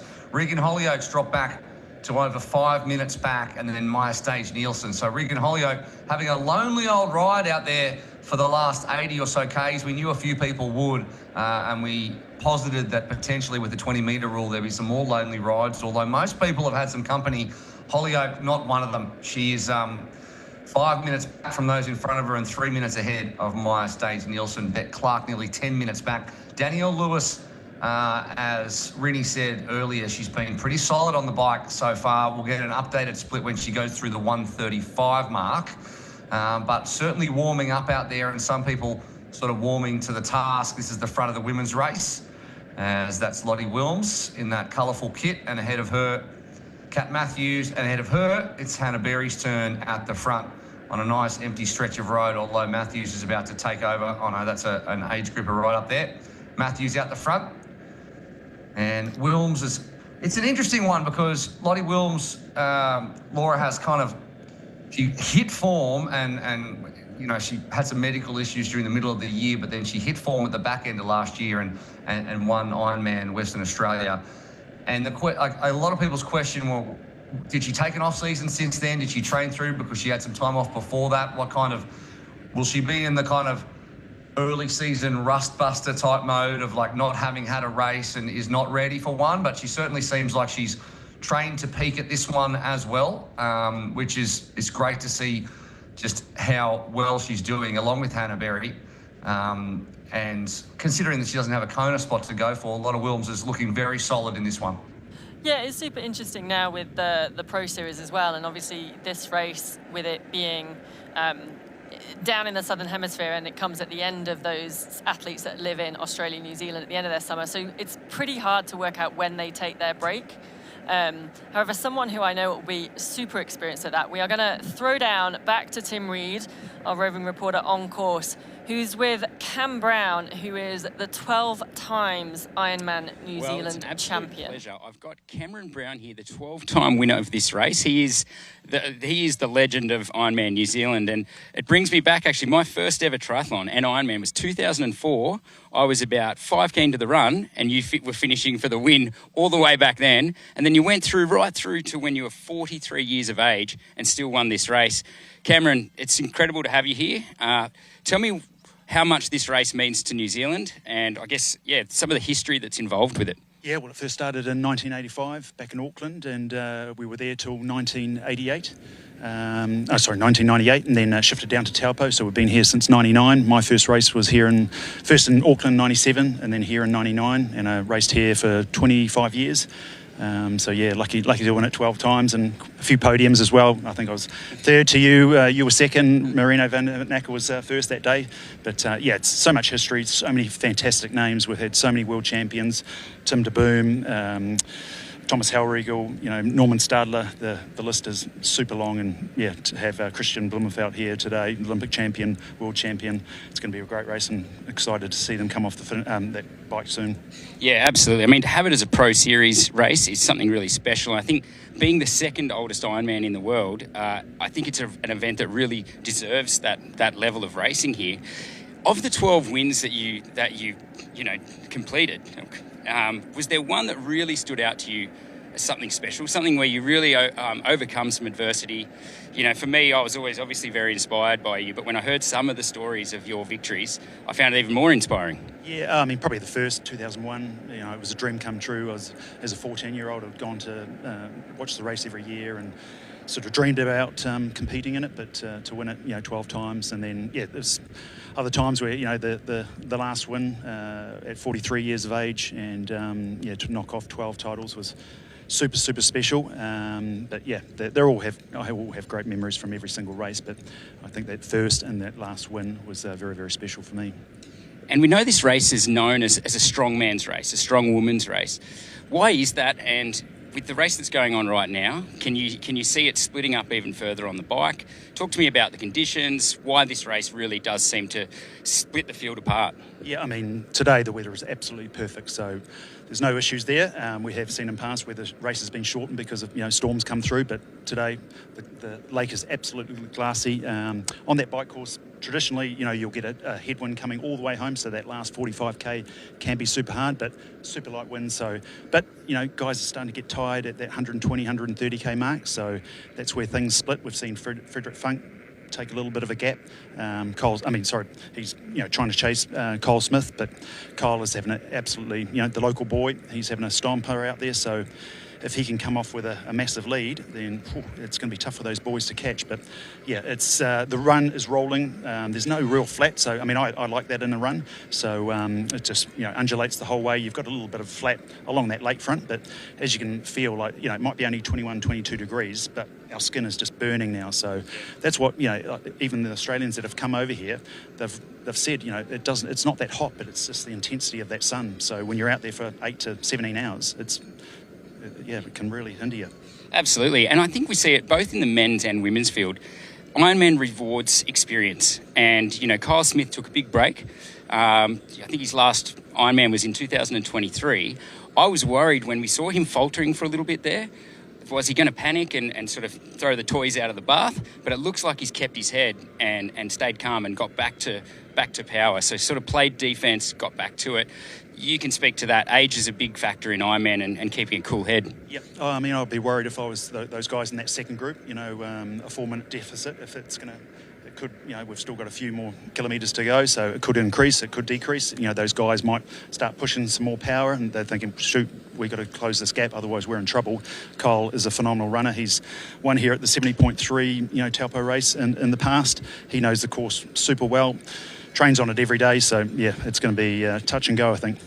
Well, it's absolutely unreal to have you here, Cam. I think everyone who is racing, who sees you, gets inspired, and certainly you're a big inspiration to me throughout my career. So thanks very much, and back to you guys.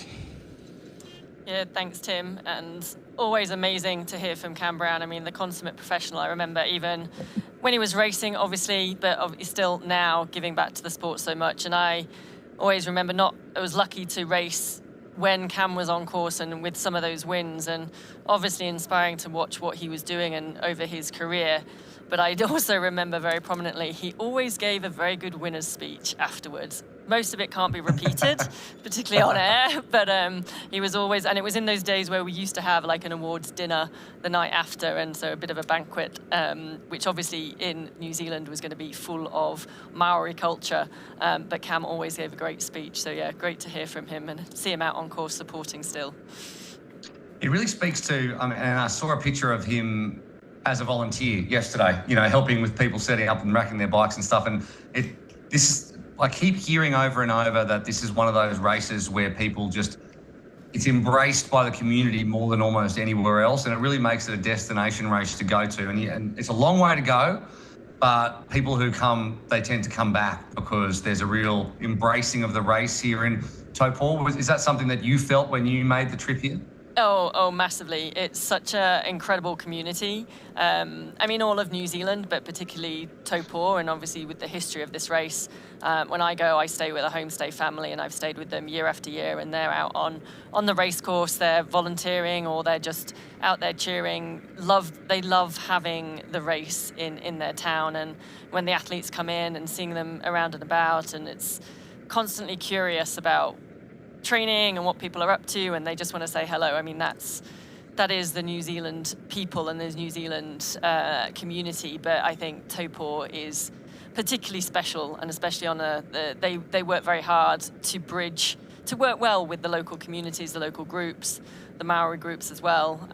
There's a lot of people that come in and want to be at this race, either at an aid station and stuff. So yeah, it's a very unique, I think it's one of those races you definitely notice that difference for the people that make this event. Obviously, it's stunning, it's beautiful. We're getting some amazing views as they do one of the grinding hills back to town. You can see the steam as well coming up from some of those thermals, the geothermal holes. But yeah, it's the community that I think lift this race to that extra level as well.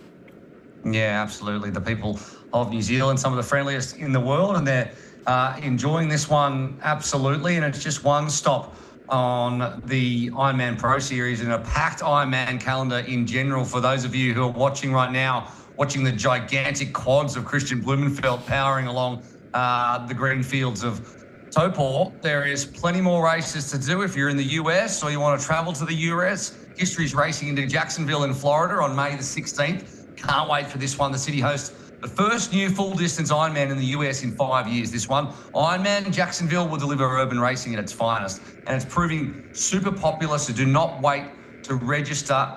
And while we're on that, Lake Placid as well returns on July 19th. That's an athlete favourite. Each year, this historic Olympic community welcomes Ironman athletes. Magic at every turn this race. I'm going to call that race. I can't wait for it. Do not miss that special destination. And this is always a sellout. So register at Ironman.com. Use the QR code to either of those North American races on the bottom left of your screen. Long way, as Trevor Foley, etc., will attest, from there to here. But that doesn't matter one bit when you're taking the family on a holiday, which is not really a holiday. You're just doing an Ironman and you don't want them to feel left out. Perfect places to go, absolutely, as we continue to watch the women's race unfold here, and these three have been stuck together like glue for the last 100 kilometres.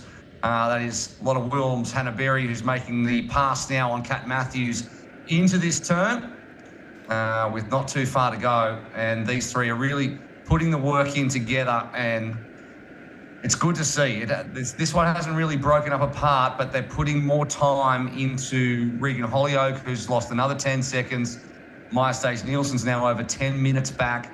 Tamara Jewett, so she's 14:46 back, and this is an interesting one. There's a bit of chat on the YouTube comments at the moment as well. I'll just chimed in on for a second around Tamara Jewett and exactly how far back she can be while still running into a position of contention. So it looks like on the projection she's going to be around 20 to 25 minutes back at T2, as we see Wilms go past Kat Matthews at a rate of knots, and now Matthews having to drop back. But Tamara Jewett can run 15 minutes faster than Berry and Wilms, potentially, if she has a good day. So that's one to watch, I suppose. Yeah, I think Tamara Jewett's still very much up there, potentially Danielle Lewis as well, to get themselves at least near that podium, if not on that podium. I think Regan Holyoake is still in a great position as well. 5 minutes down, she's a patient racer. I am going to be interested, like we saw in the men's race on this, this last 45 kilometres, it did start to splinter out. Freddie Funk has sort of broken away and attacked. I'm going to be interested if these three do stay together, or if Lotta tries to give it a little bit of a nudge. It looks like she might be at the moment, just to maybe get a bit of a bit of a gap over Hannah Berry. I don't think Kat's in that equation. I think Kat's still probably the strongest on the run. Or to see if, Lotta and Hannah can then stay with Kat as the course ramps back up towards the finish. And also, actually, if you know this course, they're on the last. They've gone around the last turnaround. They're heading back towards T2, and it's just this gradual climb. You can see on the bottom of the screen we have that graphic that shows the elevation and where they are. They actually only sort of need to get to that 170k, because that's the highest point on the course, and that's where there's a racetrack on the right-hand side. And when they get to that racetrack, the last 10k is very fast because it's downhill to T2. So if you're going to make a move, you want to make sure you get it done and time it. You've actually sort of got to go, okay, I'm only going to 170 kilometers on the bike course because I know the last 10k is fast. I can spin out my legs, I can flush my legs out, ready to get ready for that run. That's what you want. That's what you want. But it's quite a. Is there usually a headwind coming back in as well? Yeah. So that last hill with the road surface and a little bit of headwind, and it's quite a long drag up there at 160 to 170 Ks, probably doesn't feel too great. No, this is definitely where you feel it in the race, the last quarter of the bike, but it is that, and at times this is like a false flat as well, and you think you should be going faster, but you just don't seem to be going anywhere, and part of that is the length of the race and where you are, part of that is the road surface, part of that is just a grind at this point back to T2, and most of the time you do have a headwind, and obviously I don't think we've got much wind today, but it's still kind of noticeable. And the road ramps in some places, but it's pretty straight as well. So it's almost like you're nearly there, but you've still got an hour or 45 minutes of solid racing to go, knowing as well you've then got that lovely marathon to run afterwards. What a ridiculous sport this is. It's crazy, isn't it? Yeah. It's absolutely mad. It's a mad sport for mad people who just have a little bit of self-loathing, enough to just power them forward. Because at the end of all of this, and then we just do a little marathon at the back end. It's crazy. It's like and that's why the best part of an Ironman day for me is it's great for all of these super fast athletes, and I love that. But you're out there for 17 hours. My hat's off to you for doing that. And you know what? One of the best things about any Ironman race, but again, particularly Taupo in New Zealand, is going back to those, the final hours at the midnight hours where you're watching those finishers come in, and Maori might be down there doing a haka for those last few finishers, which is just magic. But they're the guys, the ones that are out there for that 16, 17 hours, and the amount of training they've put in, balancing around work and life. It's truly inspiring to see those guys and girls. It absolutely is. It absolutely is, and it's inspiring to see these athletes at the front too, being able to maintain this type of pace for this long. And we've talked a lot about Hannah Berry's, maturity and consistency. So she never really pushes herself out of zone. She's a very patient racer. She knows not to follow too much when things are changing. And now she finds herself in this position where she knows that she potentially can't, on paper, outrun Kat Matthews if Kat's having a good day, because she's never broken 3 hours for the Ironman marathon.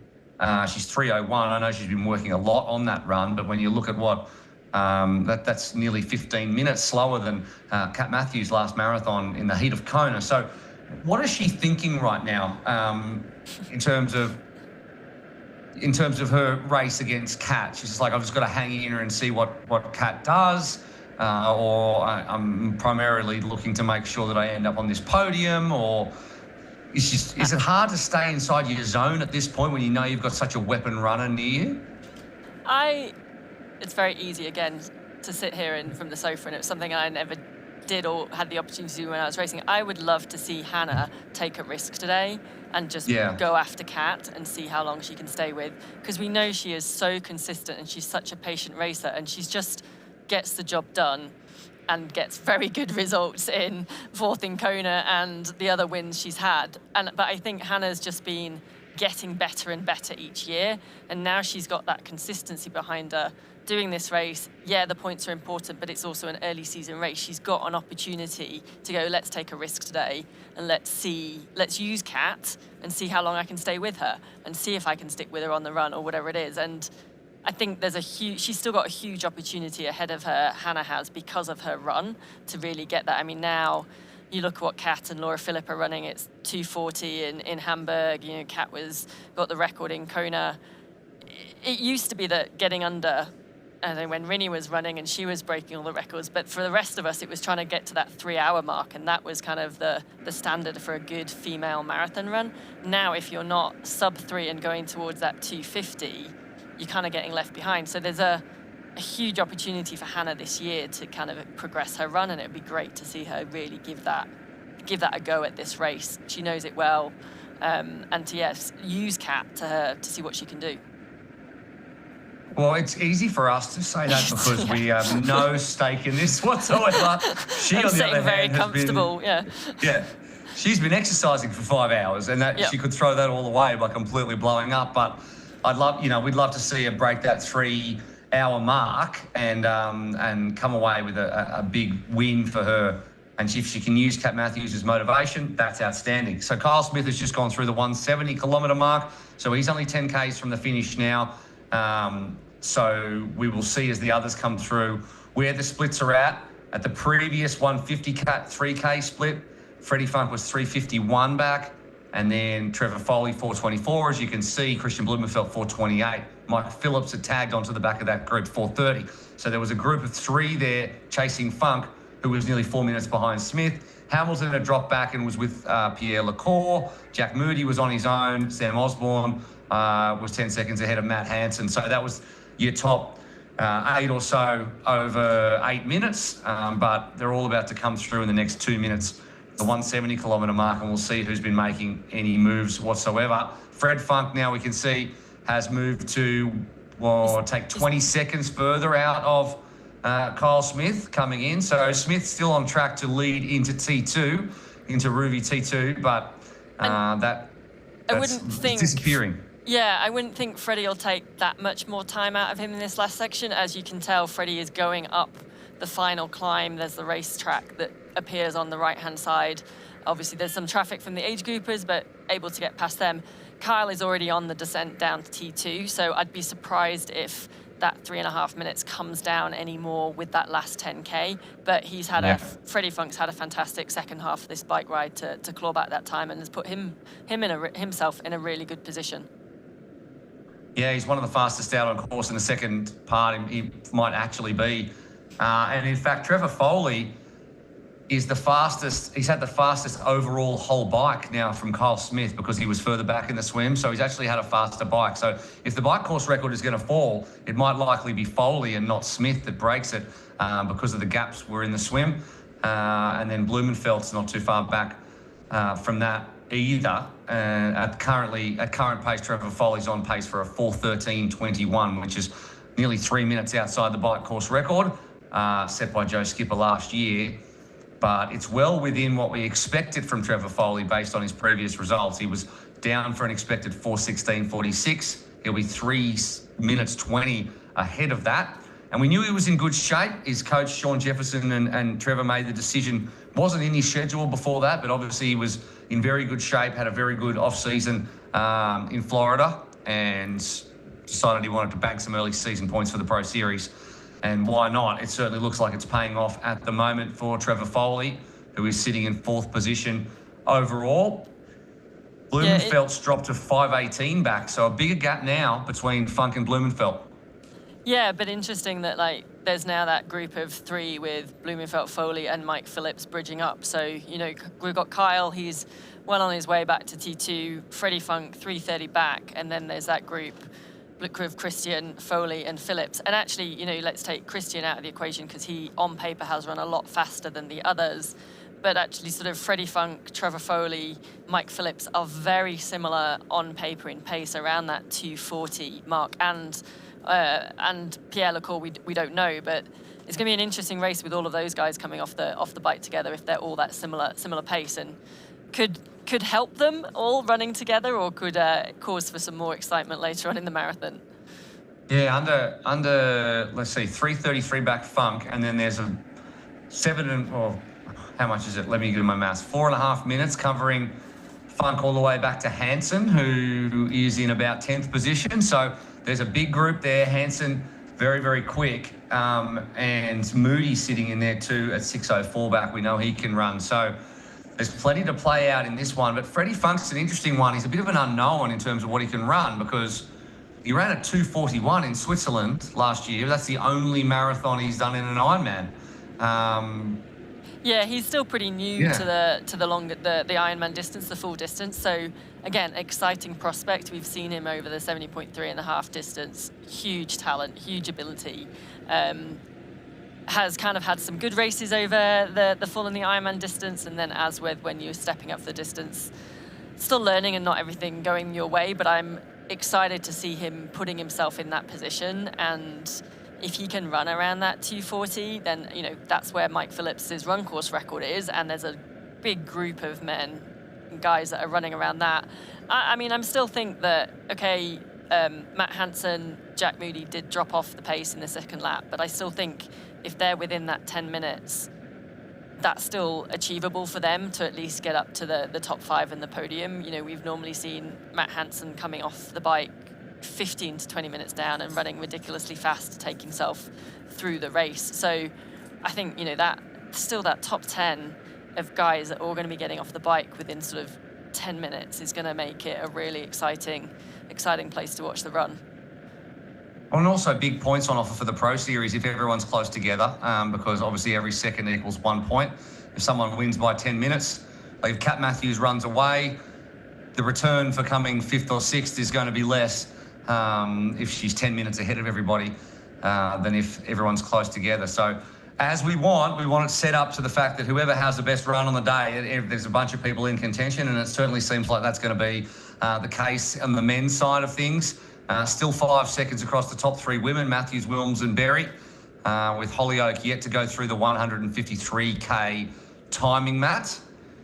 But it was properly getting into town now for Kyle Smith, who will soon be coming into Ruby T2 and kicking off his run as well. Yeah, that's right. He's in the final few kilometres. You can see as the houses in the residential area, the fans are starting to build. You can see the lake front right down straight ahead on that road as they head down. Like I said, it's that fast descent into T2 and then out on the run course. So it's going to be exciting to watch. It's always good watching them run once they jump off the bike, those first few strides through transition and out onto the run course. But yeah, not long to go now for the male leader. I appreciate the patience of Mike Phillips, who's basically barely raised his head up for the telecast today, considering he's a 3-time champion. He's had a really patient race. He kind of dropped back around 10th and then just slowly worked his way through and picked his way through. And the other one that I should say more about, I guess, is Pierre Lecour, who's in unknown territory right now. This guy is, in his early 30s. He's multiple-time Olympian, and has never been anywhere near this distance before, and is at 6:18 and only sort of 50 seconds back on the 3-time champ, which is a really impressive effort from Pierre Lecour to kick off his Ironman or long course career.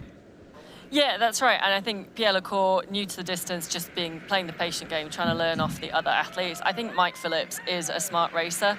I think if this hadn't been a pro series and we hadn't seen as many of the international athletes coming over, we might have seen a different race from Mike. But I think he's playing the patient game because you've got the likes of Christian Blumenfeld in this race, Freddie Funk, and Pierre Lecour and the other internationals coming over. He's just played a smart game. He's just, yeah, like you said, kept his head down. And I think we'll just see that patience come out on the run as well, hopefully. Phillips is fairly solid across the board. He just is consistently and strong across the swim, bike and run. So, yeah, I think he'll have a fairly steady, solid day, but he's kept himself out of trouble so far to put himself in that position. Has Kyle Smith gone too hard too early in this one? Are we going to see him pay for it in the run? Because, I mean, he's lost a minute and a half from his biggest gap, which was a tick over 5 minutes. But it's not a lot in terms of the efforts that he's put in. You never know with Kyle. Like, in his early days of racing, he was very much go hard until you blow. I think there's been some maturity and experience gained since then. But, you know, hometown boy, like the excitement of having your family there and all the fans as he comes off the bike into transition. He looks like he's moving pretty well. I hope he's got that, the experience and it hasn't gone too hard, but like, who knows with Kyle and where he's at. We're going to get our Wahoo Element Bolt. That was first off the bike by Kyle Smith in the time of 4:11:55, so just outside that bike course record. As we're now going to throw down to Tim Reed and Hayley Chura on the ground. Okay, the hometown hero, Kyle Smith, has just made his way through the Rouvy transition area. The crowd will be pumped on this one. I think everyone who's met Kyle too knows that he's a really good fella, a good bloke. He's well loved here especially, and he looked really smooth coming off the bike. I was a bit worried looking at that black suit that he might have been feeling the heat, but I assume it's some high-tech fabric that probably keeps him nice and cool. But Hayley, he definitely looks smooth running there, right? I agree. I think when you saw him coming into transition, you were a little worried about him on the bike. He was coming in pretty hot, but he had his wits with him. He dismounted, no problem, handed his bike off to a bike catcher and ran into the tent. He looked good. Sometimes you see people come off the bike and they have a little bit of a hitch in their step. It is hard. It's hard to go from bent over for 180 kilometers, 112 miles, and then expect to run right away, but he looked smooth. And he said that last year, in his own words, he said it was a myriad of crap, which means he had a bit of a tough year, and he decided, all right, I'm going a bit more Norwegian with my professionalism, meaning he's getting off the beers, he's really focusing on his recovery and looking after the little things that he doesn't feel like he did that well, but having a lot of injuries. You know, he's solved some dietary issues. He found out he was a celiac, for example, and you can see there just seems to be a different Kyle out there. So he kept his head. I think the other guys started to pull back on him. We saw Blumenfeld, Foley, and the other guys riding alongside those. They were starting to pull back time. Kyle kept his head. He obviously played a little bit of defense, got some calories in, and then he got back to work. So it's exciting out there. I think if for the people of this town, if Kyle Smith holds onto the lead even for most of the run, it's pretty exhilarating watching. And we've talked about the psychology of leading a race, and even knowing those men were pulling back time, he has minutes. We are still waiting. We're standing in transition. We are still waiting for the second man to come in, and he's going to be out and headed out on the bike or on the run course and have a minute's lead, which I think is going to be really, really fascinating. It looks like the second place men are coming in now. We will definitely get a clock on them, but there's a turnaround not too far into the run. And if Kyle can make it to that turnaround, come back, look good, when they first spot him, he is far ahead. He looks good. That's a huge benefit. That's right. And looks like we've got the Funkmeister Frederick Funk coming through. I don't think anyone's ever called him that before, but that's his new nickname because he has really laid down some funky riding out there, putting some time into the guys that were with him, and he's pulling away. And I'd say it's probably 30 to 45 seconds to the other guys, including Christian Blumenfeld and Trevor Foley. So we know Frederick Funk is an exceptional bike rider. We've seen him over the 70.3 distance where he has absolutely destroyed fields and set up his race. And we now know that he can do that over the Ironman distance. So Frederick Funk coming on through, a little bit of a hitch to his stride, not quite as smooth and as comfortable as Kyle Smith, but those quads of justice, they look like they're ready to run a marathon. And Frederick Funk hasn't run a lot of marathons. He's relatively new to this distance. I think they said he ran a relatively fast 2:41 at Ironman Switzerland a while ago, but this is going to be a new experience for him. You mentioned Kyle's black kit. Do you think that's going to play a part on this run? I mean, it's getting warm out here in the sun. Are you worried, or do you think Kyle has the experience of racing in hot locations, racing here, training here in Taupo, and it's not a big issue? He knows what he's doing. I don't know, because I know there's a lot of different types of material. We know that this, black isn't necessarily hotter if you do have that high-tech fabric. I think the bigger risk factor for Kyle is Trevor Foley, who's come through and he's riding the fastest bike out there at the moment. As long as he comes through soon, we're probably going to get the fastest bike split for Trevor Foley. And he wasn't even planning on doing this race, as I think Rinny and Will have already mentioned. He just included it because he was feeling so good in training. He's like, I'm ready to go. I need to go and get a race done while I'm in this sort of form. So I think Trevor, we know he can run as good as anyone over the marathon distance. So let's wait and see. But I think as long as the bike doesn't take too much out of him, and here he comes now, then we should see him putting in some big time on the guys behind him, but also making inroads on Kyle Smith. We did. We're just coming into transition now is Christian Blumenfeld, followed by Mike Phillips and Trevor Foley. Those are some heavy hitters. So they are going to be chasing Frederick Funk and Kyle Smith, and they're going to probably be able to work together. I think that Christian is probably very happy to be off that bike, not having that extension for nearly the entire ride. Now he's in his element. It is a little bit probably more of a level playing field of what it feels like, and I think he's probably getting to work. We're going to see them. I see see him coming around the corner right here. Let's get a read on, oh man, Mike Phillips right on his heels. They look determined. Yeah, Christian's got a slight grimace on his face. He doesn't look like he's flying through transition. I wouldn't be surprised if there is slightly some back issues going on there. That's a long way to ride without one of your extensions. Mike Phillips, right where he needs to be. We know that he's got that consistent run to really set himself apart from the rest of the field. Trevor Foley, maybe a little bit short stride, like it doesn't look super comfortable. I mean, he's had the bike of his career, so it's not surprising if it takes him 3 or 4 kilometres to get going. But for my mind, Mike's right where he is. Christian's done what Christian always does, and he puts himself right in the race. So we will see whether that broken extension plays a role. And here we've got Pierre Lecour, who's had a fantastic bike ride. There are a lot of questions with his short course background whether how he would go over the 180 kilometres, Hayley. He's flying through transition, and this is a man we are excited to see how fast can he run. This is going to be his first Ironman, his first marathon. He's run so fast over the 70.3 distance, over the 10-kilometer distance off the bike. Let's see what he can do. He's definitely on the hunt. Yeah, I mean, he's come through the transition quicker than any of the other athletes so far.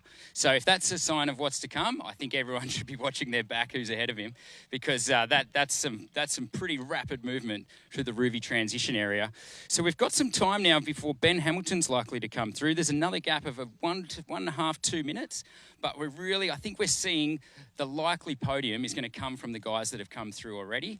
And for my mind, I know that the local Kiwis and a lot of the Australians will be really hoping that Mike Phillips and Kyle Smith can pull something out. There's nothing like seeing the hometown heroes do something incredible and take on the international superstars.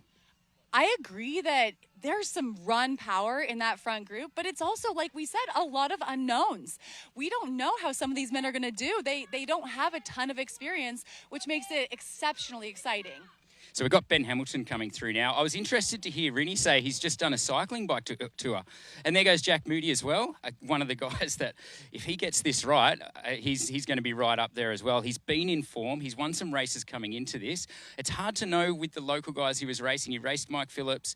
He raced Freddie Funk down in Wanaka as well. It's hard to know how they're playing those races in the lead up. Some of them might just be training all the way through. So you can't get a very good read on who's in great form. But we know Jack's obviously moving well if he's won those races. But yeah, so Rinny was saying Ben Hamilton's done a stage race for cycling before coming into this.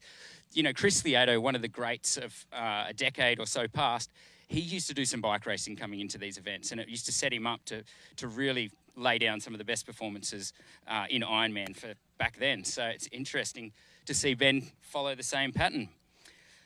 Well, we're going to throw back to the studio. It's all on, and we are going to be feeling the excitement here on the ground. Back to you guys. Thanks, Tim. Well, I'm pretty sure Freddie Funk has never been called the Funkmeister, but let's try and make that stick. I am joined back in the studio. Rinny is back with me, ready for the run. What do you think is going to happen now? I mean, yeah, I think these opening miles, as we've all been keenly awaiting, will be really telling. You know, Kyle Smith looks great. He's gotten into his stride really nicely starting out. But, you know, everyone looks a little stiff coming off the bike. Christian certainly didn't look happy coming into transition. But, you know, off a 180-kilometre bike, rarely do you feel fantastic coming off, you know, that bike and into transition. So, yeah, I feel like it takes, Tim said it perfectly, it takes like sometimes 3 or 4 kilometres before you start to have your legs come around. But we're just going to look at the Ruvi T2 times real quick. And Trevor Foley was fastest through transition at 1:48. Freddie Funk, the Funkmeister, 2:02 out. And Kyle Smith was 2:07 through Ruvi T2. Rinny, when you were racing and when you would start the run, how would you gauge, like how long would you give yourself to get your legs settled? Or would you kind of know pretty instantly if you were on a day and it was going to flow pretty well, or if you're going to have to work for it? What was your gauge when you were? I think it was probably like 2 miles. I feel like the first mile never felt good, and then by 2 you kind of settle down and you're in the rhythm and you have like the body's sort of activated and you're ready, you know, you got your run legs, so to speak. We have Matt Hansen on screen right now, just finishing up that bike. Again, Matt Hansen, the ability to run very, very fast, but yeah, he looks like a little tender coming off the bike. But again, that can mean something or it can mean nothing. Like 2 kilometers into this run, I bet you he looks like he's striding out like he always does. And again, it doesn't feel good hopping off that bike. The first few steps never feel great. And we know Matt has managed for many years of his career some back issues that he does incredibly well to manage, and he still will put himself out there on the run. So I think that's probably a normal Matt that we might be seeing there, and he will use a couple of those first 2 miles to loosen himself up as well. Absolutely. Will, what are your thoughts so far on the run? We see Fred Funk, he's dropped back a little bit, so Kyle Smith running faster than Freddie Funk, but can't wait to see the next splits come up. Yeah, I'm surprised. I'm not surprised, but I think Kyle looks pretty good coming straight off the bike. He looked smooth through transition. I know Christian Blumenfeld lost about 20 seconds in T2, so if anyone looks a bit ginger, it's Christian, and he could be forgiven for that, for riding 120 kilometres on one arm, if you like. He looks okay now, though, as he started to get into his stride a little bit. And just as you were saying, Matt Hansen did look ginger, but then as soon as he turned the corner, he just started to accelerate. So no doubt we'll see those arms windmilling and those legs eating up the kilometres really, really quickly. But I think we're just set up for a grandstand finish, to be honest. I like how this has played out. We haven't had any major issues outside of Christian's small issue. We've seen some really honest riding. So I think at this point, as Kyle Smith just goes through the 3.6 kilometre timing, Matt, we're just set up for the kind of run where if you've done the work, you could really, you're in contention and you could put yourself on top of the podium. There's probably 5 to 6 men who are a great shout, and everyone at the end of the day who owns a Kona slot will have done it against a field that has pushed them, which you love to see. So at the front of the women's as well, Matthews, Wilms and Berry are still stuck together, and they're starting to put more time into Tamara Jewett. It's been another 2 minutes since the last split that they've managed to take out. And this is the kind of time when I like watching some of the age groupers just digging really deep, like super duper deep, and then just getting massively quickly overtaken by the pros. I've been in that position myself. I know exactly what that's like. But Kyle Smith looking smooth. He's around 4Ks in to this Hoka run course, and he has been in the lead of this race the entire way through. It's been great to watch him do it in front of his home fans. Is he going to have a monumental blow-up, or is he going to stay in contention for a win here at home for his first full distance in 4 years? We're going to find out over the next couple of hours.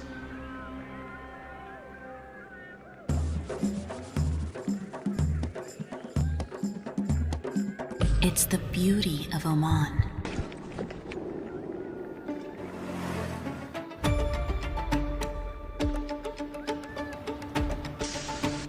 Our tradition, our hospitality, the sounds of limitless opportunities to explore. Listen, it's Oman.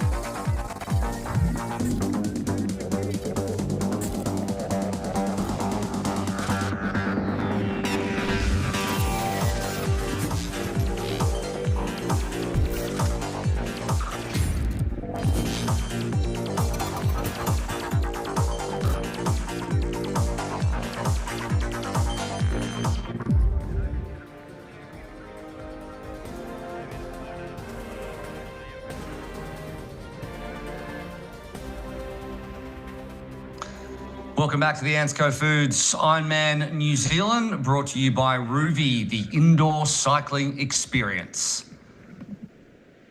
And by Precision Fuel and Hydration, the official hydration partner of the Ironman Global Series. And hydration, very important out there as the sun shines down on this lovely rolling 10-kilometre loop, 4 of them, and Kyle Smith in the lead by now 3:58 through the 2.2 kilometre split. And the question is, guys, and I'll put it to you, has he gone out a little bit too quickly? Because he was 3:30 ahead. He's put 20 seconds into the field, including Christian Blumenfeld, over the first couple of Ks. And he doesn't have anyone really to pace himself against other than the age groupers that he's ripping past, including that extremely jacked guy on the right. Those are some Well arms. done to him. Well, yeah, he's got to ANZCO carry those Foods. pythons the whole way around and feel sorry for him. Yeah, that's a long way to carry those things.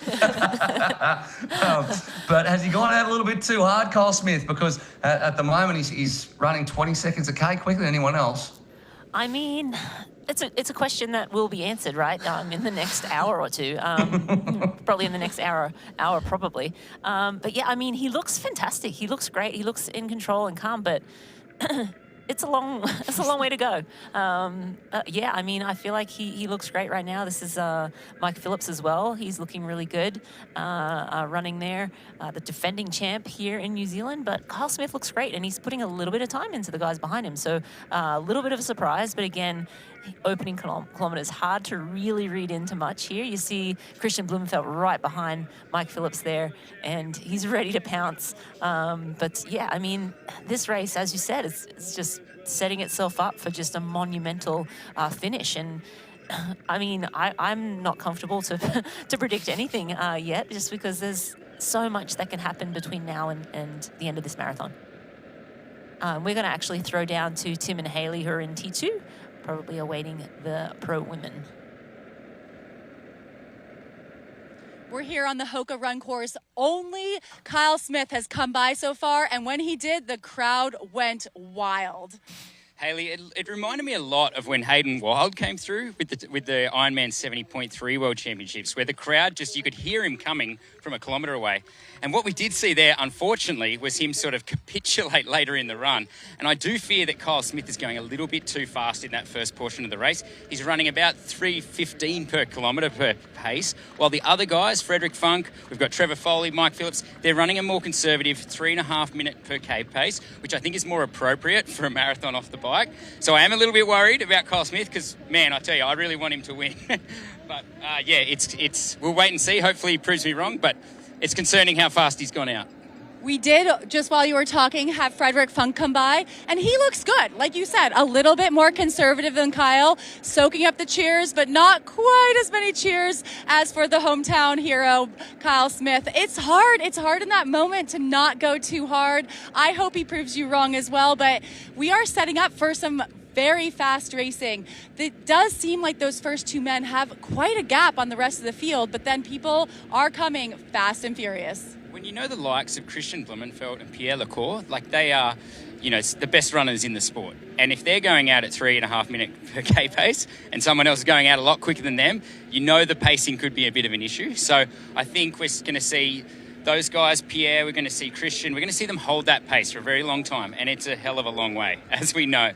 So, I think patience gets paid off. I think Frederick's running the right sort of pace. And we're just seeing we've got Trevor going through.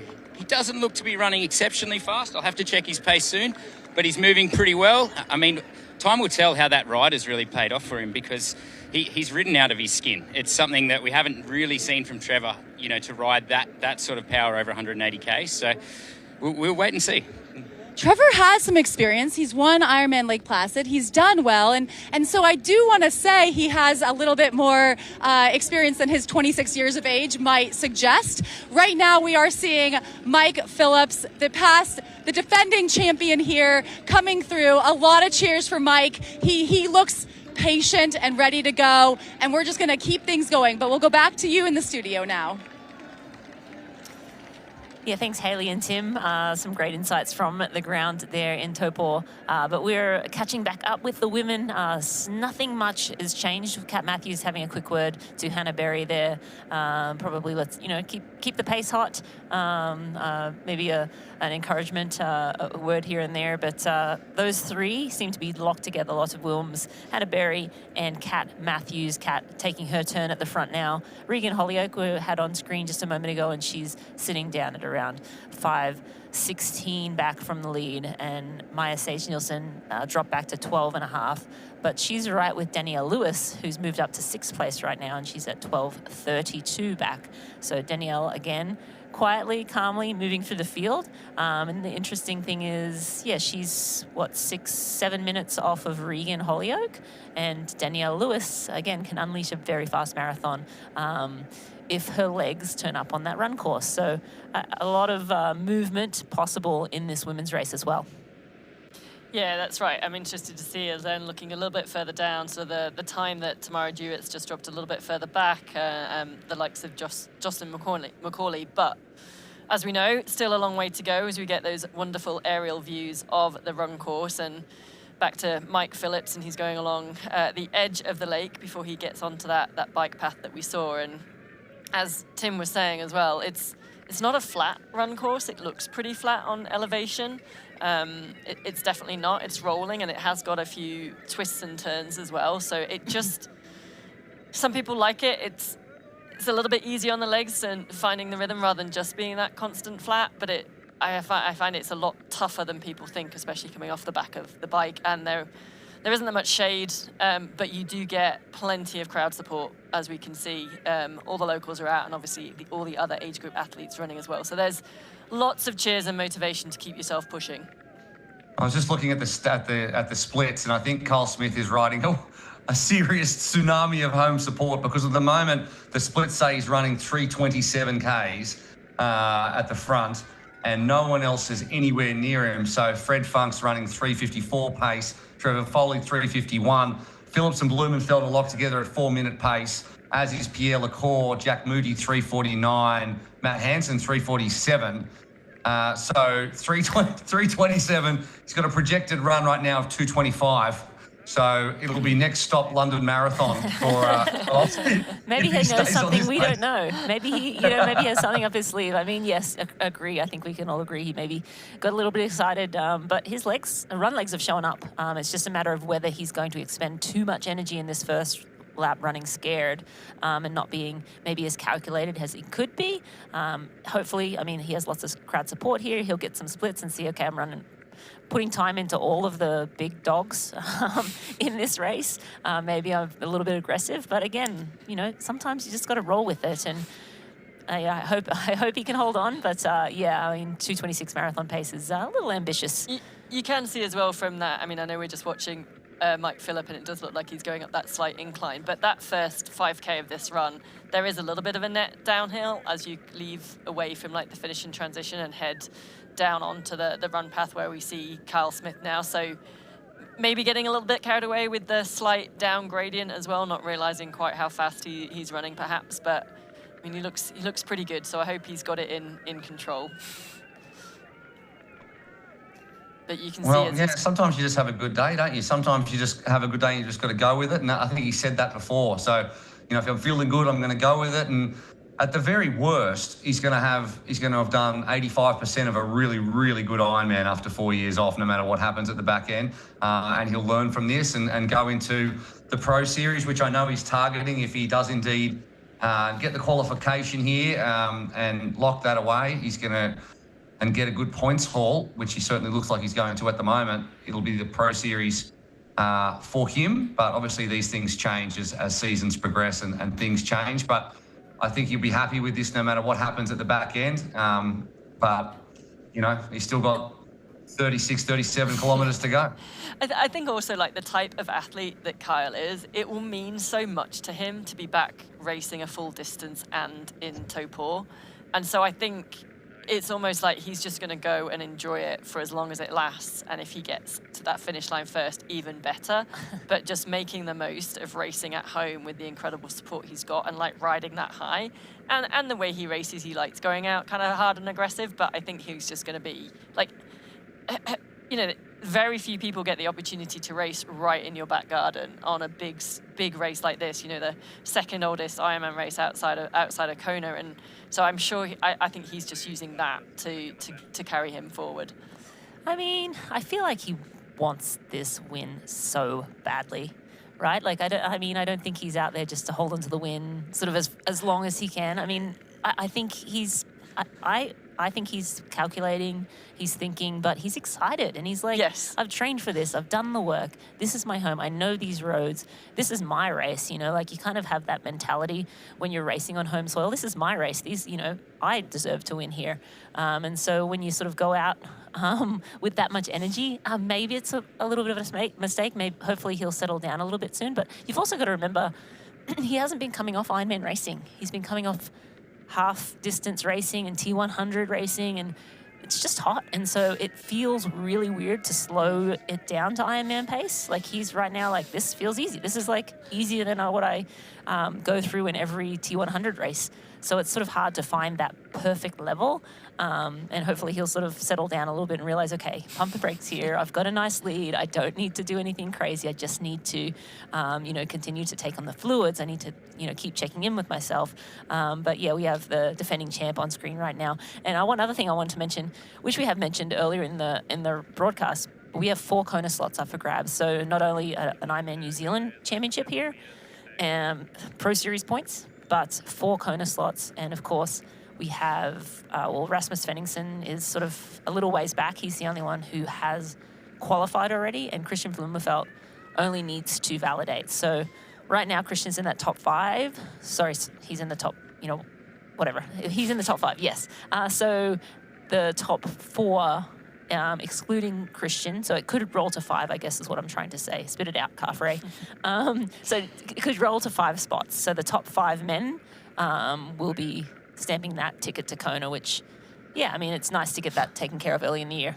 It is, and then I'm looking at those names that are in those sort of qualifying spots, and then Pierre Lecour is just outside at the moment, and obviously that might change, but there's some, for again, early season race, but it is part of the Pro Series, which makes a difference. There's some big names in this group and going for those slots as we head back to the women, and they are almost coming into town. They've probably got about 10, 15 kilometers to go before they head back to T2. That is Reagan Hollyoak on screen. She's our defending champion from 2025. She's been riding pretty solo race for most of it. She's about 5 minutes back off the leading trio, Kat Matthews, Hannah Berry and Lotta Wilms. Kat Matthews sort of bridged up to the lead about 30 kilometers into the bike, and those three have been fairly stuck together for the rest of it.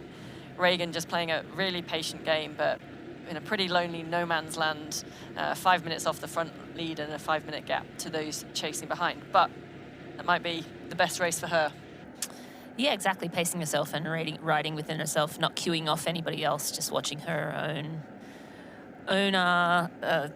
wahoo and seeing what her power is. So, yeah, it remains to be seen. But again, this woman seems to be completely in control and the lead of this race.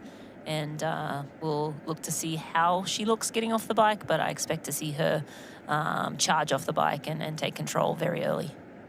Yeah, you think she's really probably just decided to stay with these women, know that it's an early race, she doesn't need to blow the doors off on the bike, and then just she'll run away from everyone. So this is what we're expecting for that one. And meanwhile, Kyle Smith's gone through the 7K mark, and he's now over nearly 6 minutes ahead of Fred Funk, who's had a very slow start to this run. So Fred Funk on the last split, he ran a 3:59 pace. Trevor Foley ran a 3:19 pace. So Freddie Funk's been a bit tardy to start the run, and Kyle Smith's still running under 3:40 pace at this point. So not quite 3:27 pace, but he's slowed down a little bit. But Kyle Smith's gone out very hot. Fred Funk's not so much, and so it's really compressing that second through sort of 7th or 8th between Funk, Foley, Phillips.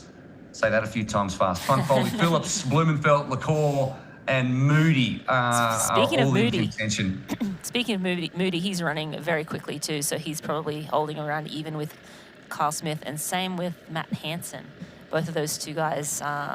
Hansen seems to be running fastest at last split, at least on course from my tracker. So, yeah, some fast running behind Pierre LaCour again. A very big threat, but and running very well in these opening miles. And if you look at those splits coming through, obviously, yeah, Kyle's off the front and he's stretched ahead to sort of that 6 minute lead, but then 2nd to 9th of Matt, it's sort of, 4 minutes between those places with some very fast runners. So, yeah, they'll be able to see each other as well and pace off each other on this course, and it'll just be, Kyle might just be a little bit out of sight, well, not out of mind, but just might be out of sight with the twists and turns.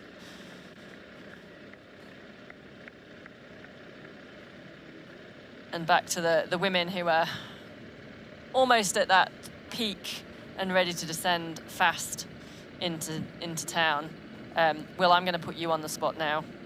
Give me your thoughts. Please do. Give me your thoughts on how you think this women's marathon might play out. Would you like my true thoughts, or would you like the thoughts of someone who wants to keep people watching to see who's going to win? because I feel as though we might hear later on that Kat decided to not give her absolute top shelf effort on the bike and have a very good run like she did last time she came here, and indeed last time she ran a marathon and an Ironman. So I feel like she's going to have a fantastic run and she's going to run away with it. But stranger things have happened, and these two women behind her have stuck with her the entire way. So we've got, I think a lot's going to be answered in the first lap of this run, and we could have a parade after that, and we're going to see women's Ironman Pro Series points diminish significantly if Kat Matthews has the run that she's capable of. But it's very early in the year, and so things could play out a little bit differently. Does anyone disagree? No, I have to say I 100% agree with you, Will. And, you know, the wild cards, I think, are Danielle Lewis and Tamara Jewett, whether they unleash just a crazy fast, like Tamara, if she's going to run in the, mid 240s, if she does that, then, all bets are off. Or maybe not Kat Matthews, because I feel like... but she's 20 minutes back nearly. She's nearly 20 minutes off the pace. Danielle Lewis is only 12 and a half minutes back, so that's a big difference. Tamara Jewett could run through the field to the top 5 or the top 3 even, potentially, if she has that run. But I think the win might be just slightly out of reach. And Danielle Lewis at 12 minutes back, again, could run through to second. I mean, and that's what you want from both sides. There's so much still to be answered. And whether that be the win or whether Kat Matthews is just got the run pedigrees too good. But even so, I mean, Lotta Wilms and Danielle Lewis have a Kona slot, and they're both within the top 6 at the moment. So the slots could roll down to 6th if Danielle Lewis has a good run, which means that the fight is going to be right on for qualifying this early in the season, which just takes the pressure off so much for that middle part of the season. You can really start to pick and choose, especially if you're not chasing the Pro Series points, although many of these women are, to be able to just then pick and choose and not be forced into doing another Ironman specifically to qualify, because at the start of March you're already locked in for your trip to the Big Island, and what an event it's going to be in early October this year. But very close to the back end of this bike now, and we're really going to see just how much effort Kat Matthews has put in, and equally how much effort Hannah Berry and Lotta Wilms have had to put in to stay with Kat, and whether or not they've gone a little deeper than they wanted to, or if it's been okay for them and they're going to be able to have the run that they want, and especially for Hannah Berry to finally crack that 3-hour mark, which she's been moving closer and closer towards. I think it's interesting with you saying about Tamara being sort of that 18, 20 minutes back. And I think it will be tough if Kat's on her day to take the win. But Tamara ran a fantastic marathon at Lake Placid, which is a super tough run course. So I think on paper, again, her strength, this run course might suit Tamara to kind of gain quite a few minutes back. But I think, Kat potentially... I mean, do you think Kat's going to go after the record? Do you think the record will fall? That's probably a better question. Do you think the record will fall rather than is Kat going to go after the record? It's 2:49.59 to 2024 from Chelsea Sodaro. Well, probably. I mean, I think pretty close. Yeah. Okay. I think that potentially the record might fall, but it might not be Kat that takes... Are we talking about the run record? Yeah, run record. Sorry. Should have clarified that. Yeah. Yes. I mean, Kat Matthews might not need to run that fast, whereas Tamara Jewett will need to run through the field, or Danielle Lewis might look to run through the field. So she's going to have to run that fast and be on the button the whole way with a Kona slot beckoning or a podium beckoning, potentially, depending on the other women. So Kat might not need to have to go that quickly to best Chelsea Sodaro's time. She's certainly capable of doing so, especially if she's had an easier than usual bike. But we don't know that for sure. But I'm going to say yes, it goes, but it's not Kat that takes it. Yes, I think that's a fair assumption too, there, Will. And I like how you said, Kat doesn't have to. Kat also wants to race in 2 weeks in Geelong. So, I mean, how hard has she biked? How good does she feel running off the bike? Does she need to dig a big hole, or does she want to just run a 2:55, which for her is probably not her best effort to secure the win. But I think the minor placings are definitely still in jeopardy. Second and third place, Lotta Wilms, 3:05 marathoner, Hannah Berry, a 3:01 marathoner, and then Danielle Lewis, question mark on how hard has she biked, what sort of legs does she have. I'm going to say she probably has good legs, because she generally, if she bikes well, she'll run well. And it's a long way down for Tamara Jewett, but it's not unfamiliar. And the girl, can run a 2:40 marathon in Placid. It's just bonkers. So, I mean, it'll be an interesting battle for the minor placings, is what I'm going to say. I think so. There's so much that could be. Michael Elman Bolt first off the bike time, and it's going to be Hannah Berry, who looks quite smooth coming out. And right behind her, Kat Matthews as well comes in, and we'll see how smooth they are. And Lotta Wilms, and the three of them have just been staring at each other for the last 3 hours. And Hannah Berry first off the bike in a 4:40.38. So about 4.5 minutes off the course record here. but she'll be very happy with that. She'll be very happy in general with how her race has gone so far. She had a fantastic swim. She's backed up with the fastest bike, or first out off the bike and into the transition tent, and that means it's time to go down to Tim Reed and Hayley Chura, who are in transition again.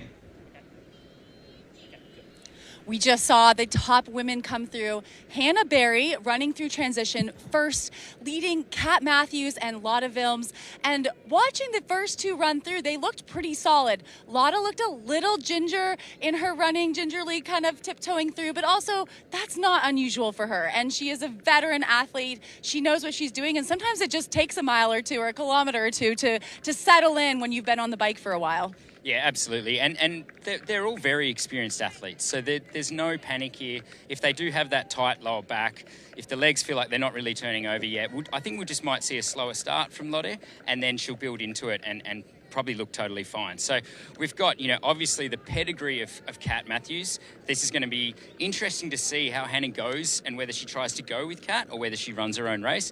I really liked the opinion of Laura, where I think that I'd love to see Hannah take a bit more risk and maybe not, blow herself to bits in the first half of the marathon, but potentially try and push that a little bit further and shoot for that win, because she has been, proven to be in that consistent performer. She's at that top 10 in the world consistently now, and now does she want to take that next step and really go for the win? Well, she did take the step of coming into transition first. That's a big step. I mean, you get that energy from the crowd.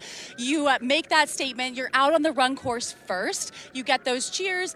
It does have an impact. I also think Hannah is an underrated marathoner, an underrated runner, just in that she's raced very well. We saw her fourth in Kona last year, not typically known as a very fast marathon course. So on a day that isn't quite as hot, isn't quite as humid, can we see Hannah run to her full potential? Yeah, I think with the crowd support too, and Hannah's got a calm enough head. I don't think she'll go out and potentially run that first portion of the race like Kyle did. I think she will be calm and calculated, but I'd still love to see just the right push at the right time to put the pressure on Kat if she can. Who knows where Kat's running's at too? I mean, this is early in the season for Kat. I wouldn't be surprised if she's in a really big bike focus at the moment, and potentially her running is not quite where it will be like later in the year. Of course, we'll wait and see. And even if her running's not at 100%, it still wouldn't surprise me to see her run away from the field. So there's a lot that goes on here, especially with an early season race like this. We don't know how the athletes are prioritising it. It'd be hard to see the New Zealand athletes not putting this as one of their big peaks for the year, though. One of my favorite memories in watching an Ironman or Ironman 70.3 race was the 2024 World Championships here, when Kat Matthews stormed on that run course. She was running so fast and she looked so good, and I think that she remembers that too. She ran, I think, a 1:15 half there, which this is twice the distance, and they've swam and biked twice the distance, but she was charging on that course. This course, we know it suits her. There's a little bit of a undulation on the hills, and the crowd support, the 4 laps, I think all of those things do set up for Kat Matthews, but as you mentioned, we don't know where she is in her season. She plans to race the Pro Series. She has a lot of racing ahead of her, and this is just the start. Yeah, and I think, and Cam Brown mentioned it, that this course is undulating, and a lot of athletes prefer that. I don't know whether it's the psychological benefit of not running the whole thing flat. I mean, Sam Laidlow said the same thing. He thinks that you can get your leg speed up on the downhills. It mixes up the muscle load a little bit. Regan has also said the same thing. So I think that combined with the effect of the crowd that could overhype them early on, you've got that nice rolling course, but you've also got the crowd there in this race, and not just the Kiwi athletes. You've got the crowd there to really amp you up when things go tough, and everyone is going to have those tough points in the race. We have seen that crowd in action. They are cheering for every athlete. I think there's a lot of admiration and respect for anyone with the courage to line up for an Ironman event. And these women they have a bit of a gap. I mean, I'm a little surprised. They have the top three. They have each other for sure. And we've been waiting several minutes, but it does look like Regan Holyoke just now coming into transition. Tim, we mentioned Coach Tim, this is your athlete. How does she look? I think I see a smile. Yeah, I mean, it's always hard to tell between a smile and a grimace, and I'd love to yell out to her right now, but I can't because I've got another job to do. But she looks smooth. And she'll be quite happy with where she's at. I think early on she would have been very disappointed with her swim. You know, she is an exceptional swimmer. She comes from a swimming background, but you know, sometimes it doesn't go perfectly to plan. I mean, Christian Blumenfeld started off as a swimmer, and he was behind from the beginning. So I think as the races develop, she'll be happy with where she's at. She's in a great position to potentially get on the podium, but also just to score points early on in the season for the Pro Series. These athletes are definitely thinking about those time gaps and scoring those points. It is interesting that Regan is by herself. You know, we kind of saw her a couple minutes behind that lead trio. No one has come into transition yet, but there are some very fast runners that we are expecting in the next couple minutes in the form of Danielle Lewis, Tamara Jewett, and even the likes of Maya Sage Nielsen. Those are women who can put down a very good marathon, and in Ironman, that's a lot of times what matters. Yeah, that's right. I mean, it's pretty quick. It's pretty easy to see 10-minute leads disappear in Ironman. And I mentioned it before that dehydration is a real factor here in this race. You don't feel hot, you don't drink early on, but you're still losing fluid. You're losing sweat, and your saliva is evaporating. And we saw it at 70.3 World Champs. When the weather's like this and you suddenly do get hot, or you suddenly realise, I haven't been drinking enough to replace what I've been losing, then you see those gaps just disappear. You know, 10 minutes can change in the space of 5 kilometres. I do think Kyle Smith, I've noticed from some of his posts that he's put up, what he drinks in races, I think he's really onto what he needs to put into his body to perform. A lot of athletes I don't think are as clued in as they should be. So I think we'll see that play a part in how the athletes either excel in the final 20 kilometres of the run, or whether you start to see some big time changes to people closing in on them. We're standing near some volunteers, and they are the heart and soul of a lot of these races and what make it possible. Those volunteers at the aid station handing you that cup of water, handing you that precision hydration, and making sure you can keep yourself going. What do you think, Tim, about the 4-lap course? It runs right along the lake. Sometimes there can be a little bit of a breeze coming off the lake that might feel good, but we do not have a cloud in the sky right now. It is, it's still going to be a pretty warm run. Well, it's a very wide open course, so 4 laps is not going to get too crowded. And I think I always said when I was racing, the more laps, the better. I needed the energy from the crowd. I needed to see where my competitors were, because if you're a racer at heart, you want to be racing people. You don't want to be stuck in your own head for too long. I certainly didn't. And so I think having that looped course, it allows you to play off your competition, know when to press, know when you can potentially conserve and wait for later. And it also just, it's the energy from the crowd that plays a big role. So I think with wide roads, it's not going to get too crowded. 4 laps is a real blessing for these athletes.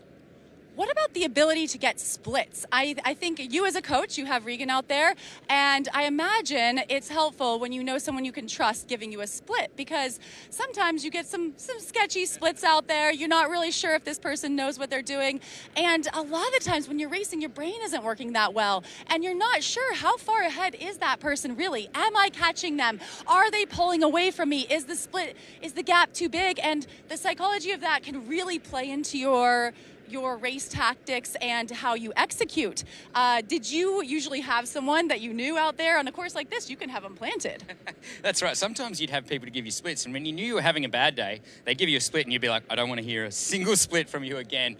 What about yourself? I didn't really love splits. It was more like I wanted to know how the person was looking in front, whether they were faltering. So, if they look like if someone was vomiting up front, I'd be like, let me know, because I can dig even a little bit deeper. Well, we haven't seen any vomiting. So far, everyone has looked great, and we're going to throw it back to you all in the studio. Yeah, thanks, you guys. Some great insight down there. It's great to see Kat off and running. Hannah Berry also hanging in there and running, pretty much keeping pace with Kat, about 27 seconds off Kat Matthews. Lotta Williams falling back a bit, and we'll see how Regan Holyoke looks in this first-time split. But so far, good to have those top 4 women off. A few developments in the men's race. Trevor Foley's still sitting in second place. But the big news is Christian Blumenfeld seems to be falling back. He's struggling and sort of falling back through the field. Right now, he's sitting down in 8th place. So Matt Hansen has gone past him. And yeah, he's running like 4:30k pace, just not looking himself. So, so definitely some developments in this men's race. A lot of action to come. Trevor Foley on screen right now in second. And here's the man, the local boy, Kyle Smith, leading the way.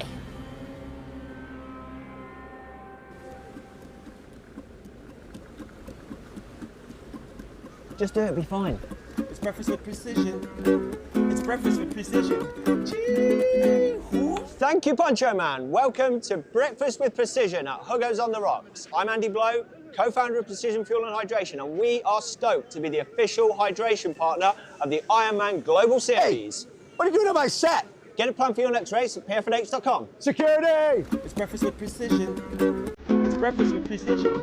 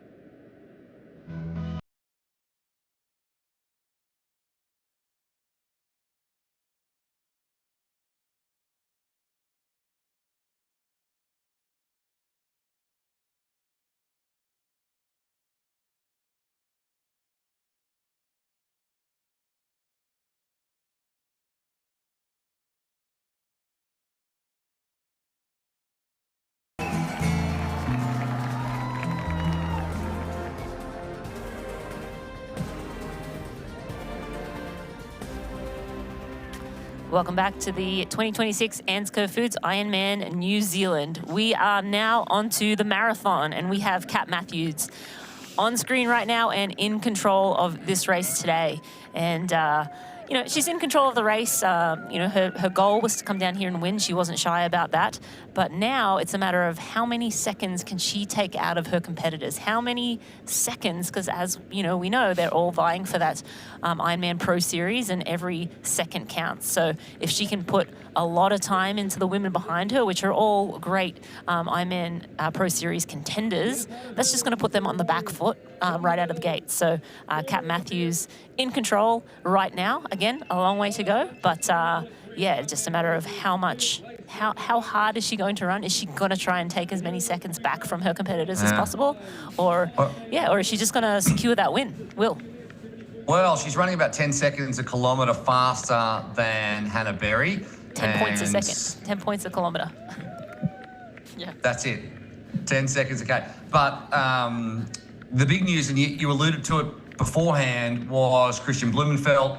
He's now behind Matt Hansen. He's dropped down to 1, 2, 3, 4, 5, 6, 7, 8th. And he's running at a pace which makes him seem a lot more achievable to the regular age groupers out there. 4:22 pace at the moment, which is, when you consider Matt Hansen's running in the last split 3:26 pace, he's running nearly a minute slower per kilometre than Matt Hansen, and he's running much slower than everybody else in the men's field. So some issues, maybe that's the bike situation, the mechanical he had coming home to roost for Christian Blumenfeld. Does he fight to the end to validate? Because he's still got that legacy validation. He's got to finish the Ironman to stamp his ticket to Kona. But is he doing damage to himself? We'd love to get some shots of him, which we're working on right now, to see what he looks like out there. But this timing splits are not telling a very pretty story. Equally bad news for Mitch Kibbe. He's DNF'd, as has Robert Huisman, who came second out of the water all those hours ago. He's not going to finish this race either. But Matt Hansen, we've said he looked a little ginger coming off the bike. Well, he's running at a 3:26 pace. And speaking of the great runners, Jack Moody and Pierre Lecour have both overtaken Fred Funk. So now Freddie Funk's out of the Kona slot positions. So there's a lot of movement at this one. And Kyle Smith continues to run at quite a mean pace at the moment. Still running 3:48 pace, not quite as fast as Trevor Foley, not quite as fast as Jack Moody and Pierre Lecour, but faster than the rest of the field outside of Matt Hansen. So plenty of movement still in this one, as we're going to have a look at what the course looks like and what is ahead of them. And they've already taken on 1 lap at the moment, so it's a little bit more of that as we head around this course. 4 laps, 42.2 Ks, as you know, or 26.2 miles if you're in the US. Basically leads athletes through town 4 times off across the lakefront, either on the pathway and then returning back on the road and crossing this finish line. And it's what I've heard described as a marathon where you're never alone. And certainly there's plenty of athletes still out on course, and there's plenty of spectators as well. You've got to pick your way through that. And Jack Moody looks fast right now. Yeah, he's just moved into 3rd place, Will. So Jack Moody moving up into 3rd. He has Pierre Lecour with him, just 10 to 15 seconds behind. So Jack Moody has some company, but geez, he looked good, so good. So good moving through there, and he's come off a couple of great races earlier in the year here in New Zealand, great wins where he just tore up the run course. So Jack Moody moving very well, sitting around 3:30 per K pace, so faster than both Trevor and Kyle Smith, but Trevor's still 1:20 ahead of Jack Moody. Pierre Lecour just running a little slower than Jack, but they're kind of, in the same ballpark. Matt Hansen, of course, fastest on course, running like a 3:26 minute K. So he's probably got his eyes on Mike Phillips next. And then Freddie Funk running around 3:50 K pace. So Freddie Funk a little vulnerable. He's sitting in 5th place right now. Yeah, not that different to Mike Phillips' pace either. He's at 3:53. So Phillips has slowed down a bit, and Hansen's starting to mow people down. So Matt Hansen, just when you write him off, you think, oh, he's in it. No, he's not in it anymore. And then he comes back, looks ginger. And that's a lot of Wilms on screen at the moment, running about a 4:46 pace. Is that right? 4:25 overall, but you slowed down on the last one.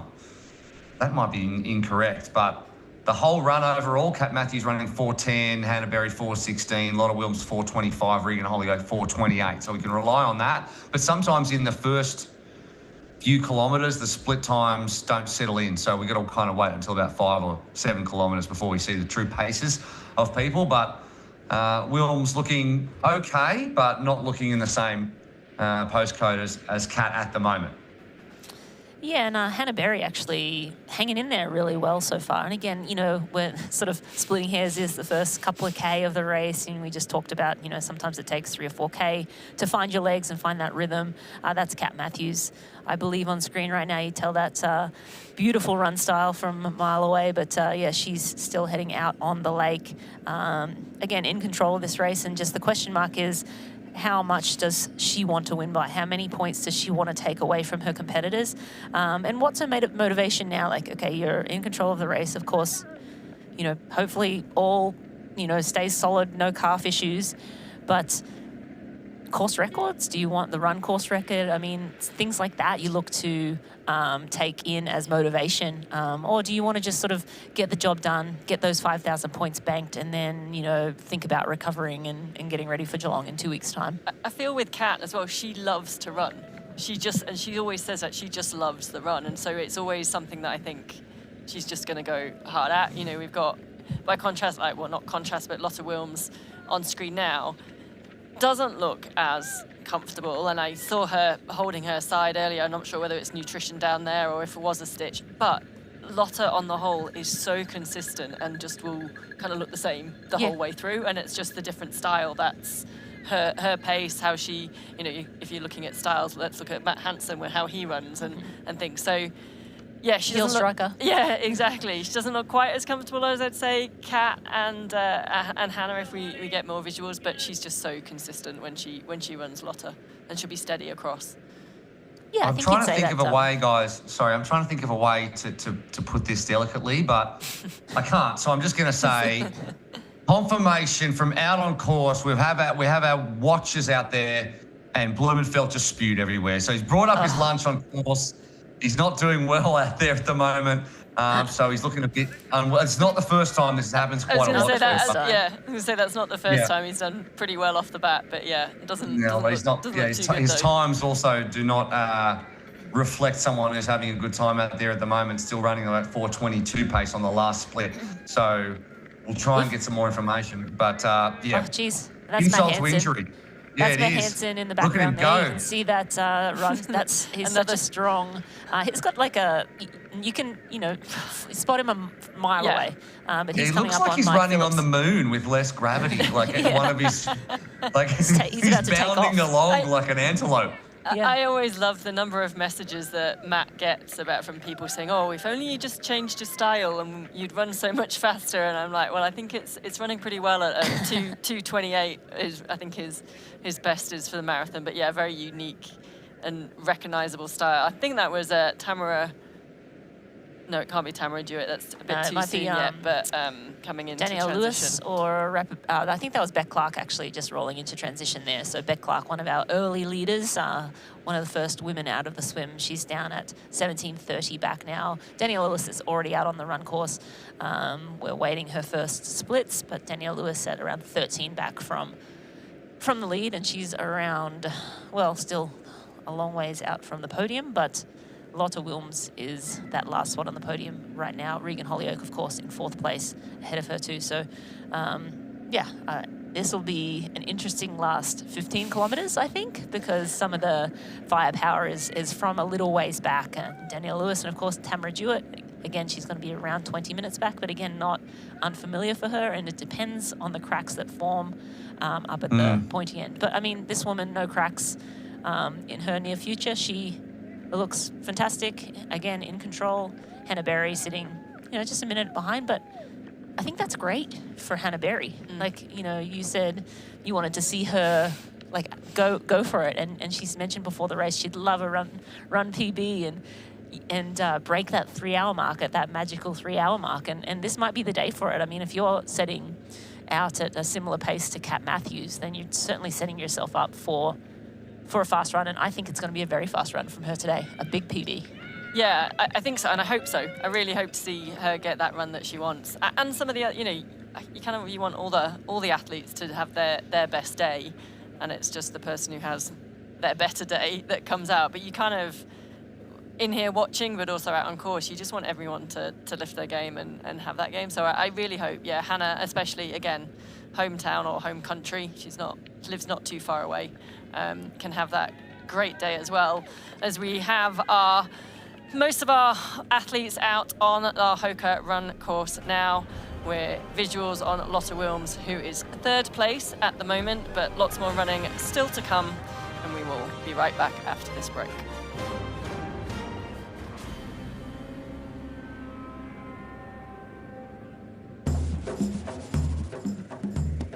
I'm going to do these. It's the beauty of Oman.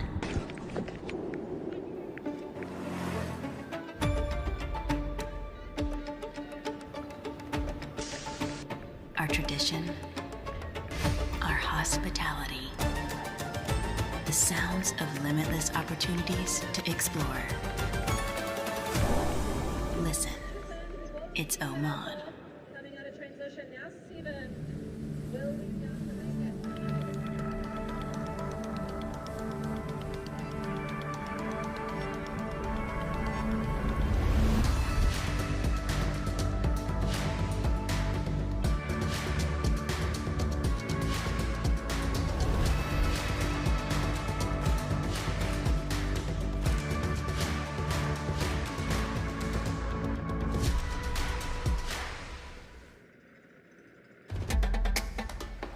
You know, and we know.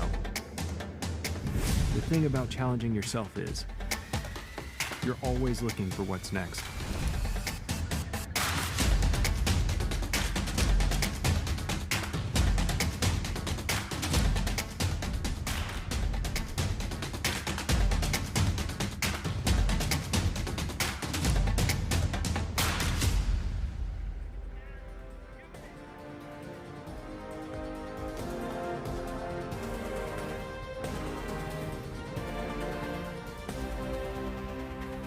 Welcome back to the 42nd ANZCO Foods Ironman New Zealand. Matt Hansen on screen, running through this field at some kind of pace, and it's brought to you by Oman. Beauty has an address. Endurance has a destination. Experience Oman. The telecast also brought to you by Morton. And this one's simple. Get used to it. That's all it says, and I like that. And I have gotten used to it over many, many months of Moreton. I now quite like the taste, if I'm being honest with you. But Matt Hansen is running through this field, as I said, and at this point and at these speeds, you've got to look at, can Kyle Smith hold on and hold off Jack Moody and Matt Hansen, who are by far the fastest out on course in terms of the men?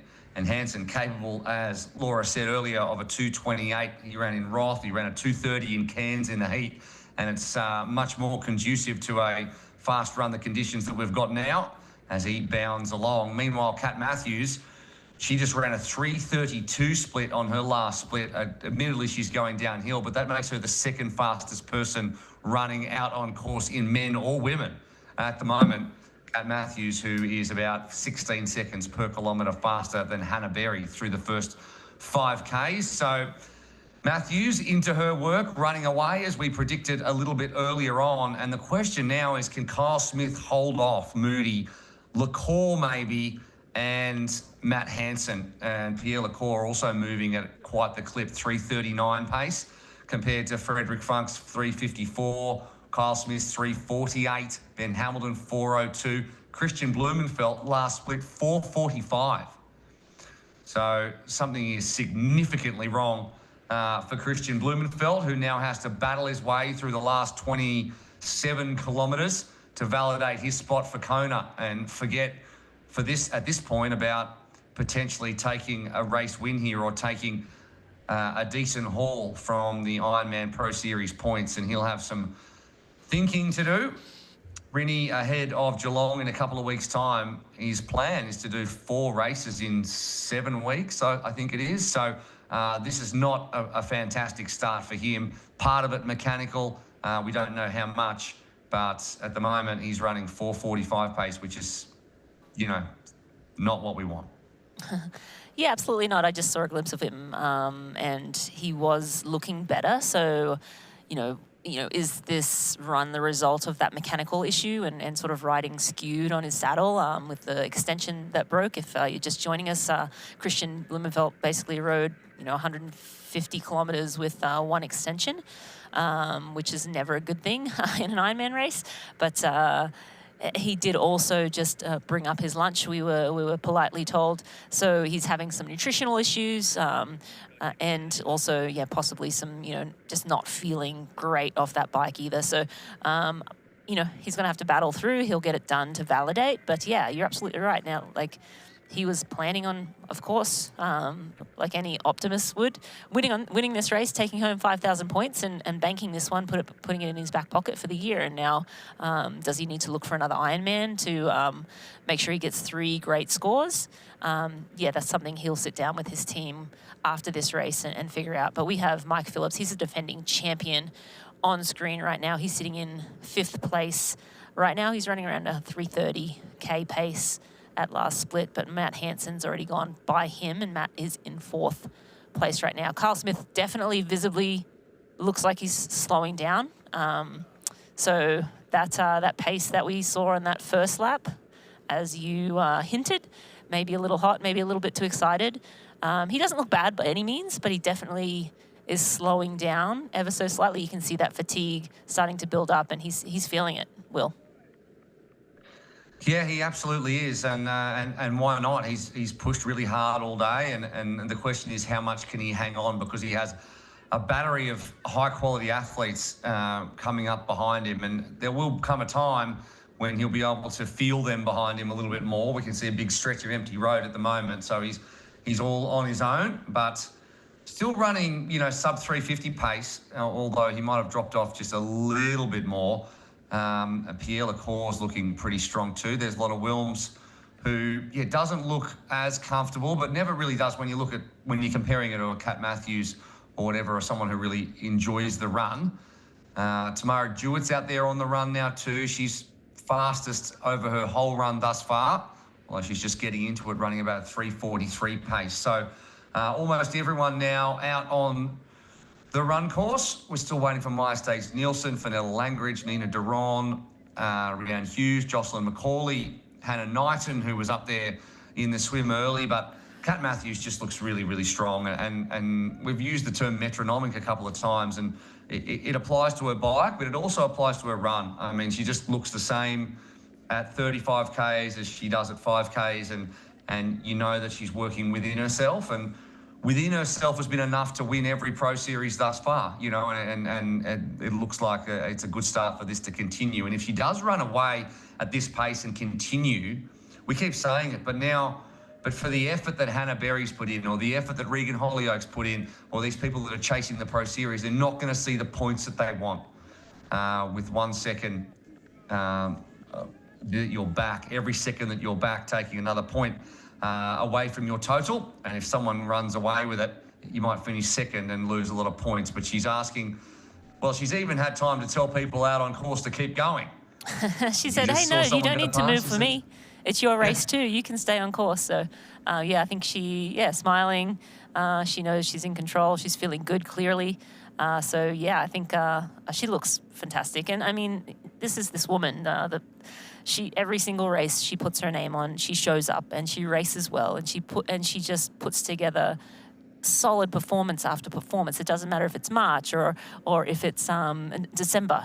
Kat Matthews is a force. But we're going to have a look at the Athletic Brewing Co podium prediction. So as it stands right now, Kat Matthews looks to hold on to first place. Yeah, no brainer there. Hannah Berry at her current pace looks to hold on to second place, but Tamara Jewett at her current pace, and again, this is only her opening couple of kilometres. If she holds this pace and everybody else keeps running the pace that they are, she will move up to third. So that is crazy.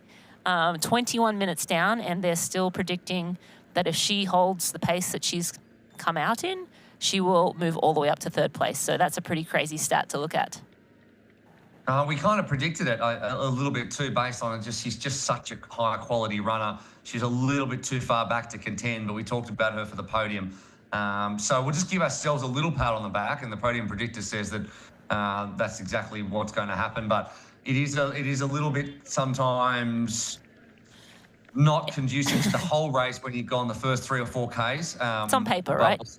On paper, well, yeah. On paper, exactly right now, that's the outcome. But that doesn't take into account the will of athletes, the strength that the extra gear that they can find when someone's charging them down, when that Kona slot is on the line, or when a podium is up for grabs, a top 3. So it's fun to look at and it's fun to see. But this woman, Hannah Berry, super impressive all day long. Had a phenomenal swim in the front pack. Again, she is usually very close to the front if she's not in the front, but had a great swim, basically out onto the bike first, and then rode with the leaders, and Kat Matthews was the only one. Her and Lotte Wilms were the only 2 that were able to go with Kat Matthews, and they rode together the majority of this bike.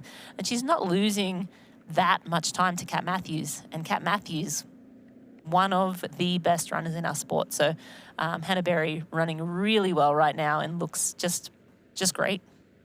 Can't fault it. She just looks like she knows what she can do, and just knows exactly what she can hold. And she's had these races, and the 4th at Kona is another one.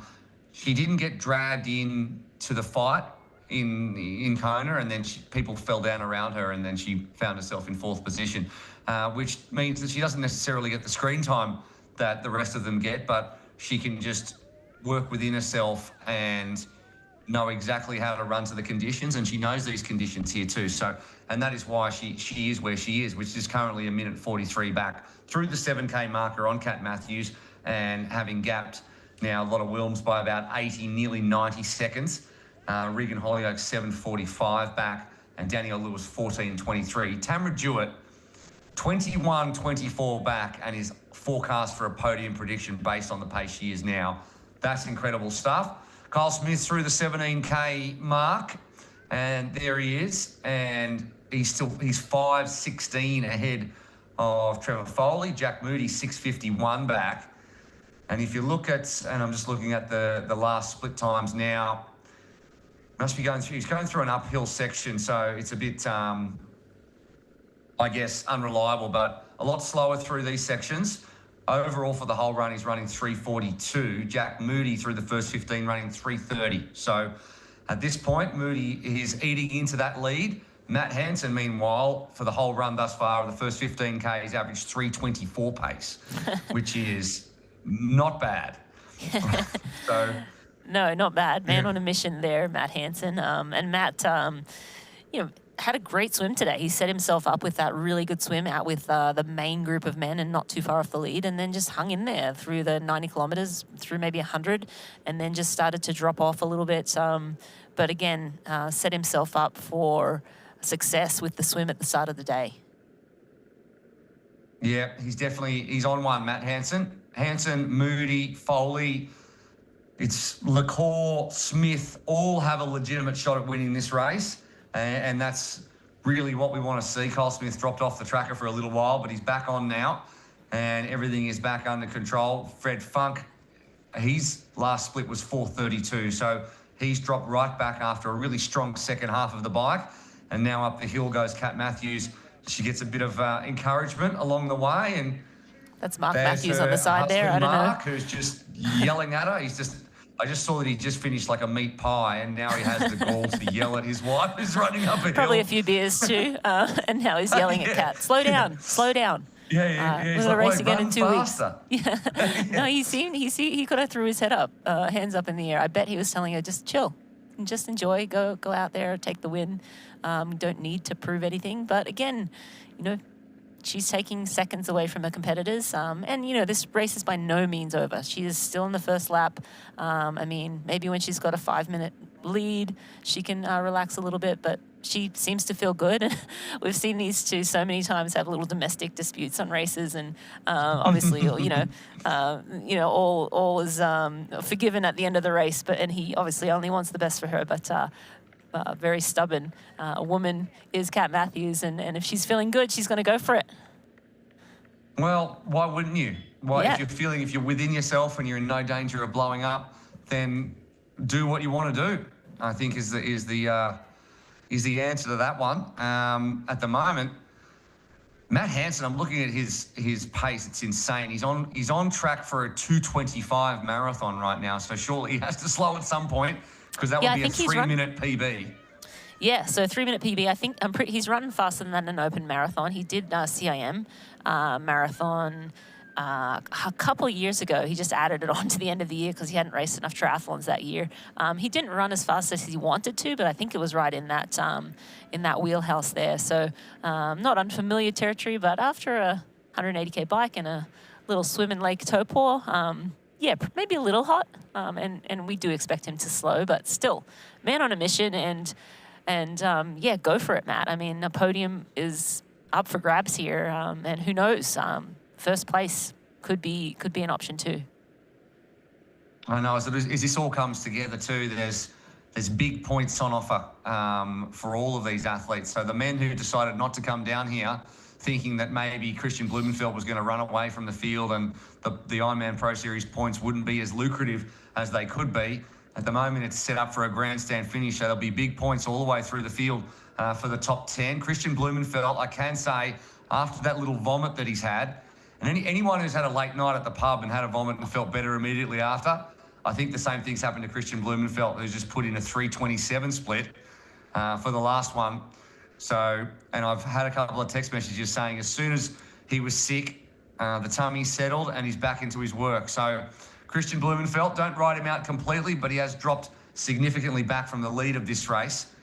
He's 14 minutes and 17 seconds in arrears behind Ben Hamilton, who he's been staying with a home stay. And there's Jack Moody, who's still running beautiful pace, 6:26 back. And he's doing this uphill section, so he's getting a little bit slower through this one, but he's through the 17K marker and sitting in third position overall. So he's one of these guys that can have a really, really good run. He hasn't put it together necessarily to his own, I guess, to his full potential in the big races when they've got big fields.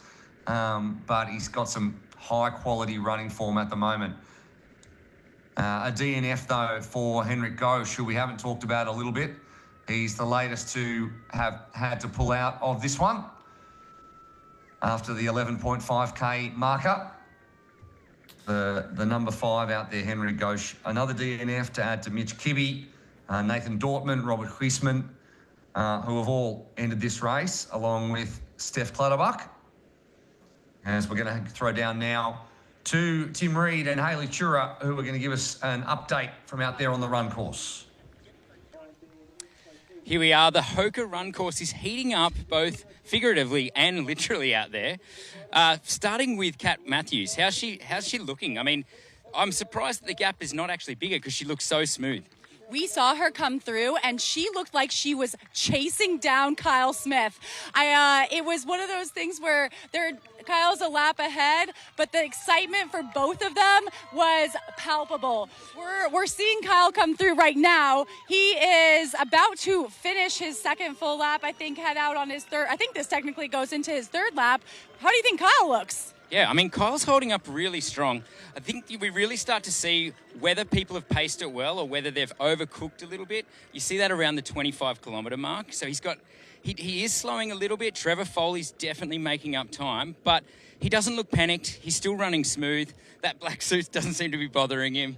So, I mean, from my perspective, he looks good. Time will tell. I think that 25-kilometre mark is where, you really run out of all your muscle glycogen. You're clutching for any calories you can get, and we'll see how the other guys are going behind. Trevor Foley and Matt Hansen are running phenomenally. Speaking of phenomenal. Here's Kat. This is what I meant earlier. We saw her going out on loop one, chasing Kyle who's on his second lap, and sometimes that just works out. Maybe that's the carrot she needs. She looks like she is charging. She's coming up a little bit of a hill here. It does not seem to be phasing her. And after this, she'll get a nice little downhill, probably pick up the pace. I know some of the splits on course necessarily weren't coming up correctly in the tracker, but I can tell you that is fast. That is all you need to know. I mean, we are looking at, sub 4-minute kilometer pace, way under 7-minute mile pace, and she looks strong. I will say the women behind her, they also looked really steady. I didn't see anyone looking too bad. Hannah Berry, steady was the word I would have used for her. Lottie Vilms had come out of transition and just gotten into a good rhythm. I think behind them, Danielle Lewis, big mover, came off the bike 12 minutes behind, and I told her that, and I got a smile. I got a smile from her. She liked that split. She knew, I think, that 12 minutes is doable. Behind her, you had Gabby Lumkiss, Rebecca Clark, who are more local Kiwi. Well, Gabby has trained in New Zealand for the New Zealand summer, so she's adopted local, but they looked really steady, getting a lot of crowd support. And then Tamara Jewett, again, 20 minutes back off the bike, but that does not faze Tamara. She wanted that split within 20 minutes. And there's something about watching Tamara Jewett on the women's side, Matt Hansen on the men's side. The effort in their runs is just a joy. It's one of my favorite things to watch. Yeah, it's interesting. You really contrast their style to some of the more, compact runners. Like Kat Matthews looks like she could run all day. And you watch Matt Hansen run past, and they're really, he's running like it's a fresh marathon. His technique is out there. He strides out, he's bounding along. And to his credit, he manages to do that off a 180-kilometre ride. And we're seeing that today, where I think he's absolutely storming along with Trevor Foley also, who started to put some time into Frederick Funk, who's moving a little bit back. It's going to be interesting to see whether guys like Matt Hansen can sustain that sort of pace after what must have been a very taxing bike ride. The interesting point for this run, I think, is Christian Blumenfeld. He had a tough patch there. We know he lost an extension during the bike, and did that affect his back? Oh, and let's not go too far ahead, because we've got Hannah Berry coming through. Talk to me about how she looks. She looks steady, controlled. She's a smart human. She has a PhD. That is Dr. Hannah Berry there. But she's also a smart racer. She knows how to race an Ironman. Hannah also took some time last year to do some shorter races. And she did very well in some of those, including on the run. So she has speed. She knows exactly what she's doing. We're watching her run a little bit of a downhill here. She crested that hill, and her stride is great. I mean, her turnover, everything. And this is well into the run, when sometimes if things are starting to go wrong, they will go wrong. She looks like she's fueled. She looks like she's in control. Maybe she let Kat go away, but I don't think she's let Kat go. I don't think Hannah's out of this. Yeah, I agree. Looking at her face, I feel like she's still well in this race. She doesn't seem stressed. There's not a lot of sweat there. She's not red-faced. I think she's calm, controlled, and feeling quite good.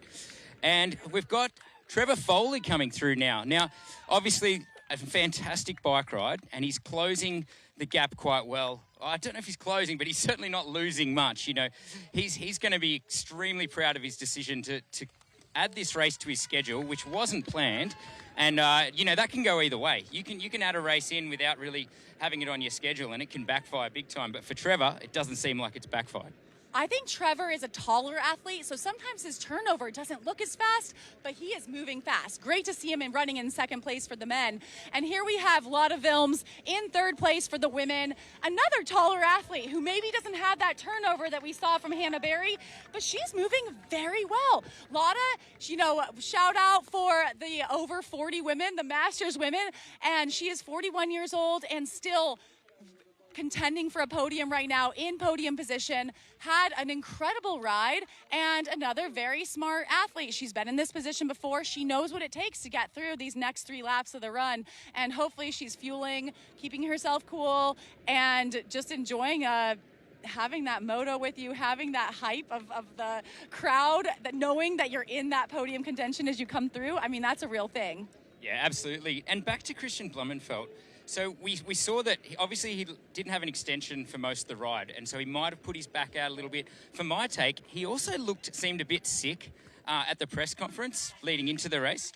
And now we have 2 of the fastest runners that probably we've seen in Ironman 3, and they are all within about 100 metres of each other. Jack Moody, who's shown his running pedigree with a course record in Queenstown Marathon in November. You've got Matt Hansen, who's a 2:20-something marathoner as well. And, of course, Pierre Lecour, one of the fastest runners on the ITU circuit for a good part of a decade plus, including a 4th place at the Olympics. So this is incredible to have 3 runners of that pedigree all within 100 metres. They're going to be pushing each other to all new limits that we haven't seen in triathlon for quite some time. That is so fun. This is so fun. I hope they are keying off of each other. They are, as you mentioned, getting into that second half of the marathon. When you can take some risks, you know how you're going to feel. And if you've timed things right, if you've paced it, if you fueled well, you know you can break people. And we might see some interesting tactics at play from those 3. Seeing them neck and neck, and then knowing they have Trevor Foley and Kyle Smith ahead. Very, very exciting. Also, more racing to come from the women's side. I'm just up here enjoying it, and but we'll throw it back to the studio for now. Yeah, thanks so much, Tim and Haley. Great insights from the course. Yeah, that was amazing to see those 3 men right together. Jack Moody, Matt Hansen, and Pierre Lecour. Those men are projected to run very fast at this point. Matt Hansen, fastest on course, projected to run a 2:26. And, of course, his fastest marathon at CIM was 2:22. I was told in the when I took that break there, Pierre Lecour projected to run a 2:34. Jack Moody projected to run a 2:31 as it stands right now. But yeah, I mean, fast races here. Kyle Smith, again, still out in the lead, and Trevor Foley holding steady, but damn, some firepower coming from behind. I know, insane numbers. Now, if you have a look at the last split, Matt Hansen's running a 3:10 last split through town. That's where, you know, you've got most of the support, I suppose. Pierre Lecour, 3:15. Jack Moody, 3:20 pace. Trevor Foley, 3:20 pace. Kyle Smith, 4:05 pace, but he's on the next split up. So he's moved out of town, so slightly different terrain. But those 3 absolutely motoring down and pushing each other on. And between Foley, Moody, Lecour, and Hansen, all of them are in contention for the win on this one if Kyle Smith can't hang on. And at the moment, I mean, we're talking about the run pace of all of these athletes.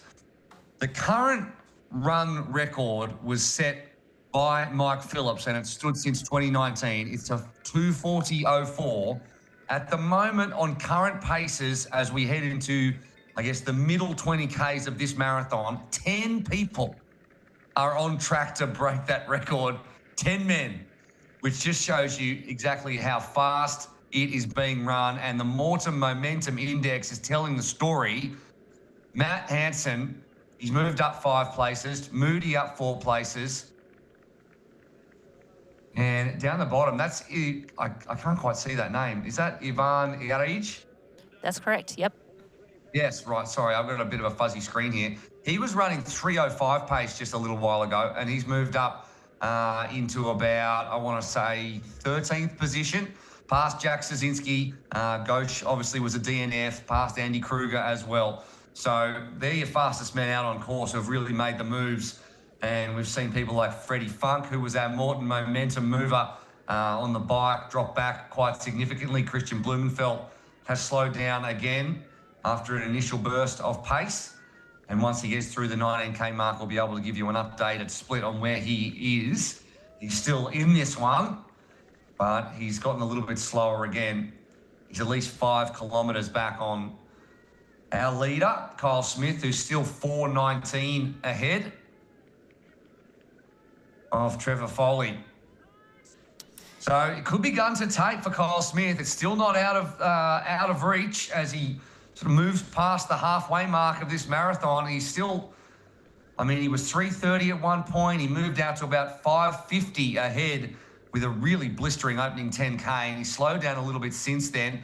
You can see out on course there's Lotta Wilms in front of this group. Jack Moody on the left, who's currently in 3rd position. And moving through this group, and Moody and Matt Hansen are basically shoulder to shoulder. Hansen now taking that turn on the inside, and those two will just be pushing each other. And I think Pierre Lecour is quite close behind those two men as well. So they're having a little race of their own between 3rd and 5th overall, and they're really pushing each other up into potentially 2nd with Trevor Foley there as well. And in the women's race, we had an eye on Tamara Jewett. Her splits are settling down a little bit, and her projection is now gone from her finishing on the podium to finishing 4th, although it's not too far to 3rd. And it really is how the women ahead of her settle into this second half marathon, and equally how she settles in after a pretty frantic opening 10K. Yeah, absolutely. We see Kat Matthews again on screen in control of this race, and you see her go through that aid station, take a cup, drink it, take another cup on the head, and take that 3rd cup. And you saw that she grabbed the ice. She put a little bit down her shirt, and then she's holding that ice in her hands. And now this is a great tactic for cooling. So you wouldn't think it, but there's a lot of blood vessels and so forth in the hands. You put some ice in your mouth, that helps your cooling systems, in fact. And so that's, I remember way back in the day, one of the bigger pro men, I'm spacing on his name, wore a glove like Michael Jackson. And he put ice in his glove, and we're like, what is this about? And he'd done this research, and he's like, this is a really great cooling strategy. A lot of athletes will just hold ice in their hands. So, just shows it is warming up here in Taupo. It is, of course, not Kona hot, but it's hot, dry, and the sun is strong there. So even though, it's not 35 degrees Celsius, it's probably in the low 20s, but it feels pretty hot. And at the end of an Ironman, yeah, definitely feeling it. But back with, we saw Pierre Lecour. He just went past Lotta Wilms. He's out on his 3rd lap, and Lotta Wilms is just starting her 2nd lap. So I don't think... KB is gonna, Kat Matthews talked about running alongside KB. That's Kyle Smith. Oh, That's yes. Kyle Smith who's got a cramp. He's been leading this entire race 6.5 hours, and now he's cramped up in his right hamstring. He's trying to stretch it out, and he's watching this hard-won 5-minute gap just evaporate. Tries to run again, still cramping up, and if he continues to walk, it won't be long before Trevor Foley, Matt Hansen, Jack Moody see him in the distance, and he's trying to run it out. Yeah, and even if they don't see him, they will get information that he's cramping, and that's just going to be fuel to the fire to those men. And he's still got 18 and a half kilometers to go. It's a long way to run. And yes, you can recover from a cramp, but it is not a good sign at this stage of the race. If there's 5K to go, I'd be like, he's probably okay, but hopefully he can, work through this cramp and continue to keep the pace up. But you do have to slow significantly, and just stopping in the road for 20 seconds, you lose your momentum. And again, those men behind are going to start smelling blood. So that's a massive devastating blow for Kyle Smith, but he's a tough man, and he'll continue to fight on to the finish. But just some really fast runners breathing down his neck now. Yeah, I just got a text message from just out there on course, and all it said was Kyle is struggling big time. So he's obviously, that might not be the only time that he slowed down. We're going to get an update on the splits. Meanwhile, Kat Matthews continues on her merry way, as she tends to do. And she's been through the 12.5K split, and she continues to put time into Hannah Berry, now 2.5 minutes and 4 minutes back to Lotta Wilms, and 10 minutes ahead of the reigning champion, Regan Hollyoaks. So do not go anywhere. We are getting right into the guts of this marathon, and there is plenty more movement still to come from the 42nd ANZCO Foods Ironman New Zealand.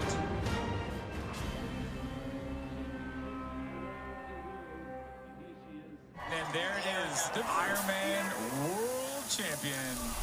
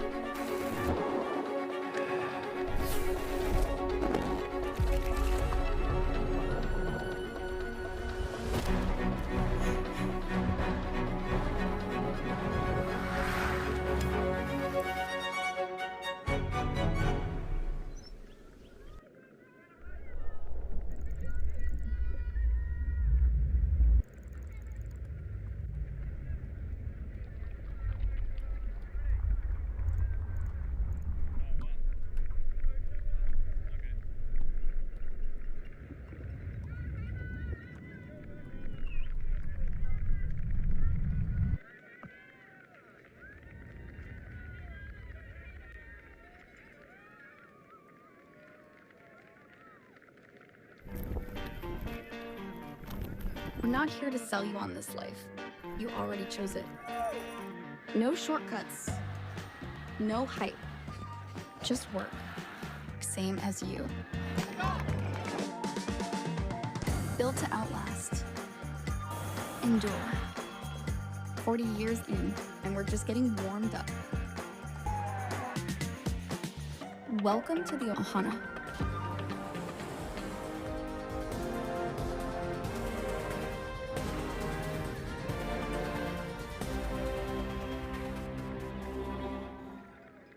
Welcome back to the 42nd ANZCO Foods Ironman New Zealand, and there's been plenty of movement in the last 5 kilometres or so. Kyle Smith is still the leader, but your winner could come from any of the top 5 men, and Trevor Foley looks to be on one as well. Moved to within 4 minutes and 8 seconds now with that little cramp to Kyle Smith. He's tried to run it out, but he'll get to know that this is, well, there's some vulnerability up front. Matt Hansen, 5:09 back. Jack Moody, 5:18. Pierre Lecour, 5:23. And you'd think your winner is going to come but from those men who are all projected to finish within 5 minutes of each other. Kat Matthews, meanwhile, is still on for an absolute stormer.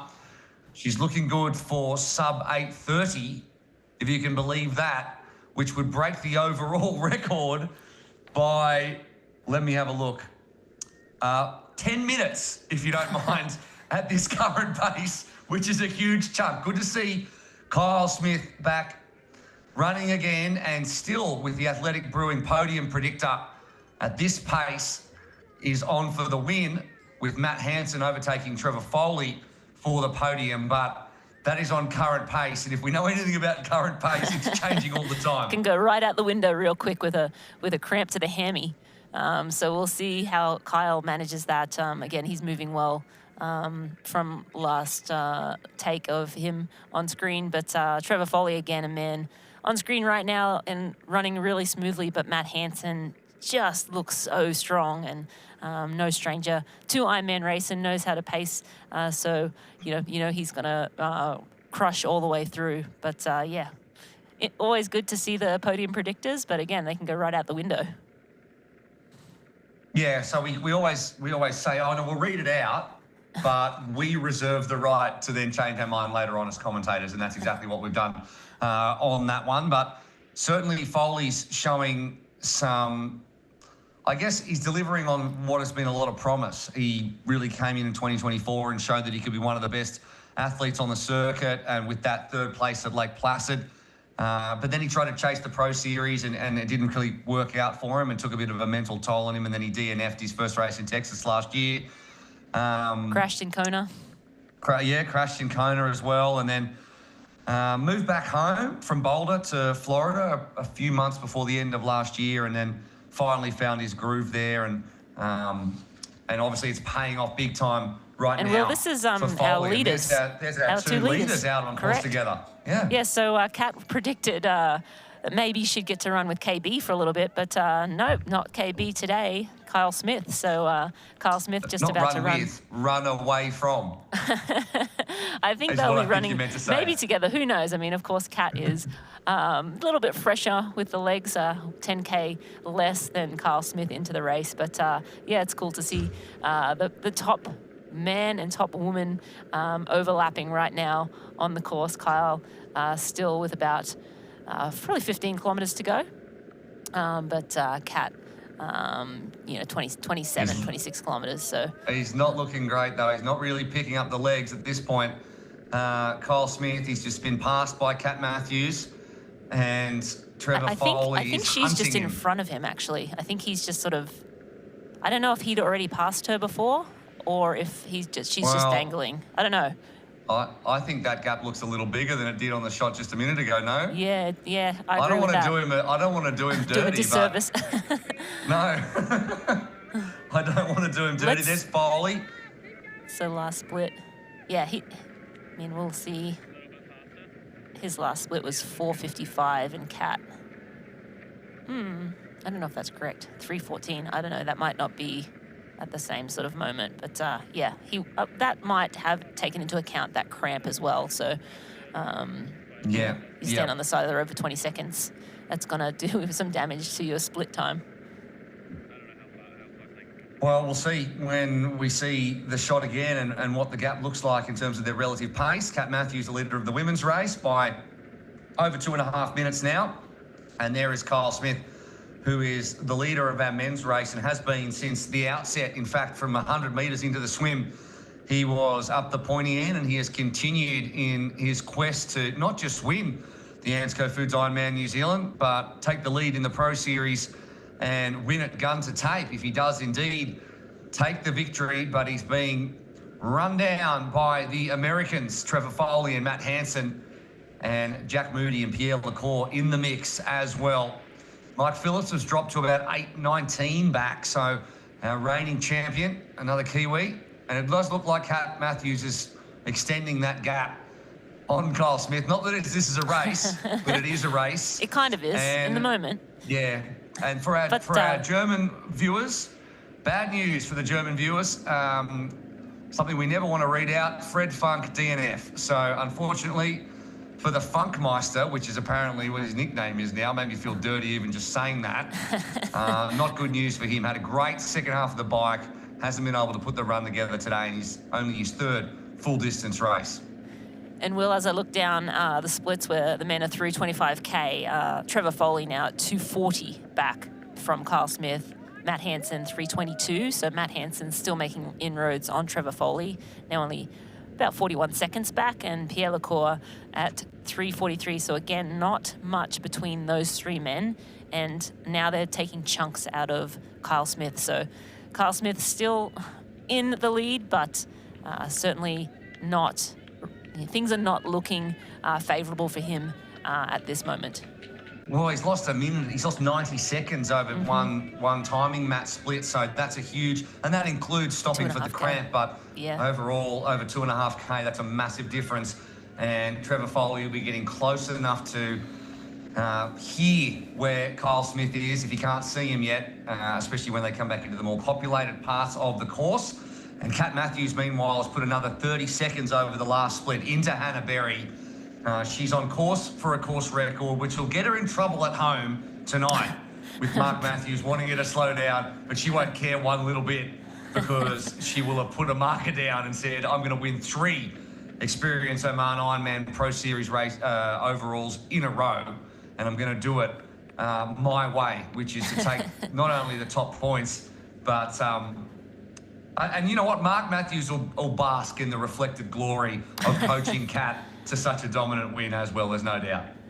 Yeah, I mean, even, regardless of course records and stuff, Kat Matthews looks good. She looks in control. She's not doing anything silly. But it's still cool to have a course record. It's cool. I mean, this race has been around 42 years. So some of the greats of the past have raced here. And to come down to New Zealand and in the early season, she's certainly shouldn't be peaking at this stage of the year, but just to put in a super solid performance in early March, just hats off to Kat Matthews and Mark Matthews, her new coach. I think things are clicking well for the two of them, and they continue to do so. But Kat Matthews leading this race. We have Hannah Berry sitting in second. Oh, she's asked the motorbike to get out of her way. I'm going too fast for you. You're in my way. But Hannah Berry now 3:10 back, and Lotte Wilms sitting at 5:15 back. So, Kat Matthews 16, 17 kilometres in, completely in control. I'll tell you what, and we haven't talked about this much, but you've got 4 Kona spots on the line, and you've got 5 guys who are going to finish in the top 5. And it's unless there's more of an issue for Kyle Smith, Trevor Foley, Matt Hansen, Pierre Lecour, and Jack Moody all have a shot at winning this race. They're all through 25Ks. 4 minutes covers all of them now. So at the 25K mark, Trevor Foley 2:41 back, Hansen 3:23, Lecour 3:44, Moody 4:06. They're all running insanely fast splits. The last split for Matt Hansen was 3:07. I don't. Pierre Lecour was he running down 3:09. the cliff?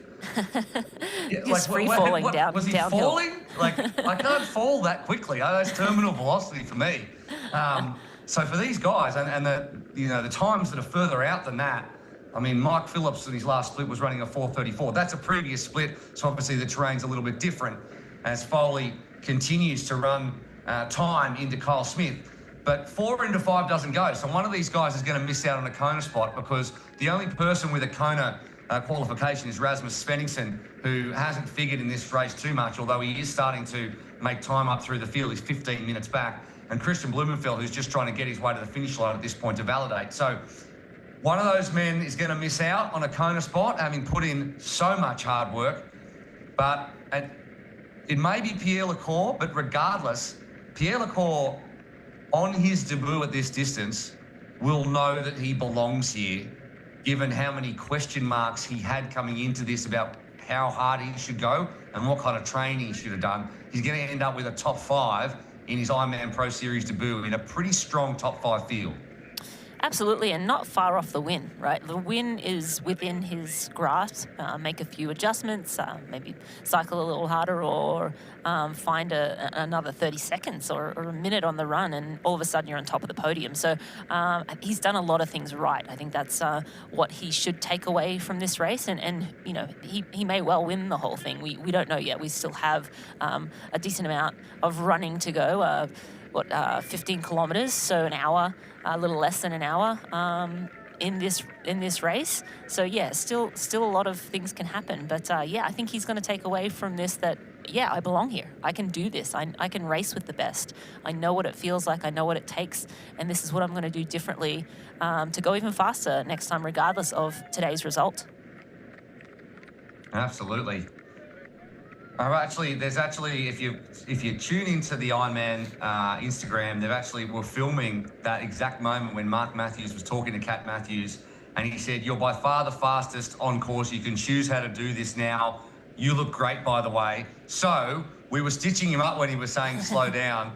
We're putting he words knew what in to his say mouth. to his wife. You look great. You can do whatever you want. That's basically a good way to be a husband in general. No matter what the situation is, if you just say you look great and you can do whatever you want, can't go wrong. Yeah, I think That's you can my take. We could all philosophy. take notes. All the men should take notes from Mark Matthews. 100%. 100%. That is. All of You the look us great. I men think who were under the thumb together. You look great should be on the top of your list at every and do whatever you want. I like those two instructions. I say from that. the course. Well, I'm a man with a wife and 2 daughters, so I say all of those phrases all the time, every day, all the time. Yeah. Do whatever you want. You all look great. Everyone's great. I'll just be over here. Okay? I get it. And so Mark Matthews doing the same thing. And we'll get another split very, very soon. And we'll see exactly what that gap is between Smith and the chasing pack. And I think in our heart of hearts, as unbiased commentators, it would be lovely to see Kyle Smith hang on, given the couple of years that he's had and also the fact that he's at home and he's been brave racing. But all of these guys behind deserve a win as well, and that's why we love the pointy end of these races, because it's just about hanging on, and you can see Kyle Smith just trying to hang on right now. And Kat Matthews, oh, that's not Kat Matthews. I think she's. That can't be Kat. Well, someone's going quick behind him. Yeah, someone's moving up on him behind him. But yeah, he still a long way to race, and he doesn't seem to be, you know, able to sort of get back. Yeah, really now is kind of jogging.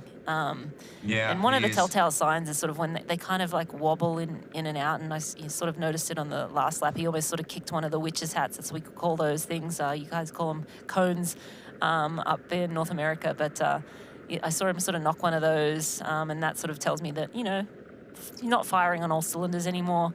But you know, he's a tough man. He's going to push through and do his best. But when you have those crazy fast runners just flying behind you, it's just so hard. And yeah, leading the race all day long. Again, he is at his home race. He's going to have his family, his friends, people he went to school with, I'm sure, on the sidelines cheering him on. Maybe he'll be able to find something else for the last lap. But Trevor Foley's still sitting in second. Yeah, and that gap just keeps coming down. 149 is what we're showing here. Hansen just 30 seconds, 32 149? seconds. So what it says on screen here, so we'll see when they go through the 27, because it was 112. It was 241. Sorry. No, it's 112. So on the tracker, so 112. 112. So the gap between Kyle Smith and Trevor Foley is 112, and I bet we're going to see Matt Hansen at about 135, because Matt really just sort of was 40 seconds behind at the last split. So Hansen really looking good, barring any catastrophe. And from reports on course, I'm chatting to the Pro Tri News boys down there, and they think Matt Hansen. They're calling Matt Hansen. So, yeah, I mean, heartbreaking. Is that Kyle? Are you talking to Kyle? Yes, Pro Kyle. Tri News, 'cause he's a huge nerd, so I would go with him. But he's also a massive Trevor Foley guy. fan. So although I say that, if he's not saying Trevor Foley. And I say that, and I just see the split. And yeah, Matt Hansen's only taken about 5 seconds out of Foley. So now Hansen at 146 down, Foley 112, Lakua at 209 back. So again, there's still, a lot of racing left to go. And you can throw a blanket over those 3 men. I think Jack Moody will be quickly behind as well. So, yeah, I mean, wow. Your guess is as good as mine. Right now, Hansen is fastest on course, but if... Well, he's not just fastest on course, Rennie. He could be on track for the fastest Ironman run ever, which I think is Patrick Langer. No, fastest Iron distance run. What is the record? I don't know if Hansen went in Roth very fast, but someone in Brazil went crazy fast last year too. So I've kind of lost track of the mark now. We'll get the stats nerds. Somebody tell us the fastest.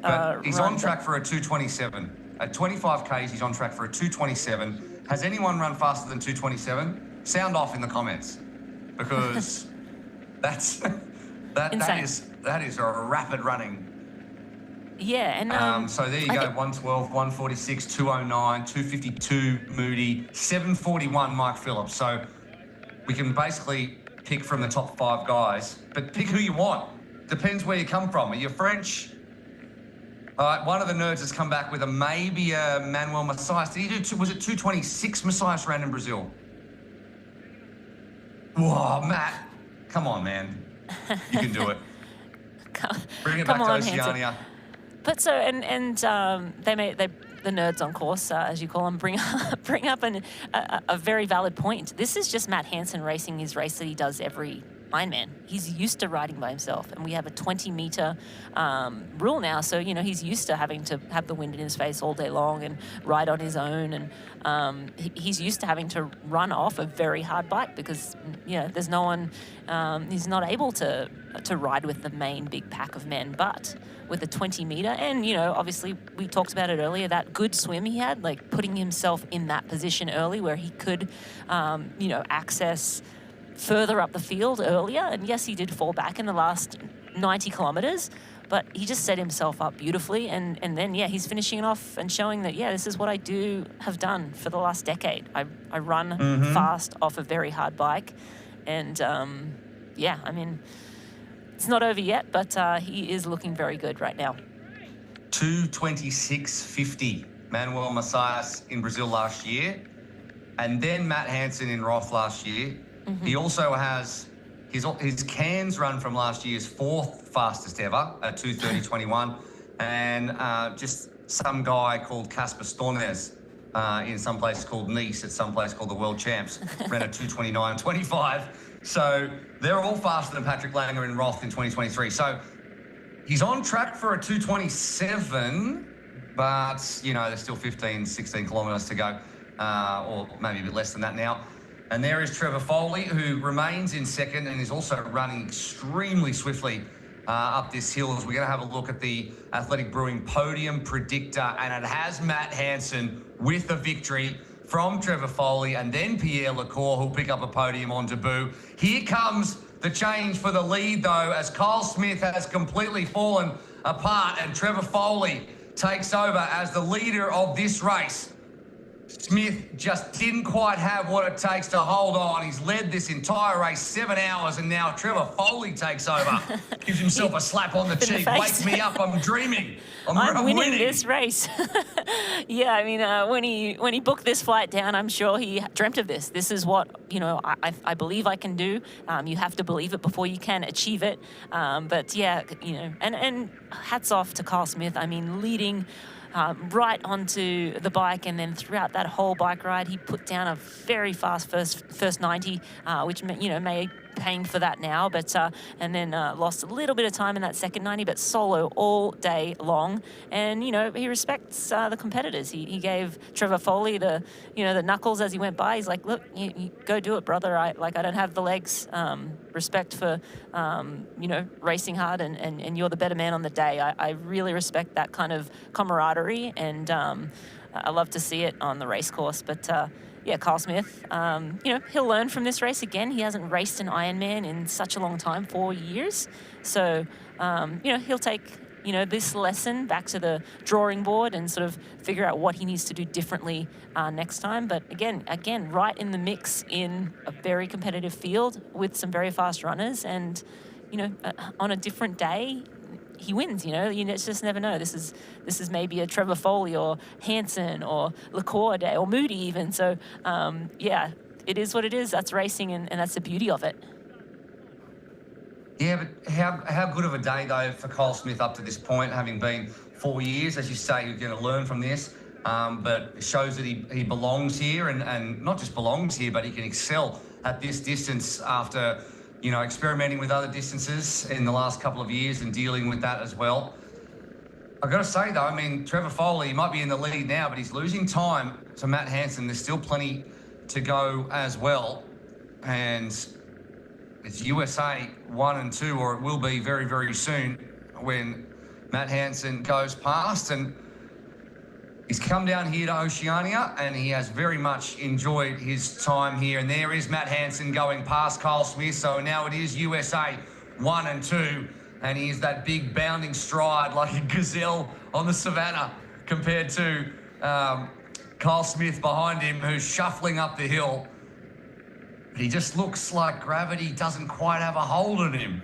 And he's always looked like that. And Oceania, well, it's calling the name of these two Americans, and it's calling your name as well. Experience some of the world's most iconic Ironman and 70.3 triathlons in Australia and New Zealand. All the 2026 events are all great. Been to a bunch of them. They're filling up fast. Don't miss out for your chance to race down under. From the Great Barrier Reef, which is the home of Ironman Cairns, love that race, to the stunning Ironman Australia in Port Macquarie, to the second best capital city, and I'm very biased, in Australia, Melbourne. There's a race for everyone in Oceania in 2026. So register now at ironman.com, or use the QR code on the bottom left of your screen, and just do it. June the 14th in Cairns. It'll be freezing everywhere else in Australia. It'll be beautiful at the Great Barrier Reef. That's how you do it. Or Ironman Australia in October. That is in case you don't happen to book your ticket to the Big Island. Matt Hansen taking on as much as he can now at this late stage, and he's trying to chase down Trevor Foley. And I've just opened up the YouTube comments, and the Americans are going absolutely bananas at the moment with the win number one action. Prime time in the US. Yep. A lot of our American fans tuning in on a Friday night just to see this guy, Trevor Foley, and Matt Hansen, the veteran in our sport, 40 plus years old. I think he's 41, has a little girl at home with his wife, and I'm sure they're just screaming at the TV right now, willing him on, and he has Trevor Foley in his sights. This is going to come down to the wire. They still have, 12 kilometers to go, so still another whole lap. We have 4 laps of this run course, of this Hoka run course, but Trevor Foley right now in the lead. Matt Hansen is running faster than Trevor Foley, but we saw it with Kyle Smith a moment ago. The predictor said that he was going to, at the current pace, win this race, and then he got a cramp.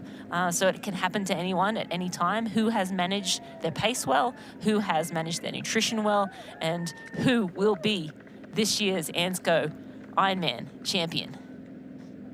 Well, it could be Matt Hansen the way it's going at the moment, because there's only 30 seconds between them. It was a minute, or it was about what was it before? About 45-ish seconds. So Matt Hansen's still running faster out there on course.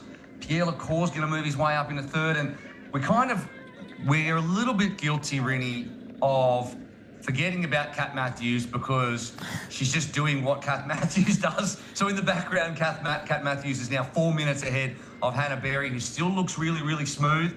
A lot of Wilms is nearly an extra 2 minutes back. She hasn't quite gone through the 19-kilometre timing mat just yet from Regan Holyoke, Danielle Lewis, and Tamara Jewett, who is still 20 minutes back, but that's 20 minutes back on Matthews. Mm-hmm. So she's only about 14 minutes back on Wilms, who's in third position. So that'll be the real battle there, whether she can get that 14 minutes back in what's about 27 kilometres.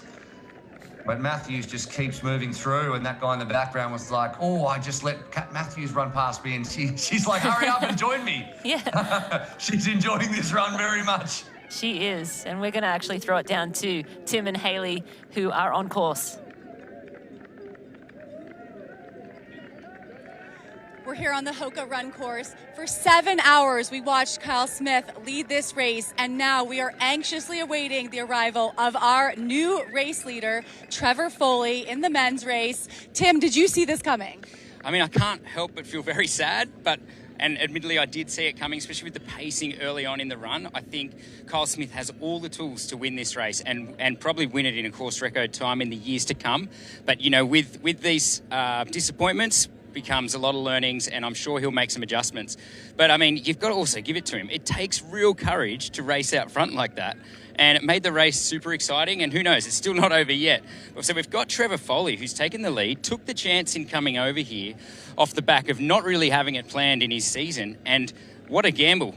It seems to have really paid off. Right, and like you said, not over yet. We have those fast runners right behind. And in the women's race, I said it looked like Kat Matthews was chasing down Kyle Smith, and she was. I think she was definitely, last time we saw her, she was about to make that pass on Kyle, and I think she did. And it has to be a psychological benefit. She's leading this women's race. She is in command. She knows how to win, and it appears that she definitely wants to win. Hannah Berry looked super strong in second, and a lot of Wilms coming back. I felt like in transition we were questioning her, but she was right there. We also had some big movers coming up with Danielle Lewis and Tamara Jewett. Yeah, and I think in the men's race, it's really not over yet. We've got Pierre Lecour, we've got Matt Hansen. They're all within striking distance of Trevor. So here we have Kat Matthews. She is making the turn to head up Tongariro Street to finish her second lap and start that third lap.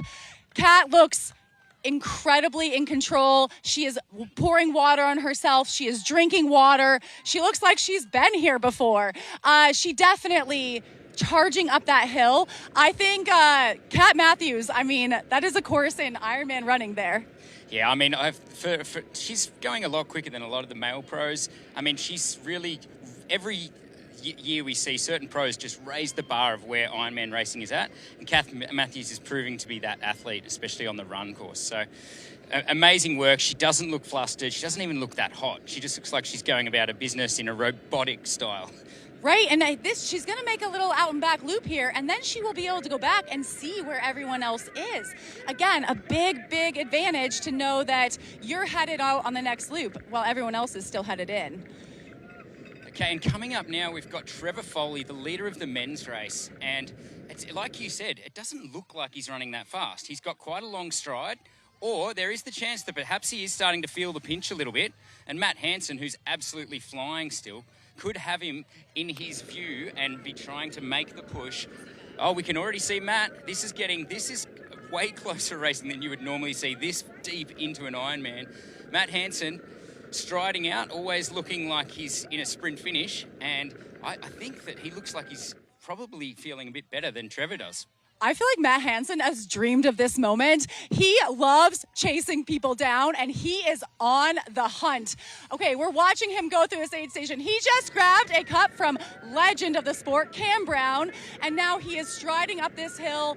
I don't know if Trevor realizes how close Matt is, but he's going to very soon. Yeah, and at this deep into the race, if he finds out that he's closing, I mean, Trevor's still running really well. What can he do? He's just going to have to stick to his guns and hold on as best he can. And here comes Pierre Lecour. Again, he's been the real surprise for me in this race. I knew he had the pedigree to run with these guys, if not run faster than everyone. But I think the big question marks around his cycling have been well and truly answered. He looks like a veteran. This might be his first run, his first marathon, his first Ironman marathon, but he looks like he has done this before. He was grabbing water, staying cool through that aid station, and the crowd is loving this race. I mean, having three men that close, I think it's too close to call. It's way too close to call at this point, because you know what it's like. Deep in this race, you can go from 1 kilometre feeling like I am king of the world and I'm going to win this race to I can't even turn my legs over. It switches that quickly. So I don't think we can call it right now. All we can call is this is going to be shaping up to be one of the greatest Ironman New Zealand men's race we've ever seen. And we'll see how the women's race plays out as well. Back to you guys in the studio. Yeah, thanks, you guys. Great insights as always, and 100% agree. You cannot call it right now. Matt Hansen does, I think, look best of the three. But yeah, I love that. You could feel king of the world 1 minute, and the next minute almost feel like you're cramping or you can't turn your legs over anymore. But Hansen looking really good right now. He has Pierre Lecour not too far behind, but he definitely has Trevor Foley in his sights. Jack Moody a little ways back now, but Kyle Smith unfortunately falling out of that top three podium position for him. So unfortunately for the local boy, doesn't look like a podium day for him today, but he put it out on the line. He did everything he could to see. And again, I think he'll learn a lot from this one and take those lessons forward. Brittany, yes? I got something to tell you. Okay. Talk to me. So we have something here. We have a lot of spreadsheets here that project what the finishing times are going to be based on all current paces. And not only is Matt Hansen on for potentially a win, but currently he will finish, if he stays at this pace, 6 seconds ahead of Mike Phillips's record course time. So it's possible right now. He's on for a 7:45.41 right now with a projected 2:29 marathon. Mike Phillips 7:45.47 last year. So Matt Hansen at 40 years of age could take an Ironman win, and there's a walking aid station from Kyle Smith. You can see him in the back of shot there as we follow Hannah Berry. So Kyle Smith dropping through the field now quite significantly, which is a heartbreaker for all the home fans. But could Matt Hansen overtake Trevor Foley, who is, I don't even know how many years his junior, win one and punch his kind of ticket with a course record effort here in New Zealand? Yeah, that's one of amazing. your fans, Rennie. One of your fans coming in off the bike into transition. I appreciate a fan that dresses up. I love that outfit, coming out with some colour I'm sure the athletes Who's to say appreciate she might that not too. be dressing up? That might be what Maybe she wears that's down the her- shops every day on the bike. That's her Saturday attire. That's where she she goes down for a lunch in that outfit. God bless her. I hope so. I hope so. Kat Matthews just checking the watch there, making sure she's staying on pace. I think she probably just running by feel right now. I feel pretty good. You know, I'm sure she has sort of in the back of her mind what sort of pace she wants to, you know, range she wants to sit in. But yeah, just ticking away, looking phenomenal, all in control as it stands right now, and she's through the halfway. Let's see what that split is. And again, it's Well, it's past. an opening, I think, about a 125 opening half. Yeah, so that's for Kat that Matthews. 21.6K. So that's it's probably maybe 23. 124. Fast nonetheless. Indeed, and I mean, she looks capable of negative splitting at the way she's going at the moment. She'll probably do exactly the same time for the second half and just extend on the field. Hannah Berry hasn't through that split yet, but we'll get some updates on that when she comes through. As we continue to get towards the pointy end of this race, plenty of athletes, age groupers and pros alike out on course as we come towards the end of what has been a blockbuster ANZCO Foods Ironman New Zealand. And the most exciting part is coming up right after this. Could course records be broken? Kona tickets punched as well, and plenty more to come.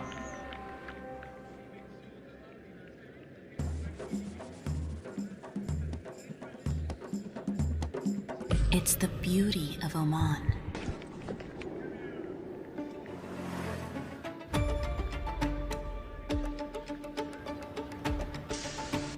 Our tradition, our hospitality, the sounds of limitless opportunities to explore.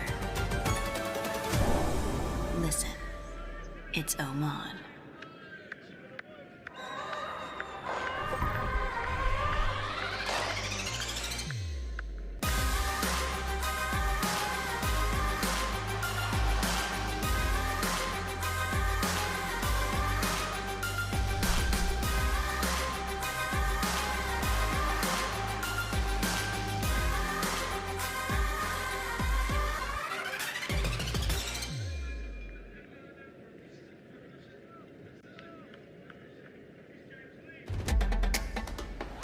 You know, and we know.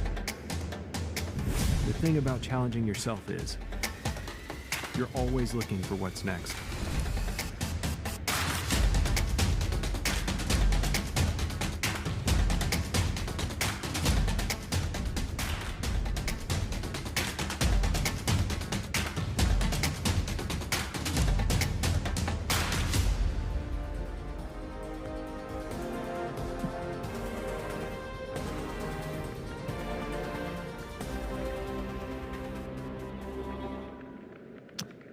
You're watching the live coverage of the ANZCO Food Ironman New Zealand, and we are brought to you by Athletic Brewing.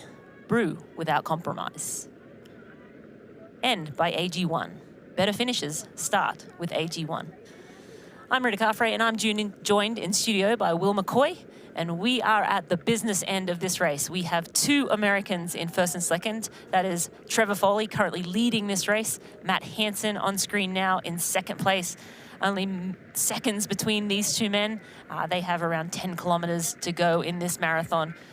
Both desperately want this win. Kyle Smith, unfortunately, was leading through the last lap, but he cramped up on his way out on the third lap and has been relegated to fourth or fifth place at this point, unfortunately. So, you know, legs are tied up a little bit, and he is still soldiering on. Kristen Blumenfeld as well, if you are just joining and wondering where KB is. He had a mechanical on the bike, which may or may not have impacted how he felt coming off the bike. Probably impacted. He lost an extension on that bike, so was probably sitting a little askew on his saddle for the majority of that bike ride, and then unfortunately had some GI distress as well, lost his lunch, to put it politely, and we believe he is still pushing on in around 7th place.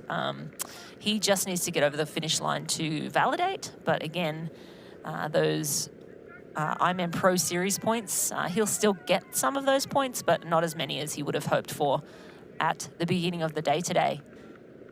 Will, what do you think? I wish I'd known how to say it politely. Lost his lunch, so I didn't do that. I just went with he spewed everywhere. So next time I'll know. But at the moment, 39 seconds the gap, and Matt Hansen is faster out on course, and he's running though out of kilometres to take time out of Trevor Foley, and it's going to be a real foot race to the end between the two Americans. And Pierre Lecour on debut, if you don't mind, is 53 seconds off the lead of Ironman New Zealand, the opening race of the Ironman Pro Series.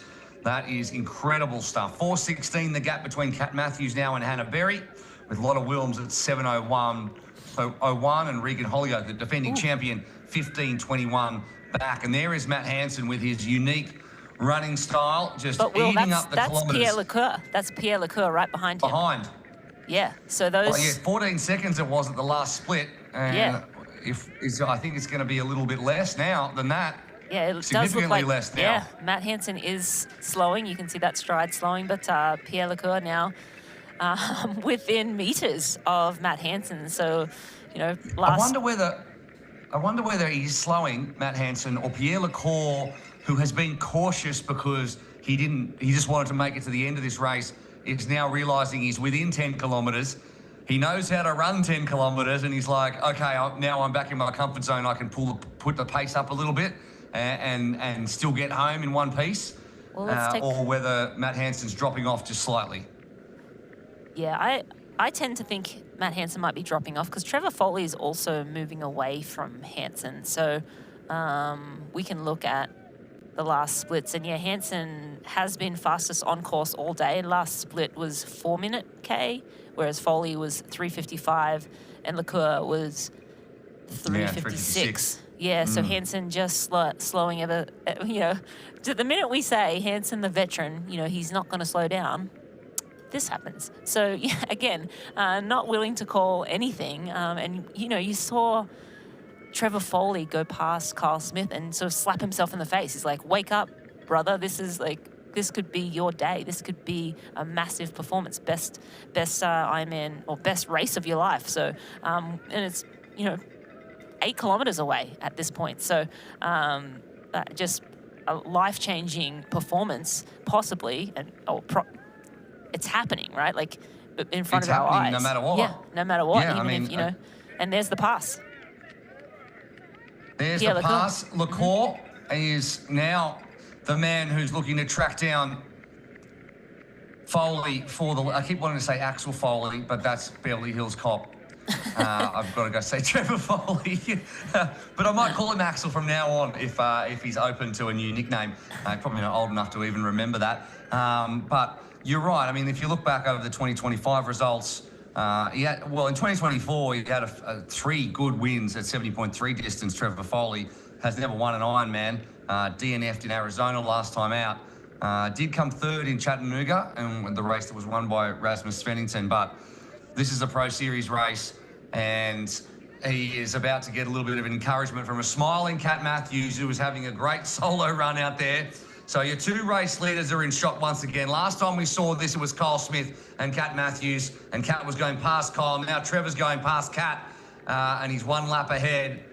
And they're having a little chat too as we cut back to Lecour, who has just been honest in his performance all the way throughout, and he's realising very quickly that he belongs at the pointy end of the Pro Series. In his debut, the former short course French Olympian. 4th place at the Paris Olympics. And yeah, looking great. Again, I think you hit the nail on the head when you said he was cautious all day long. He said before the race, you know, I'm not going to do anything crazy. I'm here to learn. I expect to have my amazing, you know, better Ironman performances later in the year, and I'm just sort of on a recon mission. But hey, you may as well just go win it if you can, right? Like, may as well just take that win right now in New Zealand. Yeah, I mean, why not win on Taboo? And it's certainly not out of the question either. We're talking about a minute or less. And I think, before we go to the history of this race, let's hear what Pierre had to say about his run and how he'd attack it. Yeah, for the run, this is going to be exciting because it's 4 laps, flat, around the lake. I will try to pace it. I have my strategy already, so the pace won't be really hard for me. But how it goes through the race, and I'm pretty scared of the 30k mark, and maybe I would probably slow down a bit, and it's going to be harder and harder. So I want just to have a smooth pace, a smooth race, not trying to push, and this is quite unusual for me. Okay, so he's scared of the 30k mark. We're now past the 30k mark, so that's in the rearview mirror. He's running away from that mark, and therefore he can get faster, which it looks like is what's happening as Foley tucks in behind Matthews now and just letting Kat Matthews pace him for a little bit. Yeah, I think Kat Matthews has picked up a pace a little bit to run with the lead of the men's race. Why not? But here we have the pass again. No, this is the pass from before. We have a replay of Lacour passing Matt Hansen. So that's second and third. Lacour moving into second place right now. He looks fantastic. But yeah, as you said, I caught that too. I'm very scared. Well, first of all, he said the pace is not going to be very hard. But I think what he was trying to say was it won't be hard, but after 40 kilometres or 30 kilometres, it will be hard.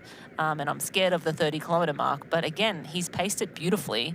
And yeah, seems, to be running really well. He's kind of looking around the corner there to, I'm sure he has Foley in his sights, but shaking out his arms, relaxing his body, and just trying to, just keep shaking out his arms, just trying to maintain this pace and see if he can make any inroads on Foley. But Foley, right now, at 50 seconds, he's 50 seconds up on Lacour.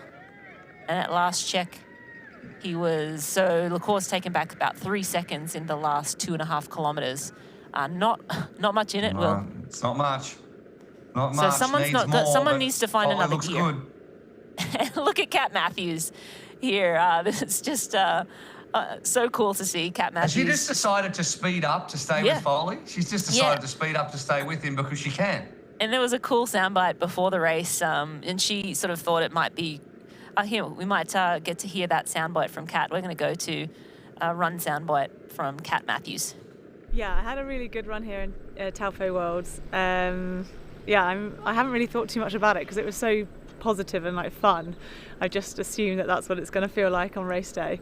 I've probably been struggling a bit at this point in the season. I feel like I haven't got all the race confidence I need to really go hard early on in the marathon, but I have been running really consistently. There's absolutely no reason why I can't have a good run, and it's just, I guess if I've fueled well and if I've biked well, I sort of hope I can enjoy the run as much as possible in an Ironman. I think she is enjoying the run, but that wasn't the soundbite I was looking for, guys. The one I was looking for was the one where she said she's hoping that she's done the math and that KB, who she assumed would be leading the men's race, would come past her and she thought it'd be her first lap and his second lap, and she was going to try and hang with him for a K. So you saw her a moment ago. I think she just kind of dropped off, but yeah, she was kind of, her and her husband were kind of doing the math and knowing the pro men would be passing the pro women given the time and so forth. But I think Kat's having a great time out there, and we're back with Hannah Berry, who's 4:36 now, down behind Kat Matthews. Lots of Wilms sitting again in third place, but let's look at where Tamara Jewett is on course right now. Well, at the moment, I think she's about 12 minutes back on Wilms, but she's running at about 40 seconds per K faster. So with how much to go left, 16, it's bang on. It's bang on. I mean, I did the bottom maths in school, but I think it's just about exact. Right? So I'm sure people will get into me on WhatsApp or whatever about if I'm wrong, but I think it's very close in terms of Tamara Jewett running back to the podium behind Hannah Berry, who looks to have second place, pretty close to sewing up, barring mishap or injury. So I guess a bit of an update as well we should give on some of the other athletes. If you're just joining us and you haven't seen your athlete on the screen and you haven't bothered to look at the Ironman tracker, which has all the information, there's a few athletes that have DNF'd. Mitch Kibbe, Nathan Dortmund, Robert Huisman, Freddie Funk. Freddie Funk had a great bike, second half of the bike, and then collapsed a bit on the run, so he's a bit up and down. I guess that'd be up down funk. That's up down funk today. So let's hope for more up than down in future races. Christian Blumenfeld's currently, every time I look at Blumenfeld's running splits, he's either doing 4:50 pace or 3:20 pace. Like there's no middle ground. So he's either stopping to have a vomit or a cramp, or he's absolutely punching it. So I'm not really sure what's happening with Christian today. He just needs to validate he's probably out of the race for the win here. And in the women's, Beck Clark's now over half an hour back. Maya Stage Nielsen's 20 minutes back. Nina Duron 40 minutes back. Fenella Langridge is nearly half an hour back. Tamara Jewett 19:27 at the moment, which is about 12 back to Wilms, as we said. So that's where it stands. We're getting really towards the pointy end of the men's, and Pierre Lecour he looks good. His arm carriage is good. His head's nice and still. He looks like he's never run a marathon before, so he looks like he's born to run the marathon, but Trevor Foley looks equally good. So we're going to have a real close look at these splits as they come closer to the black carpet here at Taupo. Yeah, and at last check, it was a 3-second difference between Lecour and Foley. So in 2.5K, at 35K, that's not going to be enough. But again, either the Lecour has to find another gear, or if Foley needs to maintain, or who knows, right? Like it will come down to it, and it's amazing what you can find. This is our first look of Danielle Lewis. Danielle Lewis on we haven't screen. seen her today. Yeah, she did not have a great swim. She was around 11 minutes back, but rode the same pace as the leaders. So held pace with the Kat Matthews, Hannah Berry, Lotte Wilms group. So very strong bike ride. Just unfortunate that swim was so far back. And she is sitting right now in... Well, yeah, she's in a real battle for a Kona spot because Lotte Wilms already has one, and it goes Matthews, Berry, Wilms, Hollyoak, Lewis, Jewett. And the difference between Danielle Lewis and Tamara Jewett currently at the last split, 8 seconds. So Jewett will likely pass Lewis and put herself up into that Kona slot number 4. So she'll move up, and then Hollyoak's next victim for Tamara Jewett if she continues to run at this pace, which is, let's have a look, 3:50 pace for the whole run at the moment. Yeah, 3:50 pace. That's incredible, and projected to run still 2:41. Is that correct? 2:41 indeed, which is just a cheeky 8 minutes faster than the current run course record of Chelsea Sodaro 2 years ago. 8 minutes So nothing to faster sneeze than... at there for Jewett. Just incredible. And Ironman world champion. Yep. Just incredible. Yeah, that woman can run. But yeah, so now she's fighting for a Kona spot, which most likely will happen. But then Regan Hollyoak will be the next in her sights. And Regan, of course, the defending champion from Ironman New Zealand last year. On screen right now, we have Hannah Berry in the light blue white kit. She's sitting in second place. And she is projected to run a 2:54, which would be an amazing PB for her. She came into this race looking for a run PB, and her best marathon off the bike is a 3:01. So that's a massive PB if she can hold on to this pace throughout the run. And that's just going to give us so much confidence moving forward. I think she's already riding on that confidence from Kona. That was a breakthrough performance to finish 4th in the world in Kona, Hawaii, the biggest race of the year. And now come, front up at New Zealand in early March and have a, 7-minute PB on the run. That's incredible.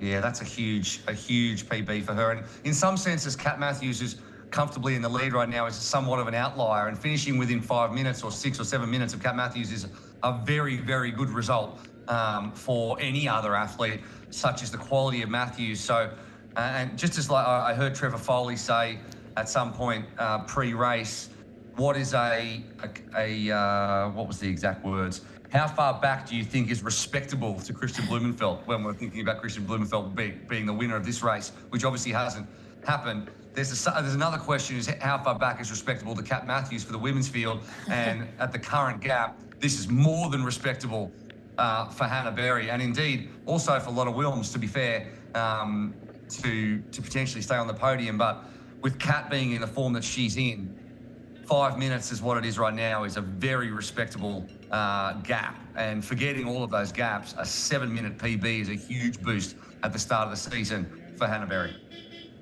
Yeah, I think we're seeing the arrival of Hannah Berry. I mean, I think she's been, a solid athlete for a number of years now. She's had good performances, some wins here and there, but not really on this stage until Kona last year was really, I guess, I shouldn't say that. She did have great performances last year in Cairns and a couple of other races, but Ironman World Champs, that's a whole nother level. But then, coming here and being only 5 minutes off Kat Matthews, again, she's really establishing herself as one of the best racers in Ironman, women's Ironman racing as it stands right now. But we have Kat Matthews on screen, and you see her sort of gaze towards the pavement, going uphill and sort of just working really hard, keeping the cadence up, not trying to expend too much energy. And now she's letting herself float back down the other side of this hill. Not a smile on her face anymore, but now she's just getting her job done. She's gone to work. She's got 15 kilometers left, so about a lap and a half. She's made that turn and heading back to town now, and then she'll have another lap to go out, and it'll almost be a formality at that point to get the job done. Foley has hit back at Pierre Lecour. It was up to 49 seconds. It's gone back out now to 1:05 at the latest split, 37.3 kilometres. Matt Hansen yet to come through that timing split. So Trevor Foley has shored up his position. He's now within the 5 kilometres from the end of this race, and he has been a patient man, Trevor Foley, in this one. He didn't have a great swim.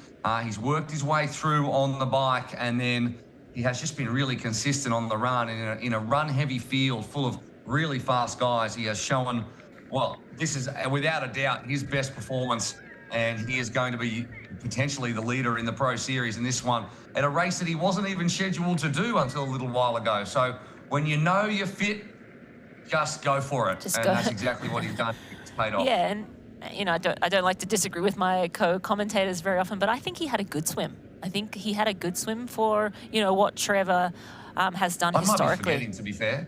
He didn't. It was a long time ago, right? Yeah, he didn't have a good swim in relation to the best swimmers, but he was within reach. He's had much worse swims and biked up, and so I think that really. You're absolutely right. I was getting that him really mixed up with set him someone else. up. He swam 52. That's very good for him. Super versus respectable. His expected was 57. Yeah. Yeah. So he You're had right. actually a great swim, and I think that set him up because he was able to get into that lead group. And now it's a whole different game. You're getting off the bike.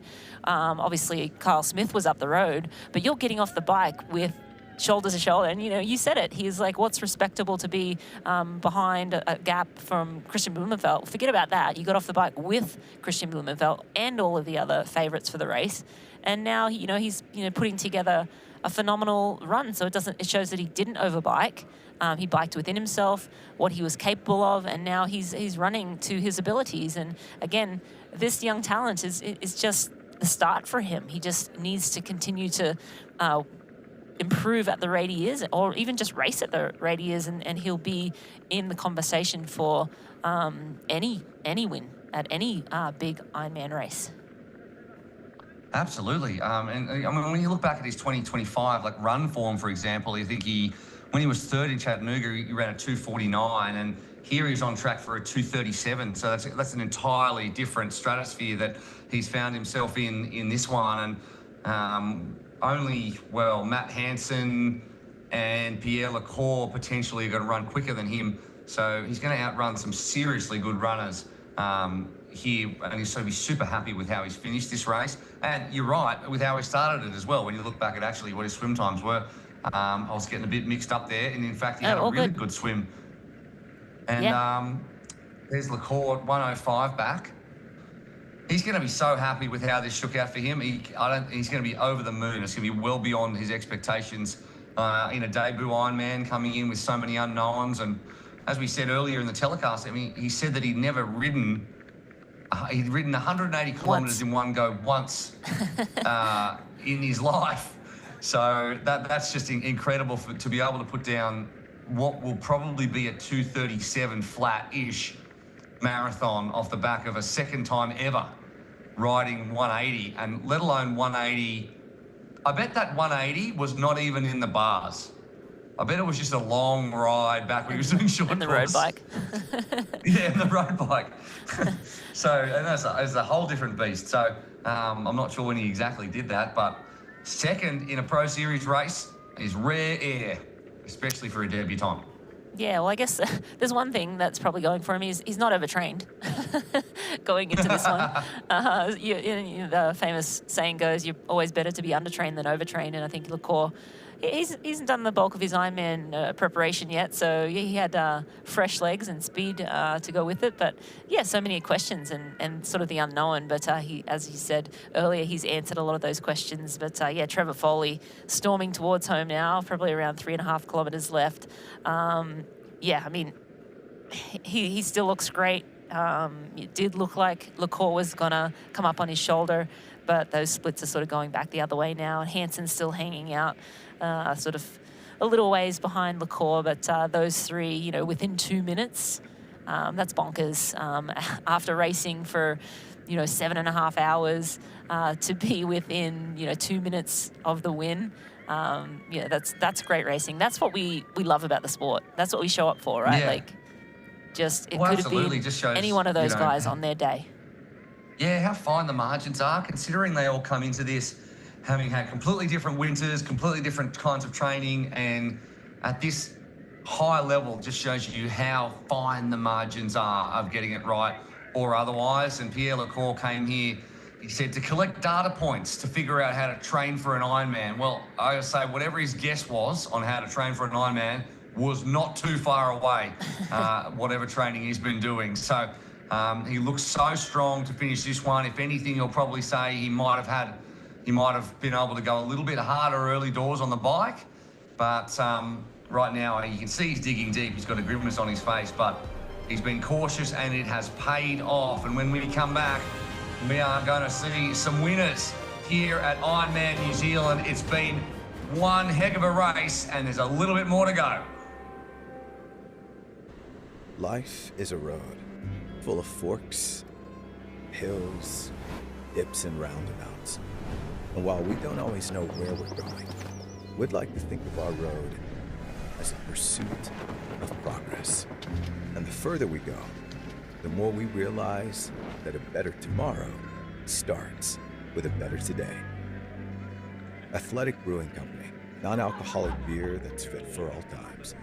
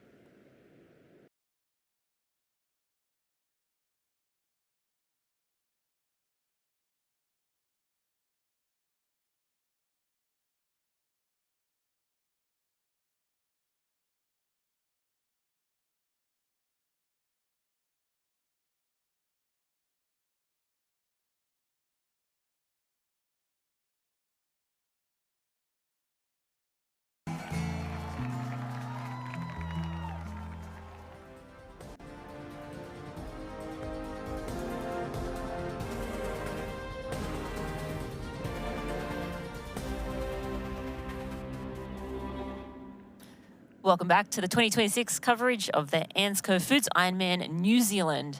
We are with the lead women right now. That was Kat Matthews on screen a moment ago and Hannah Berry. They are in first and second place right now.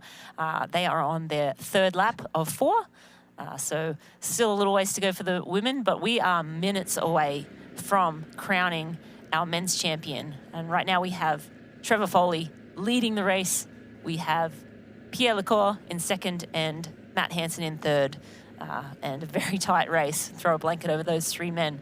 But Hannah Berry has been just solid all day long. First out of the water, or amongst the first four out of the water.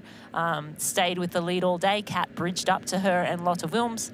They rode together for the majority of the bike. And then she's just been strong and steady all day on the run. And we were chatting a little earlier about her wanting to improve her run PB. And she certainly looks to be on track for that today. At the moment, to go about 7 minutes quicker than she's ever gone in a marathon off the bike before. So incredible racing. But this woman, That's everyone an insane is sort number of improvement. So yes, Crazy just a number. lazy 7 minutes. But, you know, to be racing against like Kat and, you know, Kat, yes, is sort of in autopilot right now leading this race. But and another masterclass performance by Kat Matthews going to the front of the race, biking, you know, the way we all know she can bike. You know, rolling around with the other two women, and now just stamping the race with her signature very fast run. Again, she's projected to run around a 2:48, which is on pace to beat Chelsea Sodaro's course record time of 2:49, and she's also on pace to go about 10 minutes faster than the course record here in Topor. So Kat Matthews just, again, putting on a clinic and leading the way forward for women's racing. But left of our screen, we have Trevor Foley from the USA. He traveled out over from Florida. He was training down in Florida and felt like he was in good shape. Wasn't planning to do this race and just decided, him and his coach, Sean, decided that, hey, you're in good shape. You should just go put yourself on that start line. And I think they're both feeling pretty happy about that decision right about now. Yeah, pretty good about themselves, no doubt about it whatsoever. And Kat Matthews, she might beat Chelsea Sodaro's record of 2:49 by going at 2:48, but it's going to be a short-held record because Tamara Dewitt's going to come over the line in about a 2:41 after that. That is true. She's going to have the course record for a few minutes, and then she's going to hand it over. And Tamara Dewitt's about 10 minutes, actually 9:20 back from Lotte Wilms, and currently is running, let's have a look at the pace. She's running 3:39 on the last split. Lotte Wilms 5:20. On the last split, so she's really eating time out of Lotte Wilms for that third place on the podium, while Hannah Berry is just doing what she's been doing. Foley looks behind him, sees nobody, and meanwhile, a lot of people asking, where's Christian Blumenfeld? Well, he's currently 12 minutes back, and at that rate, at 12 minutes back, Christian Blumenfeld will lose more points in this race for the Pro Series than he lost in the entirety of last season. Because, you know, he's got this incredible... This will be the first Ironman outside of the World Championships that Christian Blumenfeld has not won when entered. Because he has won every time he has entered an Ironman that isn't in either Nice or Kona. And that is some new ground for him today. It hasn't worked out for the Norwegian, who has seemed to sweep all before him in recent years, and instead it's going to be Trevor Foley's day. Still 1 minute and 2 seconds ahead of Pierre Lecour, who on debut will pick up an incredible podium. Matt Hansen 2:04 back, but Foley just looks strong. He doesn't look like he's running fast until you see him run past age groupers like they're all standing still. That one nearly is standing still, but let's not put the mockers on her too much. But he just looks smooth, and he's tall, and he just, you know, eats up the road. Kat, meanwhile, looking like she run around at 2:47, but Dewitt's going super quick. And Lecour's on for a 2:37 for his first Ironman marathon, if you don't mind. Yeah, that's very fast time. Trevor Foley's on for a 2:37 as well. So, yeah, again, these men basically got off the bike together, and they've been running this marathon, you know, within, you know, a minute of each other all day long. So there's not been able to be any mistakes made throughout the day. We did see Hansen charging hard in that third lap, and it looked like he was going to be the one to take the victory, but he started to fade, and Foley found an extra gear. It just looked like, you know, he went past Kyle Smith, and he's like, wait, I'm winning? Well, then let me find something Pinch more. me. Yeah, exactly. Yeah, pinch me. slapped Like himself in the face. He's probably, my coach is riddled with goosebumps. You know, you get into that position in a race, and sometimes it's almost an out-of-body experience. You're like, this is everything I've trained for, everything I've dreamed of. This is life-changing, and you can find something more. And for this young man, a performance like this is, again, just confidence building, life-changing, and just a fantastic way to start out his Pro Series campaign for the year, and just a great way to start the year, full stop. Yeah, absolutely. Rose came from a track running background, and then, as sometimes happens, an injury during COVID led him into triathlon, and certainly he'll be running on air for the last 1,000 metres of this marathon, as will Pierre Lecour, who will have his doubts answered as to whether he belongs at the full distance, and he certainly does. Matt Hansen still toiling away in third position.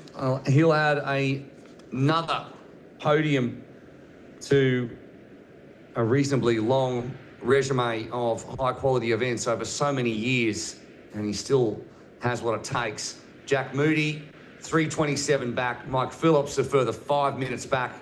And then Christian Blumenfeld, who is currently in 6th position overall at 12:45. Back off the leaders. And I'm not sure what's happened to Kyle Smith.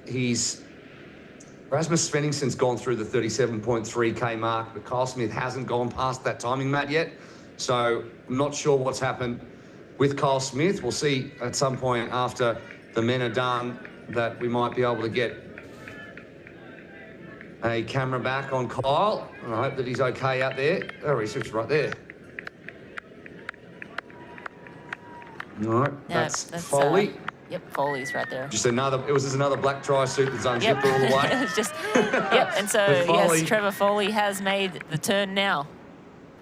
And he is about to be on to the black carpet. 7:42 we're coming up towards, and he's enjoying every single minute of it. He wasn't even supposed to be at this race.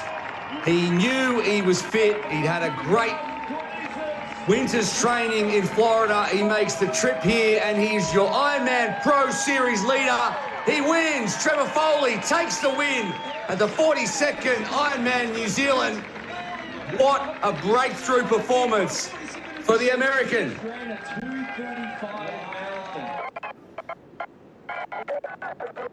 And you heard it, a 2:35 marathon to finish it. That is an announcement of Trevor Foley into the top echelons of racing. And he can't believe it. 2:35.42 was Trevor Foley's marathon time. Yes, the Wahoo Element rival, 2:35.42. An incredible run from Trevor Foley. And more importantly, just taking the win. His first Ironman victory. You'll never forget your first victory. Coming down here at the last minute and taking the tape. Incredible race from the young American, and an exciting future ahead for that young man. Absolutely, it is. Smashes the run course record by 5 minutes. Mike Phillips wiped off the top of the leaderboard there, and Pierre Lecour is going to come in under that record as well. He's being directed where to go, the Frenchman. And we're going to have the first time with no New Zealanders on the podium since 2008, I think. In quite a long time. But Pierre Lecour on debut. He finds his first taste of the Ironman black carpet as well. The Frenchman travels down here. He raced cautiously, stayed within himself, had a huge run on the way home. He's going to have a 2:37 odd marathon to finish it up, and he takes second place. Yeah, Pierre Lecour, he's got to be happy with that. Yeah, fast racing here. Let's see what his run split was. 2:36.18 for Pierre Lecour. So very fast running here in Taupo. Pierre Lecour, again, first time racing an Ironman, first time running that marathon off. And man, he did a really good job. I mean, he came down here to get some data points, to sort of see what he needed to do, see what this Ironman thing was all about.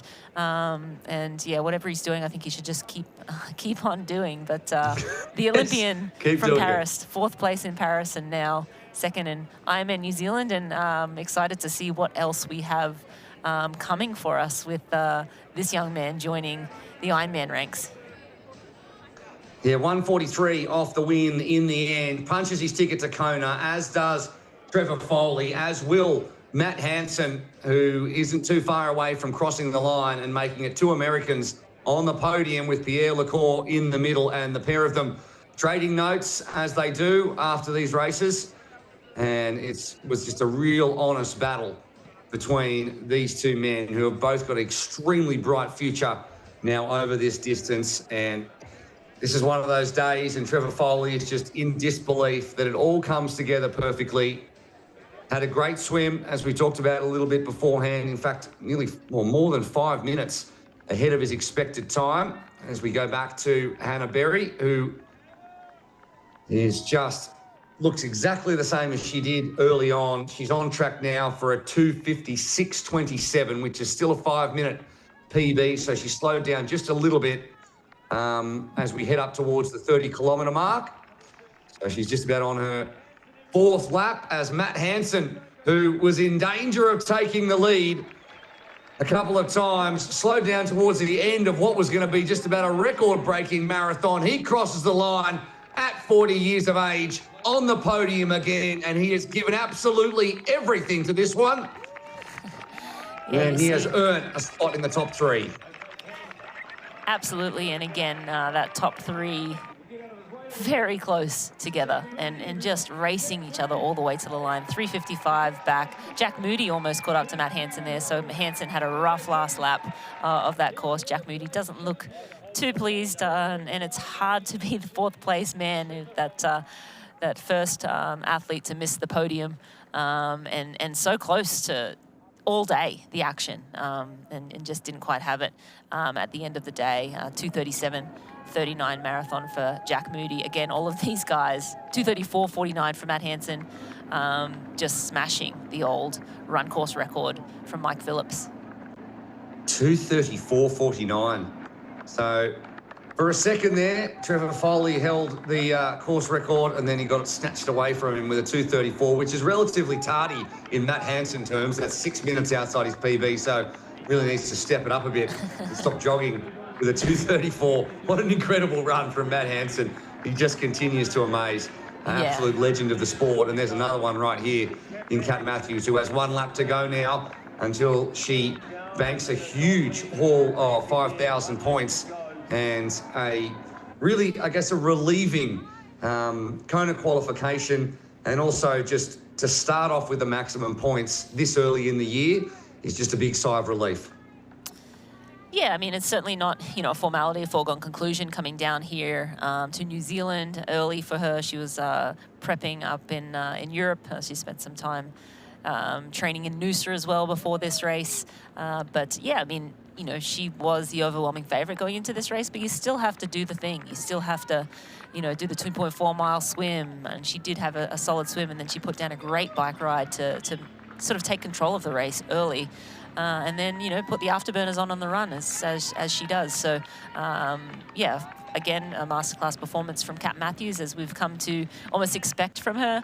But Hannah Berry, I think, is the athlete that's really shining here today. I think that Kona 4th place really gave her a lot of confidence, and to come here and then, what looks like a significant run PB, and she was always in the 3:02, 3:05 range for the marathon, and now, she's a mid-250, assuming she's able to hold on to this pace for the last lap. But, yeah, Hannah Berry, a phenomenal race. Tamara Jewett, still on the hunt for Lotta Wilms's 3rd place, and Lotta Wilms has been sitting in that 3rd place pretty much the whole run.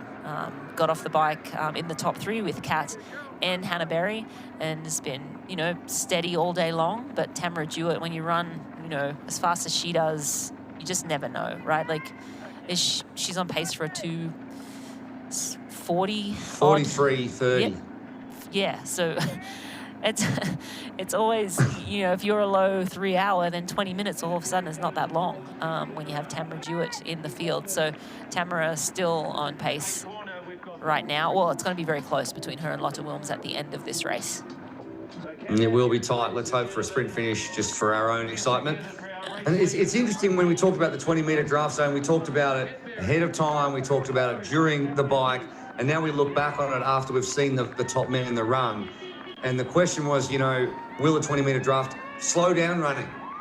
Because everyone's having to put in the maximum effort, and then we look at a 234, 235, 236, 237 from the top 4 men, all absolutely obliterating the previous record, and a whole bunch of the times by 5 minutes. So the answer is no, it will make no difference. Well, I counter that argument, Will, with look at the athletes that ended up on the top of the podium. Matt Hansen, not a fantastic swimmer, generally rides on his own. Also, Trevor Foley, typically riding through the field. So they're used to riding on their own. They're not used to riding in packs. True. And Pierre Lecour, of course, an unknown quantity in him. But yeah, I look at those 2 men being at the top of the podium at the end of the day, and I do think that it may have changed the outcome of this race. And you know, we need more data points. We need more races, and to see you know, the bike runners sort of come through maybe more in future races. But I think, yeah, they're the faster runners, and they've always been running that fast off sort of solo bike rides. So, yeah, I mean, I think... Well, it didn't change the pace. It didn't slow down the pace. It probably may have changed the outcome. Mm-hmm. May have changed the personnel. Yes. But yeah, it didn't change the run pace. The pace. Yeah. Yeah, it's well, certainly not for those men. Did it change the pace for the athletes that are in the front pack and sort of roll around together at 12 meters? Maybe that, you know, took a little bit more out of their legs, which enabled these men to shine through on the run. Again, I think we're speculating here, and I think we will see in, you know, the next 6 months of racing if this continues to be a trend. Well, commentary is about, well, at least my commentary is about 60% speculating. And then 40% reading the numbers off the screen. That's pretty much it. That's pretty much how it works. But Blumenfeld's still on course for a 2:51 despite his significant issues on the run. So still nothing to sneeze at for Christian Blumenfeld, and he will validate his ticket to Kona too. So that's his main goal here. He's being tracked down though by Rasmus Svenningsen, who has been slowly clawing his way back into contention over this one, and will finish in the top 7. And Kyle Smith's now dropped to 9th overall, so he's having a very difficult time out there at the back end of this one, but he's still in it. Yeah.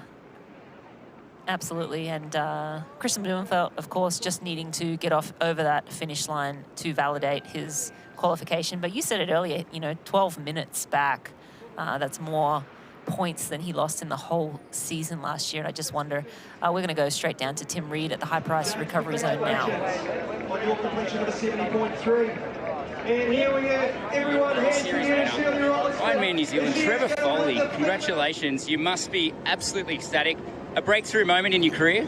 Yes, sir. Yeah, I was fortunate enough to win a Pro Series Ironman in 2024, and I had a really good 2/3 of Kona 2024, and came into 2025 with a lot of confidence, and it just didn't really go how I wanted to for one reason and another. And I really just committed to myself to, you know, be a professional, be an adult, 26 now, and just commit everything. Haven't had a day off all winter, and just really wanted to come here and just show my winter arc, and I did. So I'm just very proud of myself and just happy I was able to come execute my race. And you didn't have this race on your schedule initially, and you just got through your training. You felt like, I'm ready to race. Let's do it. Yes, sir. Yeah, my coach Sean Jefferson and me, we don't really like to do any hero sessions, just stacking days on days. And probably about 3 weeks ago, I just had a good Zone 2 run and long Zone 2 bike, and I said, hey, Sean, I think I want to go race New Zealand. We looked at it. It actually made way more sense that if I could get lucky enough to get on the start list, have a good race, it just opens up the season way better to do a Frankfurt Placid or get ready for Kona. I mean, now, you know, you got 8 months or whatever to prepare. So it's just kind of a risk we took, and I'm just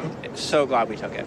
And Trevor, what was the mindset out there? Was there a point in the race where you're like, wow, I could win this race, or were you just sticking to your numbers out there? Yeah, I had very strict instructions to just kind of like a long Zone 2 day. Like I swam my own aerobic, I got on the bike, felt okay, and just kind of gave it what I had on the day, and got on the run and felt pretty good, stuck to my pace, and I mean, I caught Kat Matthews, I think with 4 miles to go, and her husband Mark said, all right, use her, and ran with her for about a mile, and it was pretty cool running side by side with the lead male and female, and it was pretty special. And then I was like, all right, I think you can get it done here. Got 5K to go, so, I mean, trying to dig in, and I got it done, and yeah, I was super thankful. Nice. And so the ultimate goal for this year, what are we looking at? Yep, Kona World Championships. I really want to prove that I can compete with the likes of like Christian, Magnus, Sam Laidlow, and maybe get as close as possible to them. And as well as doing the Pro Series on the side, I'm going to do 5 Pro Series races. If they all go good, I'll do the Pro Series. If one goes bad, no Pro Series. I don't want to chase it, but Kona's the end goal. Well, Trevor, I think you've really proven that you do belong at the top of the sport. So congratulations, and I hope you have a good recovery and a fantastic rest of the year. Yes, sir. Thank you.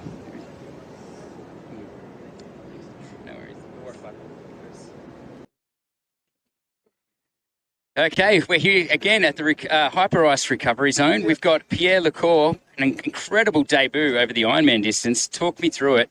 Was it everything you expected, or harder, easier? Yeah, I thought it was a bit hard at the end, but during the race it was all right. It's, I think, more controlling than Olympic distance racing. So it's really different. Other way, like in swimming, I was like really slowing down. Even on the bike, it was not like really hard. But at the end, it was just only about just pain on the legs. And the same for the running. I was like really controlling my pace. Today I had a plan to do, and I just stay focused on this. And I'm really happy to just could like done what I've been riding before. Yeah, it was fantastic cycling out there. I think that was the thing that surprised a lot of people, was how fast your bike ride was. Were you confident that the bike ride was going to go as it went today? Not at all. I've been training only 2 weeks for this Ironman. So this was only like 2 weeks specific training for Ironman.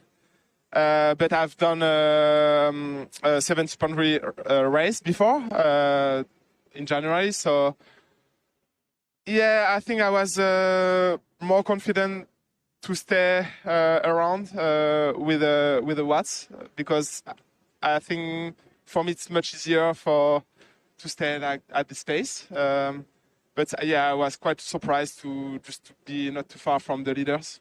Okay, one more quick one. Are you going to Kona? Is that the goal? Yeah, definitely. I will try to go to Kona. Like, I'm qualified now, so I hope I will be injury-free and in good health, and trying to do like a good race there. Well, there you have it, ladies and gentlemen. Pierre Lecour, second in the Experience Oman Pro Series Ironman New Zealand. Congratulations. Thank you.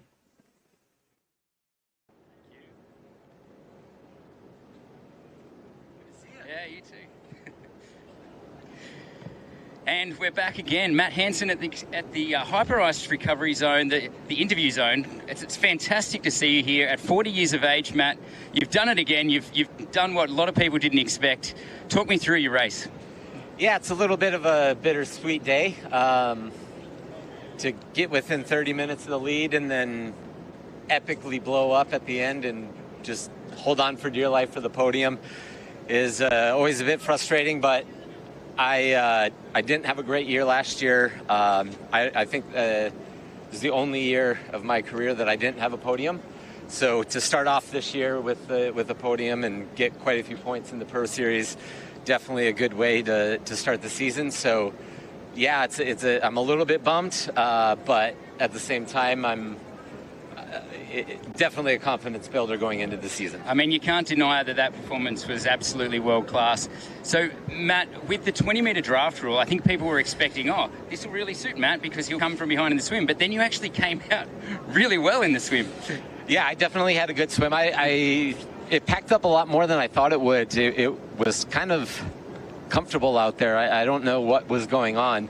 I couldn't tell. I kept on thinking I was seeing a gold cap, which was Christian, but it felt way too comfortable to be swimming with them. So I don't know if I just got on a good start and a good draft or what, but yeah, there was a few surges where we had to work pretty hard, but for the most part, once it settled in, it was it was all right. So, yeah. Well, congratulations, Matt. You're doing it for us 40-year-olds. So Yeah. There's a lot of people taking inspiration out there. Congratulations on a fantastic performance. Thank you much.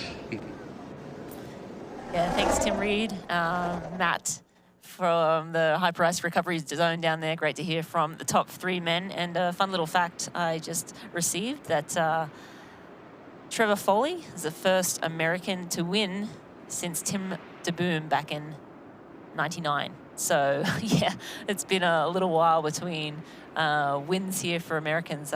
Kiwis typically dominate down here, down under. But, all right, enough about the men's race. Let's get back to the women's race. And this woman just doing what she does best. It's almost like we kind of like, Kat's going to win. Let's focus on the men's race because there's more excitement going on. But we do have some excitement brewing with Tamara Jewett, just trying to close that gap to the podium. And again, we have Kona spots up for grabs here. So the top 4 women will get those Kona spots. And I think the top 4 on, you know, as it stands right now, are probably going to take those 4 Kona slots.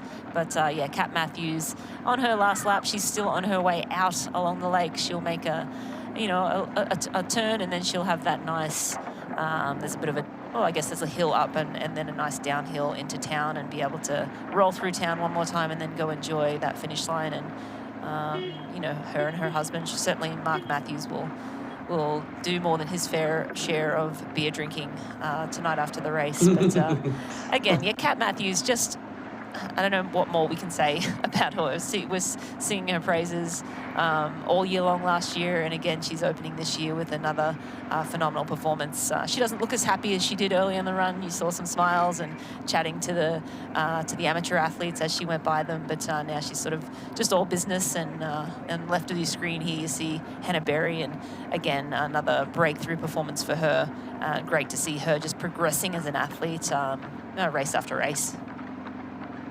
And you know what? Speaking of Tim DeBoom, I heard Kyle Glass say, because he's a massive Trevor Foley fan, like, no one's won down here since Tim DeBoom.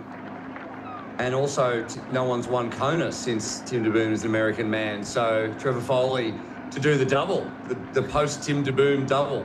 Well, that's certainly the plan for him anyway. I think it's a bit of a long bow to draw, but now Trevor Foley has put another American on the podium. On the top of the podium here at Ironman New Zealand, and got himself off to the best possible start. And Kat Matthews through the 35K mark just now. And we'll see what the splits were. It was 5:55 last time back to Berry, probably be slightly more this time. But more importantly, as well, we might see a narrowing of the split between Tamara Jewett and Lotta Wilms, who are battling for that last podium position, with Jewett running a little bit slower actually on the last split, 4 minutes to Wilms' 4:12. So she's slowed somewhat, Jewett in the last one, so she might not actually make it up, and Wilms might hang on for a podium to add to her win last time out over the iron distance. But yeah, you're Tamara, right, it's Berry who's taken the quarters. Yeah, sort of looks like she's starting to run out of steam a little bit now, which, I mean, she went out hot, 240 pace again, and she's done that before. She ran a 240 in Lake Placid, which is just bonkers, because that run, of course, I actually did it for Ironman Foundation 2 years ago, and a 6 months or 7 months postpartum. So I was carrying around a few extra pounds, but there was a lot of hills on that course. I'm like, this is a hard run. And Tamara Jewett just made it look easier. 240 marathon last year in Lake Placid, just incredible run pedigree she has. And but again, yeah, it's the game's not over until it's over. Lotta Wilms is very steady with her racing and her pacing, so I don't see her dropping off or anything like that. But yeah, Tamara might have to find a little bit extra if she wants to get on that podium today. Well, she's still a good few minutes behind at the moment on the last split. It's 7 minutes, so she's got a lot to make up, as Kat Matthews is now within 7 kilometres of the end of this race. And we've seen an American take the win, and it looks like a Brit's going to take the win here as well. And she continues where she left off in 2025. The reigning Experience Oman Ironman Pro Series champion. 7 kilometres till the end of this one. Don't go anywhere. We'll be back very soon.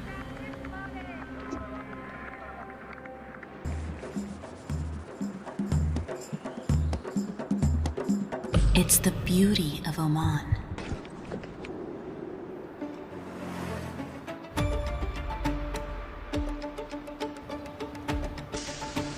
Our tradition, our hospitality, the sounds of limitless opportunities to explore.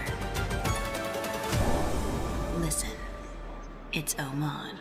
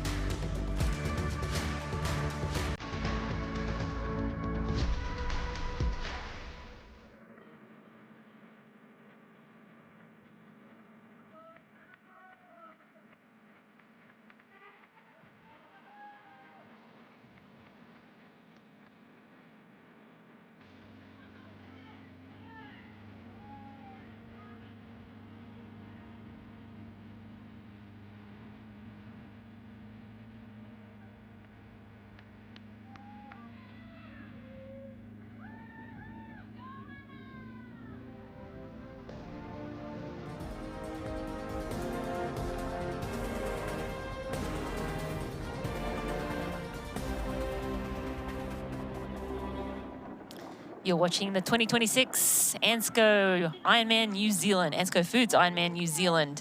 And we are with race leader Kat Matthews, and she has been in control pretty much since 30K or 40 kilometers into the bike, rode alongside Beck Clark and Lotta Wilms for the majority of that bike ride and took control as soon as we hit the run.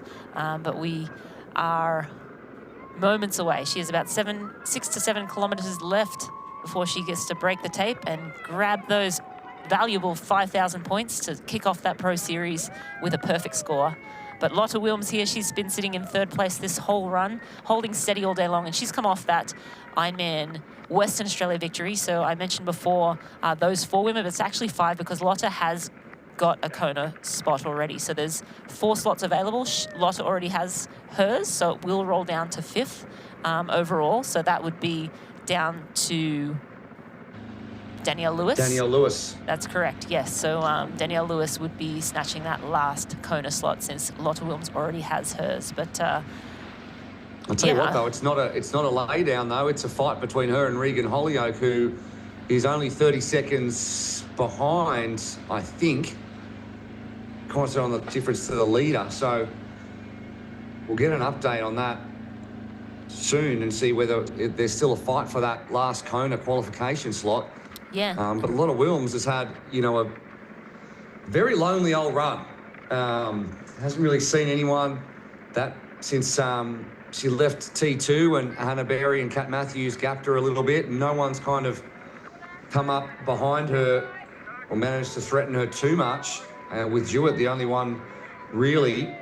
And as we look at, the difference between Lewis and Holyoake, they've both just gone through the 31.7 split, and it's actually gone back out now to about 90 seconds or a bit over. So Lewis has picked up her pace a little bit over the last split. Yeah, the last split, Lewis was 4:21 and Holyoake was 4:43. And the one before that, Holyoake was tracking a little faster than Lewis. So Lewis maybe just having a little bit of a rough patch and Holyoake coming through there. But does look that Lewis is now running back away from Holyoake. So yeah, again, that last Kona slot on the line for these women and not too much time in it at all. There was a time that Kat Matthews was on track to win by over 20 minutes, which would really have robbed a lot of Pro Series points from these women behind her, but it's narrowed somewhat now, and the projected time is 8:27, which is still 13 minutes faster than the course record of 8:40.07. And then Hannah Berry's on track to break that course record to 8:34.47 is projected time, 8:39.28 for Lotta Wilms. And it's projected that at the current pace, Tamara Jewett will come in about 2 minutes behind a lot of Wilms off the podium. So unless she can get within sight of Wilms and get a bit of a boost and finish strong, at current pace, Wilms will hang on. And Kat And it Matthews just just shows crossing. that those 4 women all, yeah, go on. Yeah, Sorry. sorry, Will. Yeah, I was just going to say, Kat Matthews just crossing that 37-kilometre mark. So she is only, almost less than 5K to go for Kat Matthews. But yeah, the race is on behind for minor placings and Kona slots. So again, Hannah Berry, also all these women have had not really that lonely. There's a lot of age groupers out on course. We had the 70.3 this morning, so a lot of traffic out there on the bike course. And then, of course, all the age groupers racing the Ironman on a multi-lap course. There's people around all day long, so I wouldn't call it lonely, but lonely in terms of your competition. Kat's been out front all day. Hannah Berry just been on her own on the run, and same with lots of Wilms and pretty much all the women. No one is running shoulder to shoulder, and they weren't really in the men's race either. There was a little bit less time between all of the men, but yeah, certainly Ironman is a solo mission. It's a long day by yourself, and Kat now sort of sniffing that finish line. It's not time to celebrate by any means, but she doesn't have long now before she can put the feet up and take a little rest, a well-deserved rest. No, she's through the 37K timing, Matt, which is just a little bit back from where we're seeing her just now. So it was 6:10 the last split, 10:19 back to Wilms. So she's just measuring her effort through. I did send a message to her husband and coach, Mark, and I said, how hard has she gone today? And he just said, super chilled. She just stuck to a plan, very chilled all day. So it certainly seems that way. She's not happy right now because she's still got 5 kilometres to go and she's right at the end of a long day. I don't know if anyone's super happy in the last sort of 10K of the marathon. I feel like there's a magical, 30K mark of a marathon off the bike and you're just like, oh my God, can we just be done now? And you look here, Kat Matthews' projected run time. She was going to be under, I think she was at the 2:47 mark. It looks more like a 2:51 at this point. And Tamara Jewett still tracking for about a 2:43. So probably Tamara will be the only one who goes under Chelsea Sodaro's 2:49 race best run time. But Kat Matthews, again, not really in any need to run any faster. She has a well clear of second place and just needs to now finish off the job. Again, there are Pro Series points up for grabs, and we've said this before, but every second does count. So every second she takes off of her competitors, every second she takes away from Hannah Berry, that puts her much further ahead as we accumulate points throughout the year. So you may as well bank those points early and do as much damage as you possibly can to your competitors. And Hannah Berry, I think, will be a contender for the Pro Series. Lotta Wilms seems to be back in form after a not fantastic year last year until the Ironman WA performance, coming off of the podium from the Ironman Pro Series in year 1. So a lot of her competitors, Regan Holyoake too, was 6th in the Ironman Pro Series, 22 minutes back from Kat Matthews. That's a lot of points to lose. It is indeed, and I suppose, when you're looking at the run course record, Tamara Jewett's really got something to aim for, and that is knowing that she's closing on a podium even if she's not going to make it. So she's keeping her pace up a little bit more than maybe Kat Matthews needs to, although her expected run is a 2:52 now, Kat. And Tamara Jewett is changing all the time too. She might not go under. It really depends on whether she can keep her pace high. And on the downhill now is Matthews, and she's not too far away from finishing this final lap. She's been here 3 times before already. She'll know exactly how much further she has to go. She still looks strong and solid. We're not seeing any wavering in her technique. She's not enjoying it as much, but she's keeping her arm carriage good and keeping her cadence up still through the back end of this one. Yeah, no, she looks rock solid. You can see sort of in her face you know, she's not really expending any extra energy. Before, she was sort of happy to talk to other people, give a smile here and there, but now she's sort of, okay, I'm at work. You know, I'm going to go internal and finish this off. I'm sure there's some internal pain going on in the legs, as is mandatory in an Ironman race. But yeah, I mean, she doesn't look any different physically. Like, she still has the cadence up, as you mentioned. She still looks like she's running at a good pace, maybe not as fast as before. But again, there's no need to. All she needs to do is get to that finish line, get those points, grab that title. A new course record too, if you don't mind. But yeah, a phenomenal performance from Kat, as you know we expect from her now. It's almost like you know, I think it almost will get harder for her as we go through her career, because we just expect her to turn up and win or be very close to winning. So yeah, high expectations. I'm sure and I know she has those for herself as well. No, I know. We get used to it so quickly because, you know, we're just like, yeah, Kat will do this, but we're looking at her breaking the course record by nearly 12 minutes. I mean, that's an insane jump in performance, and it's Chelsea Sodaro who holds that record. So that's a really big jump forward for women here at Ironman New Zealand. Now, if you're joining us, if you missed the end of the men, Trevor Foley was the winner in that one. He picks up his second Ironman win after Lake Placid a couple of years ago. Pierre Lecour second on debut. Matt Hansen nearly ran his way up. He said in his Hyper Ice Recovery Zone interview, he was within 30 seconds of the lead, so it was a bit bittersweet that he blew up a little bit on the back end of the run. Jack Moody ran. He was close. He sniffed the action all day, Jack Moody, but he couldn't quite put himself in the middle of it. He finished fourth from Mike Phillips, who's the defending champion, was 7 minutes back from Moody. Christian Blumenfeld validated his ticket to Kona with 6th overall. Ivan Yarij, who we spoke briefly about, had a 2:43 marathon to put himself in 7th position from Sam Osborne, Matt Kerr and Jack Stasinski were the top 10. So the Kona qualifying spots go to Foley, Lecour, Hansen and Moody, and they are still on the line for the women. Matthews looks to have one sewn up. Berry, Wilms and Jewett. And of course, Wilms already has one, so Lewis will pick one up as well as it rolls down the 4th slot. If they do indeed all take it, which we assume they will. And this is where Kat ran into her husband, Mark, a couple of laps ago, but looks like he's cleared out and came down to the recovery zone to find a few beverages for himself. Get ready for her crossing the line very, very soon. Yeah, absolutely. He would have made his way to the finish line to greet Kat at the finish and congratulate her on another phenomenal performance. Hannah Berry, local New Zealand woman. Look at this guy. He's getting a selfie.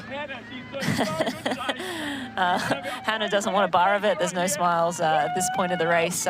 Sorry, mate. Just leave me alone. I'm in a lot of pain here. Just let me go. I'm on course for my PB. But he got his selfie. She didn't even acknowledge him, which is, you know, stark contrast from, you know, maybe the first and second lap. Although Hannah Berry is a pretty reserved athlete. She sort of doesn't really give much away. She's fairly poker faced throughout her racing, and you know, saves every ounce of energy and puts it into racing. In contrast to Kat, who is happy to sort of chat with some of the age groupers and smile and talk to her husband on course. She definitely had a lot of fun with the race, and I'm not saying that Hannah Berry didn't have fun with the race. I mean, getting on the podium in your home country is fun. It is a good time, but she's having internal fun. Internal fun. Yeah. She's internalising all the fun. Yeah. She's just not sharing it with us.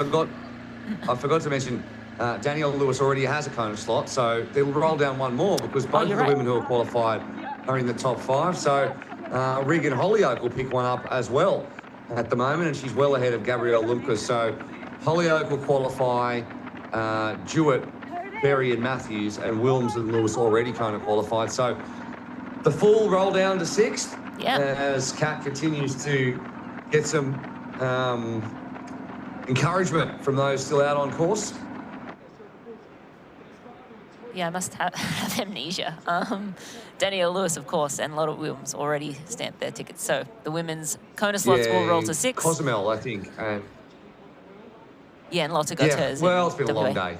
in WA. We had it right that's at the correct. start of the day, and then we just, well, I forgot. Yeah, we've gotten dumber across the course of the day. That's I think okay, that's though. it. I think that's it. After 8 hours, maybe they'll give us a hall pass, but I doubt it. A lot of they'll roast us in the absolutely not. comments like they do. 100%. Anyway, we're back with the action here, and Lotte Wilms holding on to that third place. She's been sitting in third. She's making that turn at the top of the run now. She just has to make her way back into town one last time, and that will get her, well, at the moment, it looks like she'll hold on to that third place, but it really depends on if Jewett can find another gear and if she can put the afterburners on. But Lotte Wilms, another great performance, backing up that win in Ironman WA in December. Great racing from her. Yeah, it's still about 1:45 between Wilms and Jewett, but we'll get another split very soon at the 37.3k mark because Berry's just been through that. So it'll be a minute or two. 6:17. So Matthews and Berry kind of holding strong. It was 6:10 at the last split, now 6:17. So not much between the two of them. Matthews might just be easing away into the finish now. Yeah, she's actually just going past Beck Clark. So Beck Clark on her third lap. Beck Clark got out of the water in the lead and then sort of dropped back a little bit on the bike, but has not had a great day or a day she is capable of on this run. But Kat Matthews now moving past her, and Kat, of course, on her final lap. Beck Clark on her third lap of the Hoka Run course. And yeah, not too far now for Kat Matthews before she can raise that tape and snatch those 5,000 points. That's right. Quite a spread over the top 10 women. Yeah. Top 10 men were spread over 24-46. The top 10 women, though, is quite a bit more. So Kat Matthews at the moment leading 6:17 back to Hannah Berry, then 10:27 to Lotte Wilms, to Tamara Jewett, 15:20. Danielle Lewis, 20:51. Regan Holyoke, 22:11 back. Gabrielle Lunkes, 32:14. Fenella Langridge, 33:41. There's the splits there on the left-hand side of your screen. All the way back to Beck Clark's 42 minutes and 45 seconds in arrears, and she was up there in the opening parts of the bike, but found the run particularly difficult today, and the pace very hot. And Kat Matthews is here, so about to break or maybe even go sub 8:30, which will be 10 minutes better than the current record. Wilms 10:27, Jewett 15 back, so still 5 minutes between the pair of them, and projected to be about 90 seconds at the current paces at the end of this race.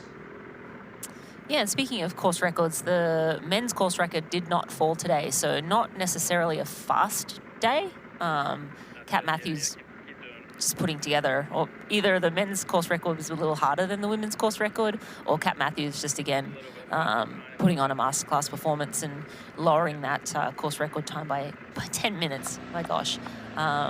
Yeah, a pretty incredible racing from the women.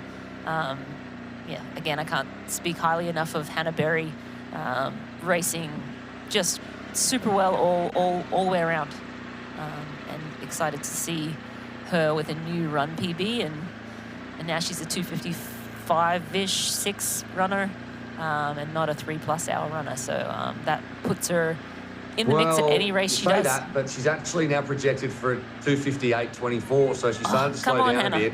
Come on, Hannah. So Finish we it off. really need to make sure she gets under the 3. That magical Needs the 3 hours, and Kat Matthews getting very close now. 1.5 kilometres from the end, and this woman has just swept all before her in 2024 and 2025. She was so close to running down a 14 gap, and there's my coach, actually. That's Phil, my coach, on the right-hand side from M5 Performance. He's out there doing his thing. Good for him. Having a word. He's very chirpy too, so he would have been having a word to Kat Matthews on the way past. Yeah, great aerial view. Kat Matthews making her way into town now, and she'll get to run onto that magic carpet and into the finish line momentarily. But yeah, I think she'll be pretty happy with how this race has panned out and how the start of the season has gone. Good idea. I think they'll be happy with their choice to come down to New Zealand and race, and now it's just a matter of how will the body recover for Geelong in 2 weeks. And we are having a visual of Tamara Jewett. We haven't seen her on the run yet, so thank you to the cameraman for getting back to Tamara Jewett. She is in the hunt for a podium. Still a minute plus between those two. We'll get another update shortly. But she's be close, Lotte though. wins. At the moment, she's about it's 30 long. seconds faster. 30 seconds faster per kilometre. But in the last check, at I this think I had current pace. 4 minutes between her and Lotte. Yeah. So I think that All right, might be a little much. But let's listen to a run sound bite from Tamara. Nonetheless, very fast running and new course record, highly likely. Tamara Jewett. Yeah, the run course here is relatively straightforward. It has a few small hills, and I feel like they do kind of add up over the course of laps, especially because it is sort of a bit of uphill, like gradual uphill coming back into the finish. So it's good to be prepared for that. A big thing is that when there isn't cloud cover, it can get really hot here in the sun, and there isn't any shade on that course. So on a sunny day, I think being particularly careful about hydration and just expecting that even if the air temperatures feel cool in the morning, it can get quite hot out on that course. But it's really pretty with views across the lake. It's really nice if there aren't clouds over Tongariro and you can kind of see the mountains there.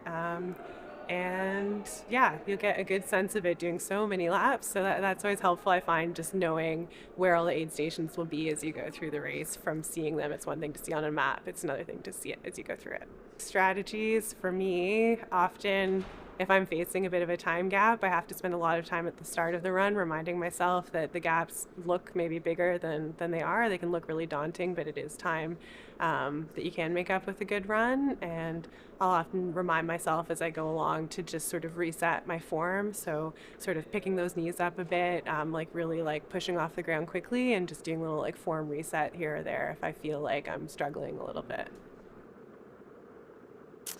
Well, there you go. That's the insight from Tamara Jewett. And when I'm looking at her average pace for the whole run, 3:53 average pace for the whole run thus far, which will make her the 5th fastest person today. Forget men or women, but only Trevor Foley, Pierre Lecour, Matt Hansen and Jack Moody had a faster average speed across the course of the marathon than Tamara Jewett, who is at 3:53. So she's faster out there than Mike Phillips and Christian Blumenfeld and everybody else. So that just shows you how quick she is.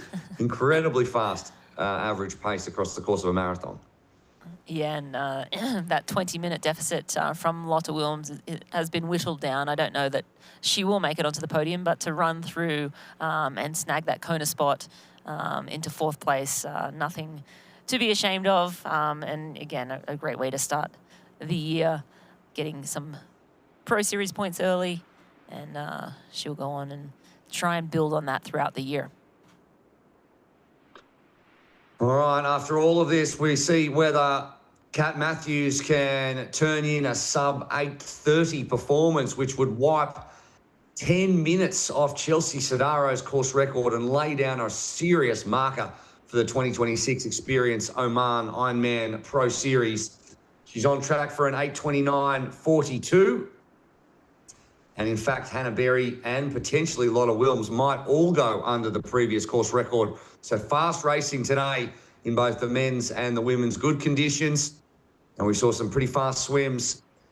And the 20-metre rule hasn't taken too much out of the legs of these athletes. And it's been a really honest performance and a fast one too. And Matthews is out there being admired by a whole bunch of age groupers are watching her form continue, and she knows she's close now as she waves goodbye to the loops and comes on to the grass, which means she is just a little bit away from the black carpet, and she will go sub 8:30 in a big result. For Kat Matthews, she's going to take the 5,000 points in the Pro Series, and she is going to show everyone that the Kat Matthews from 2024 And the Kat Matthews from 2025 is just as good in 2026. A win and 5,000 points for Kat Matthews, who just keeps getting it done. 8:28 on the clock there for Kat Matthews, so well under that course record. A course record stood at 8:40 and change, but Kat Matthews, just a lazy 8:28.55. And the Wahoo Element rival run time, 2:51.48 for Kat Matthews. So a very fast run, not faster than Chelsea Sodara's run, but again, she didn't need to dig deep on this run. She needed to get the job done. So congratulations to Kat Matthews. 5,000 points banked, another Ironman title to her name, and a great start to her Ironman Pro Series campaign. And that's Steph Clutterbuck. And a big hug there from Steph Clutterbuck, who unfortunately DNF'd earlier on. So she's made her way down to the finish line to soak in all of the fantastic performances from her friends and compatriots like Kat Matthews. And now we sweat on a sub 3-hour marathon for Hannah Berry. She's on at the moment for a projected 2:59.03. So barring incident, this is the first time she'll get into that rare air. She was tracking for around a 2:26 for the majority of it, you know, doesn't count unless you can finish it off. And her PB, a 3:01, so hoping she can sneak under that magical 3-hour barrier. And we're back with Tamara Jewett sitting in 4th place at last split. Let's see. She was still 3 minutes behind Lotte Wilms, but we are looking at a 2:43 and change as her projected run time. So just phenomenal running from this athlete. She's checking her watch at every chance, trying to keep on pace and see what she can do. She loves to get out there and just let it fly and let it rip, and that's what she did today. Snatching a Kona spot and, yeah, chasing this woman, Lotte Wilms, all day long. Yeah, and Chelsea Sodaro, if you're watching on from wherever you are, I'm sorry to say this, but you've just seen your overall race record disappear, and you're about to see the run record disappear. It's 2:49.59, and Tamara Jewett on track to log a 2:44 at this point. And Lotte Wilms, who has had a very strong performance to back up from her win in Western Australia in December, will pick up a podium most likely. And we're hoping for Hannah Berry to pick up a sub-3 marathon for a second placing here off the back of a 4th in Kona. She said she had a drama-free, very solid build-up. She only lives a couple of hours away. She has a holiday house down here in Taupo as well, so she's very familiar with these streets. And she's had a fantastic, very solid, very consistent race, but not just consistent in the top 5. She's been consistent in 2nd position for most of this. And the time she hasn't been in 2nd, she's been leading the bike. So she had a great swim, backed it up with a trio with Kat Matthews and Lotte Wilms, and those 3 have run away with it as well. Matthews obviously the winner, and Hannah Berry taking the time to give... close. Yep, Hannah taking the time to give some high fives now.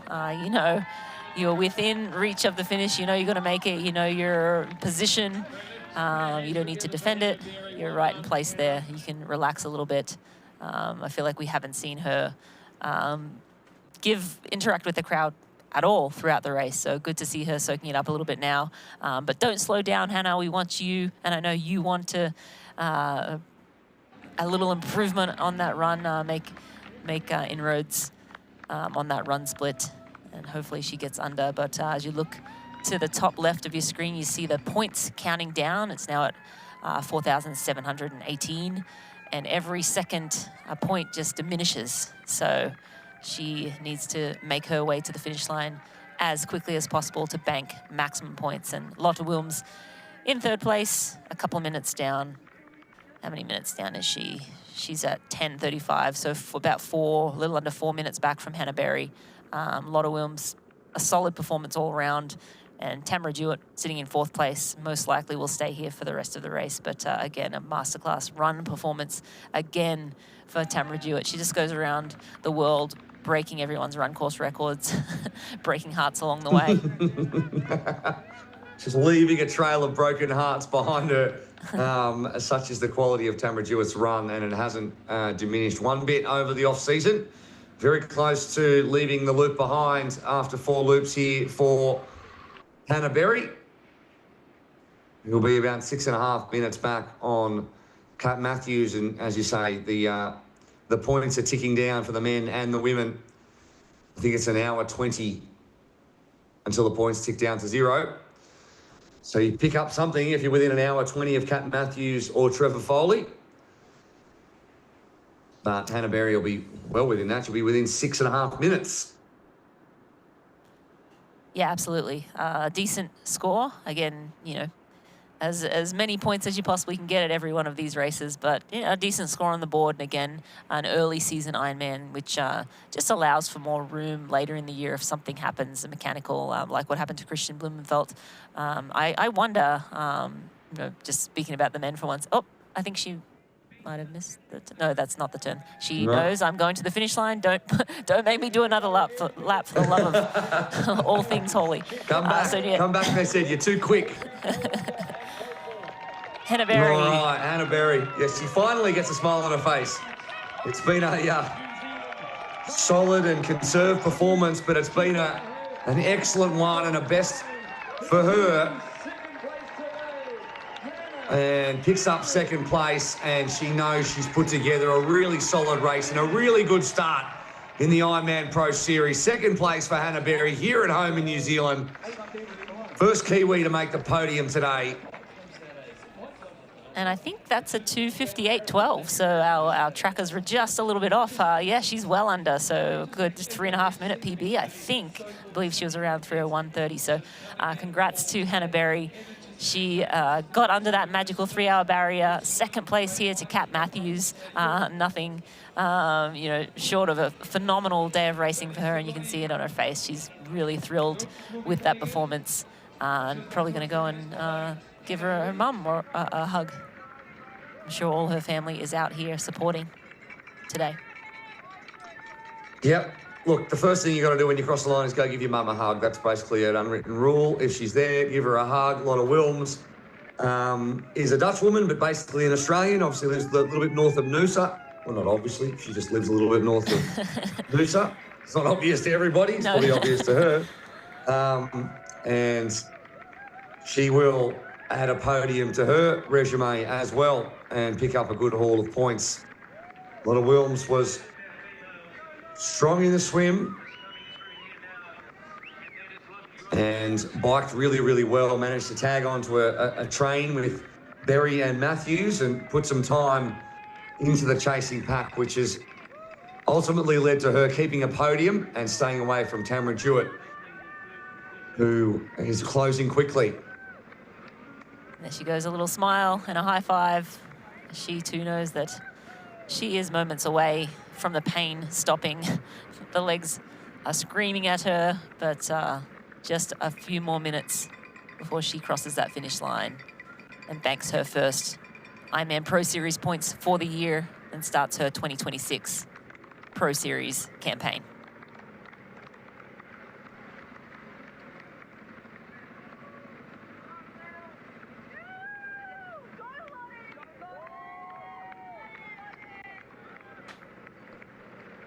Good to hear the crowd continuing to cheer our superstars of the Pro Series on. And the cheers really don't stop all day. We can hear them through our headsets here. It's just, as Kyle Smith said, a marathon where you're never alone, but probably Kyle felt a little bit alone at times today at the back end of his marathon. He did finish 11th in the end. A 3:05 marathon for him, which is 30 minutes down on the 2:35 that Trevor Foley turned in the end. So it got a little bit difficult for Kyle, but very strong over the first 75% of this Ironman. Yeah, almost and 80%. He He has, got a, he has a 80% lot right. to be happy with, a lot to Yeah. work on too. Yeah, I think he'll take a note from this race and sort of not go back to the drawing board, but maybe go back and sort of figure out what needs to change to be able to hold on. But he was out hot in that marathon. Did that cost him the race? You know, that's a question mark he'll be asking himself and talking to his coaches to try and figure out. But you know, he'll go on to the next one, and I'm sure we'll see some course corrections and a better performance from him. But Lotte Wilms here, rounding out the podium. She's like, no, I'm not doing another lap. I'm going to the finish line. So she is making that turn now onto the grass, and yeah, a lot of age group athletes looking longingly at Lotte Wilms making her way towards the finishing line, and they'll be there a little bit later. But right now, with a podium to her name, she backs up a win in December and then a strong off-season with a podium here in New Zealand. And she'll do it in a pretty quick time as well. Just near under the course record from last year. Lotte Wilms, at 41 years of age, goes 8:40. yeah, all three women going under the former course record. So very fast racing here from these top three women, from all the women. Tamara Dewitt not too far behind as well, but phenomenal day of racing. And these three women set the pace, you know, out of the swim fast, and then just high pace all down the bike, and then finishing off with a solid run as well. But Lotte Wilms at 41, again, doing it for the older athlete. Matt Hansen did it for the men, and Lotte Wilms for the women. I love to see it, but now we have Tamara Dewitt on screen. Again, last check she was probably on pace for around a 2:44. I think she'll probably be almost even quicker than that. Sometimes these trackers are a little bit off, but Tamara Dewitt now coming into the finish line and taking that 4th place.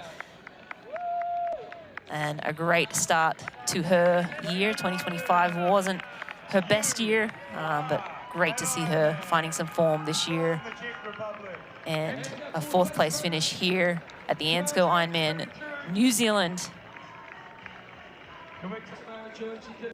Congratulations, Tamara Dewitt picks up the run course record and pushed Lotte Wilms all the way. In fact, pushed Lotte Wilms to a new run PB for her too at 3:01. And Tamara Dewitt crosses the line 2:40. Run 2:40, course 2:40? Yeah, 2:40. Perfect. No, we're not stuttering. It's 2:42.40. Incredible running again from Tamara Dewitt. I mean, just phenomenal. Like, I just am blown away every time I see her run from the, you know, the half distance when she was running, you know, stupid times, 1:13s, 1:12s off the bike, and now she's bringing it across to Ironman. And no podium is secure when she's in the field. It doesn't matter if she's 15, 20 minutes back. If you don't have it together on the run, she will hunt you down. So a phenomenal performance from Tamara. And again, great to see her finding form again this year after a tough 2025. Yeah, I think that's the 2:42.40 is the 5th fastest marathon of the day, men or women. So Tamara Dewitt taking 7 minutes and 19 seconds off the previous run course record, which is a huge leap forward. We consider this race has been going for 42 years. Obviously, advancements in shoe technology and all of that, but from one year to the next to drop nearly 7.5 minutes is a monumental effort from Tamara Dewitt. And we're going to hear from the top 3 women at the Hyper Ice Recovery Zone very soon, as the other athletes continue to get closer to crossing this line. Danielle Lewis not too far behind. Regan Holyoke, Gabrielle Lunkers, Fenella Langridge is still out there. Maya Stage Nielsen. Not really sure what happened to her. We haven't seen a time split from her on the run, so it might be a timing issue. Rhiannon Hughes, Rebecca Clark, and Chloe Lane. Yeah, I'm not sure where Maya Stage Nielsen is. I haven't seen a little split from her in a while, so hopefully she's still out there fighting away. But now we're just waiting for our 5th place finisher, Danielle Lewis from the USA. She started out super hot in the run. Somerville crosses the line in 8:49-ish. So one of the pro men just finishing up.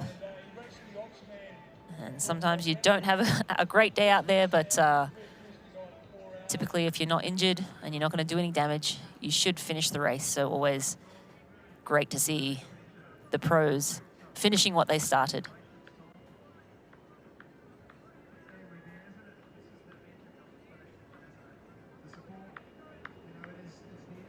Nice and high. This is good. And we still have a number of age groupers out there on course. And of course, they have 17 hours to complete this race. So they will be racing well into the late hours of tonight in New Zealand. And sometimes that midnight finish line is just the most magical place in the world when you see the age groupers just doing something they never thought they could possibly do. But we are going down to the Hyper Ice recovery zone with Hayley Chura and Kat Matthews. We're here in the Hyper Ice interview zone, and I am here with the champion, Kat Matthews. Kat, that day looked so controlled. You had a really strong swim, came out with a little bit of gap, got to the front so quick on the bike, and then it just took over on the run. Was it as controlled as it looked? I want to say yes. To be honest, it went to plan, exactly to plan. So as much as it might look like it's controlled, you still have to work really, really hard. And I had so much empathy for everybody out there today doing the marathon. It's always hard. You looked good. You looked good. You look a lot happier now. Is that because you are the new course record holder? You broke Chelsea Tadero's course 2024 course record by 12 minutes. Do course records mean anything to you? I think in a legacy race like this one, I know the course has changed slightly, but that feels significant. So I'll take that.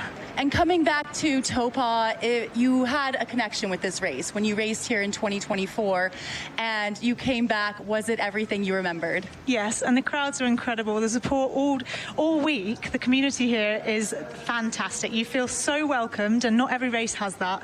And one of the reasons for coming back here is semi-irrelevant of the Pro Series. It's just coming back and experiencing this atmosphere again. And last time coming second, I really wanted to come back and win.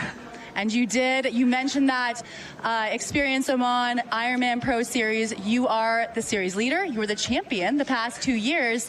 How good does that feel to be the first leader for 2026? Is that, I'm assuming, that is something you are targeting for this year? Yes, it's very calming, sort of settling into the year. It's a really nice way of thinking, okay, great, let's go. All right, well, congratulations and recover well. Thank you, thank you. We're bringing in second place here in just a second. We have from New Zealand, Hannah Berry. Hannah, that race you led, you were leading, had a mechanical, recovered, and led into transition and out onto the run course. Can you talk us through that thought process and how you stayed calm through a little bit of adversity? Sure. I mean, you kind of come into an Ironman expecting some sort of adversity along the way. There's always something that is going to challenge you in an Ironman. So when the little mechanical happened, I just told myself to forget about it, move on. It wasn't the end of the world. Just got back in the race and then put it behind me and carried on. Were you and Kat purposefully trading leads on the bike, or did that just happen naturally? I think it just happened naturally, I'd say. Kat was riding really strong. I was really thankful for the company. It made the bike go by really fast, and it was actually a lot of fun. So, yeah, I actually really enjoyed it out there today. They made a lot of deal on the broadcast about your run PB, getting that sub 3-hour marathon. How did that play into your race strategy and that run? To be honest, that was my main goal today. I really wanted to run well. I felt really good running lately in training, and so I had like a little bit of confidence coming in. But I also knew that this run course is like surprisingly challenging, so I wasn't sure if it was going to be a PB, but I really wanted to give it a crack. So yeah, to get that today is really cool. And being from New Zealand at a Pro Series race in your home country, could you feel the extra excitement for you? Oh, absolutely. I heard my name so many times out there. It was incredible. I love the Kiwi support. Everyone is so enthusiastic out there. And it was all the way around the run course. I had, so much support, and I loved it. Well, congratulations. Second place, second in the Ironman Pro Series now, and we hope you do recover well, and we'll see you soon. Cool. Thank you very much.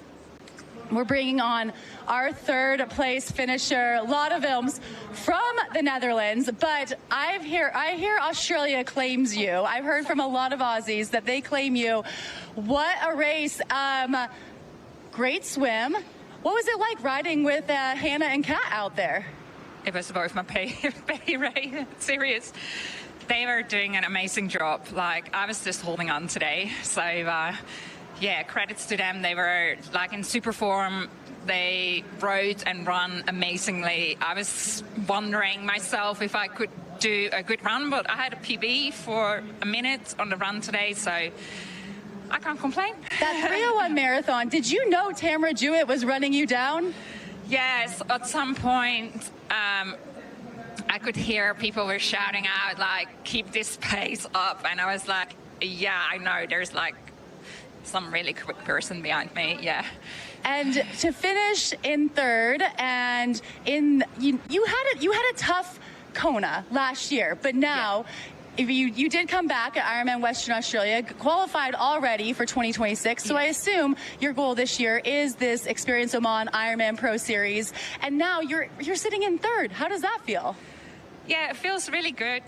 It was a little bit a gamble to do this race, but it was so close to home that we just decided to give it a go, and just had 6 weeks of training in, and it was a good 6 blocks, so I had a lot of trust that I could do something good today.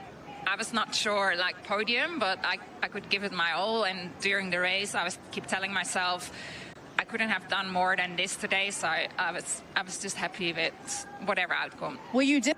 And I bring up your age only because as a fellow 40-year-old, you are 41 and you are racing incredibly well. You are the same age as a lot of Ironman athletes. So, but you do race extremely fast. Do you have any keys to your longevity in this sport? I don't know. I think consistency is really important, and most of the consistency comes from not only doing the great job of training, but also sleep and eat and just have that balance. And for me, strength training is really important. If I do 4 days a week strength training. I think I need it on this age. Well, you held off a hard-charging field. Congratulations on your third place, and recover well. Thank you. Thanks.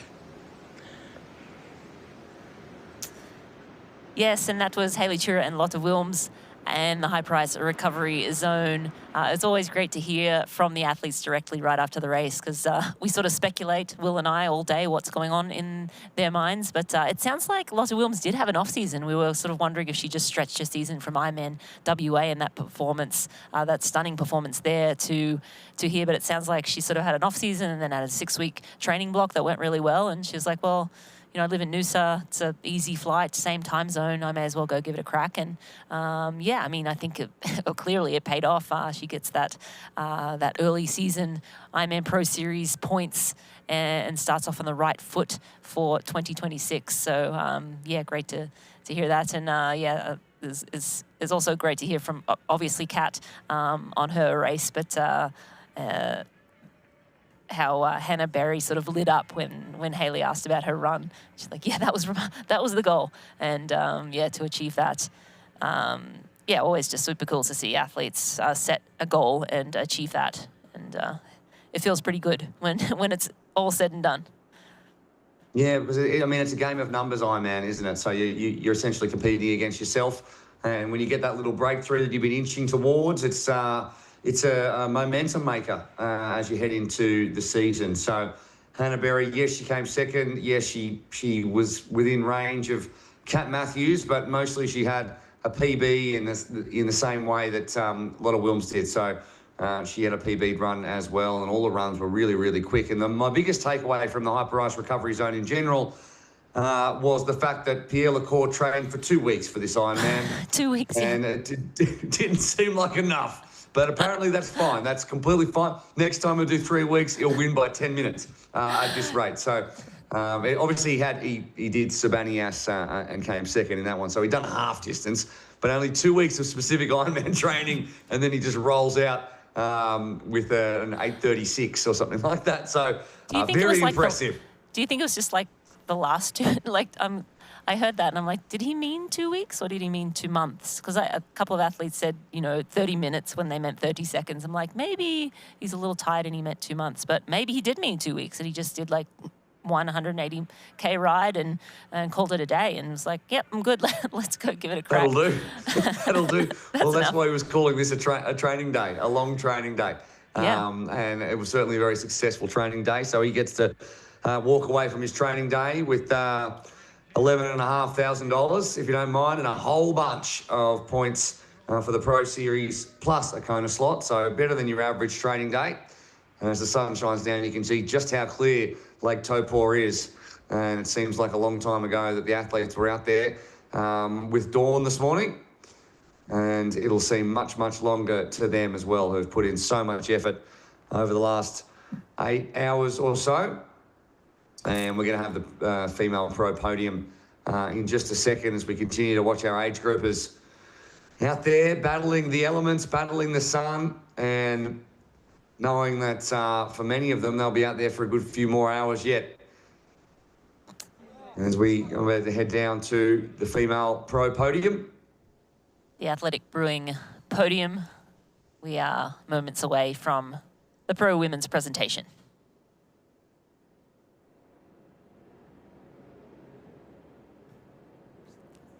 At ANZCO Foods, we'll be presenting.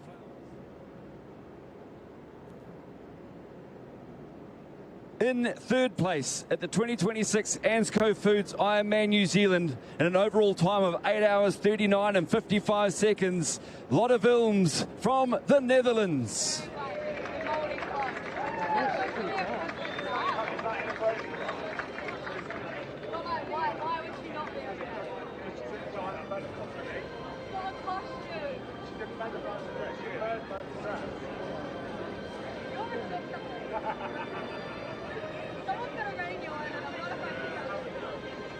In second place at the 2026 ANZCO Foods Ironman New Zealand in an overall time of 8 hours 35 and 40 seconds, Hannah Berry from New Zealand.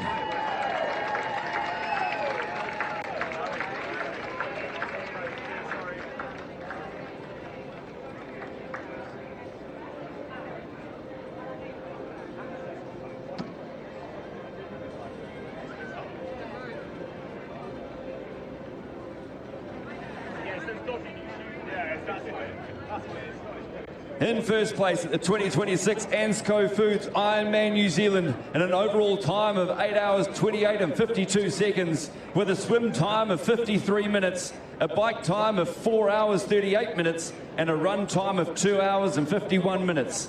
Please welcome our champion, Kat Matthews from Great Britain.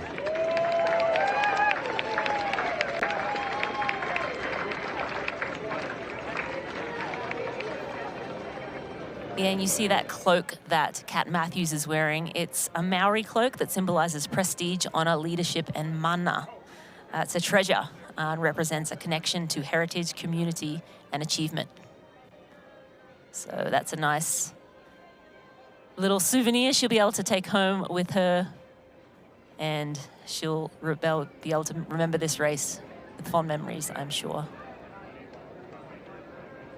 Absolutely. It's nice when you get something that's really specific to the area.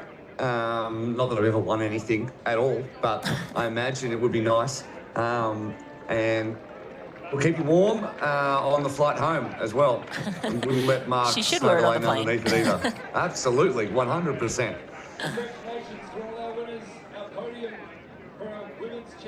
Oh, yes.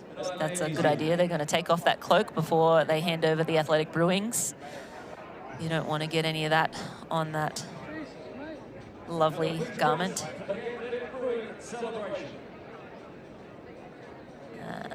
Let's see who's drinking and who's pouring.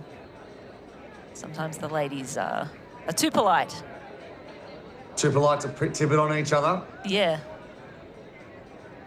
Let's see. For our women's champions, ANZCO Foods. That was way too tidy. Come on, someone tip beer all over Kat's head. She deserves it. Not a drop was spilled. No beer Not showers. a drop was spilled. This is unbelievable. Well, I don't think I've ever I seen no one do it. Like, someone's always cheeky and they sort of make an agreement and then someone will throw it over. But no, the ladies are like, you know what? I don't want to go home smelling like beer today. Well, let's see if it happens in the male podium. Ladies and gentlemen, welcome to the 2026 Here is the pro men's podium. Ironman New Zealand, part of the Experience Oman Ironman Pro Series professional men's presentation. Matt Hansen from the USA. Pierre Lecour from France. Our champion, Trevor Foley from the USA.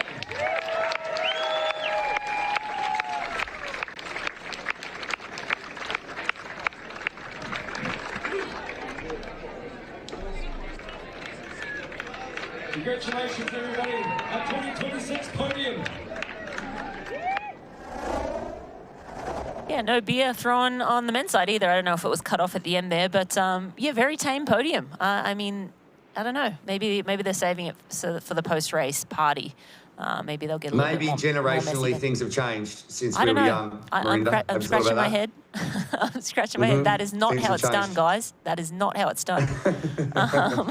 Well, it is now.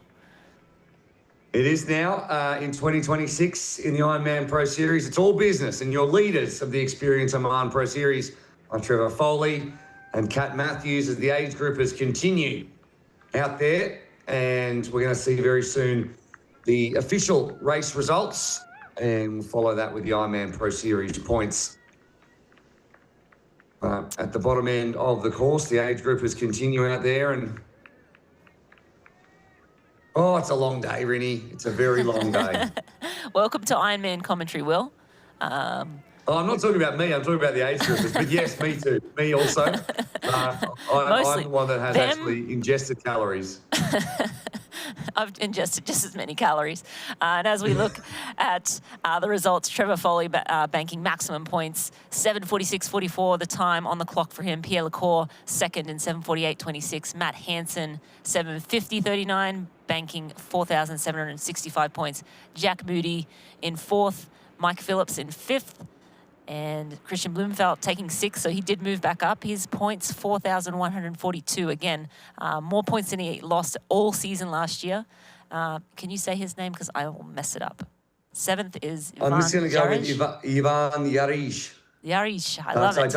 Yarish. And then Yarish. Sam I don't know. I Osborne. look at the French flag and I think that's it. Sam Osborne in eighth. Sam Osborne. Yep. Can you pronounce that guy in ninth? Matt Kerr. Matt Kerr, that's a tough one. And on the women's side, we have 6 across the line so far. Kat Matthews taking that top step, 8:28.55, taking max points. Hannah Berry in second, 8:35.43, 4,592 points. Lotta Wilms taking third, 8:39.57. Again, those three women faster than the old course record time. Lotta taking 4,338 points. Tamara Jewett in fourth place. Danielle Lewis in fifth. Regan Holyoke. All of those women will be going to Kona. They have that golden ticket. Yeah, big day for all of them. So Regan Holyoke sneaks in, loses the defending champion status, but to none other than Kat Matthews. So she still manages the Kona qualification, and it's not too long until we do it all again. Thank you so much for watching the 2026 ANZCO Foods Ironman New Zealand. You can, of course, watch on-demand replays of all Ironman Pro Series broadcasts at proseries.ironman.com or the Ironman Try YouTube channel or any of our global distributors around the world, wherever you are. We will see you on March the 22nd for the second stop of the Pro Series. It is 70.3 Geelong on the 22nd. And in between now and then, stay tuned to Ironman's social media channels and YouTube to catch all the exciting pre-race build-up. Until then, on behalf of Hayley Tura and Tim Reed and Marinda Carfrae as well, thank you for joining us on today's coverage of the 2026 ANZCO Foods Ironman New Zealand. We will see you in Geelong.